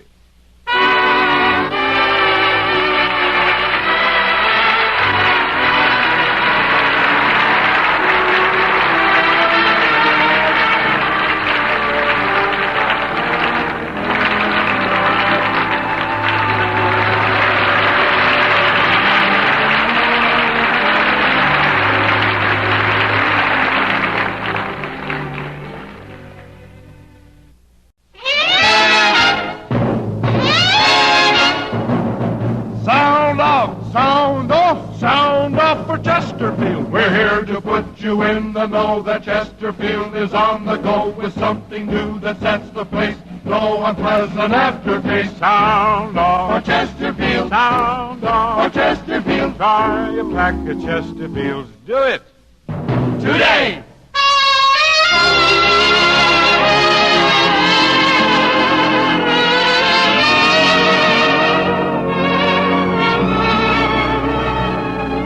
Someone waits for me.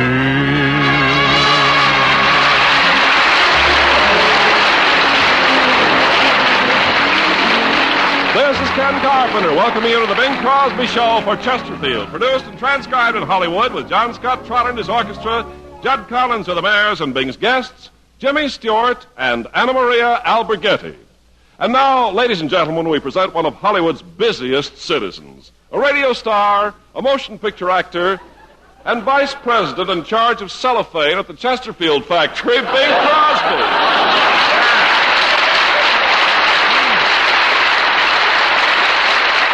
Very nice, Ken, and if I do say so myself, I turn out real neat packages. You're doing beautiful work these days, Bing. I just don't see how you find time to squeeze everything in. Well, actually, I don't. I haven't been to the factory for 3 days. Oh, you're going to catch it. I can't help it. I'm making a picture now. We're on location. I have to drive clear up to Lake Arrowhead. Arrowhead, huh? Yes, and believe me, it's really tough working at a place that's named after Bob Hope.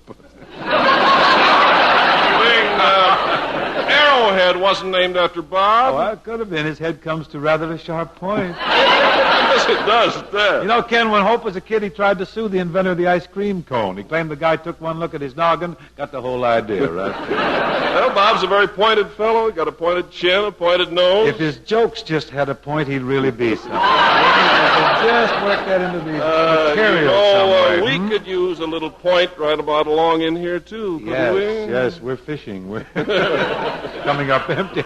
But I find it hard to be gay. Really, I do. Why? Well, I'm starting to worry. I'm worrying about my Christmas shopping. Christmas shopping? Yes. Oh, your worries are over, What, Bing. you got something? Why, I read in Time magazine about a terrific thing for gifts, Oh, Bing. what? It's a new perfume they're making in Paris. Mm-hmm. It's the most potent, intoxicating scent ever concocted. They had to make it more potent. I reel when I walk by the dime store now. I tell you, Bing, this stuff is so strong that just a few drops makes everyone fall in love with each other. Oh, they ought to pour some of it in the ventilating system of the United Nations building.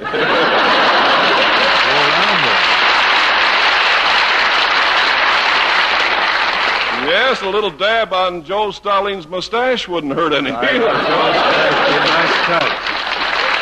But honestly, are you serious about this perfume? Yes. Is really you got that wallop? Oh, I'm perfectly serious. Look, I'll give you an example. What? A friend of mine put 2 drops of it on a letter and mailed it to a girl that he was crazy about. I know. She got the letter, called the guy up, wanted to marry him. Oh, no. She couldn't wait. She took one whiff of the envelope and eloped with the postman.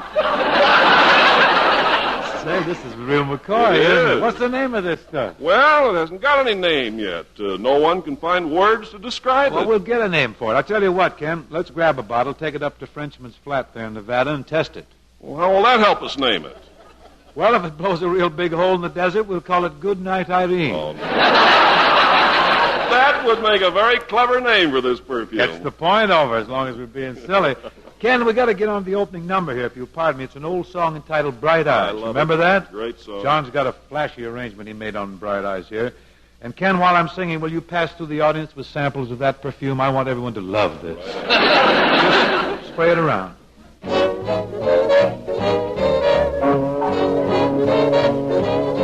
Bright eyes, I know you so well. Bright eyes, oh, what secrets you tell. I can't believe a word you say. Your eyes are traitors, they give you away. Bright eyes, they give me a thrill. Bright eyes, just you say what you will. There is a meaning you cannot disguise in your bright eyes. Pretty bright eyes, he knows you so well. Pretty bright eyes, oh, what secrets you tell. Can't believe a single word you say. Your eyes are traitors, they give you away. Oh, bright eyes, they give me a thrill. Bright eyes, just you say what you will. There is a meaning you cannot disguise in your really pretty, pretty, bright, bright eyes.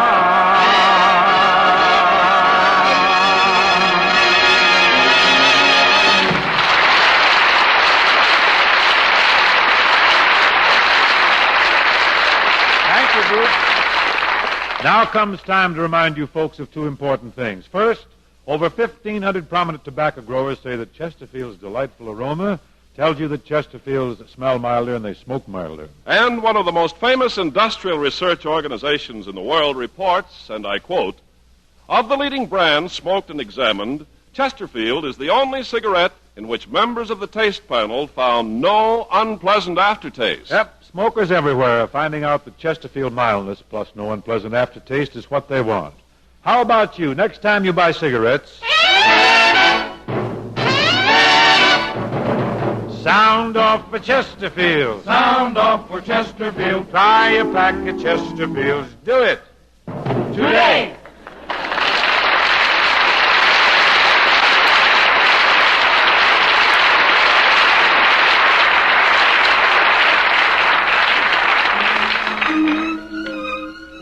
La Belle France has furnished us with some lovely melodies recently, several hit songs. Here's a new one. Johnny Mercer, celebrated and clever lyricist, has furnished the libretto for this particular song. Ah, are the apple trees, blossoms in the breeze that we walked among, lying in the hay, games we used to play while the rounds were sung. Only yesterday, when the world was young. It isn't by chance that I happen to be Boulevardier, the toast of Paris. For over the noise, the talk and the smoke, I'm good for a laugh, a drink or a joke. I walk in a room, a party or ball. Come sit over here, somebody will call. A drink for Mr. A drink for us all. But how many times I stop and recall the apple trees, sunlit memories, where the hammock swung, on our back we'd lie, looking at the sky, till the stars were sprung. Only last July, when the world was young.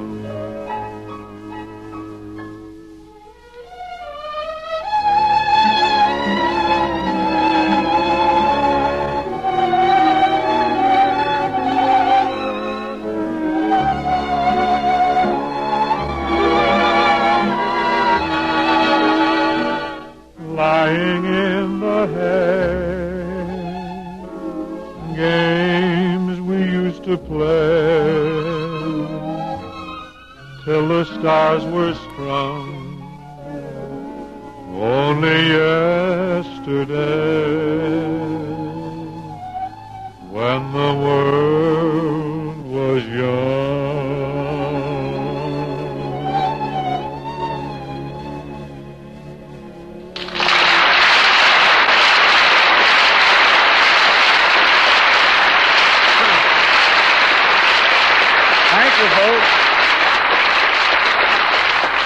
Thank you very much. You know, folks, some 3 weeks ago we presented here Miss Anna Maria Alberghetti, the 15-year-old coloratura soprano from the picture Here Comes the Groom.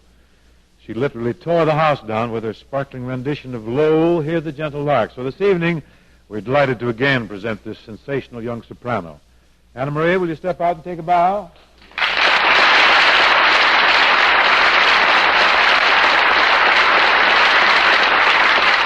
Maria, what are you going to sing for this evening? The Wren. The Wren? Benedict. How do you say it in Italian? Capinero. Capinero. Wonderful. Mr. Trotter, would you assist Anna Maria?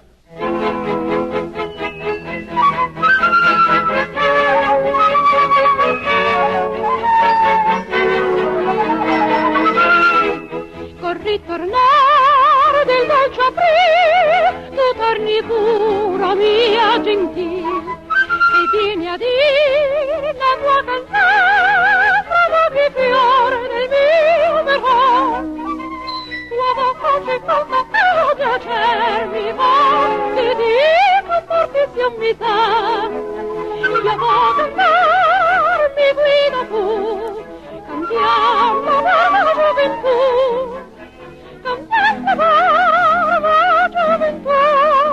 Insieme cantiamo.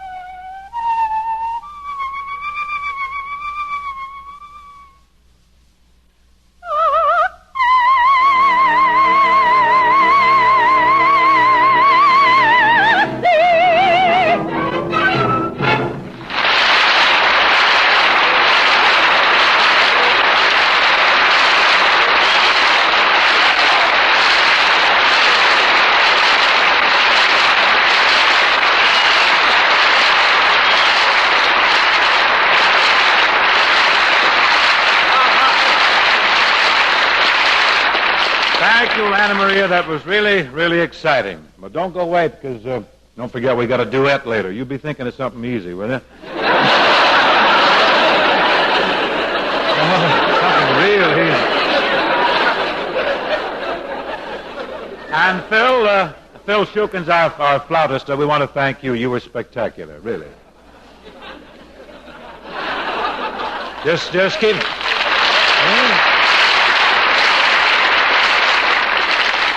Just keep your dues paid up. This may open a whole new career for you.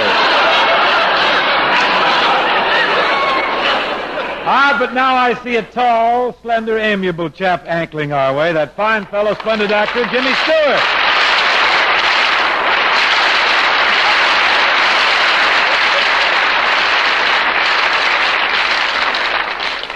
Oh, thank you, Bang. Oh, Jimmy, it's nice to see you. You know, this is the first time I've had a chance to talk to you since you became a father. Mm-hmm. Well, I had a pretty easy time, but Bang, I was out of the hospital in 7 days.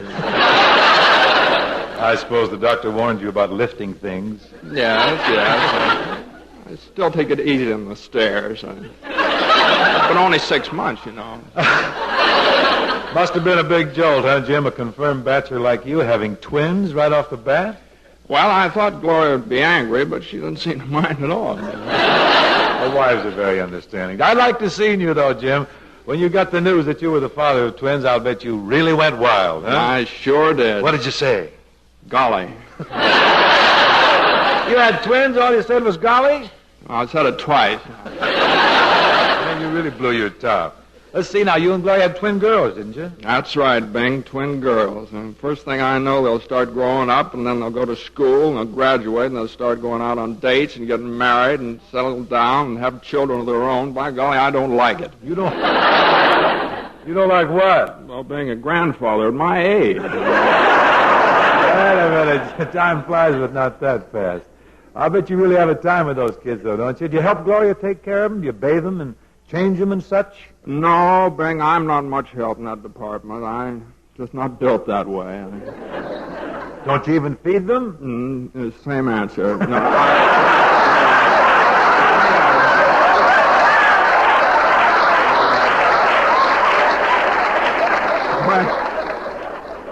Now, when it comes to mixing a formula, I'm a flop. You can't mix a formula. Why don't you run over to Chasen's? Let Dave Chasen stir up a formula for you. No. Gloria has much better recipe for pablum than Chasen. He'll think of something. Jimmy, you're in for the biggest thrill of your life. You know something? It won't be long now till you'll be spending your first Christmas with your kids. Yeah, I got to fatten up something. I'm going to play Santa Claus. I don't think you'll ever make it with a knife and fork, Jim. You'll have to use pillows for stuffing like the rest of us. Yeah, Bang, speaking of Christmas... I don't need many pillows. Speaking of Christmas, that's why I came down to see you. What do you mean? Well, I want to buy Gloria a present, and I thought I might get her something intimate. Oh, well, Jimmy, that's a little out of my line. I don't know anything about... Well, Bing, I always looked upon you as a man of the world, and I thought you might take me shopping. I think wives like to get dainty presents, you know, something lacy and sheer. Of all people, you. Will you help me, Bing? I certainly will, and I know just the place to go. Where? Over at Orbach's. I saw the flimsiest... Get a laugh with Orbach's. Yeah. I saw the flimsiest, sheerest, laciest handkerchiefs there, and I'll take you over right now. Oh, well, Bing, I'm man enough to walk into a store and buy handkerchiefs alone. Well, Jimmy, you can't buy anything lacier or sheerer or more attractive than these handkerchiefs I saw. Oh, yes, you can. This boy's been looking at the ads in Harper's Bazaar. That's right, I have. Well, then out with it. What do you want to buy, Gloria? Well, I don't know what you call them, but I'll know them when we see them.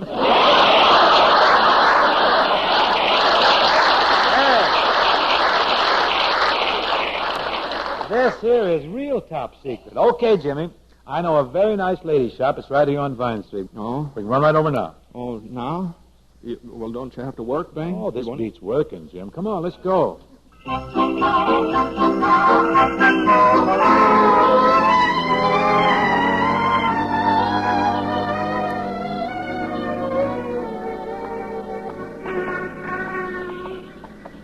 Gosh, Bing, I've been thinking this over. Maybe I'd better get Gloria some kitchenware.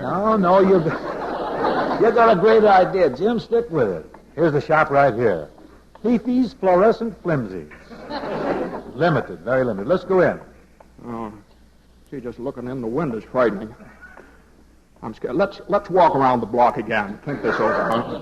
We walk by here once more, they'll think we're picketing the joint. Come on, Jim. Good afternoon, gentlemen. May I help you? Yes. May my friend and I have a glass of water? Oh, come on, speak up. Bing, this is a girl. Well, who do you expect to wait on you, Baron Leone or something? Do you have any gloves, miss? Gloves, nothing. Show us some fluorescent flimsies. Come on. Very well. Would you like to see something in a slip? Well, I'd like to see a slip, but I think it should be empty.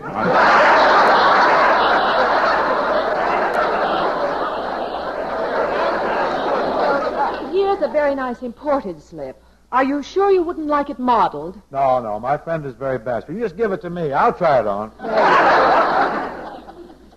Well, here we are. There we are. What do you think, Jim? I think it's terrific. It is beautiful, isn't it? Well, it's none of my business, but I don't think it does anything for you.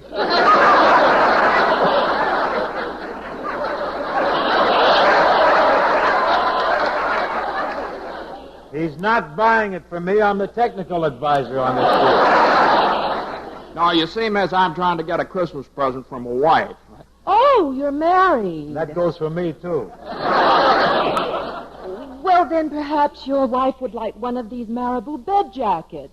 Gee, that is nice and fluffy, isn't it? Try that one on, Bang. Oh, these feathers tickle so. I'll put one more thing on. I'll get an offer from John Robert Powers here. Here's a novelty this year. Fancy garters like the French can-can dancers wear. Oh, toss me a couple of those. I need some sleeve holders. And here's another new item this season. They're called waist cinchers. Oh, those are very good. They are? Yeah. They're little half corsets that give Madame a very slim waistline. No, that's not fancy enough. Well, then, how about a negligee? Oh, my gosh. I know. How about some mules?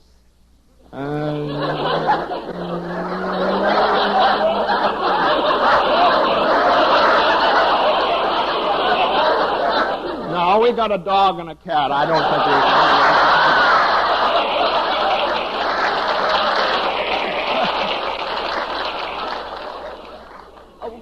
Perhaps your wife would like a nice taffeta petticoat. Well, yeah, that might be... Oh, quick, Bing, duck down behind the counter. What's the matter? Quick, duck down here. What's wrong? Boy, that was a close one. What happened? Luella was looking in the window. She'll never recognize me with all these fancy duds on. Yeah, no, but she's liable to think I have a date with Mae West. I don't look that good. If you gentlemen will get up off the floor, I'd like to show you something that I think would make a lovely gift. Now, what's that? This is a new perfume from Paris. It's called Good Night, Irene. Oh, that's fine. I'll take a pint of it. No, wait a minute. If that's the stuff I think it is, don't even pull the cork, Jim. What's wrong, Bang? Why can't I buy some of this perfume? It's dynamite, Jim. That stuff's dynamite. One whiff of that, you'd go shopping alone. Mm-hmm. Well, I think I might take that taffeta petticoat. Will you wrap it as a gift, please, miss? Oh, we can pick it up later, Jim. Let's get back to the broadcast, huh? Okay. Just a minute, please. What's wrong? Will you please take off that slip, those garters, and that bed jacket? Here you are, miss. I'm really very sorry. I forgot I had this stuff on. Help me off with this slip, will you, pal? Get out the way you got in. Well, I'll make it myself then. Here you go. Goodbye, miss. Goodbye. And I'll thank you also to take off that waist cincher. That he came in with. Well, I'll never come here again.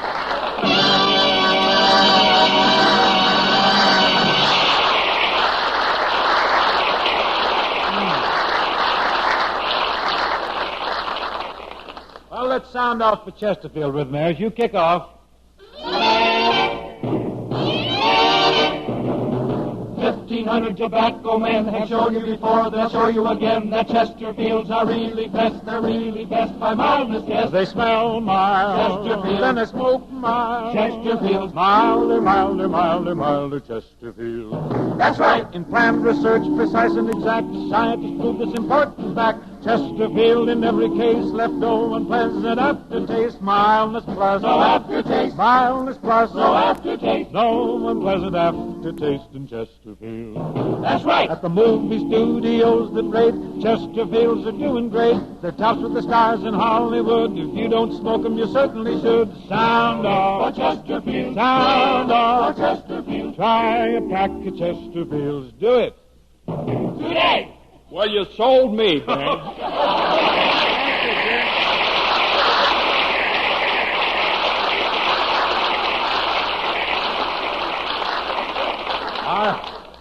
Our closing selection this evening is America the Beautiful. This will be sung as a duet with Miss Alberghetti, because Anna Maria, you know, has only been in this country a few months. But this is the song that she loves, and she's learned it, and it's at her suggestion that we do it. John, I think we're ready.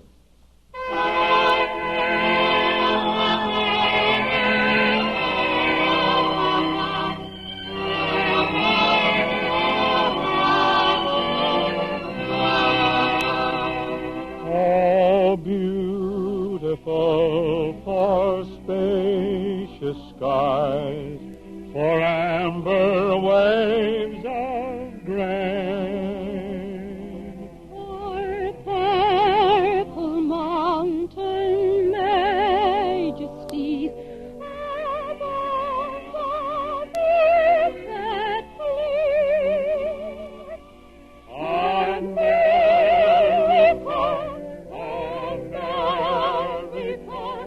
God shed His grace on thee, and crown thy good with brotherhood, from sea to shining sea.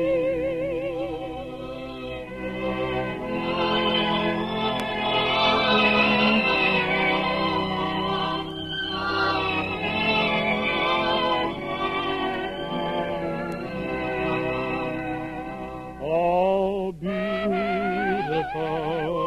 for pilgrim feet, whose stern impassioned stress offer a path for freedom beat across the wilderness. America, God shed His grace on thee, and crown thy good with brotherhood, from sea to shining sea.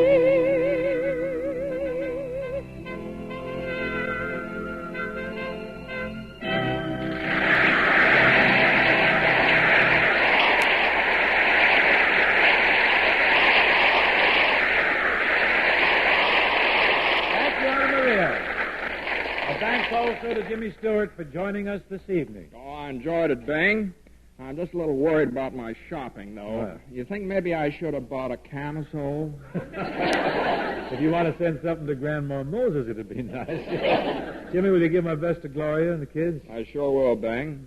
And don't forget, you people with service friends overseas, the post office people say tomorrow is the last day you can mail your Christmas packages in order for them to arrive overseas in time for Christmas. And remember, overseas, they'll like Chesterfield just as much as you do. So tonight, or tomorrow for sure, sound off for Chesterfield. Send a Christmas package and do it today. The Bing Crosby Show, presented by Chesterfield, was produced and transcribed in Hollywood by Bill Morrow and Murdo McKenzie. Tune in next week, and they're bringing his guests, Alexis Smith, Bert Wheeler, and Toni Arden.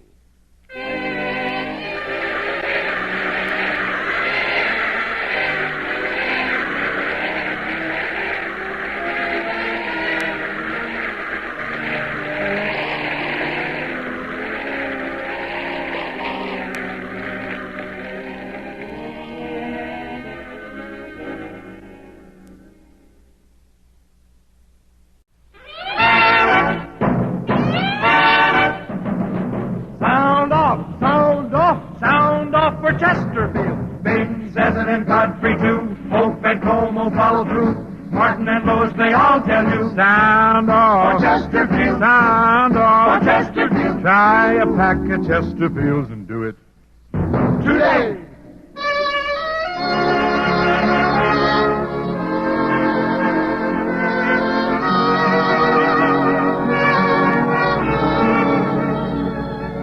Someone waits for me.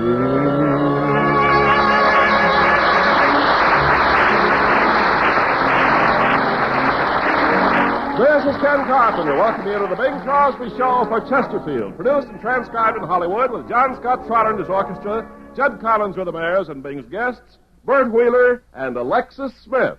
And now, ladies and gentlemen, tomorrow being Thanksgiving, Chesterfield presents their same old turkey, Bing Crosby.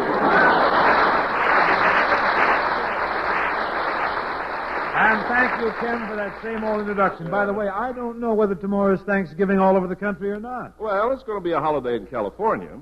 Don't I know? Gary arrived home from Stanford yesterday with 20 house guests. That'll be a thrill for you and Dixie having a house full of boys for Thanksgiving. Our house has always been full of boys. Not this full. Yeah, we're at capacity. Do you mean to say they're all sleeping there, too? Who sleeps? We're open all night. I was up till 5 o'clock this morning. Oh, no. Just knocked it right off. Yes. Off your rocker. Lost my Did you top, sing some songs for the boys? Well, I wanted to, but every time I started, Gary would look at me and whine, "Oh, Dad, why don't you go to bed?" Well, you know how kids are, Bing. Yes, I do, and I'm getting sick of it. But you ought to see the turkey we're having for dinner tomorrow. Oh, really? Oh, Colbert, quel oiseau. Oh, it's a beauty. My French, you see. Yes. What a turkey we have. It's a beauty. It weighs 35 pounds. My brother Larry won it on a quiz program. Oh, Larry won a turkey on a quiz program? Yeah, it's a program called Take It and Stuff It. Well, you...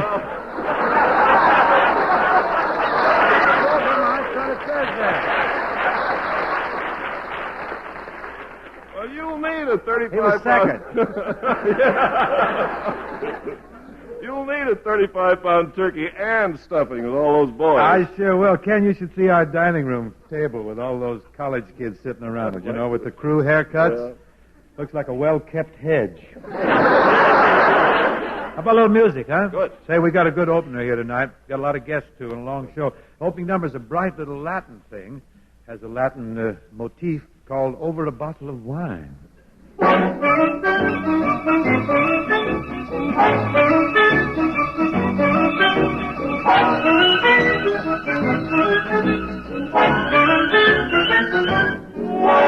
Over a bottle of wine, under a tropical sky, a typical tropical atmosphere. All his heart could hear was a sigh. Over a bottle of wine, playing the tropical game. A typical tropical love affair. Oh, that tropic air was to blame. They knew it was foolish to resist, aye, aye, aye. And so they kissed, aye, aye, aye. Never dreaming of tomorrow. Over a bottle of wine, living the tropical life, proving how happy a man could be when he's on a spree with his wife.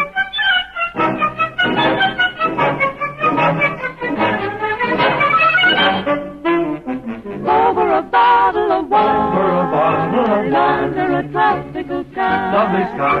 a physical, tropical atmosphere. All his heart could hear was a sigh.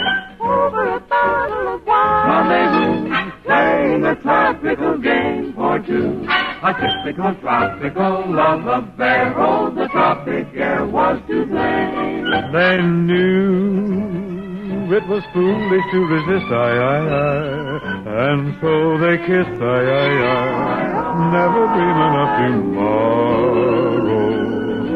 Over a bottle of wine, living the tropical life, proving how happy a man could be when he's on a spree with his wife, living a tropical, typical, tropical life. Ole, hombre, ole de linda, mucho gusto.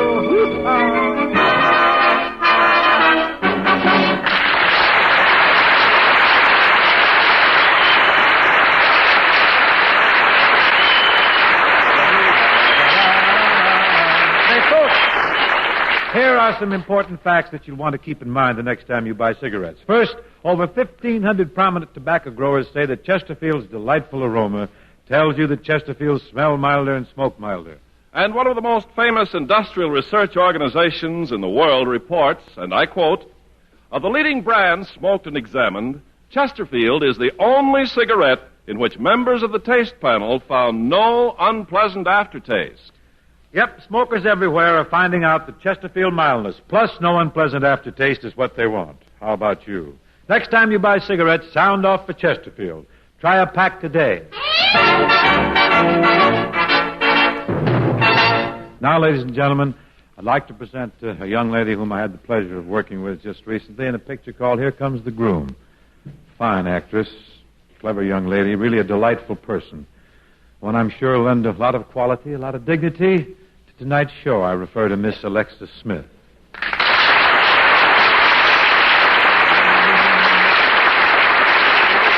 Thank you, Bing. Now, just before we go any further, Alexis, I want to tell you something in front of all these people. I just want to tell you how much I enjoyed working with you, and Here Comes the Groom. Real pleasure, Alexis. Well, Bing, I enjoyed working with you, too. It was really wonderful. It was great fun, Alexis, but there's one thing I regret.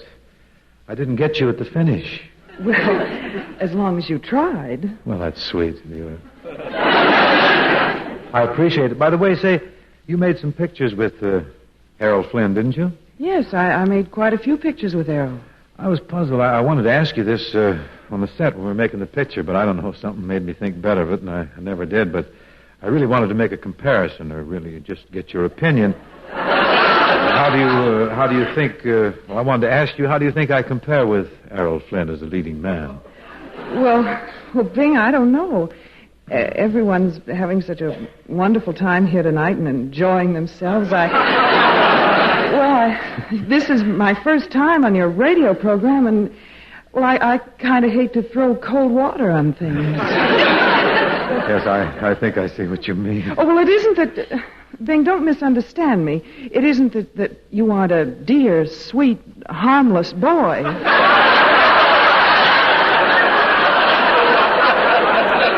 Well, gee, I didn't know you were looking to get hurt or something. I was just seeking an opinion about one performer. But I want to call your attention to something. One thing that stands out that might have some bearing on your ultimate decision if you haven't already made up your mind. You know I can sing and Errol Flynn can't. Bing, he doesn't have to. Does he, huh? Oh, I'm sorry, Bing. Well, as the headless turtle said to the lawnmower, I stuck my neck out. Just to say, Alexis, I'm very happy you're with us this evening because tonight we're going to present another radio first. Oh, really? What is it? Tonight, Alexis, we're going to do an old-time movie on this program, a real old one. Well, what's the idea of doing an old movie on radio? It's in the interest of public service, Alexis. Many of our radio listeners, you know, folks who don't have TV sets, they've written in, they're asking us what television is like. So this evening we're going to put on an old movie to show them what television is like. Well, if that doesn't do the trick, we can play charades or we could wrestle. We could have a panel and ask some dull questions to get some wrong answers. Take a few falls. Now, Alexis, if you pardon me for a moment, I'll present our next guest, a very distinguished gentleman who's going to play the leading man in our movie. This fella's made lots of movies. He's starred in Broadway shows, nightclubs, radio, and he's a smash whenever he appears on television. Folks, one of the best-loved guys in show business, Mr. Bert Wheeler.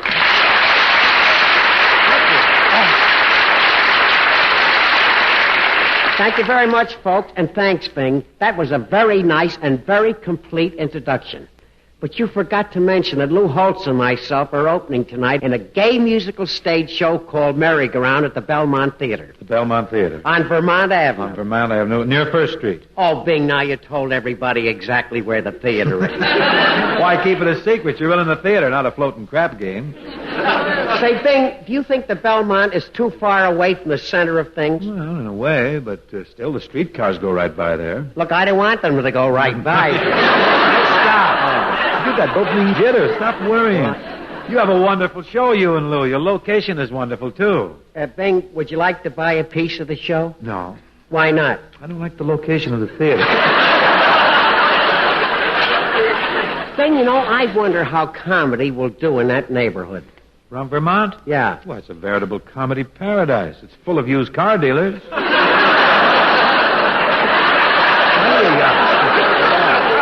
You know something? What? I wish I was working with an old Essex instead of Holtz. Don't worry. Don't relax, Bert. You'll do great on Vermont Avenue. I predict that you'll be the toast of the used car area. Really? Certainly. No time at all, you'll be known as the Smiling Irishman. Well, what about Holtz? You'll be known as Laughing Lapidus. I get it. How about a little business here, though? We got to do a real old movie for the folks, Bert. An old beat-up talkie entitled Tess of the Potato Patch. Did you ever hear of it? Hear of it? I think I was in it. Good. Carpenter, take over. Certainly. Ladies and gentlemen, for the benefit of you folks who do not have television sets, we will now present a typical old movie as shown on television.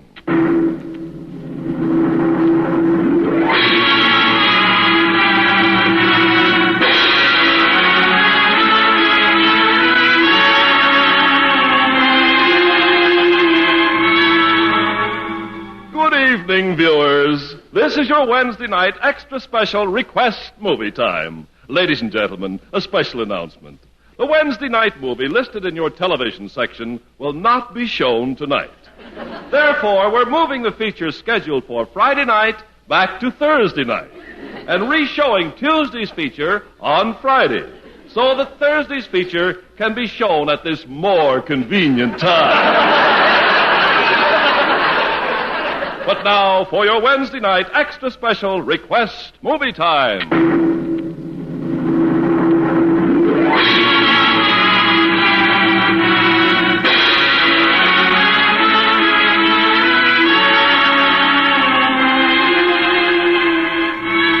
Good evening, telefriends. This is your host, Biff Crosby. Yes, good old Biff. May I tippy-toe into your living room again?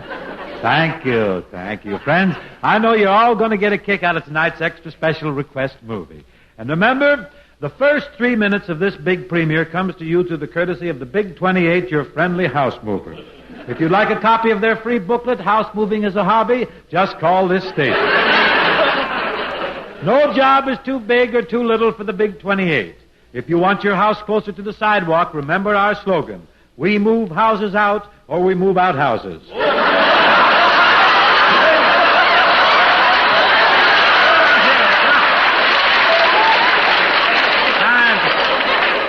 But now for the movie. Tonight's exciting feature is a gripping drama entitled Hearts Afloat. Oh, pardon me, I mean Hearts Aflame.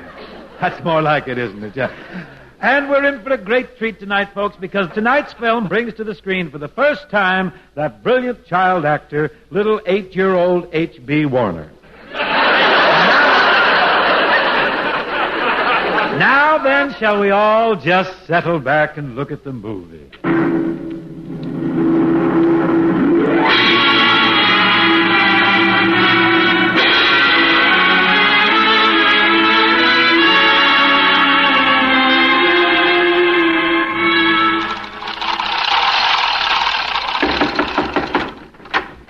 Claude, it's you. Yes, Daphne, it is I. Oh, Claude, you've returned after all these years. Yes, my love.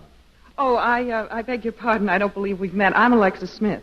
Oh, how do you do, Miss Smith? I'm Bert Wheeler. I'm opening tonight at the Belmont Theater. Hold it. Oh, you don't have to know each other. This is only a movie. Oh, I'm sorry, Biff. Okay, let's roll again. Roll the picture.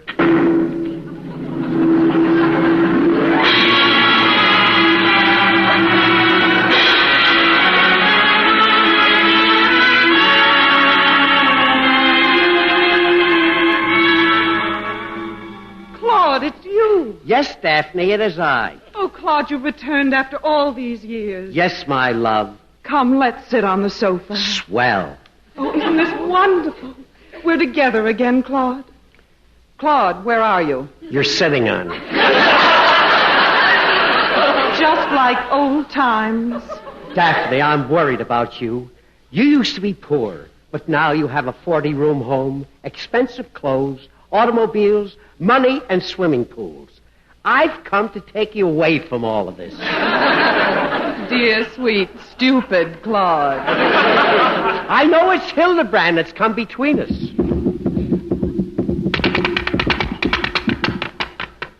I'm sorry, folks. We seem to have developed a little mechanical difficulty here. Our feature film broke. Bear with us, ladies and gentlemen. If you were as old as this picture, you'd fall apart, too. But we'll have this fixed in just a jiffy.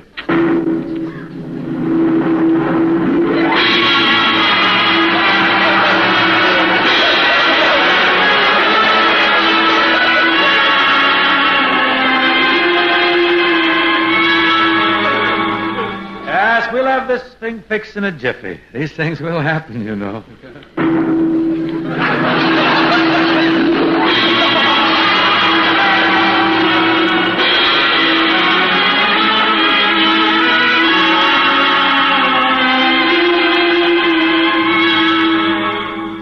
Folks, if you're disgusted with our television movie, just call the Big 28, your friendly house movers, and they'll be glad to move your house to a non-television area. Cheers, folks. Clap hands. We got the film fixed. Here we go. Daphne, I can't stand living without you. Just put your knife on the table. That's it. If I can't have you for my own, I shall kill both of us. Claude, don't come so close. Don't come so close! Friends, do you suffer from offensive breath?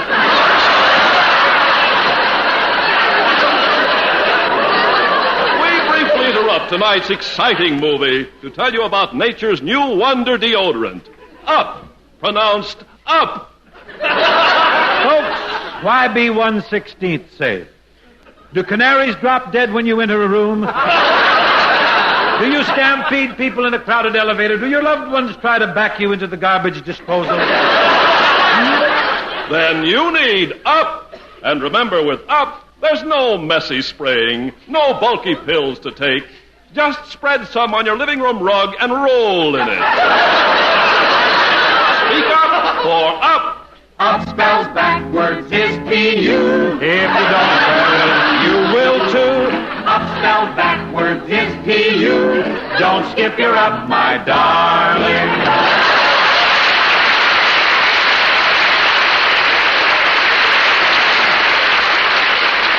And now, back to our feature film, Hearts Aflame.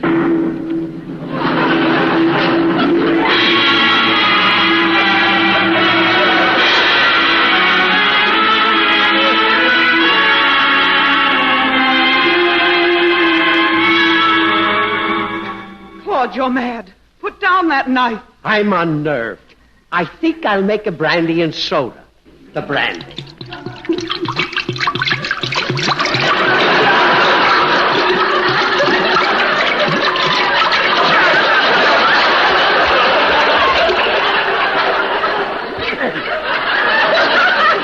Just a short one.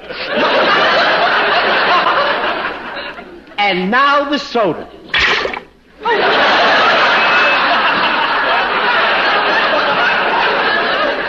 Oh, Claude, you've diluted it.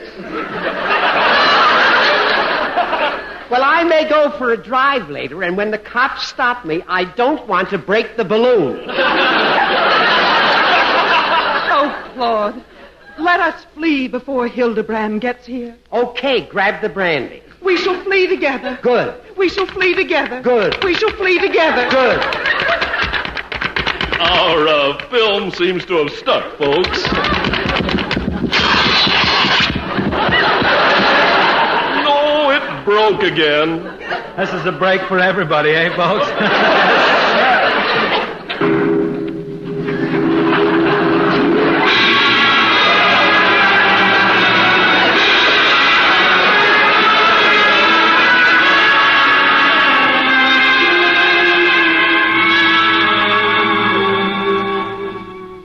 our projectionists are making necessary repairs, I'd like to ask you folks a question. Have you tried Woofo dog food lately? Has your dog tried Woofo dog food lately? And remember, folks, Woofo dog food is the only dog food that tastes like cat. And it comes in 3 flavors: Maltese, Persian, and Alley. As your dog becomes listless and bored with life, if he just doesn't give a sniff, he needs Woofo. And now, let's hear from Groucho, our little singing dog. I've been eating Woofo dog food. Woofo sure to please. All us doggies go for Woofo. Great Danes and Pekingese. Airedales, poodles, chihuahuas. Woofo makes a dog ambitious and intelligent. Someday, a dog who's fed on Woofo will run for president and be elected. Woofo for president.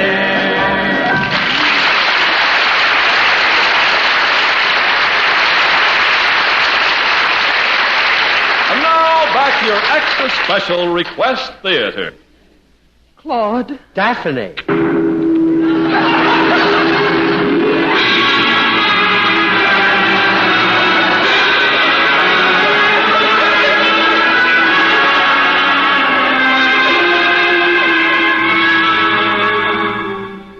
Interrupt this film feature to remind you that this is your extra special request theater. Every week, the same movie. But write in if there's some new commercial you'd like to hear. And here we go, back to the movie.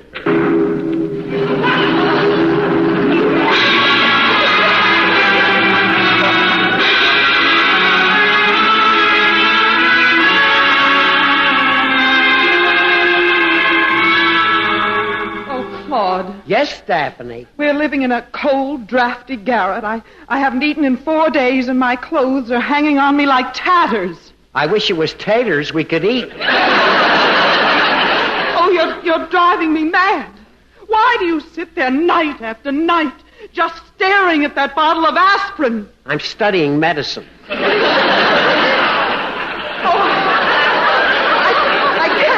This any longer. Neither can I. Friends, are you having financial worries? If so, visit the Peekaboo Finance Company. Yes, folks, just peek in the door and you'll boo us forever. He's just kidding, folks. If you have financial troubles, come in and tell us about them. Let us explain our convenient silver lining plan. Briefly, our silver lining plan is this. We take all your little unpaid bills and we lump them into one big staggering debt. And now, back to the movie.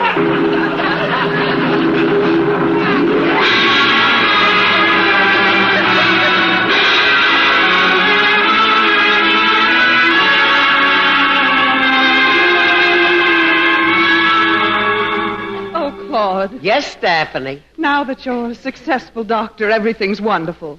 By the way, dear, are we having chicken for dinner tomorrow? Yes, that hen we've been keeping in the backyard's just about fattened up. Good. First thing in the morning, I'll wring her neck. And another thing, I think the car needs repairing. When I went out to start it today, it was so cold it wouldn't run. Well, put a shot of antifreeze in the old tug. My, I do wish the weather would warm up. Mother gets so cold. Well, let's just forget about everything. Oh, I meant to ask you, did you like the salad I made tonight? Not so good without onions. You're sweet, Claude. Was your operation a success, dear? How was your patient's liver? He's getting along fine. Oh, did you feed my little pet turtle today? No, I'm afraid it might snap at me. Oh, you're just making excuses. Did you stop at the department store and pick up my new girdle? I'm sorry, dear. I guess I'm getting forgetful. Oh, excuse it, folks. There goes the film again. Hey, fix that. The film is running backwards. Oh, let the picture run backwards. All right, set it up. Play the theme backwards, Biff.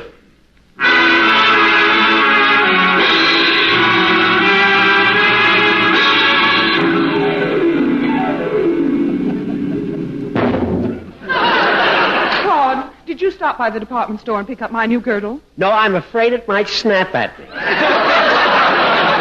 Well, Well, forget it. Was your operation a success, dear? How was your patient's liver? Not so good without onions. Well, I do wish the weather would warm up. Mother gets so cold. Well, put a shot of antifreeze in the old tub.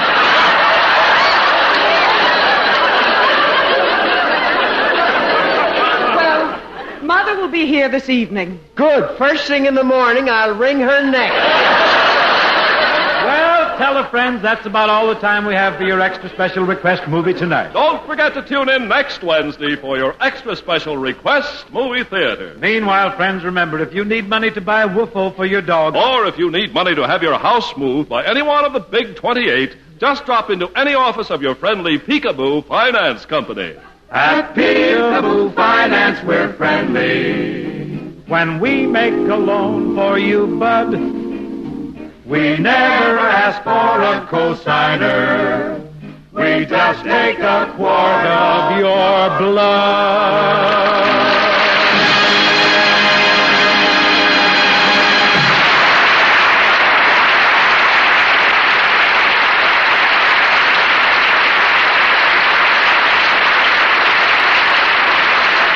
Now, what say we sound off for Chesterfield?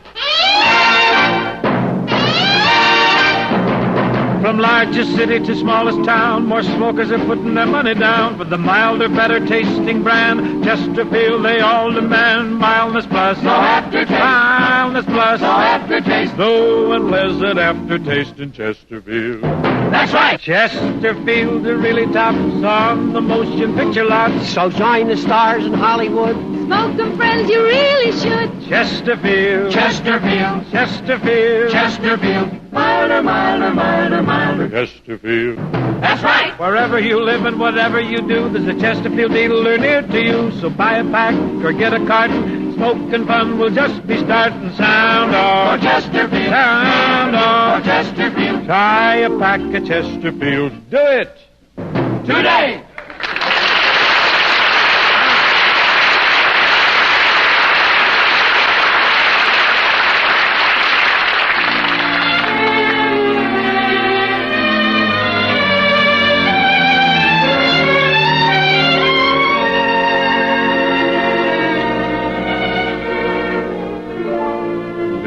Because of you, there's a song in my heart. Because of you, my romance had its start. Because of you, the sun will shine. The moon and stars will say you're mine forever and never to part. I only live for your love and your kiss. It's paradise to be near you like this.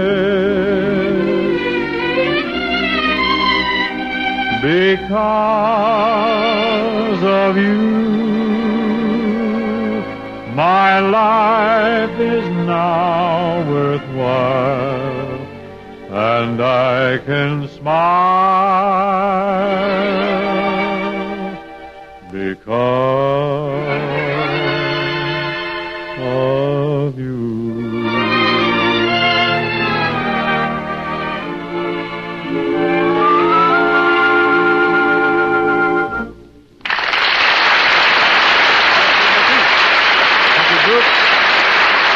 Thank you, folks. And that's our closer for tonight. Now, my thanks to Alexis Smith and Bert Wheeler for joining us this evening. And, Bert, good luck to you and Lou Holtz tonight now in your opening at the Belmont Theater on Vermont Avenue just near First. Thank you, Bing.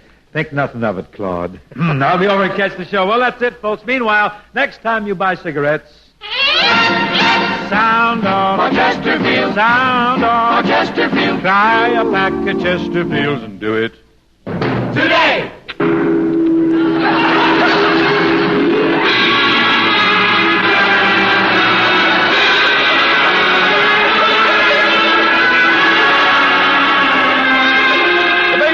Show, presented by Chesterfield, was produced and transcribed in Hollywood by Bill Morrow and Murdo McKenzie. Tune in next week, and they're bringing his guests, Louis Armstrong and Ella Fitzgerald.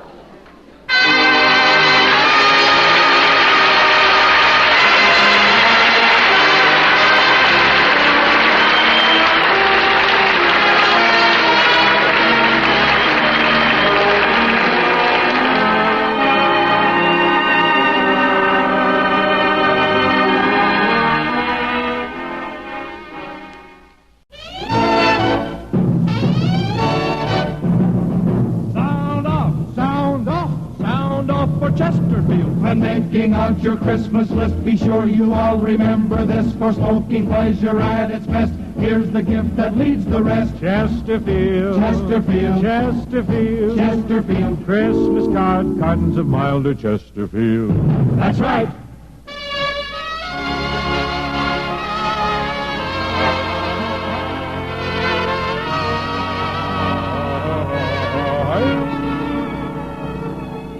Someone waits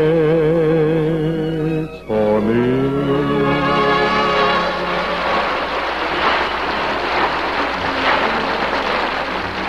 This is Ken Carpenter. Welcome you to the Bing Crosby Show for Chesterfield. Produced and transcribed in Hollywood with John Scott Trotter and his orchestra, Judd Collins with the Bears, and Bing's guests, Alexis Smith and Bert Wheeler.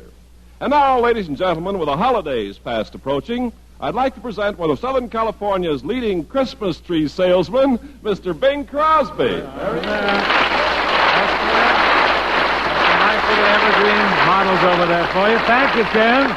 Thank you for plugging our little enterprise, but I want to warn you about something. What? Better get over to the lot fast and pick out your tree because Christmas is about here. Come on over. I'll give you 10 off on a nice model. Oh, wonderful. Yeah. But look, suppose I drop around and you're not there. What'll I do? Just ask for my associate, Mr. Hope. Mr. Hope? Oh, you and Bob are partners in this tree business? Yes. Really? You didn't know that, huh? No. Well, we've been working pretty hard lately, Bob and I, so our doctor suggested we do some outside work. Oh, I see. Well, working out in a big lot amidst Sure. all those pine trees, that should be healthy. Just like a trip to the Canadian Rockies, Ken. By the way, how is Bob to be in business with? Oh, Ken, he's like a chipmunk with a basket of bark. No. He's never seen anything like. But he's a worrier, a big worrier, stewing all the time. We had a couple of slow days last week. You remember the little warm spell came on? Well, it slowed right down. And this morning I caught him trying to hang himself from one of the 30-foot silver tips we had there. Did you stop him? Yes, I had to. Just as he got the rope around his neck and started to jump, a woman came along and wanted to buy that very tree. I had to cut him down. I had no alternative. You know, I can't blame Bob for worrying. You know, being the Christmas tree business is, well, it's seasonal, highly specialized. You boys can lose your shirts. Oh, don't worry, Ken. We got insurance. So what? Well, about December 24th, there's apt to be a terrific forest fire right on Sunset Boulevard, just west of Vine. This may top Santa Claus Lane, this conflagration that we're figuring on. You're kidding. Of course, I'm kidding, but I wouldn't set fire to trees for the insurance, but I have no control over my associate. But I better get on to the opening selection, Ken, and you know what we got tonight? What? We got that great seasonal favorite of the kiddies. That? Rudolph the Red-Nosed Reindeer. Love it. Hey, little Rudolph the Red.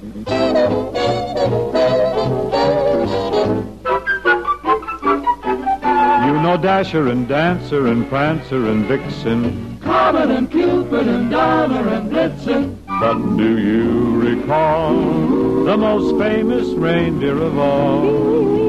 Rudolph the Red-Nosed Reindeer had a very shiny nose, and if you ever saw it, you would even say it glowed.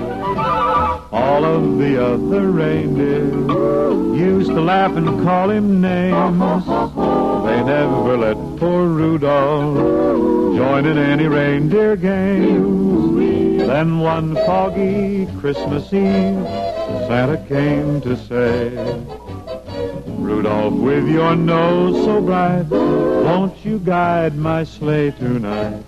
Then how the reindeer loved him, and they shouted out with glee, Rudolph the Red-Nosed Reindeer, you'll go down in history. I'm Rudolph the red-nosed reindeer. I got a very shiny nose. And if you ever saw it, you would even say it glowed. All of the other reindeer used to laugh and call me names. They never let poor Rudolph join in any reindeer games. Then one foggy Christmas Eve, Santa came to say, I say, Rudolph, with your nose so bright, won't you guide my sleigh tonight? Ho, ho, ho, Then how ho, the ho. reindeer loved me as they shouted out with glee. Rudolph the red-nosed reindeer, you'll go down in history. On Dasher, on Dancer, on Prancer, on Vixen, on Comet, on Cupid, on Space Cadet, Jezebel. Rudolph the red-nosed reindeer.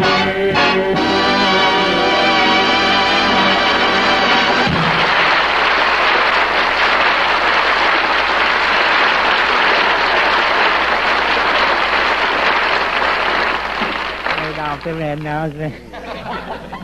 Folks, with Christmas just 13 days away, that last-minute shopping rush is about to begin.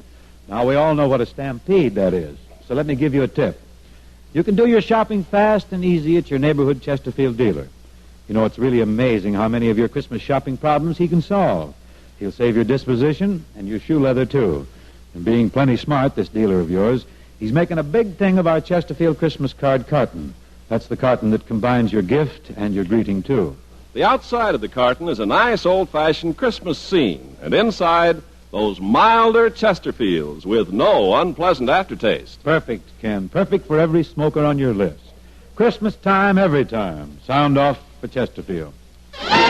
Get an early start on Old St. Nick. Go down to your Chesterfield dealers quick. For your smoking friends that you'd be pleasing, get Chesterfields for the holiday season. Sound off for Chesterfield. Sound off for Chesterfield. Christmas card, cartons of milder Chesterfield.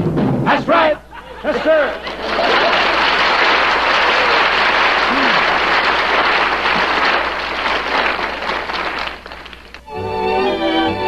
Rodgers and Hammerstein's song from The King and I.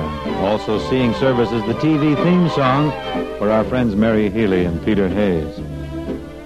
Getting to know you, getting to know all about you. Getting to like you, getting to hope you like me. Getting to know you, putting it my way, but nicely. You are precisely my cup of tea. Getting to know you, getting to feel free and easy. When I am with you, getting to know what to say. Haven't you noticed? Suddenly I'm bright and breezy because of all the beautiful and new things I'm learning about you day by day.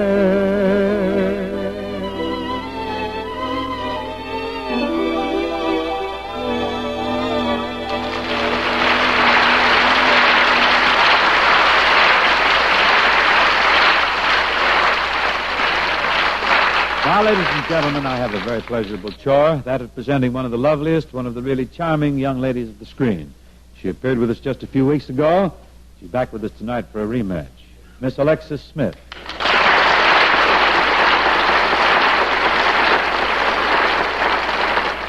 Hello, Bing. Welcome back, Alexis. I just want to take a moment here to congratulate you on the terrific job you did the last time you were on the show. Well, we had a lot of fun kidding around with that old television movie, Bing. Didn't we? Some of those movies they show on television. Pretty grim, don't you think? You know, I bought a big screen this week. You did? It's 6 feet by 10 feet. A 6-foot by 10-foot screen for your television set? For in front of my television set. You know, Alexis, we're going to do another old movie tonight. You're going to be the leading lady. Oh, fine. Terrific story we got here tonight. Really an outstanding yarn. The Roaring Twenties. Back in the days of flappers, bathtub gin. You know, the jazz age. Well, I'm afraid I don't, Bing. Thank goodness that was before my time. Thank goodness mine, too. All I know about the 1920s and the early 30s is what I've learned through research. I read up on it last night. Oh, you kept a diary. No. I was reading F. Scott Fitzgerald. Of course, I got to admit, Alexis, I was around in those days. You've got me trapped because I was with Paul Whiteman. Paul Whiteman? Mm-hmm. Didn't he have a band or something? He had a band or nothing.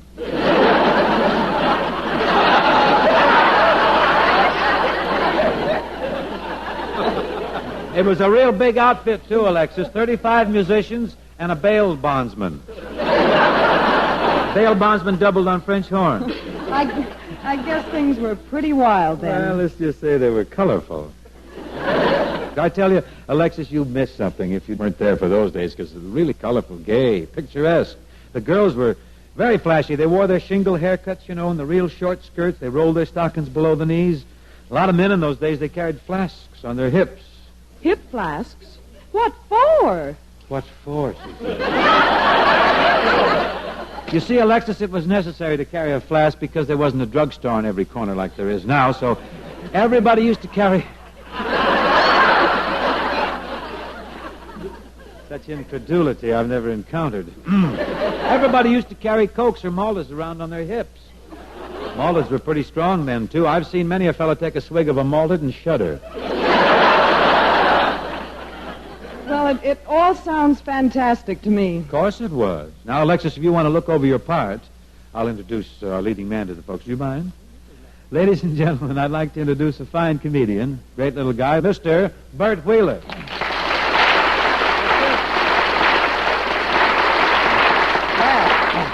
Hiya, Bing. Say, Bert, you know what we're doing tonight? What? We're doing a movie, and you're going to be the leading man in it. It's a gripping story of the mad 20s. Yeah? You know, the days of the It Girl.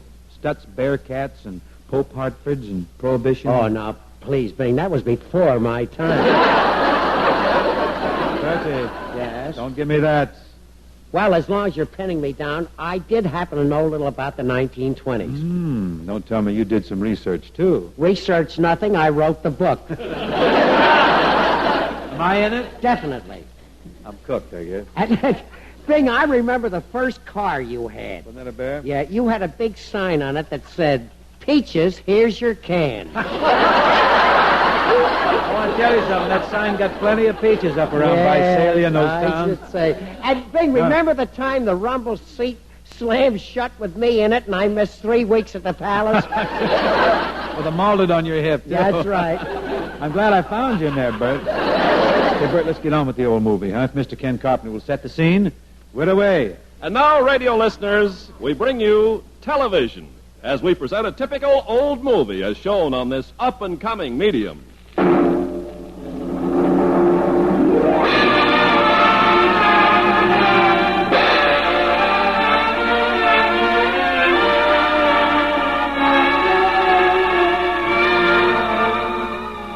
Hello again, televiewers.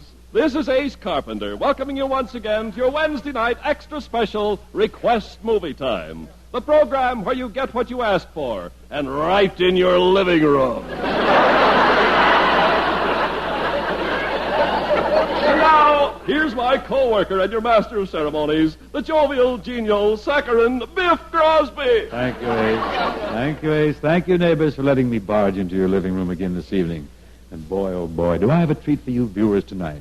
Tonight marks another big first on your Wednesday night extra special Request Movie Time. If you've looked at the television listings in tonight's evening papers, you'll know that you're in for a terrific thrill, because the picture we have scheduled for tonight is Quo Vadis. That is a misprint. Quo Vadis will be shown 20 years from tonight. That's not too long to wait for a good picture, is it?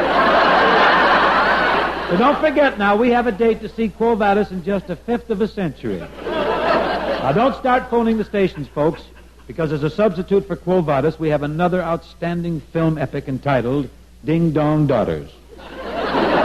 Oh, pardon me a second, Biff. Friends, the first two scenes in tonight's picture are brought to you through the courtesy of the makers of Hacko Cough Drops. The cough drop with a hole in it which allows free coughing. And now for the movie. Folks, don't block that cough. Cough through a Hacko. And now for the movie. Remember, at the first sign of a cold, take a hack at it. And now for the movie. Ding Dang Daughter. I mean Ding Dong Daughters. Dang it,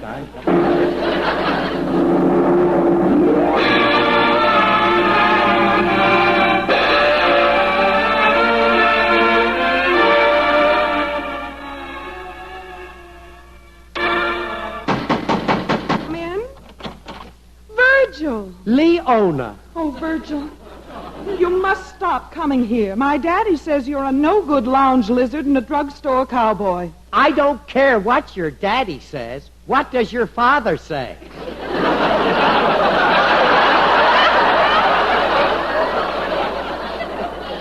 Oh, Father likes you.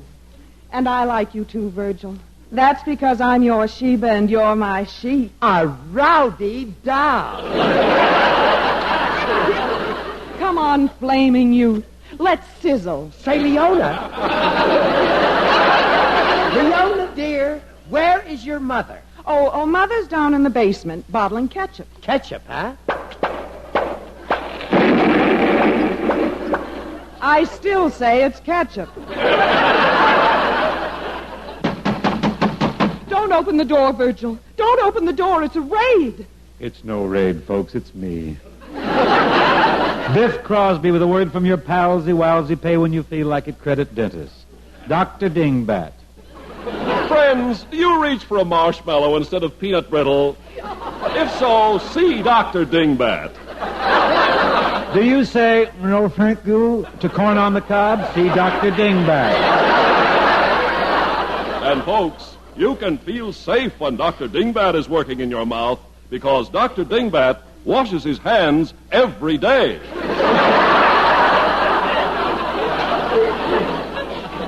Now, back to your extra special request movie, Dingbat, a Ding-Dong Daughters. Don't open the door, Virgil. Don't open it.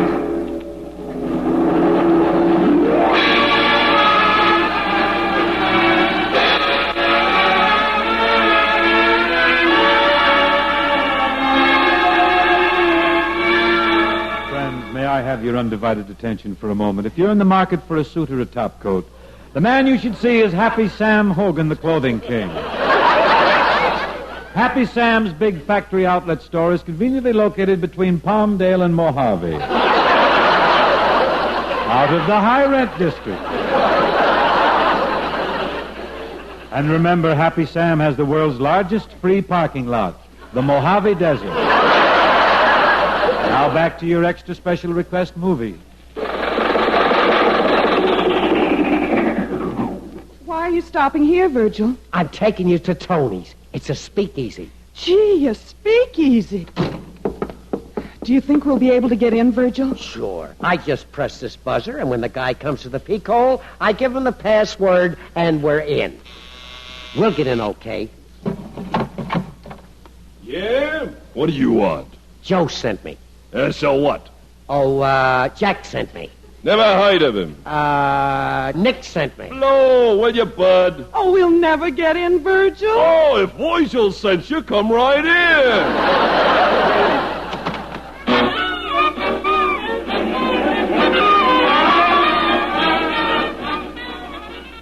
Gee, isn't this place the bee's knees? Oh, it's the cat's pajamas. It's the snake's hips, all right. Have you got your flask with you, Virgil? Certainly. Have a snort? Oh, I don't know. I'm afraid. Is this good alcohol? It ought to be good. I got it out of the radiator of a Cadillac.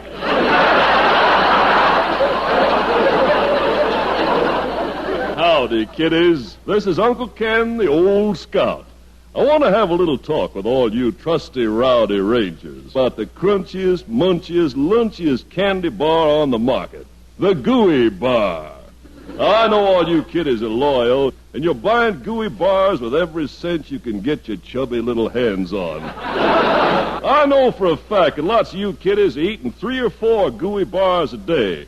And that's darn good, but you can do better. I want you kids to eat 12 or 14 gooey bars every day. And then just thinky, you can be the only kid on your block with ulcers. Back to your extra special request movie. Gee, Leona, it's wonderful to be back home again. Yes, Virgil. You're out of jail now and we're married. Just make yourself comfortable, Virgil, and I'll run down and get a bottle of Mother's ketchup. Friends, speaking of ketchup, let me interrupt for a few seconds to tell you about a wonderful new soft drink. The soft drink that everyone is raving about. Zeppo.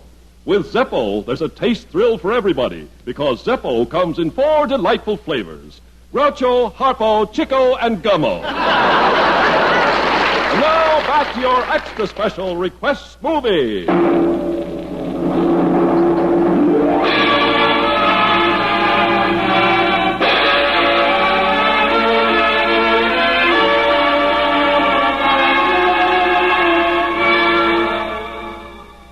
I want to tell you something, Leona. Your mother is making better ketchup than ever. Well, I have to get dressed now, Virgil, because the girls are giving me a baby shower this afternoon. And now State has the ball on Occidental's 38-yard line, and what a thrilling football game we're seeing here today.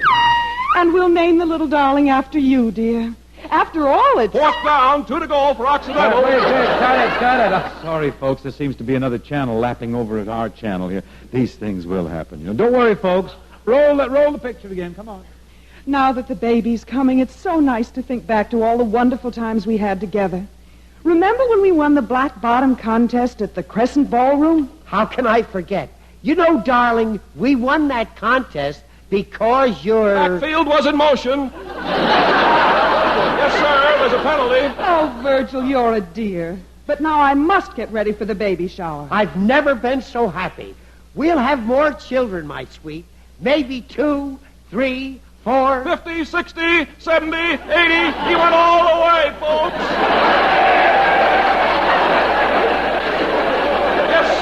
Yes, sir, it's a touchdown for Occidental. It was wonderful of you to let my mother stay here with us. She never had anything before. Look, there she is out in the garden now, leaning down to pick roses. I'd love to go over there and give her... A quick kick into the end zone. Oh, what a game. The rain is starting to come down hard now, and the field is getting sloppy. The boys are playing with a soggy, muddy pigskin, and it looks... just like your face. It's so tender and kind. I'm so happy. Why, when you first told me that you were going to have a little one, I thought... It was Occidental!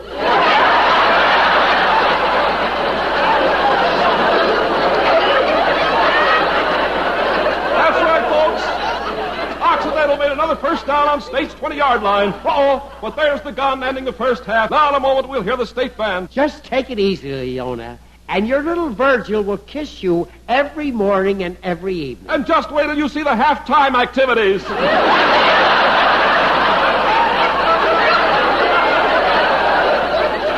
now all the players are leaving the field along with their coaches. They're all filing into the locker room. Better hurry, dear. You want to be the first at the shower. I must fix my hair, Virgil. It's a mess. Ladies, is your hair a mess? If so, use Rainbow Tint Rinse.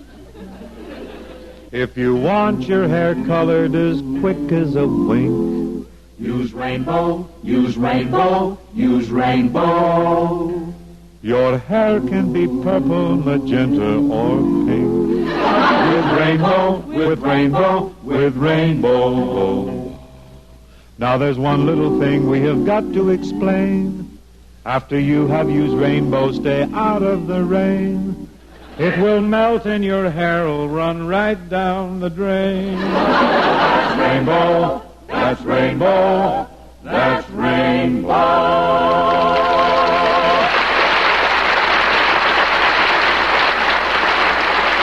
And us end your extra special request movie for tonight. Wasn't that a thrilling story? I'm sure we'll always carry with us memories of Leona and Virgil. And Rainbow, and Rainbow, and Rainbow.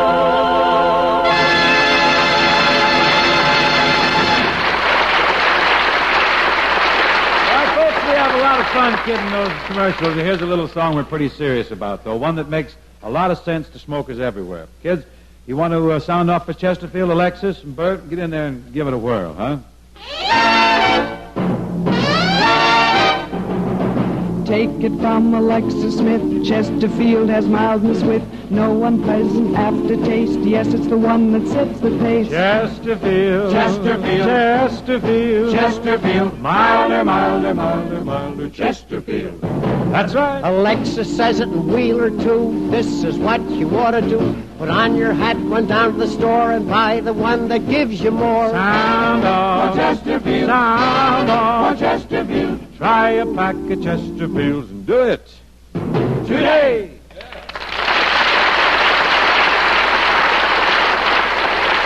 Thanks, Alexis, Bert, and folks.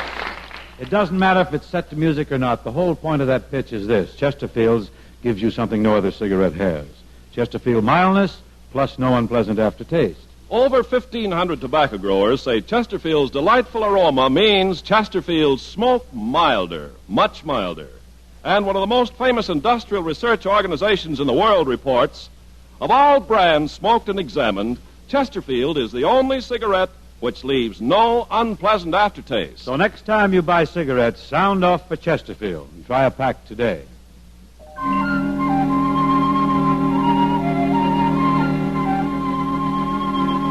This is an old tune that us oldsters recall with pleasure. Les Paul recently made a new recording of it, gave it a fresh lease on life. John Scott Trotter's fashioned a very lacy background for this evening's rendition.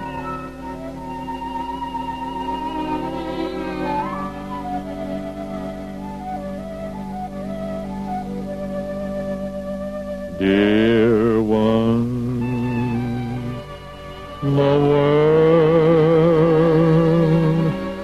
is waiting for the sunrise.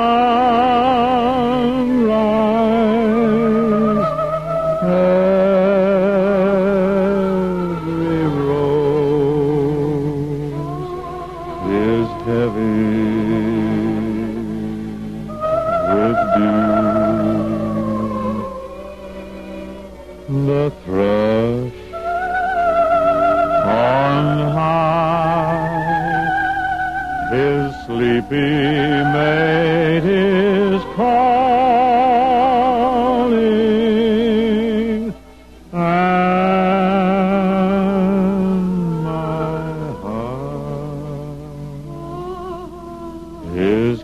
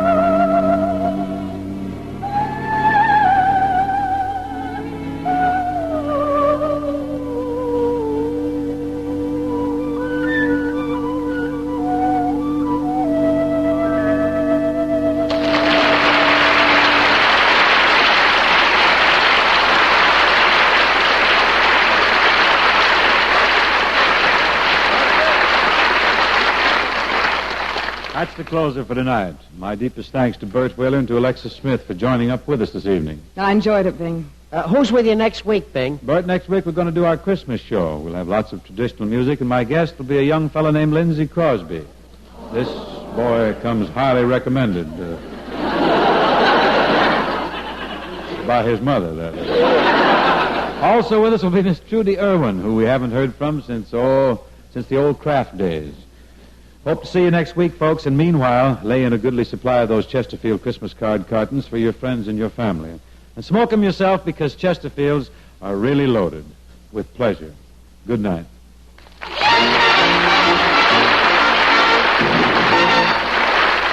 The Bing Crosby Show, presented by Chesterfield, was produced and transcribed in Hollywood by Bill Morrow and Murdo McKenzie. Tune in next week and hear Bing and his guests, Lindsay Crosby and Judy Irwin.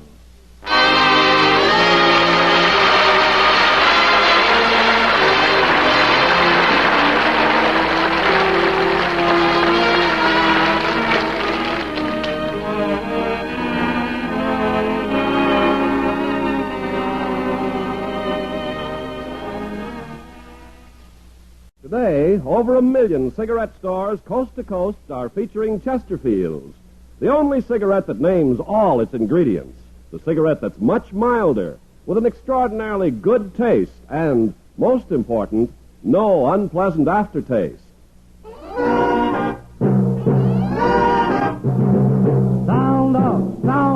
Sound off for Chesterfield. Good evening, folks, a big hello. We're here to start the Crosby Show. There's lots of laughs and plenty of fun, so settle back with a milder one. Sound off for Chesterfield. Sound off for Chesterfield. Smile like a Chesterfield and do it today.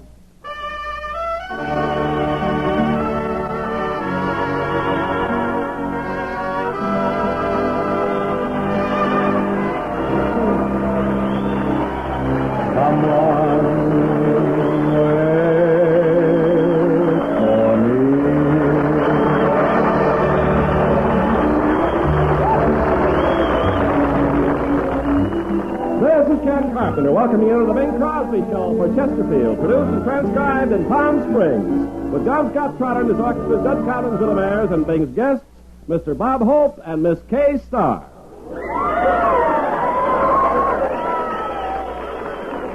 And now, ladies and gentlemen, from the Polo Grounds in Palm Springs, California, in conjunction with the 16th Annual Desert Circus Week, we bring you that old cowhand, Bing Crosby.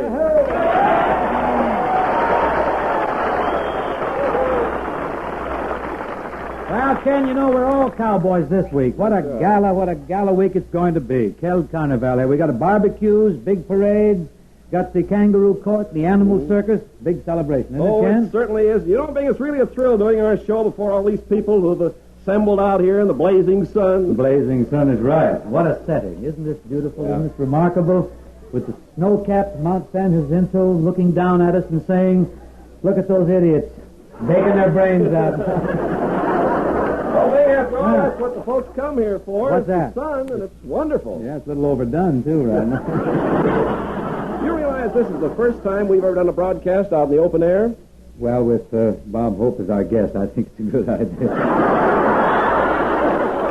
I see what you mean. Oh, say, I think I see what we've been talking about, too. Ladies and gentlemen, it gives me great pleasure at this time to present a fine gentleman, a fine comedian, my buddy, the honorary mayor of Palm Springs, Mr. Bob Hope.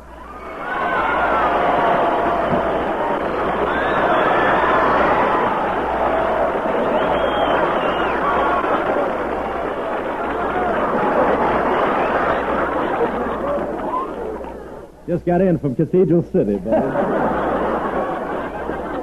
Hiya, boy. Hiya, buddy. Hiya, boy. What's doing? It's on page Oh, yeah, four. yeah. Take it up somewhere. That's 3. Wind just took my script to Banning. Well, get a load of that cowboy suit, you man. Well, get a load of yours. You're ready, ain't you, boy? Go on. Look at here. Creep along and drag along. Hoppy and sloppy. Yeah. Say, I didn't see you at the kangaroo court yesterday. I was there. Well, you got the pouch for it. But you were a big hit at the barbecue. You look very smashing, lashed onto that spit with an apple in your mouth. I haven't got that. Where is that?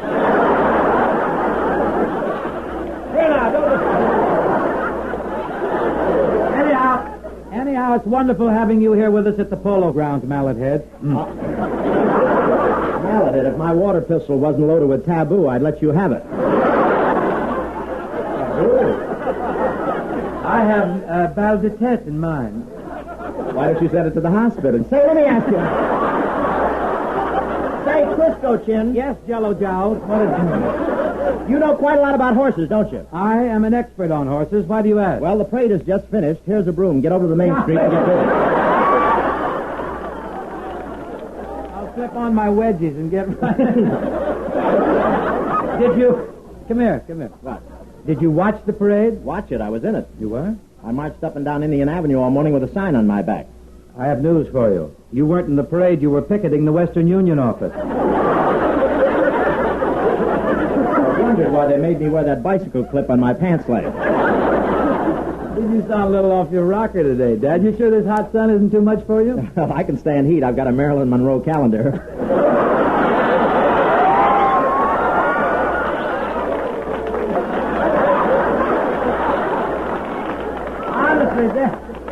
I had no idea you were an art collector. No, really? No. But don't worry about the sun. After all, it goes down behind the mountain about 4 o'clock. That's right. The sun goes down at 4 o'clock. Everybody goes inside and gets oil for the next day. That's a pretty hokey joke, Selma. Pretty lame, wasn't it? Truman chose not to run. We may have to.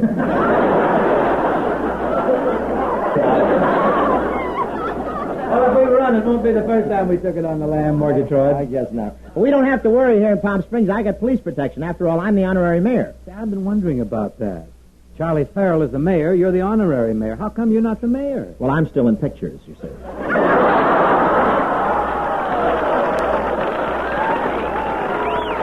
Hey, Dad, look at Pinky out there. Pinky Wells laughing at us. Say, Dad, you'll be the real mayor before you know it. Yeah.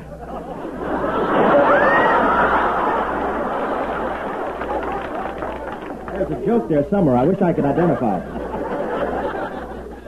You know, those ears of yours look familiar. Haven't I seen you in the Burro train? Say, you might tie a bandana around that nose of yours, too. People will think the tramway's been built already. What would you do without my nose? That's your problem, kid. Say, Rob, tell me, what have you been doing? A big celebration going on during this week. You been living it up? No, I've been home every night. I've been reading a book. What are you reading? Catcher in the Rye or Mr. President? No, I picked up a book in India called The Sex Life of a Date.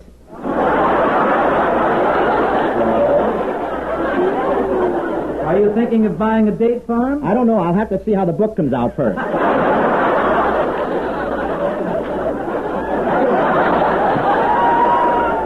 I'm surprised you could put it down.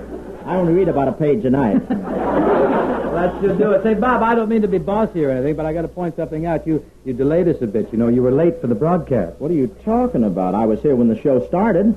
I didn't see you. Where were you? Well, I was out in the audience hustling suntan oil. How many bottles did you get rid of? Oh, I don't know, maybe 4 or 5, 6 dozen. I presume we'll have a more accurate accounting later, You can trust me. You'll get your cut. I don't want a cut. I want half. Yeah? Who thought of it? Who made it? Who needs it? Everybody needs it. What are you trying to do, kill our racket? Maybe the sun is too hot for me. Well, look, Dominic, why don't you relax for a few minutes? I got to sing a song right into it. I sing a little too, you know. Well, we'll work you in later. Just don't phone us. We'll phone. Folks, the opening selection is a current popular tune titled "Be My Life's Companion." And as I sing, Mr. Hope will pass amongst you with the oil. I also rub it. Get your suntan lotion here, folks. It's the only oil that contains vitamin B, riboflavin, yama yogurt, wheat germ, and chlorophyll. Hey, don't oversell it. I'll take it easy. Go ahead. Life's Companion.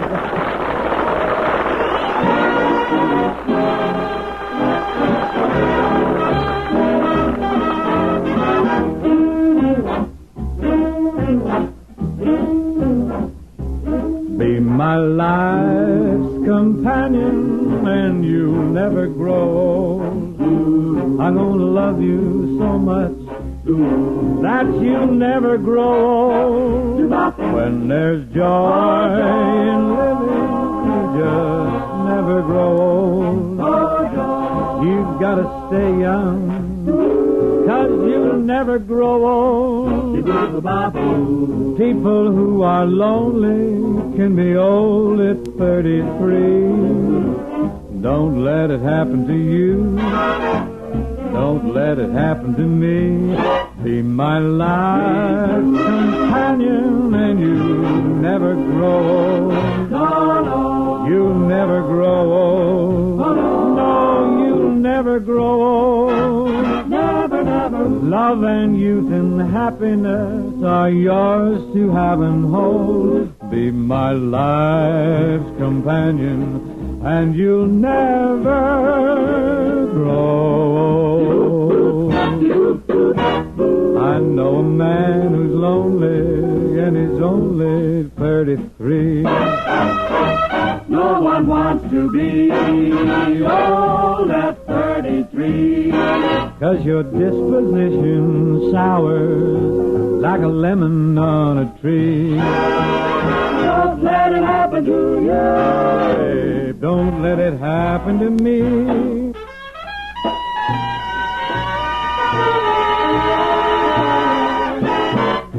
Be my life's companion, and you never grow old. Never, never. I'll love you so much, you'll never grow old. Never, never. Love and youth and happiness are yours to have and hold. Be my life's companion, be my life's companion, and you'll never grow old.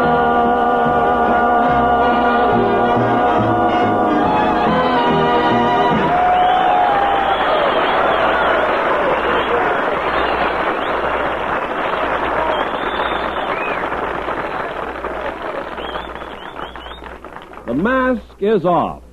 That's right, folks. The mask is off in cigarette advertising. Chesterfield is first to name all of its ingredients, because you should know what gives you the best possible smoke.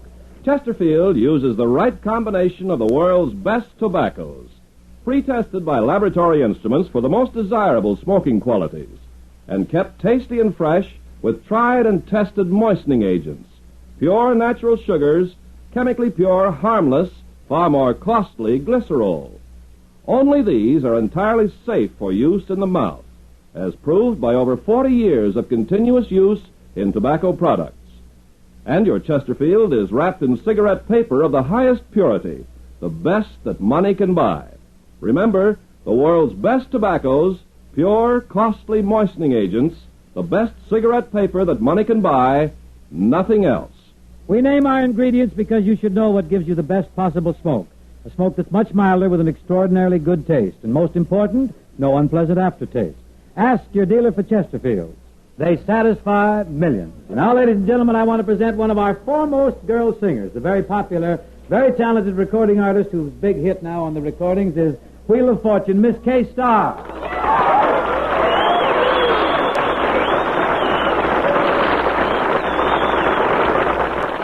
Thanks, Bing. Hiya, Kay. Hiya.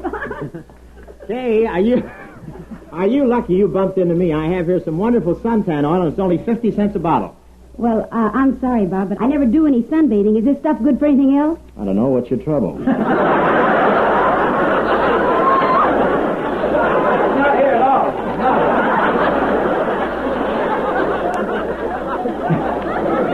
No. Makes a wonderful salad dressing. Say, what are you going to sing for us, Kay? Well, I have a record out now called Don't Tell Him What Happened to Me. I thought I might do that today. Is that all right? I won't blab it around. All right. You go ahead and sing, Kay. Come on, Buster. Let's get out in the audience and unpedal the lotion.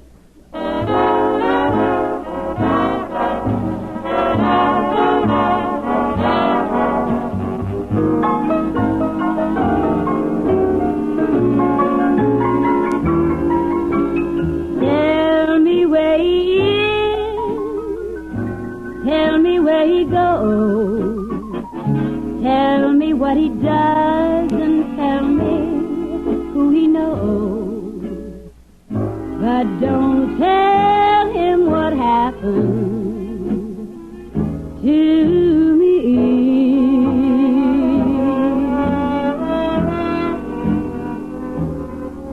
If he says his life now is like a song, tell him he was right and tell him I was wrong. But don't tell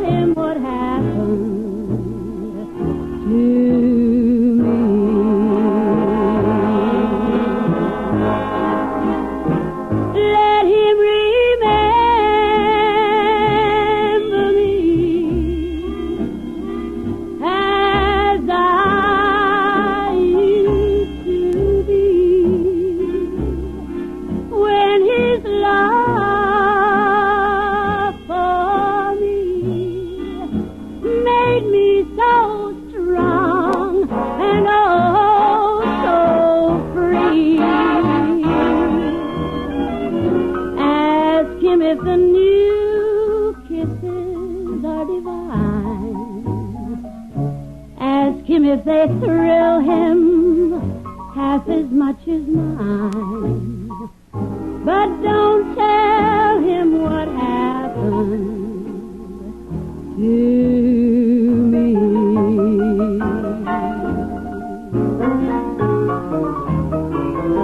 Ask him if the new kisses are divine. Ask him if they thrill him half as much as mine. But don't tell him what happened to me.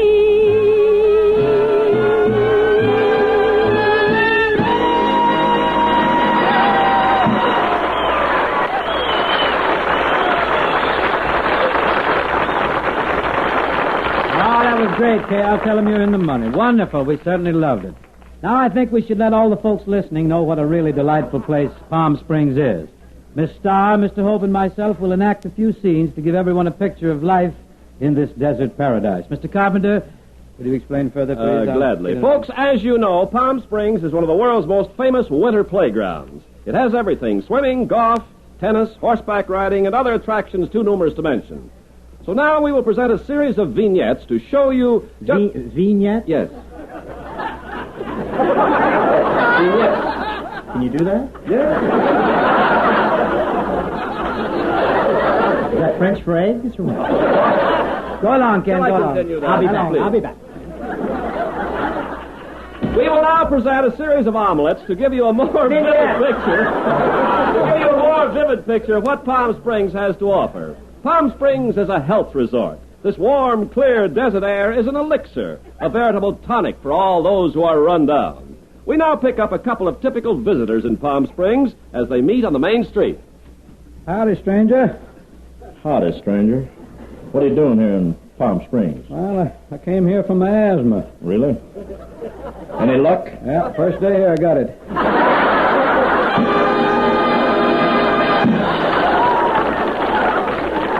Yes, Palm Springs is a health resort. It's also fast becoming one of the golf capitals of the world. Vignette number one. Fast becoming one of the golf capitals of the world with 2 championship golf courses, Thunderbird and Tamarisk. We now take you to the first tee of one of these courses where an out-of-town visitor is talking things over with his caddy. Oh, Caddy. Yes, master? This is what I call proper casting. Bring my clubs here, Caddy. Yes, my lord. He's well a cornball, this guy. No comments, Rollo. Hand me my bag. Yes, your worship. Oh, gee, what a capital idea, sewing up the legs of your wife's bloomers to make a golf bag. Yes, but there's only one thing wrong with it. Pink shows grass stains something awful. Pretty, though. Pretty with the ruffles and the picot edge and everything. Don't you like that? Yes. Little girlish, though. I know. I walked past the post office today with it, and the mailbag chased it for 3 blocks.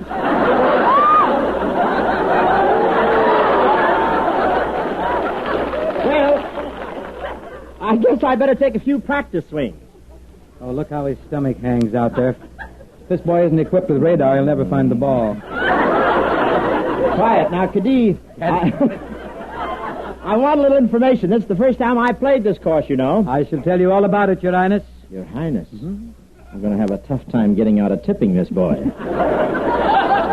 Now, how long is this first hole? 475 yards straight ahead, sir. 475 yards straight ahead. Probably a 7-iron. I don't know. That close the face a little. And which way is the wind? From the southwest. 475 yards straight ahead, and the wind is from the southwest. Righto. Oh, hand me my driver there. No, my cleek. No, my driver. That'll be it. Here you are. Yes, my driver. Yes. Here you are. Now, let's see. Baffy, where did you get that? I saw you're set. Now, let's see. I'm all set. 475 yards straight ahead. Right there. I have my glove adjusted. Wind's from the southwest. I have my stance there. Yes. Wind from the southwest. Yes. I got my driver right here in my hand. Well, what are you waiting for? Go find me a ball and we'll start. Well,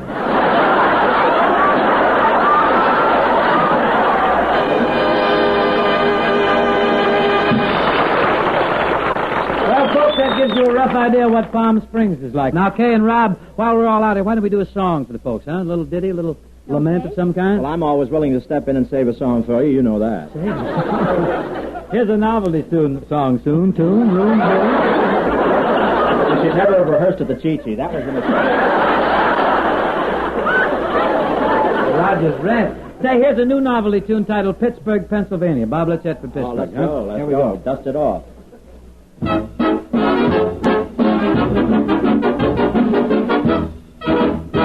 There's a pawn shop on a corner in Pittsburgh, Pennsylvania, and we walk up and down neath the clock.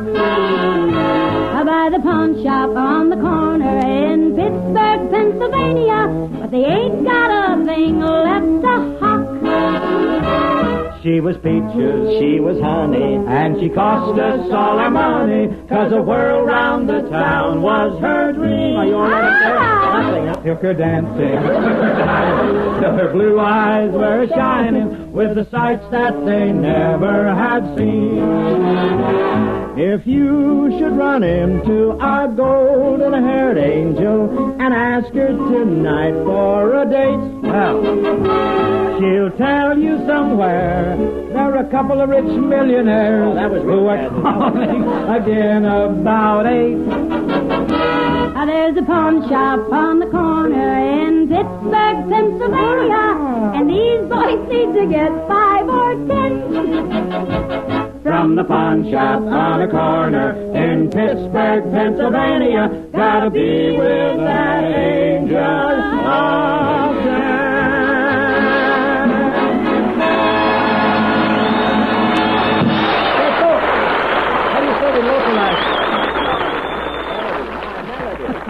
I made this song. You got to use my melody. Well, you check with the... Why don't we localize the ditty, then, to kind of give it a Palm Springs background? What do you think? We're going to have some special material. Yes. This may empty the arena. Please, no bitterness. No rancor now. All right. This is for you, Bob. There's a comic with a hose nose in Palm Springs, California.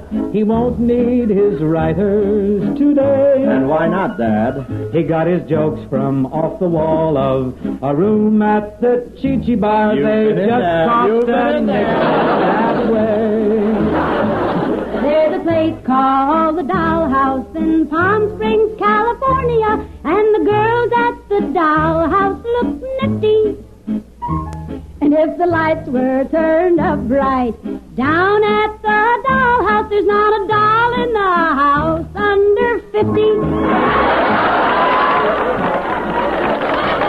Get this gal. Who's she trying to kid? Well, she's just trying to throw us off the track, Bob. Put us back on the beam. Now give us something real local, hoping sweet, you'd ask and me. tender. There's a date ranch on the desert in Palm Springs, California, and each date they say must have a mate.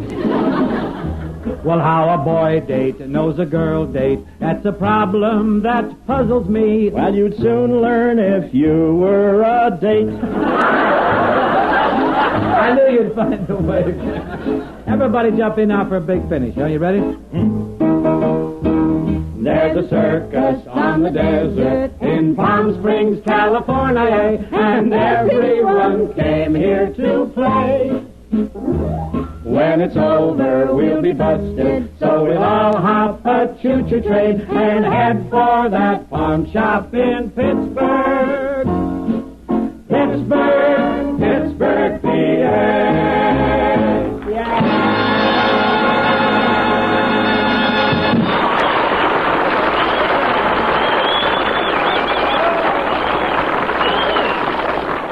Folks, here's why you ought to be smoking Chesterfields. They're milder, much milder. They taste great, and most important, they leave no unpleasant aftertaste. Now, the reason there's no unpleasant aftertaste from your Chesterfield is because there's nothing unpleasant in your Chesterfield. All we use, folks, is the right combination of the world's best tobaccos. Pure, costly moistening agents. The best cigarette paper that money can buy. Yes, sir. These are the ingredients that give you the best possible smoke. Research will back me up on that. Chesterfield's research labs are the finest in the business. And, Bing, let's remind them that our chemists work with scientists from leading universities. And don't forget, Chesterfield has the newest and most modern of cigarette factories. Add it up for yourself, friends. Finest factories, finest research, finest ingredients. All this to make Chesterfield the best possible smoke. Well, what are you waiting for anyway? Get with them, huh? Ask your dealer for Chesterfields today. Go down to your dealer's hurry run and ask him for the milder one. Much milder with a better taste and no unpleasant aftertaste. Sound off, Chesterfield. sound off, Chesterfield. Try a pack of Chesterfields and do it today. Yes, sir.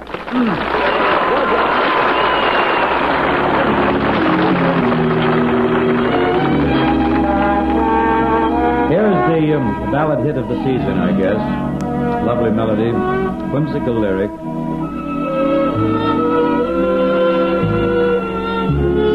Talk to her, please, Mr. Sun. Speak to her, Mr. Rainbow. And take her under your branches, Mr. Tree.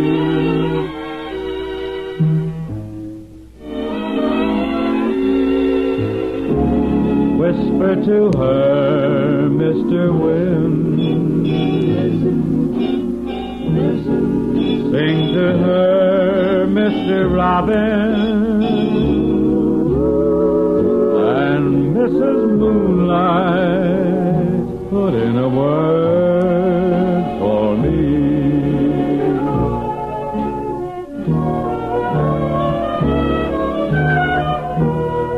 Tell her how I feel. This shouldn't end this way, since you are all her friends. She's gonna listen to whatever you have to say. Babble to her, Mr. Brooks. Kiss her for me, Miss Raindrop. And watch to see they all do. Please, Mr. Sun.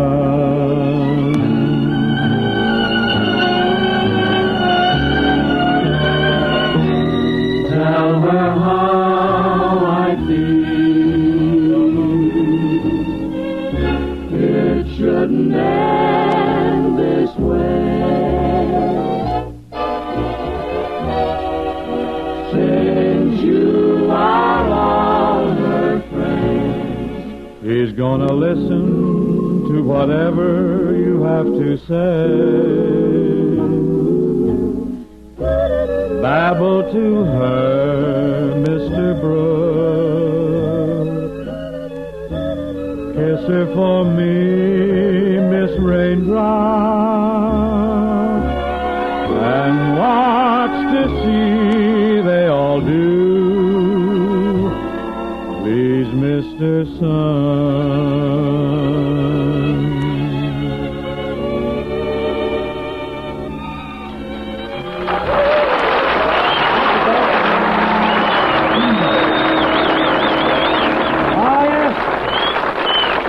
Please, Mr. Sun is right. Hang on tight, folks, because the cool of the evening will soon overtake us. Remember, friends, Chesterfields are much milder with an extraordinarily good taste. And most important, no unpleasant aftertaste. Ask your dealer for Chesterfields today.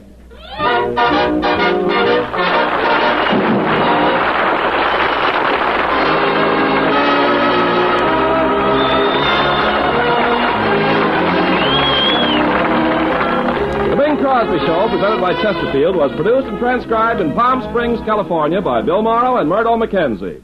Tune in next week and hear Bing and his guests, Miss Helen O'Connell and the Bell Sisters.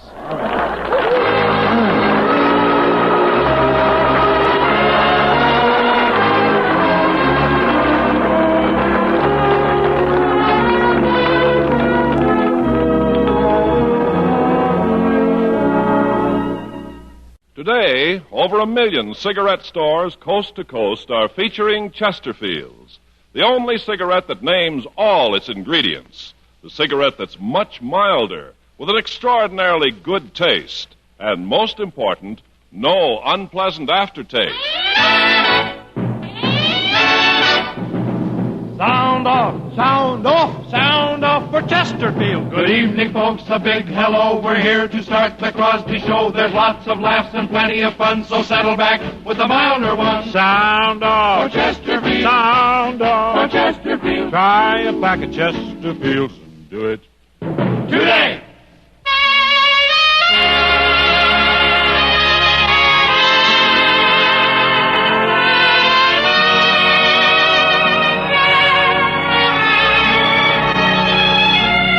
Someone waits for me.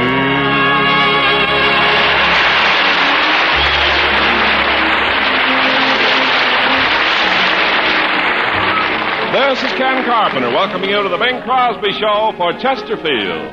Produced and transcribed in Hollywood with John Scott Trotter and his orchestra, Judd Collins of the Bears, and Bing's guests, Miss Helen O'Connell and the Bell Sisters.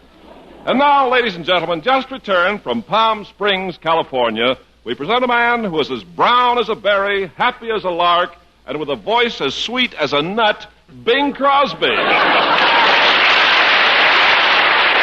you. Kenneth, you're about as sharp as a meatball. Oh, you didn't like it. No. What is this anyway, cliche night on CBS? Well, it's your own fault. You walk in here all brown as a berry. What else am I going to say? Well, I guess you had to suit the introduction to the occasion. so. Next time I go to Palm Springs, I'll stay out of the sun. That'll fix it. Say, that might be a good idea. I hear that you suffered a sunstroke at the Springs last week. No such thing. No kidding. No. I understand that you passed right out. Oh, I can explain that, Ken. I walked out to the swimming pool the other morning. I was still half asleep, and there was Dixie sitting there with a big bottle of baby oil. I got so excited I keeled right over. Dixie, well, sure, she was probably using the baby oil for a suntan lotion. It's good that way, you know. Well, that's what Dixie explained to me after she revived me. This goes to show you, Ken, how things can become exaggerated. You got to watch it. Well, in a way, the reason for your passing out could still be called sunstroke. Sharp as a meatball. Yes, you are. Oh, your game. Courageous. You and Dixie had all the boys down there with you, didn't you? Well, not Gary. He couldn't get down, but we had Lindsay and the twins were there. I want to tell you something. Ken, I really put those little shavers through their faces. What do you mean?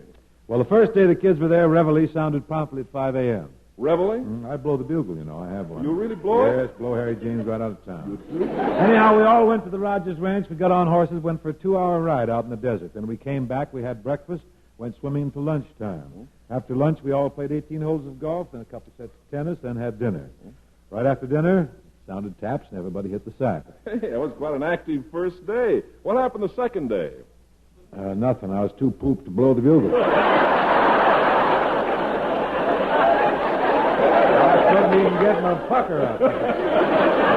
No armature. Well, Bing, you shouldn't try to keep up with those kids. Well, I could keep up with them if I just wouldn't think up things for them to do.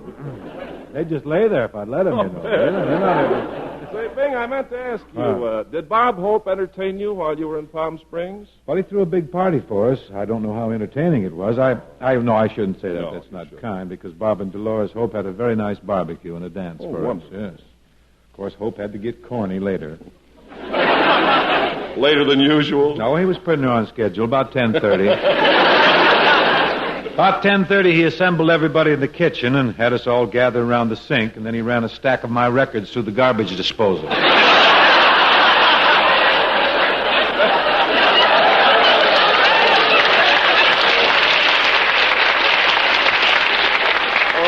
That was kind of corny at that. Well, I'm not so sure. Some say it was the highlight of the evening. How did Sweet Little Lonnie come out? Oh, it came out a little shredded.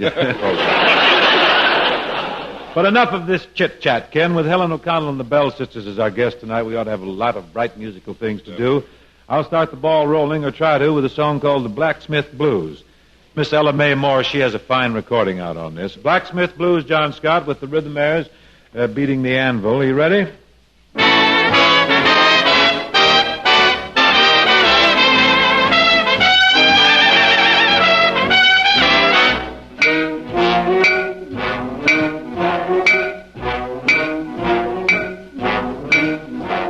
Down in old Kentucky, where horseshoes are lucky, There's a village smithy standing under the chestnut tree.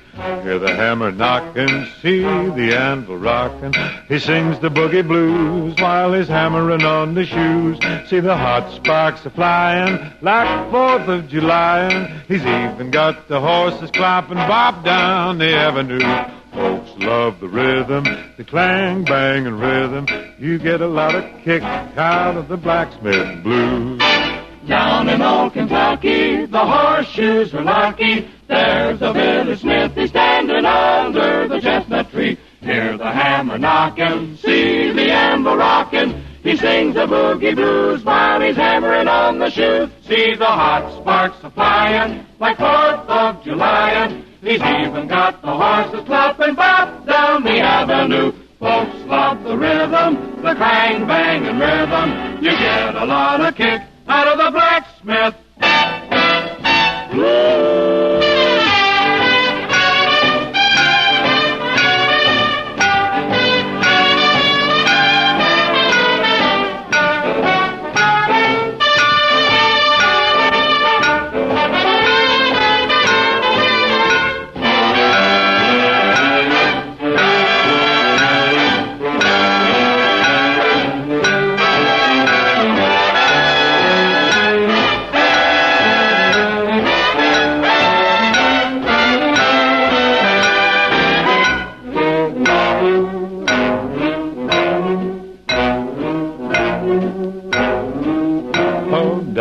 In old Kentucky, where horseshoes are lucky, there's a village smithy standing under the chestnut tree. Hear the hammer knocking, see the anvil rocking.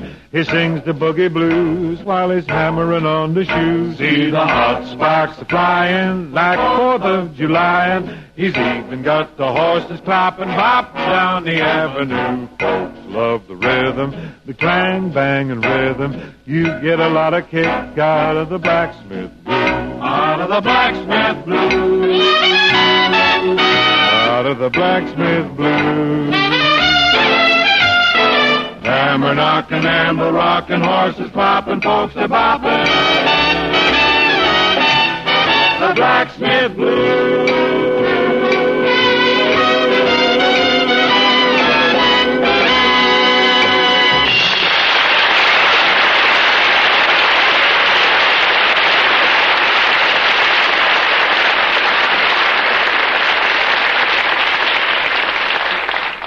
The mask is off.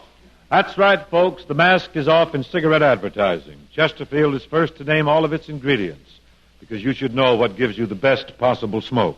Chesterfield uses the right combination of the world's best tobaccos, pre-tested by laboratory instruments for the most desirable smoking qualities, and kept tasty and fresh with tried and tested moistening agents, pure natural sugars, chemically pure, harmless, costly glycerol. Only these are entirely safe for use in the mouth, as proved by over 40 years of continuous use in tobacco products. And your Chesterfield is wrapped in cigarette paper of the highest purity, the best that money can buy.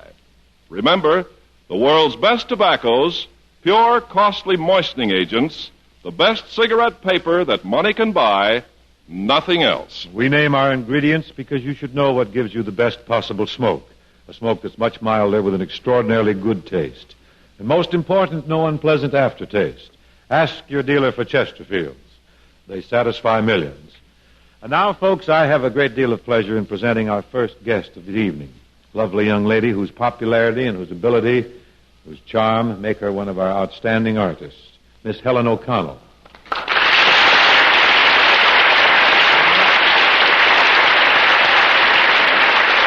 Thanks, Bing. Helen, what are you going to do for us tonight? I like to be anything. Be anything. I presume you have a record out on this, huh? Oh, I sure have. Well, I guarantee tonight, Helen, its rendition is going to develop a ravenous appetite among the public for your disc. Your microphone, just put it right in there.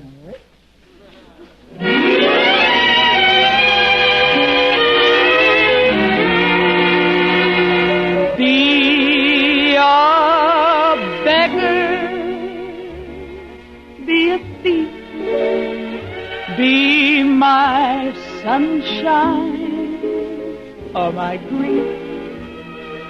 be anything, but darling, be mine.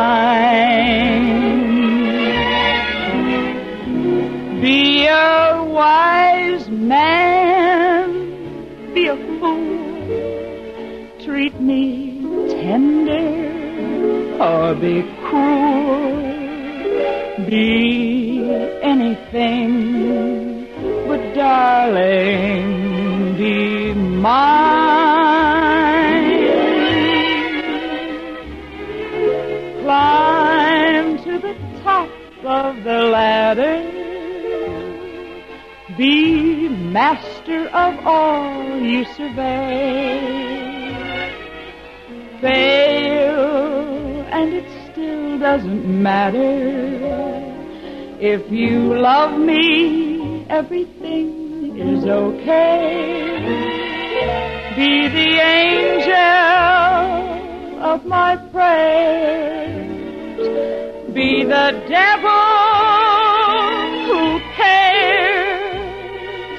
Be anything, but darling, be mine.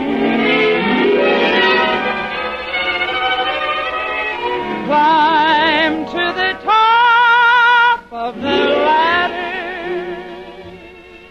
Be master of all you survey.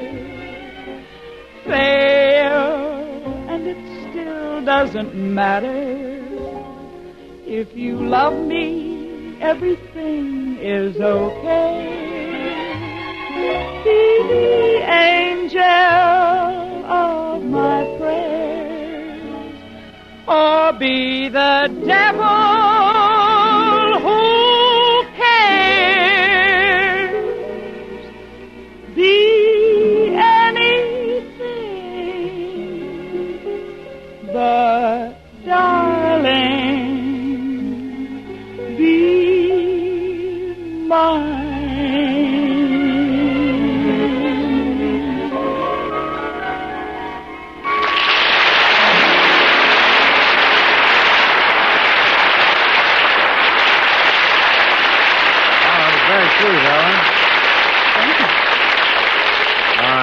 I love that. Now, while you're limbered up, what do you say you and I take a whack at that song that you made such a big record of a few months ago, Anytime? Okay, Bing, you start it and I'll jump in somewhere. Well, just be sure and jump in. Don't let me hang. Anytime, anytime.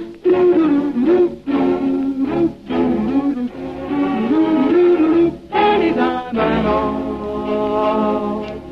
Anytime you're feeling lonely, anytime you're feeling blue, anytime you feel downhearted, that will prove your love for me is true. Anytime you're thinking about me, that's the time I'll be thinking of you.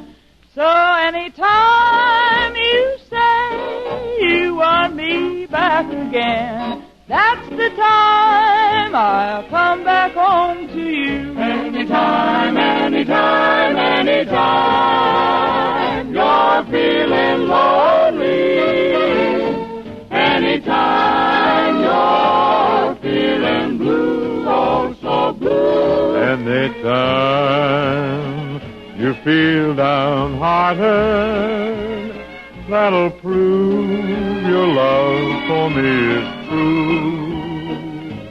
Anytime you're thinking about me, that's the time I'll be thinking of you. So anytime you say that you want me back again, that's the time I'll come back home to you. You name it, and I'll be there. That's the time, any old time, I'll come back home to you. Anytime will be the right time.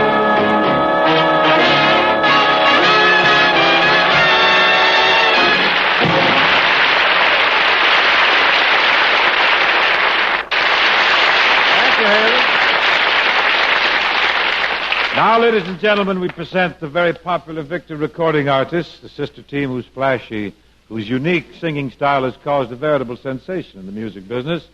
Here then are the bright, buoyant, bouncy, bubbly Bell Sisters.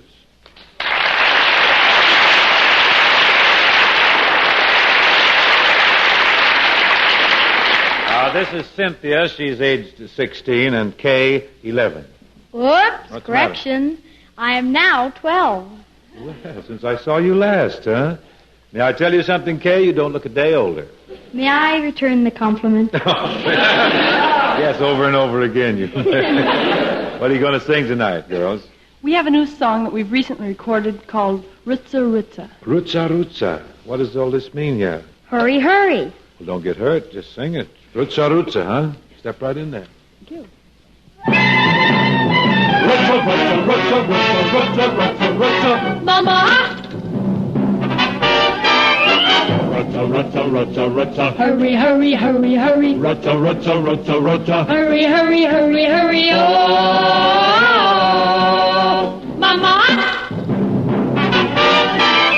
Mama, mama, mama, there's dancing in the street. Ilana and Deborah have wings upon their feet. The town is filled with laughter, and all the people shout, oh, mama, mama, mama, mama, we must hurry out.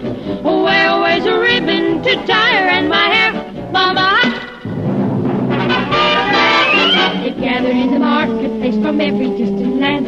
Each dancer of the horror knows that love's a common band. And there is one among them so winsome and so fair. Oh, mama, mama, mama, mama, we must hurry there. I fear a pretty maiden will steal his heart away. Mama! Rutsa, rutsa, rutsa. Hurry, hurry, hurry, hurry. Rutsa, rutsa, rutsa, rutsa. Hurry, hurry, hurry, hurry. Oh, mama!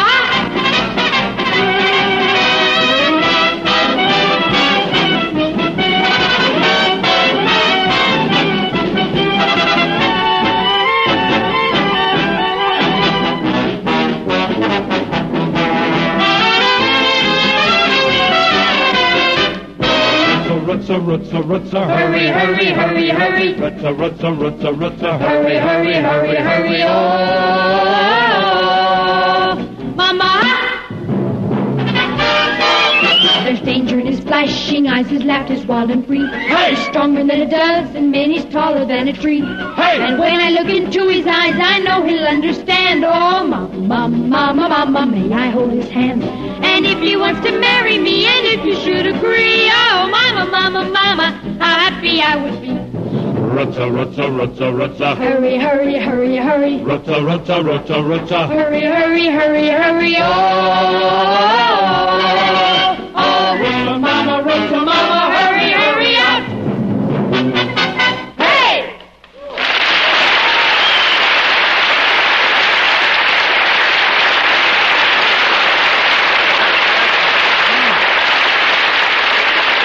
Hey, that was very gay. Very spirited rendition, girls. Wonderful. Keenerino, in fact. Thank you. You got an encore for us? Say, Mr. Crosby, aren't you going to sing with us tonight?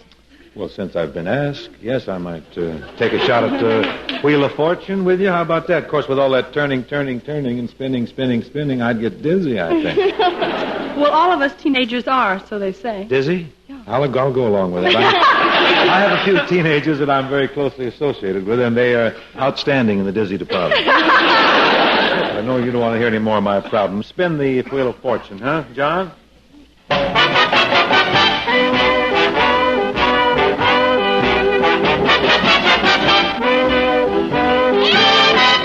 The Wheel of Fortune goes spinning around. Will the arrow point my way? Will this be the day? Oh, Wheel of Fortune, please don't pass me by. Let me know the magic of a kiss and a sigh. While the wheel is spinning, I'll not dream of winning fortune, no fame. While the wheel is dirty. I'll be ever yearning. Oh, too clever for you, huh? Oh, wheel of fortune. I'm hoping somehow, if you ever smile on me, please let it be now. The wheel of fortune, spinning, spinning, spinning around.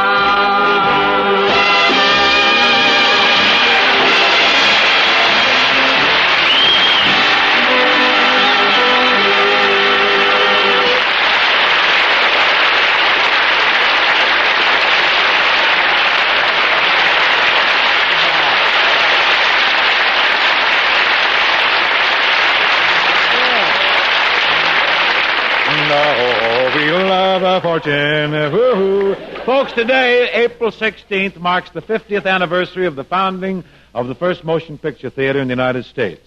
Tally's Electric Theater, right here in Los Angeles, by the way.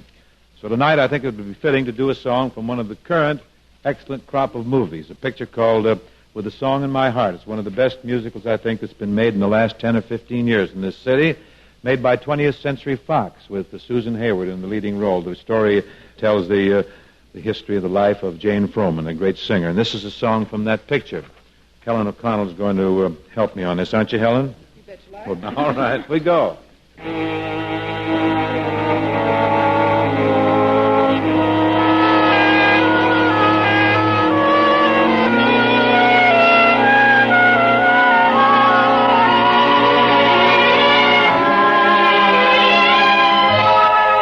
A song in my heart, I behold your adorable face, just a song at the start, but it soon is a hymn to your grace when the music swells. I'm touching your hand. It tells that you're standing near me. At the sound of your voice, heaven opens its portals to me. Can I help but rejoice that a song such as ours came to be? But I always knew I would live life through with a song in my heart for you.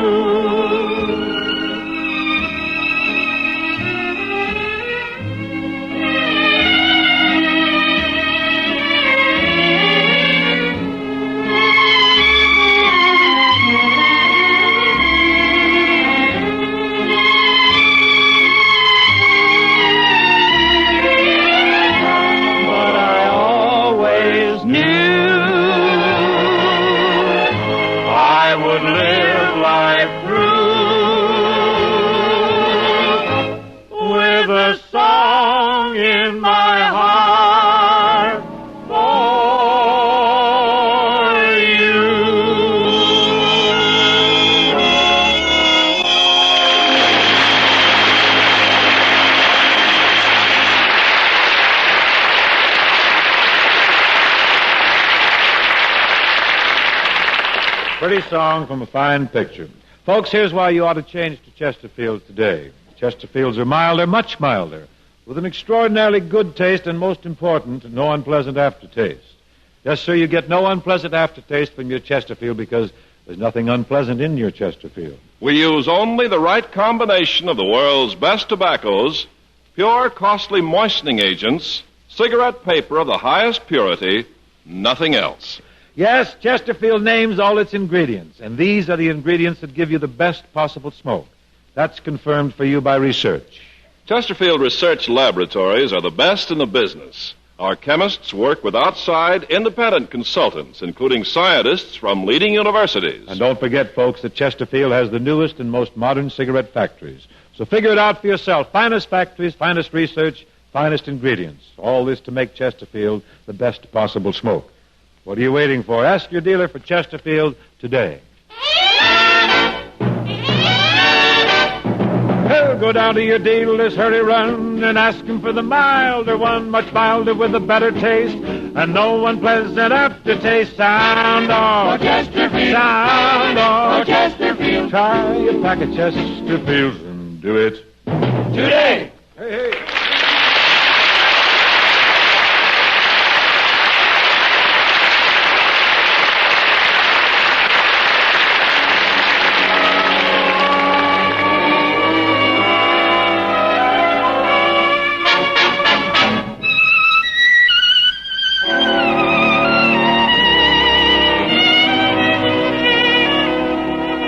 Tell me why,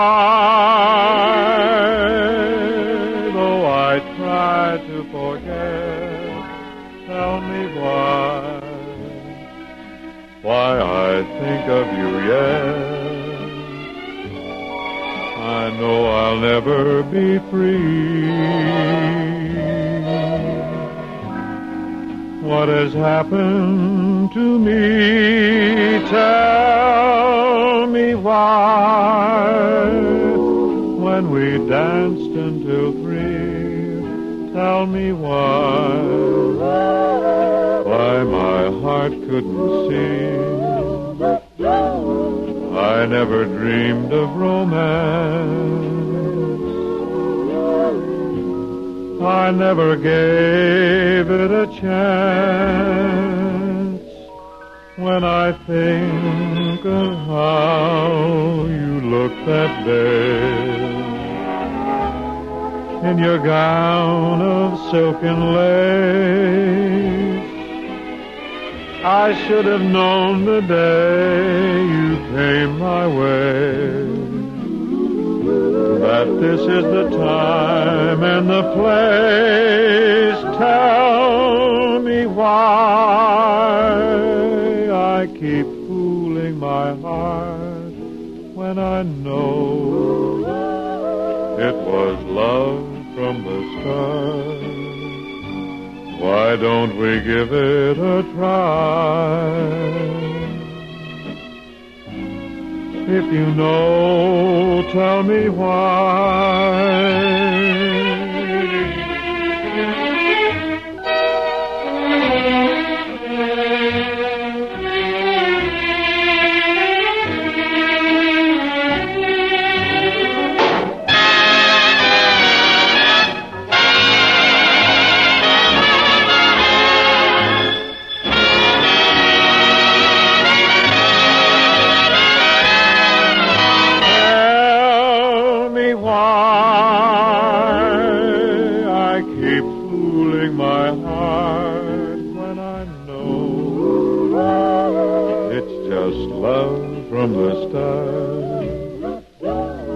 Why don't we give it a try?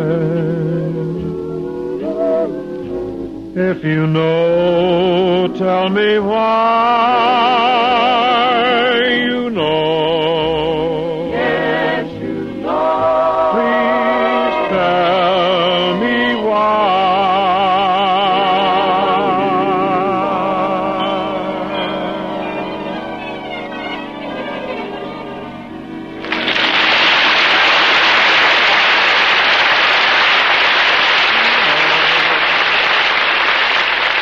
Thank you, and my deepest thanks to the Bell sisters and to Helen O'Connell for joining us here this evening.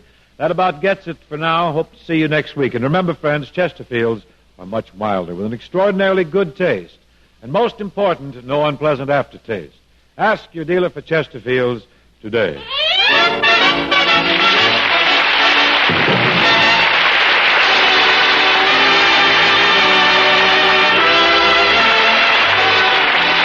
Crosby Show, presented by Chesterfield, was produced and transcribed in Hollywood by Bill Morrow and Murdo McKenzie.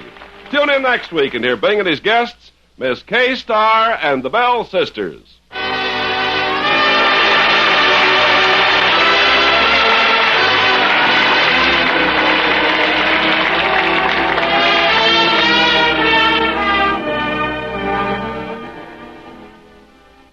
Today, over 1 million cigarette stores coast to coast are featuring Chesterfields, the only cigarette to name its ingredients, the cigarette that's much milder, with an extraordinarily good taste, and most important, no unpleasant aftertaste.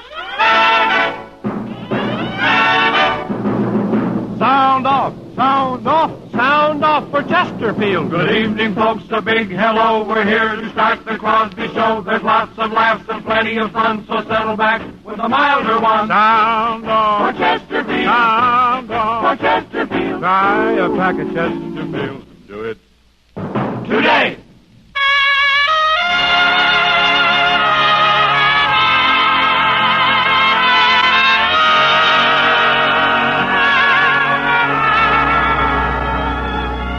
Someone waits for me.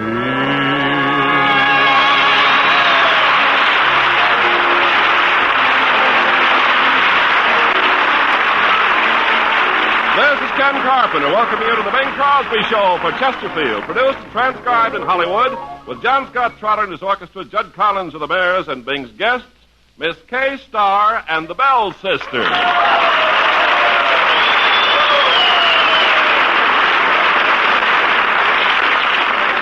And now, folks, we bring you a gentleman who has just returned from the desert in Palm Springs, where he's been photographing the wildflowers and hiding from television, Bing Crosby. Hey, Ken. Thank you.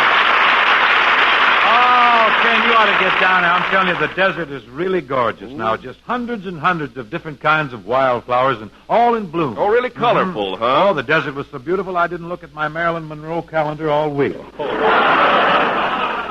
Bing, where did you get a Marilyn Monroe calendar? I won it from Bob Hope in the golf game. Oh, how he sobbed when he parted with the calendar. Broke right down and cried. Yeah. Bob sobs when he parts with money, too, doesn't he? I've never seen him part with any. Very few people have. I'm telling you, when that boy takes a $1 bill out of his wallet, he has to soak it in chlorophyll overnight to bring back the green color. The longest joke I've ever seen to get so little. Bing, if I may pry into your affairs, what brings you back to town? Well, I came to town to make a movie. Picture titled The Road to Ballet, and Dorothy Lamour is the leading lady. Road to Ballet, huh? Oh, Bob Hope's going to be in it, too, huh? Well, he's scheduled to be in it, but he's holding out. What do you mean? Wants his calendar back. I see. Ken, we've got to get to the music, of which we have quite an abundance tonight. We're opening with a new cowboy lament, recently disced for Decca. This one's entitled, Don't Ever Be Afraid to Go Home.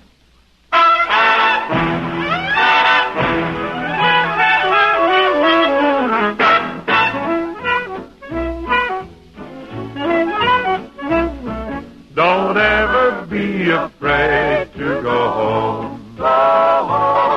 Don't ever be afraid to go home.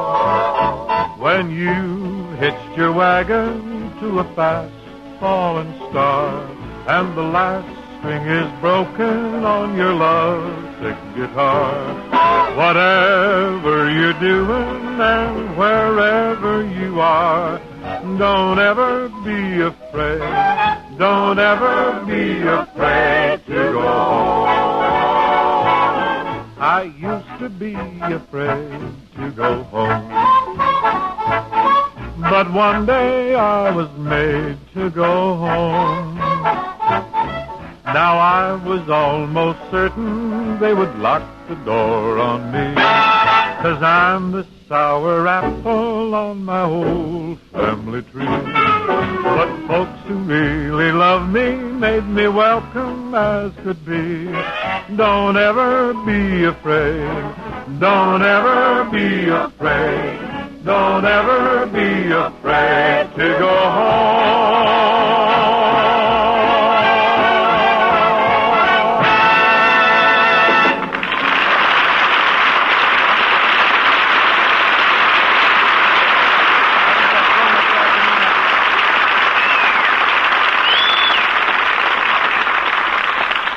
Our cards are on the table. Chesterfield is first to name its ingredients, because you should know what gives you the best possible smoke. Chesterfield uses the right combination of the world's best tobaccos, pre-tested by laboratory instruments for the most desirable smoking qualities, and kept tasty and fresh by pure, costly moistening agents, entirely safe for use in the mouth, as proved by over 40 years of continuous use in tobacco products. And your Chesterfield is wrapped in cigarette paper of the highest purity, the best that money can buy. Remember, the world's best tobaccos, pure, costly moistening agents, the best cigarette paper that money can buy, nothing else. Only Chesterfield names its ingredients, and they give you the best possible smoke. A smoke that's much milder, with an extraordinarily good taste, and most important, no unpleasant aftertaste. Ask your dealer for Chesterfields. They satisfy millions. Folks, we got all top tunes tonight. Here's another song that's up in the first 5 or 6, I think, nationally. A little song of frustration called Pittsburgh, Pennsylvania. This is dedicated to everybody in Pittsburgh, all our friends out there, and in nearby Sewickley. Roger.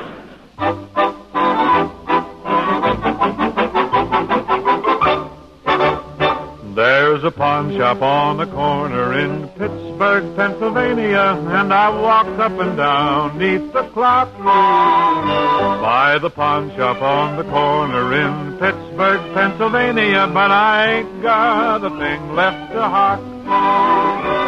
She was peaches, she was honey, and she cost me all my money, 'cause a whirl round the town was her dream. I took her dancing, took her dining, till her blue eyes were shining with the sight that they never had seen. If you should run into a golden-haired angel and ask her tonight for a date, she will tell you somewhere there's a rich millionaire who is calling again about 8.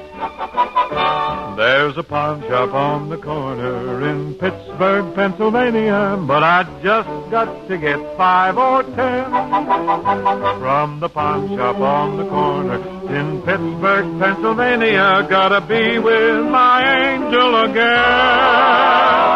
Gotta be with my angel again.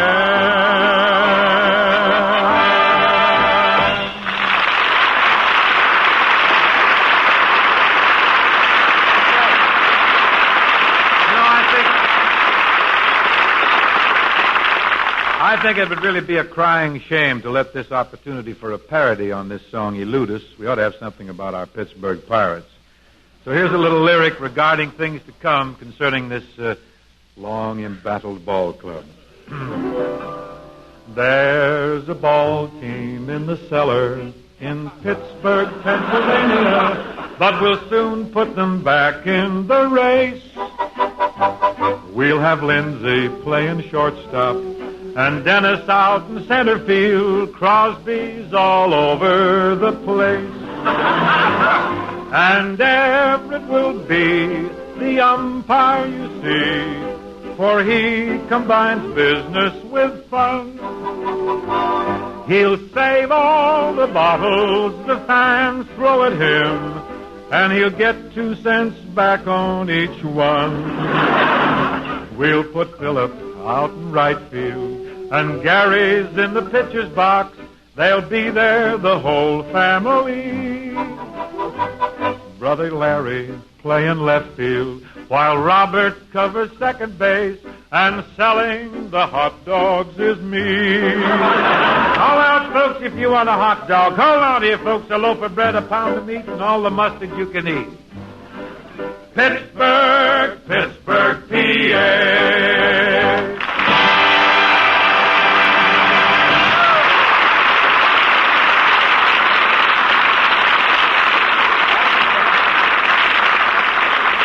Now, folks, I'd like you to meet the very popular Victor recording artist. This is a great vocal duo whose recording of Bermuda is one of the year's biggest hits. The Bell Sisters. Girls?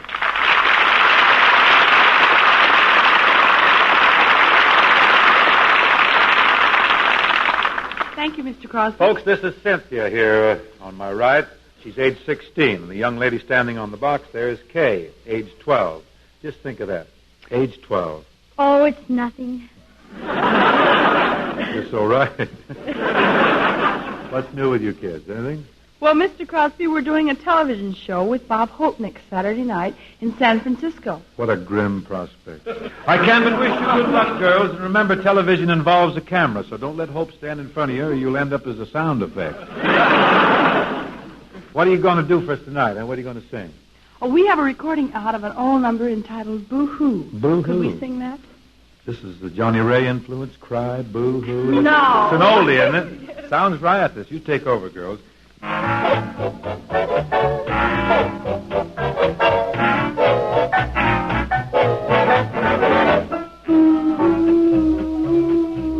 You've got me crying for you. And as I sit here and sigh, say I can't believe it's true.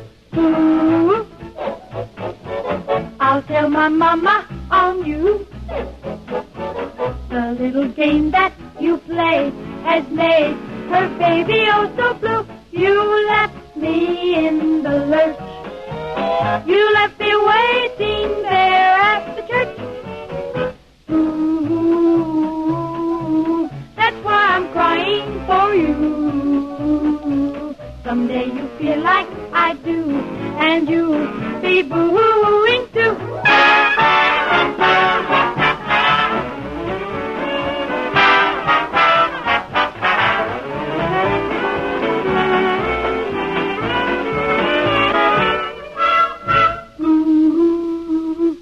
Got me crying for you. And as I sit here and sigh, say I can't believe it's true. Ooh, I'll tell my mama on you. The little game that you play has made her baby oh so blue. You left me in the lurch. You left me waiting there at the church. Ooh, that's why I'm crying for you.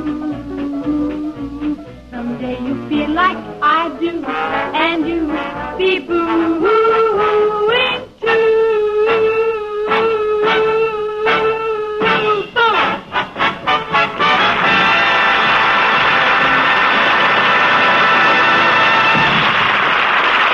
Oh, that's a real cutie, kid. That's a real cutie. Say, what do you say we cut up something together? Would you mind? Well, do you know Poor Whippoorwill? Poor Whipper. Oh, you mean the number we rehearsed all afternoon, huh? Yes, that's the one. Do you know it? I think this child will hold her own with hope all her life. I'll try it. Let's go, kids. You start it.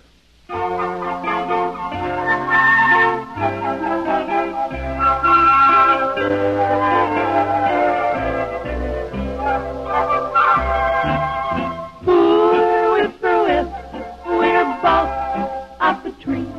Move over, and make room for me.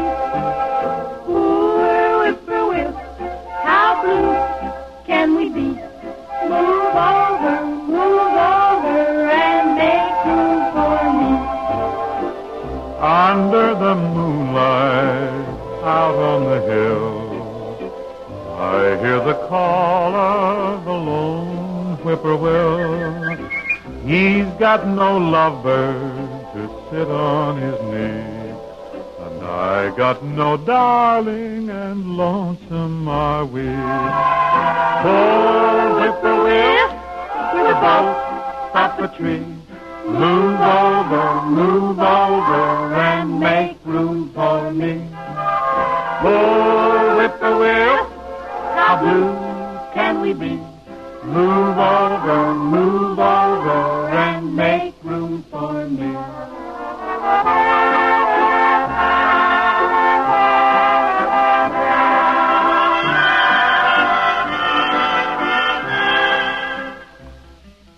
I had a sweetheart, sweet as could be.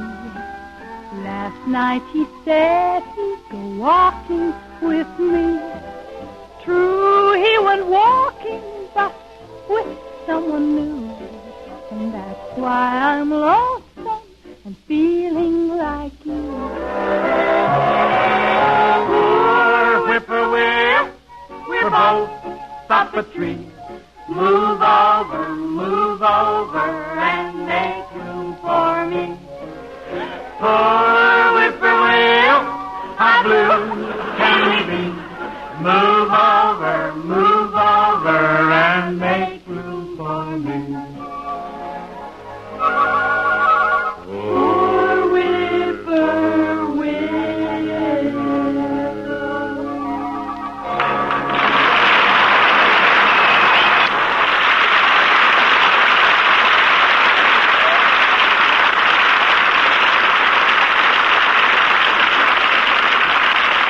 Oh, they're delightful young ladies. They certainly are. And thanks a lot, kids.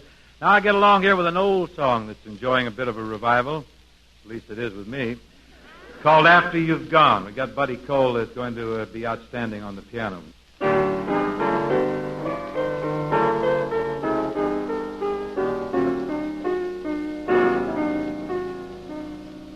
After you've gone and left me crying, after you've gone, there's no denying you'll feel blue and you'll feel so sad.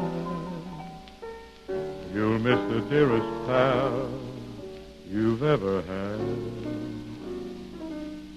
There'll come a time when you'll regret it. There'll come a time, now don't forget it. Someday, when you grow lonely, your heart will break like mine, and you'll want me only after you've gone, after you've gone away. After you've gone, left me crying. After you've gone, there's no denying you feel blue and you're gonna feel so sad. You'll miss the dearest pal you've ever had. There'll come a time, now don't forget it. There'll come a time when you'll regret it. Someday, when you grow lonely, your heart'll break like mine, and you'll want me only after you've gone away, so far away. After you've gone away.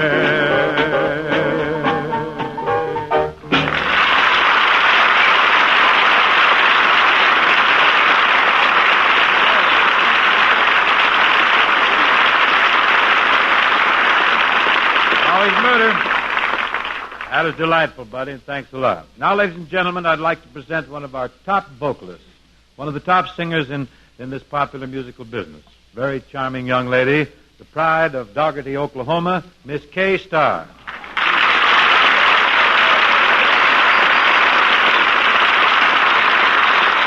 Thank you very, very much, Bing, but that's Doherty, Oklahoma. Doherty, Oklahoma. Yeah. Where's that? Is that down near Moccasin Bend, or is that a little just near Turkey Ford? Yeah, that's about 4 miles past Deal Creek. Deal Creek.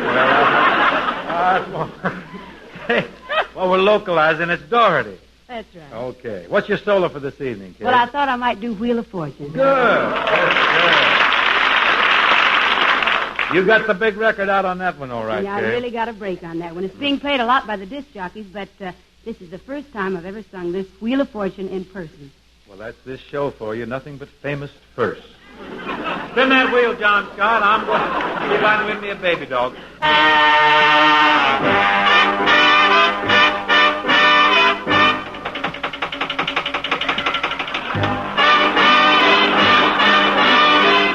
Oh, Wheel of Fortune, go spinning around with the arrow point my way. Will this be my day?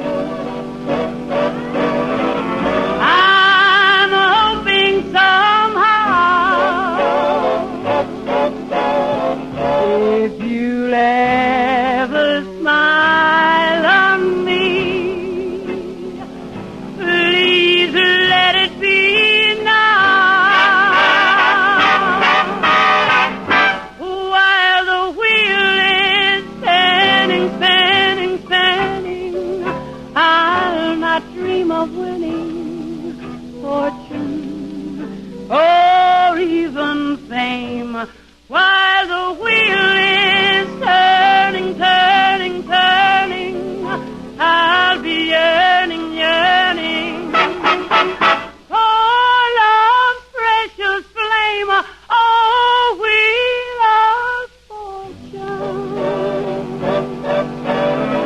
I'm hoping somehow if you'll ever smile on me, please let it be now.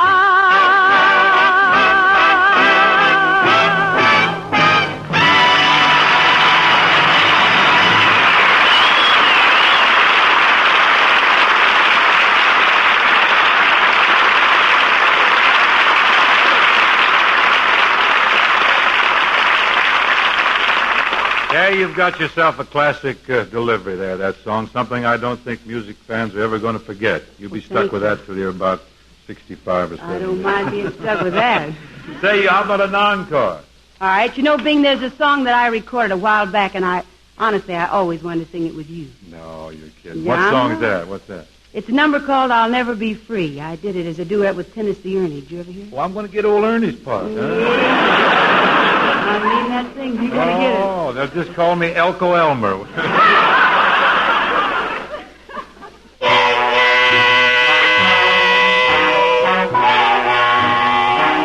Each time I hold somebody new, my arms grow cold, aching for you. No one can take your place, Darling, in my embrace. I'll never be free. And when my lips burn with desire, no other kiss puts out the fire. Though I may try and try, No one can satisfy this longing in me. I'll never be free from your smile so tender and that sweet surrender in your eyes. How can I be free when I still remember how you could thrill me with a sigh, just like a kiss down from my heart. Your love remains when we're apart. Each kiss I gave to you Made me a slave to you. and so I'll never be free. I'll never be free.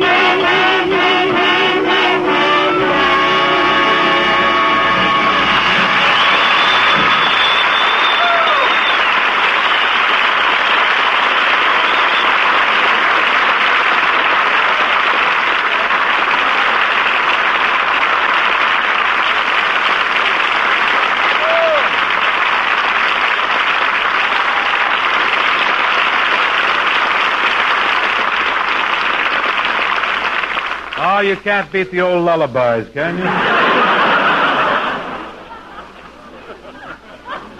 It'll be a 5-minute lull while we put the cornet player's teeth back in.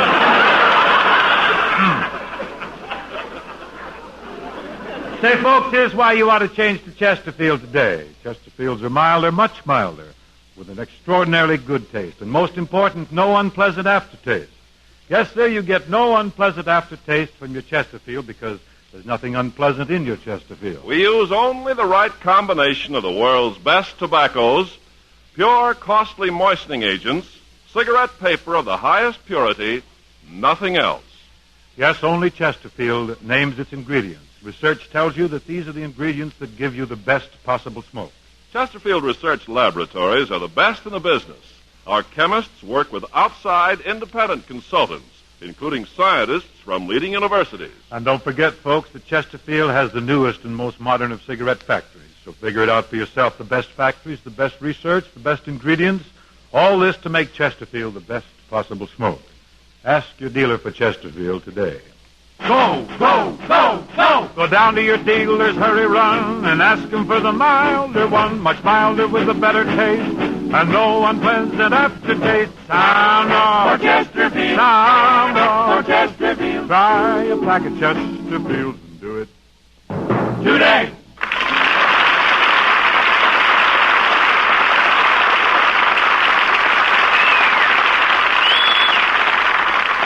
Go ahead, John.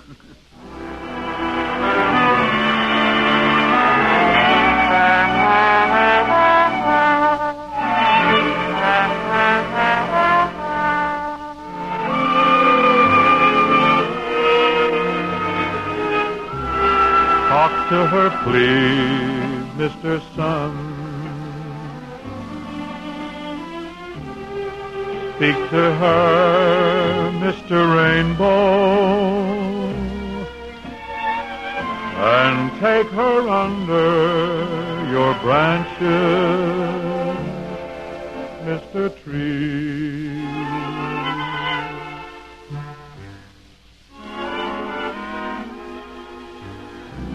Whisper to her, Mr. Wind.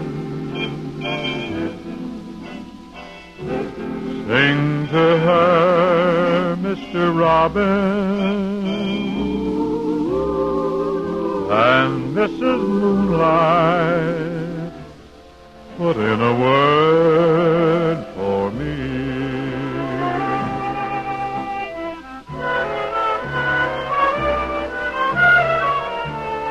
Tell her how I feel.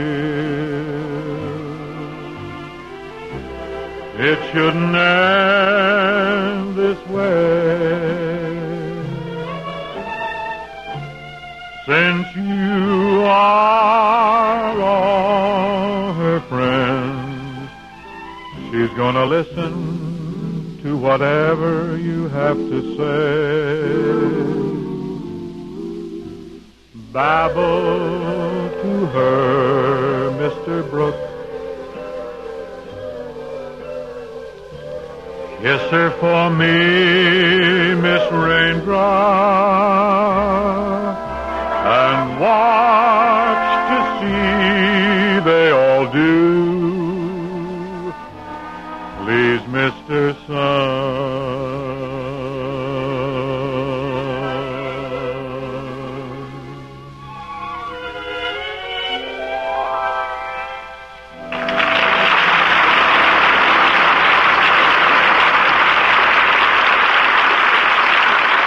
My thanks to you folks and to Kay Starr and to the Bell Sisters for joining us this evening.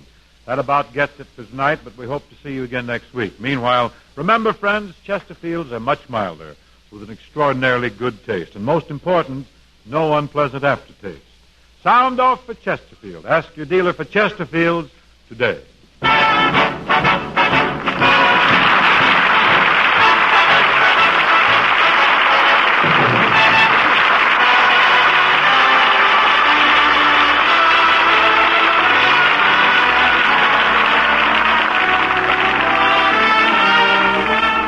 Crosby Show, presented by Chesterfield, was produced and transcribed in Hollywood by Bill Morrow and Murdo McKenzie.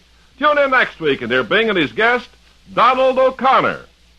Remember, friends, to make our economic system produce better for defense, all Americans must work together.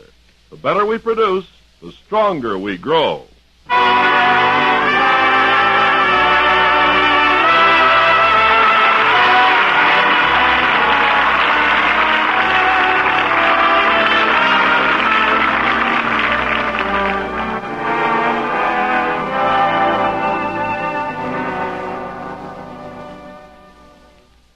Today, over 1 million cigarette stores coast to coast are featuring Chesterfields. The only cigarette to name its ingredients. The cigarette that's much milder, with an extraordinarily good taste, and most important, no unpleasant aftertaste. Sound off, sound off, sound off for Chesterfield. Good evening, folks, a big hello. We're here to start the Crosby Show. There's lots of laughs and plenty of fun, so settle back with a milder one. Sound off for Chesterfield. Sound off for Chesterfield. Try back at Chesterfield's and do it today.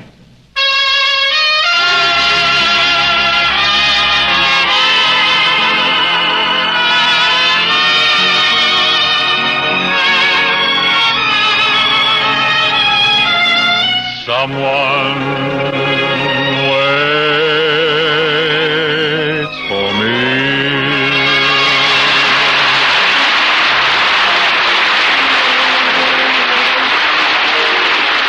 This is Ken Carpenter welcoming you to the Bing Crosby Show for Chesterfield, produced and transcribed in Hollywood with John Scott Trotter and his orchestra, Judd Collins with the Bears, and Bing's guest, Donald O'Connor.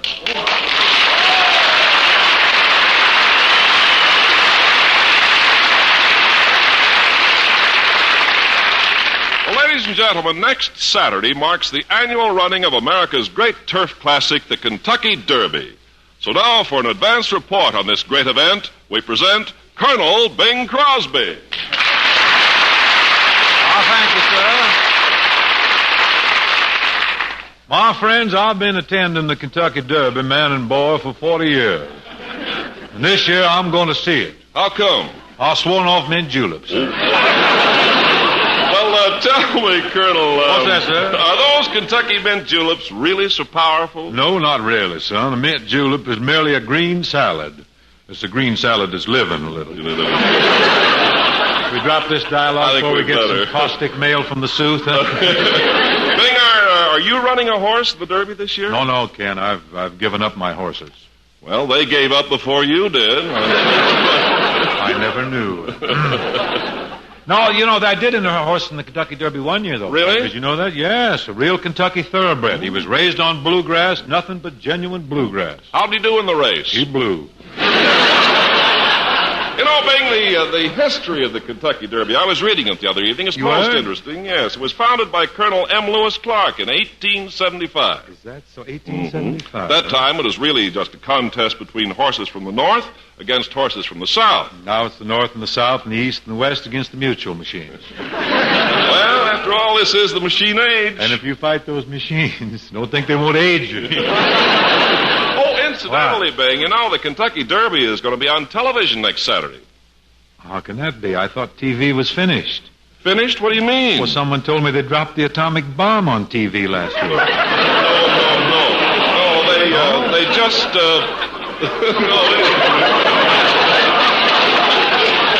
they just televised a picture of an atomic experiment. Oh, that's too bad. Well, so the Derby... The Derby's going to be on TV, huh? Oh, sure thing. Have you picked the horse yet? Yes, sir. And if I have my usual luck, my selection will come in romping in time for Beanie, I guess. But anyhow, I do want to extend my good wishes to Colonel Bill Coram, General Fred Miles, Sergeant Ray Ellis, and all the good people who will be down at Bourbonville on the lower reaches of the Ohio come Saturday. Now to our opener for this evening's little cantata. We have a song here. It's a bright little thing, real bouncy. It's called Am I in Love? This was written by Mr. Jack Brooks for the forthcoming Paramount picture, Son of Paleface, starring you-know-who.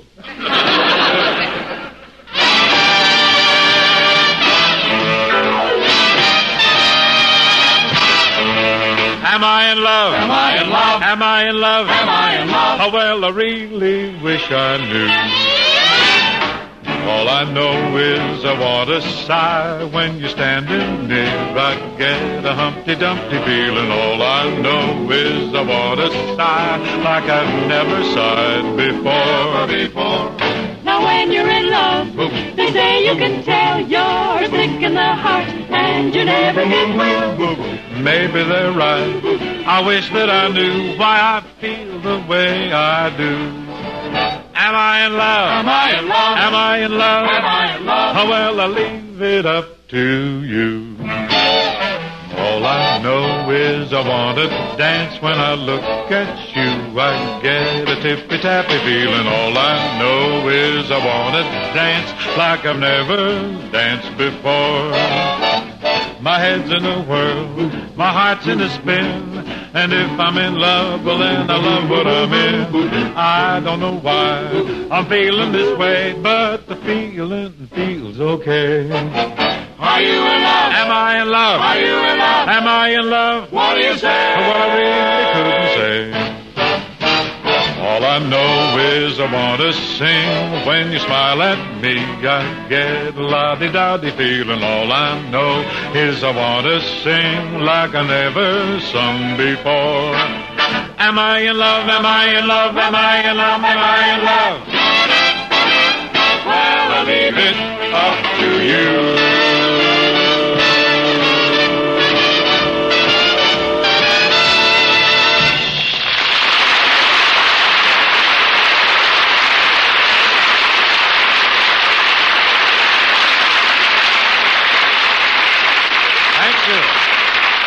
Our cards are on the table. Chesterfield is first to name its ingredients, because you should know what gives you the best possible smoke. Chesterfield uses the right combination of the world's best tobaccos, pre-tested by laboratory instruments for the most desirable smoking qualities, and kept tasty and fresh by tried and tested moistening agents, pure natural sugars, chemically pure, costly glycerol. Only these are entirely safe for use in the mouth, as proved by over 40 years of continuous use in tobacco products. And your Chesterfield is wrapped in cigarette paper of the highest purity, the best that money can buy. That's what Chesterfields are made of. The world's best tobaccos, pure, costly moistening agents, the best cigarette paper that money can buy, nothing else. Only Chesterfield names its ingredients, and they give you the best possible smoke. A smoke that's much milder with an extraordinarily good taste. And most important, no unpleasant aftertaste. Ask your dealer for Chesterfields. They satisfy millions.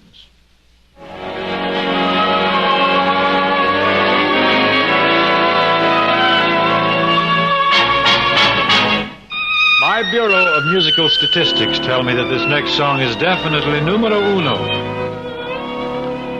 Tell me why, though I try to forget, tell me why I think of you yet. I know I'll never be free. What has happened to me? Tell me why. When we danced until 3, tell me why my heart couldn't see. I never dreamed of romance. Never gave it a chance. When I think of how you looked that day in your gown of silk and lace, I should have known the day you came my way that this is the time and the place. Tell me why I keep fooling my heart when I know it was love from the start. Why don't we give it a try? If you know, tell me why.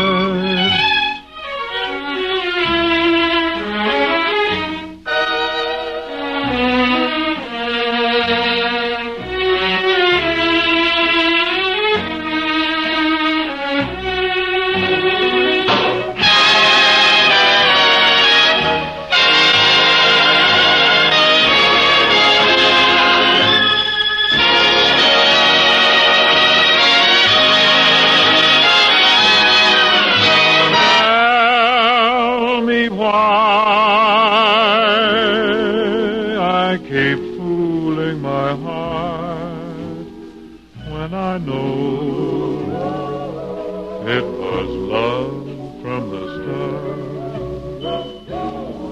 Why don't we give it a try? If you know, tell me why.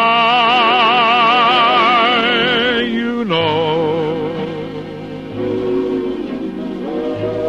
Please tell me why.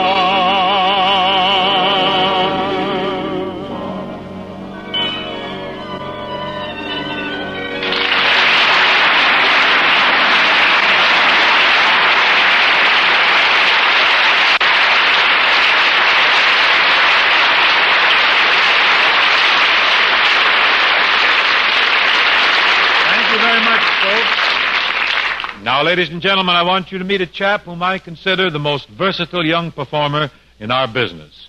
In addition to being a close associate of Francis the Talking Mule, this boy stars regularly on the Colgate Comedy Hour on TV. Currently, if you've seen any of the local pictures, the new pictures, you realize that he has a very fat part in the Metro-Goldwyn-Mayer Technicolor musical Singin' in the Rain. Here, then, is dynamic, delirious, delightful Donald O'Connor.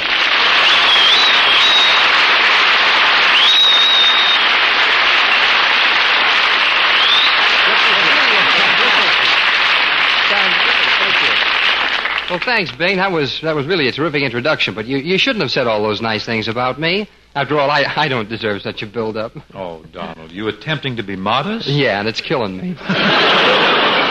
Well, then let's live a little, son.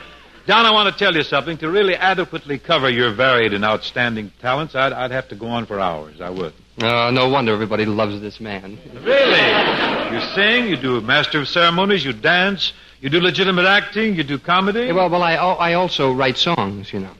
You write songs, too? Mm-hmm. Yeah. I just happen to have a new song right here in my pocket. Don't reach for it. I'll break your arm. No wonder everybody hates this man. I tell you what you could do with your song, Donald. Huh? Oh, I'd rather have you break my arm. No.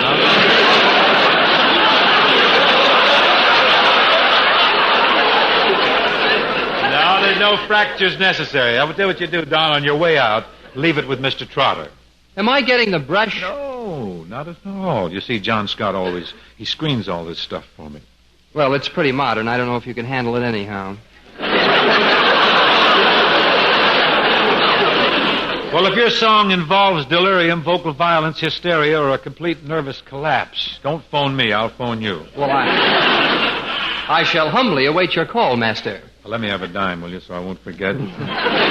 Don, even though you've backslid into songwriting, I can't help but recall. I often do with great pleasure, great nostalgia, our first association. You remember the picture, Sing You Sinners, the one that you and I and Fred McMurray did at Paramount not long ago?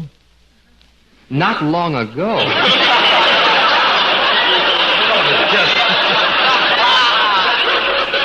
We did Sing You Sinners in 1938. Don't be a date dropper. Well, it doesn't bother me. I was only 12 years old then. Well, so what? McMurray was 17, I was 18. That's right, yeah. Fred was 17 and you were 18. But not when that picture was made. That's what Fred and I get for giving a kid a break. You see, we get this kind of... Well, look, Bing, look, I was only ribbing, really. Now, you've always been my ideal and my idol. Despite which, you seem to have accomplished something. Well, I learned singing from you, and I learned acting from you, and I even learned how to be a family man from you. Family man? Yeah. Say, that's right. You are a married man now with a little daughter. Yeah. Well, that I didn't learn from you. You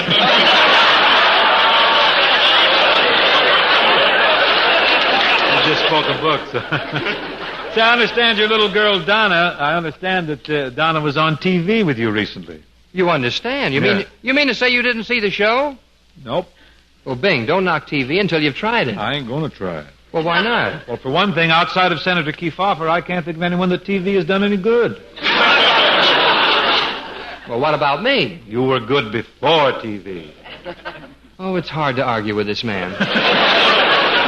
But, Bing, at least you could watch TV. Donald, I wouldn't sit around every night slumped down in a chair and watch television if this were Russia and Stalin said, everybody look.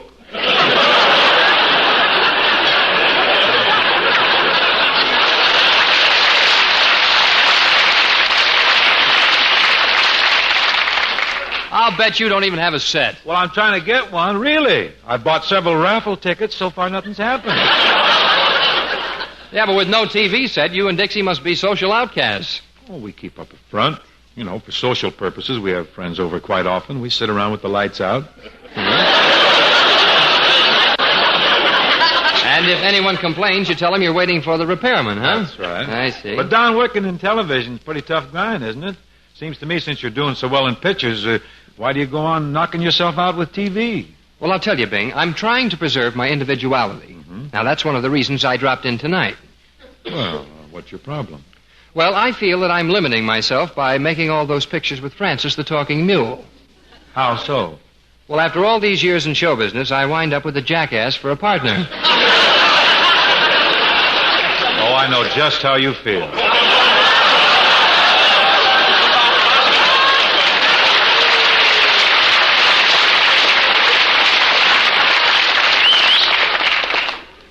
Oh, you mean Bob? No. No names, please. Yeah, but your problem's different than mine, Bing. I'm practically a nursemaid to Francis. Well, I have to nurse my mule alone. Yeah, but with Francis, I even have to worry about putting on his nose bag. Oh, you got me there. There's no nose bag will fit this thing. Well, Bing, I can't believe that you're as concerned about Hope as I am with Francis. No, you can't. I want to tell you something. I really got my hands full of old tuba tummy. Well, that's hard to believe. From what I read, I figure you and Bob are the best of friends. That's merely a front to keep Luella happy. I shudder, Donald. I shudder to think what I've been through with that man. Road to Singapore, road to Zanzibar, road to Utopia, road to Rio. Now we're starting the road to Bali. Do you guys belong to the Screen Actors Guild or the Auto Club? When you work with Hope, you got to keep traveling. That boy's shiftier than Goose Tatum. Now, Donald, what do you say we eschew the dialogue for a while, huh, and get on to something musical? Oh, you're going to sing my song? Well, I thought perhaps we'd do Small Fry. After all, that's the song we did in Sing You Sinners. All right, if you want to take a chance with a hit. Say,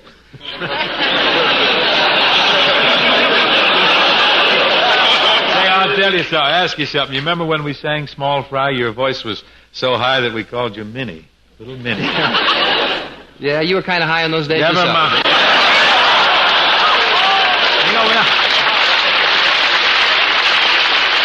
I've dropped at least 2.5 octaves. Have you? Yes. I see. Tonight, what we ought to do with Small Fry, though, Donald, is bring the lyric up a little more current, make it a little more up to date. After all, nowadays, I can't bawl you out for not going to school and for kissing the neighbor's daughter. I don't know. You ought to see my neighbor's daughter. Am I still going to have trouble with you after all these years? Well, I think you can forget about me, Bing. After all, since the picture, you've got plenty of your own Small Fry to worry about. Oh, no worry at all about them. Our own boys are inclined to behave, and they act much the same as I did when I was their age. Mm-hmm. I assume you've turned them over to the proper authorities. I'll straighten them out myself. Now, let's get along with Small Fry, Don, and I'll try to give you some up-to-date advice. Well, I may give you some advice. Oh, you may, huh? Still battling me, this boy. Well, let's go, John. We'll fight it out here musically.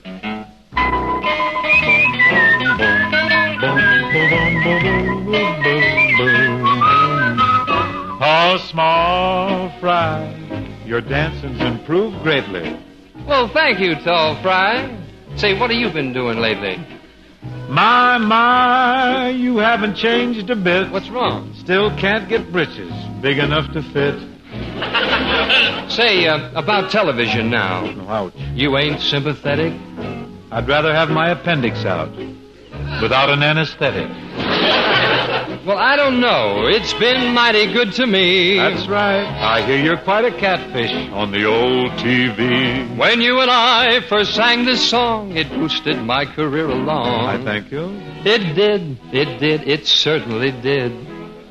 Now that we're singing it once more, fame may knock at your door. Enter fame. And you'll be a real success. Well, getting back to that TV, I think that I'll stay with records and the wireless.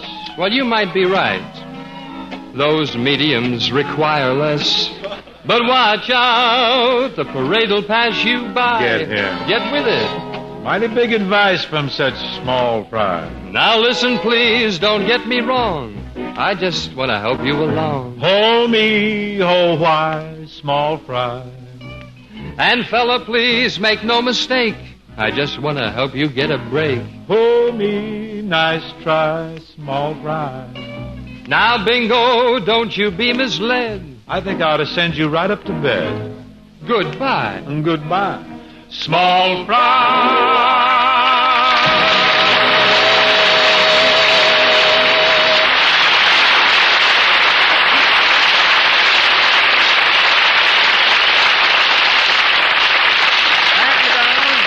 I shall certainly take advantage of all your good advice and your warnings. Well, please do. Now, what about my song? Oh, yes, your song. May I see it? Oh, sure. Here you are. Just happen to have Just have it copy. right here. Mm-hmm. This is it, huh? That's it. Nice title. What does it say here? I waited a little too long. No offense. Oh, I know this song. I do. I really know it. K-Star has a great record out on it. Very good tune. Well, certainly. You didn't think I'd bring any dog meat around here, do you? Never can tell about songwriters or song pluggers either, for that matter. Let's see this copy here. I waited a little too long. Words and music by Sidney Miller and Donald O'Connor. ASCAP. What does that mean, ASCAP? Also Strauss, Carmichael, and Puccini. I must say, with you and Sid and all those other composers on it, this song has got a great chance. Yeah, it does have an impressive lineup, doesn't it? Oh, yes. Well, excuse me, Don. This will only take a minute. Okay. Oh, take all the time you want. If I run out of gas, you help me on the high ones, will you, Minnie?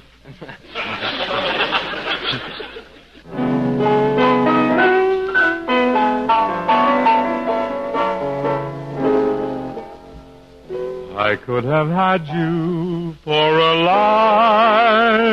lifetime, but I waited just a little too long.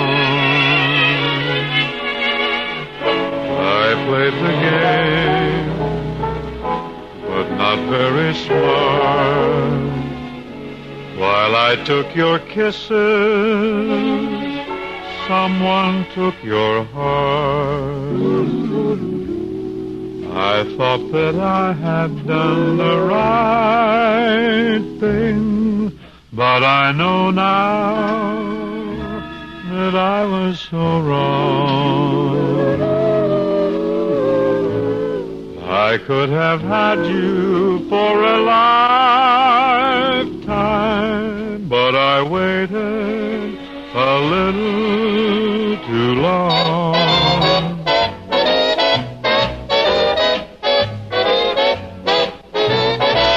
You could have had her for a lifetime, but I waited just a little bit too long. You played the game, but not very smart. While I took your kisses, honey, someone took your heart. Guess you thought you'd really done the right thing, but I know now that I was so wrong. I could have had you for a lifetime, but I waited. Yes, you waited. Waited a little bit too long.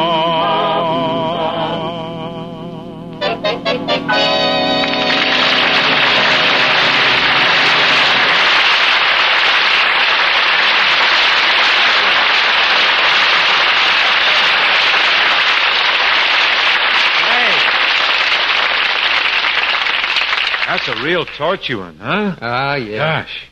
To write a number like that, you really must have lived, Donald. Hmm? Well, I just haven't been sitting around listening to the radio, you know. So much depth, so much feeling in those words. They can only come from some soul-destroying experience, from supreme suffering and adult anguish. Well, you see, I wrote this tune with Sidney Miller, and between the two of us, we're 54 years old. Well, that explains everything. You've been around more than Errol Flynn. But, folks, now to get on to business. Here's why you should change to Chesterfield today. And now, wait a minute, Bing. I smoke Chesterfields. I can tell them why they ought to change. Well, okay, Don, shoot. Well, look at it this way, folks. We all like to be in the know. And Chesterfield puts you in the know by telling you what it's made of. Chesterfield is first to do it. Right, Don, right. Chesterfield is first to name its ingredients. Chesterfield uses the right combination of the world's best tobaccos, pure, costly moistening agents, cigarette paper of the highest purity, nothing else. Yes, only Chesterfield names its ingredients. Research tells you that these are the ingredients that give you the best possible smoke. Chesterfield Research Laboratories are the best in the business. Our chemists work with outside independent consultants, including scientists from leading universities. And don't forget, folks, that Chesterfield has the newest and most modern of cigarette factories. So figure it out for yourselves. The best factories, best research, best ingredients, all this to make Chesterfield the best possible smoke. Ask your dealer for Chesterfield today. Go, go, go, go! Go down to your dealer's hurry run and ask him for the milder one. Much milder with a better taste and no unpleasant aftertaste. Sound off. For Chesterfield. Sound off. For Chesterfield. Try a pack of Chesterfields. Do it. Today. Y'all great on today.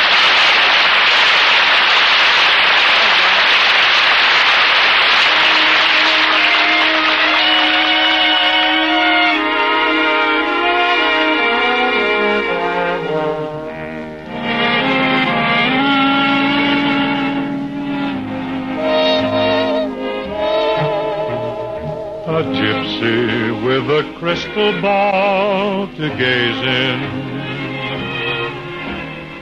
and look into the future, so they say. But I am so afraid of fortune tellers. To know the truth might cast my world away. Now, just suppose I called upon a gypsy to find you're gonna break my heart someday. So, darling, I'm confessing, not knowing is a blessing. So you can keep me guessing, come what may.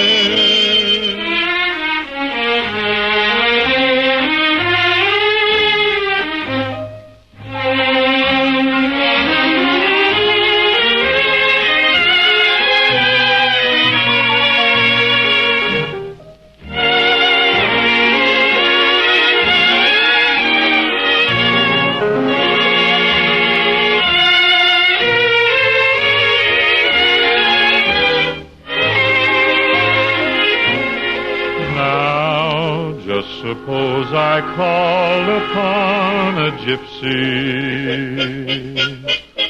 to find you're gonna break my heart someday. So, darling, I'm confessing, not knowing is a blessing. So you can keep me guessing, come what may. Yes, you can keep me guessing, come what may.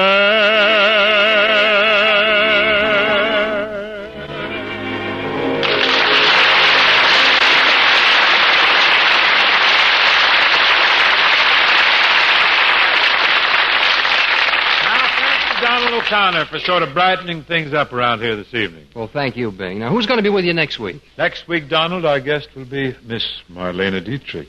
I'll bet that'll be a slinky, sultry one. Full of intrigue, very continental, you know. Well, Sid and I are writing a song called La Vie en Rose. We'll bring it by for you. Please. With a free translation, eh? Thank you. Goodbye, Donald. See you soon. Remember, friends, Chesterfields are much milder with an extraordinarily good taste, and most important, Chesterfield leaves no unpleasant aftertaste. The authority for that is a well-known research organization. So sound off for Chesterfield, friends.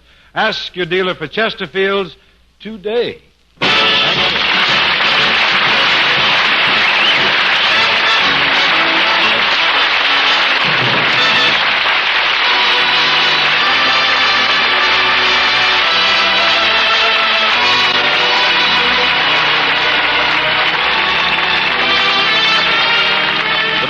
Crosby Show, presented by Chesterfield, was produced and transcribed in Hollywood by Bill Morrow and Murdo McKenzie. Tune in next week and hear Bing and his guest, Miss Marlena Dietrich.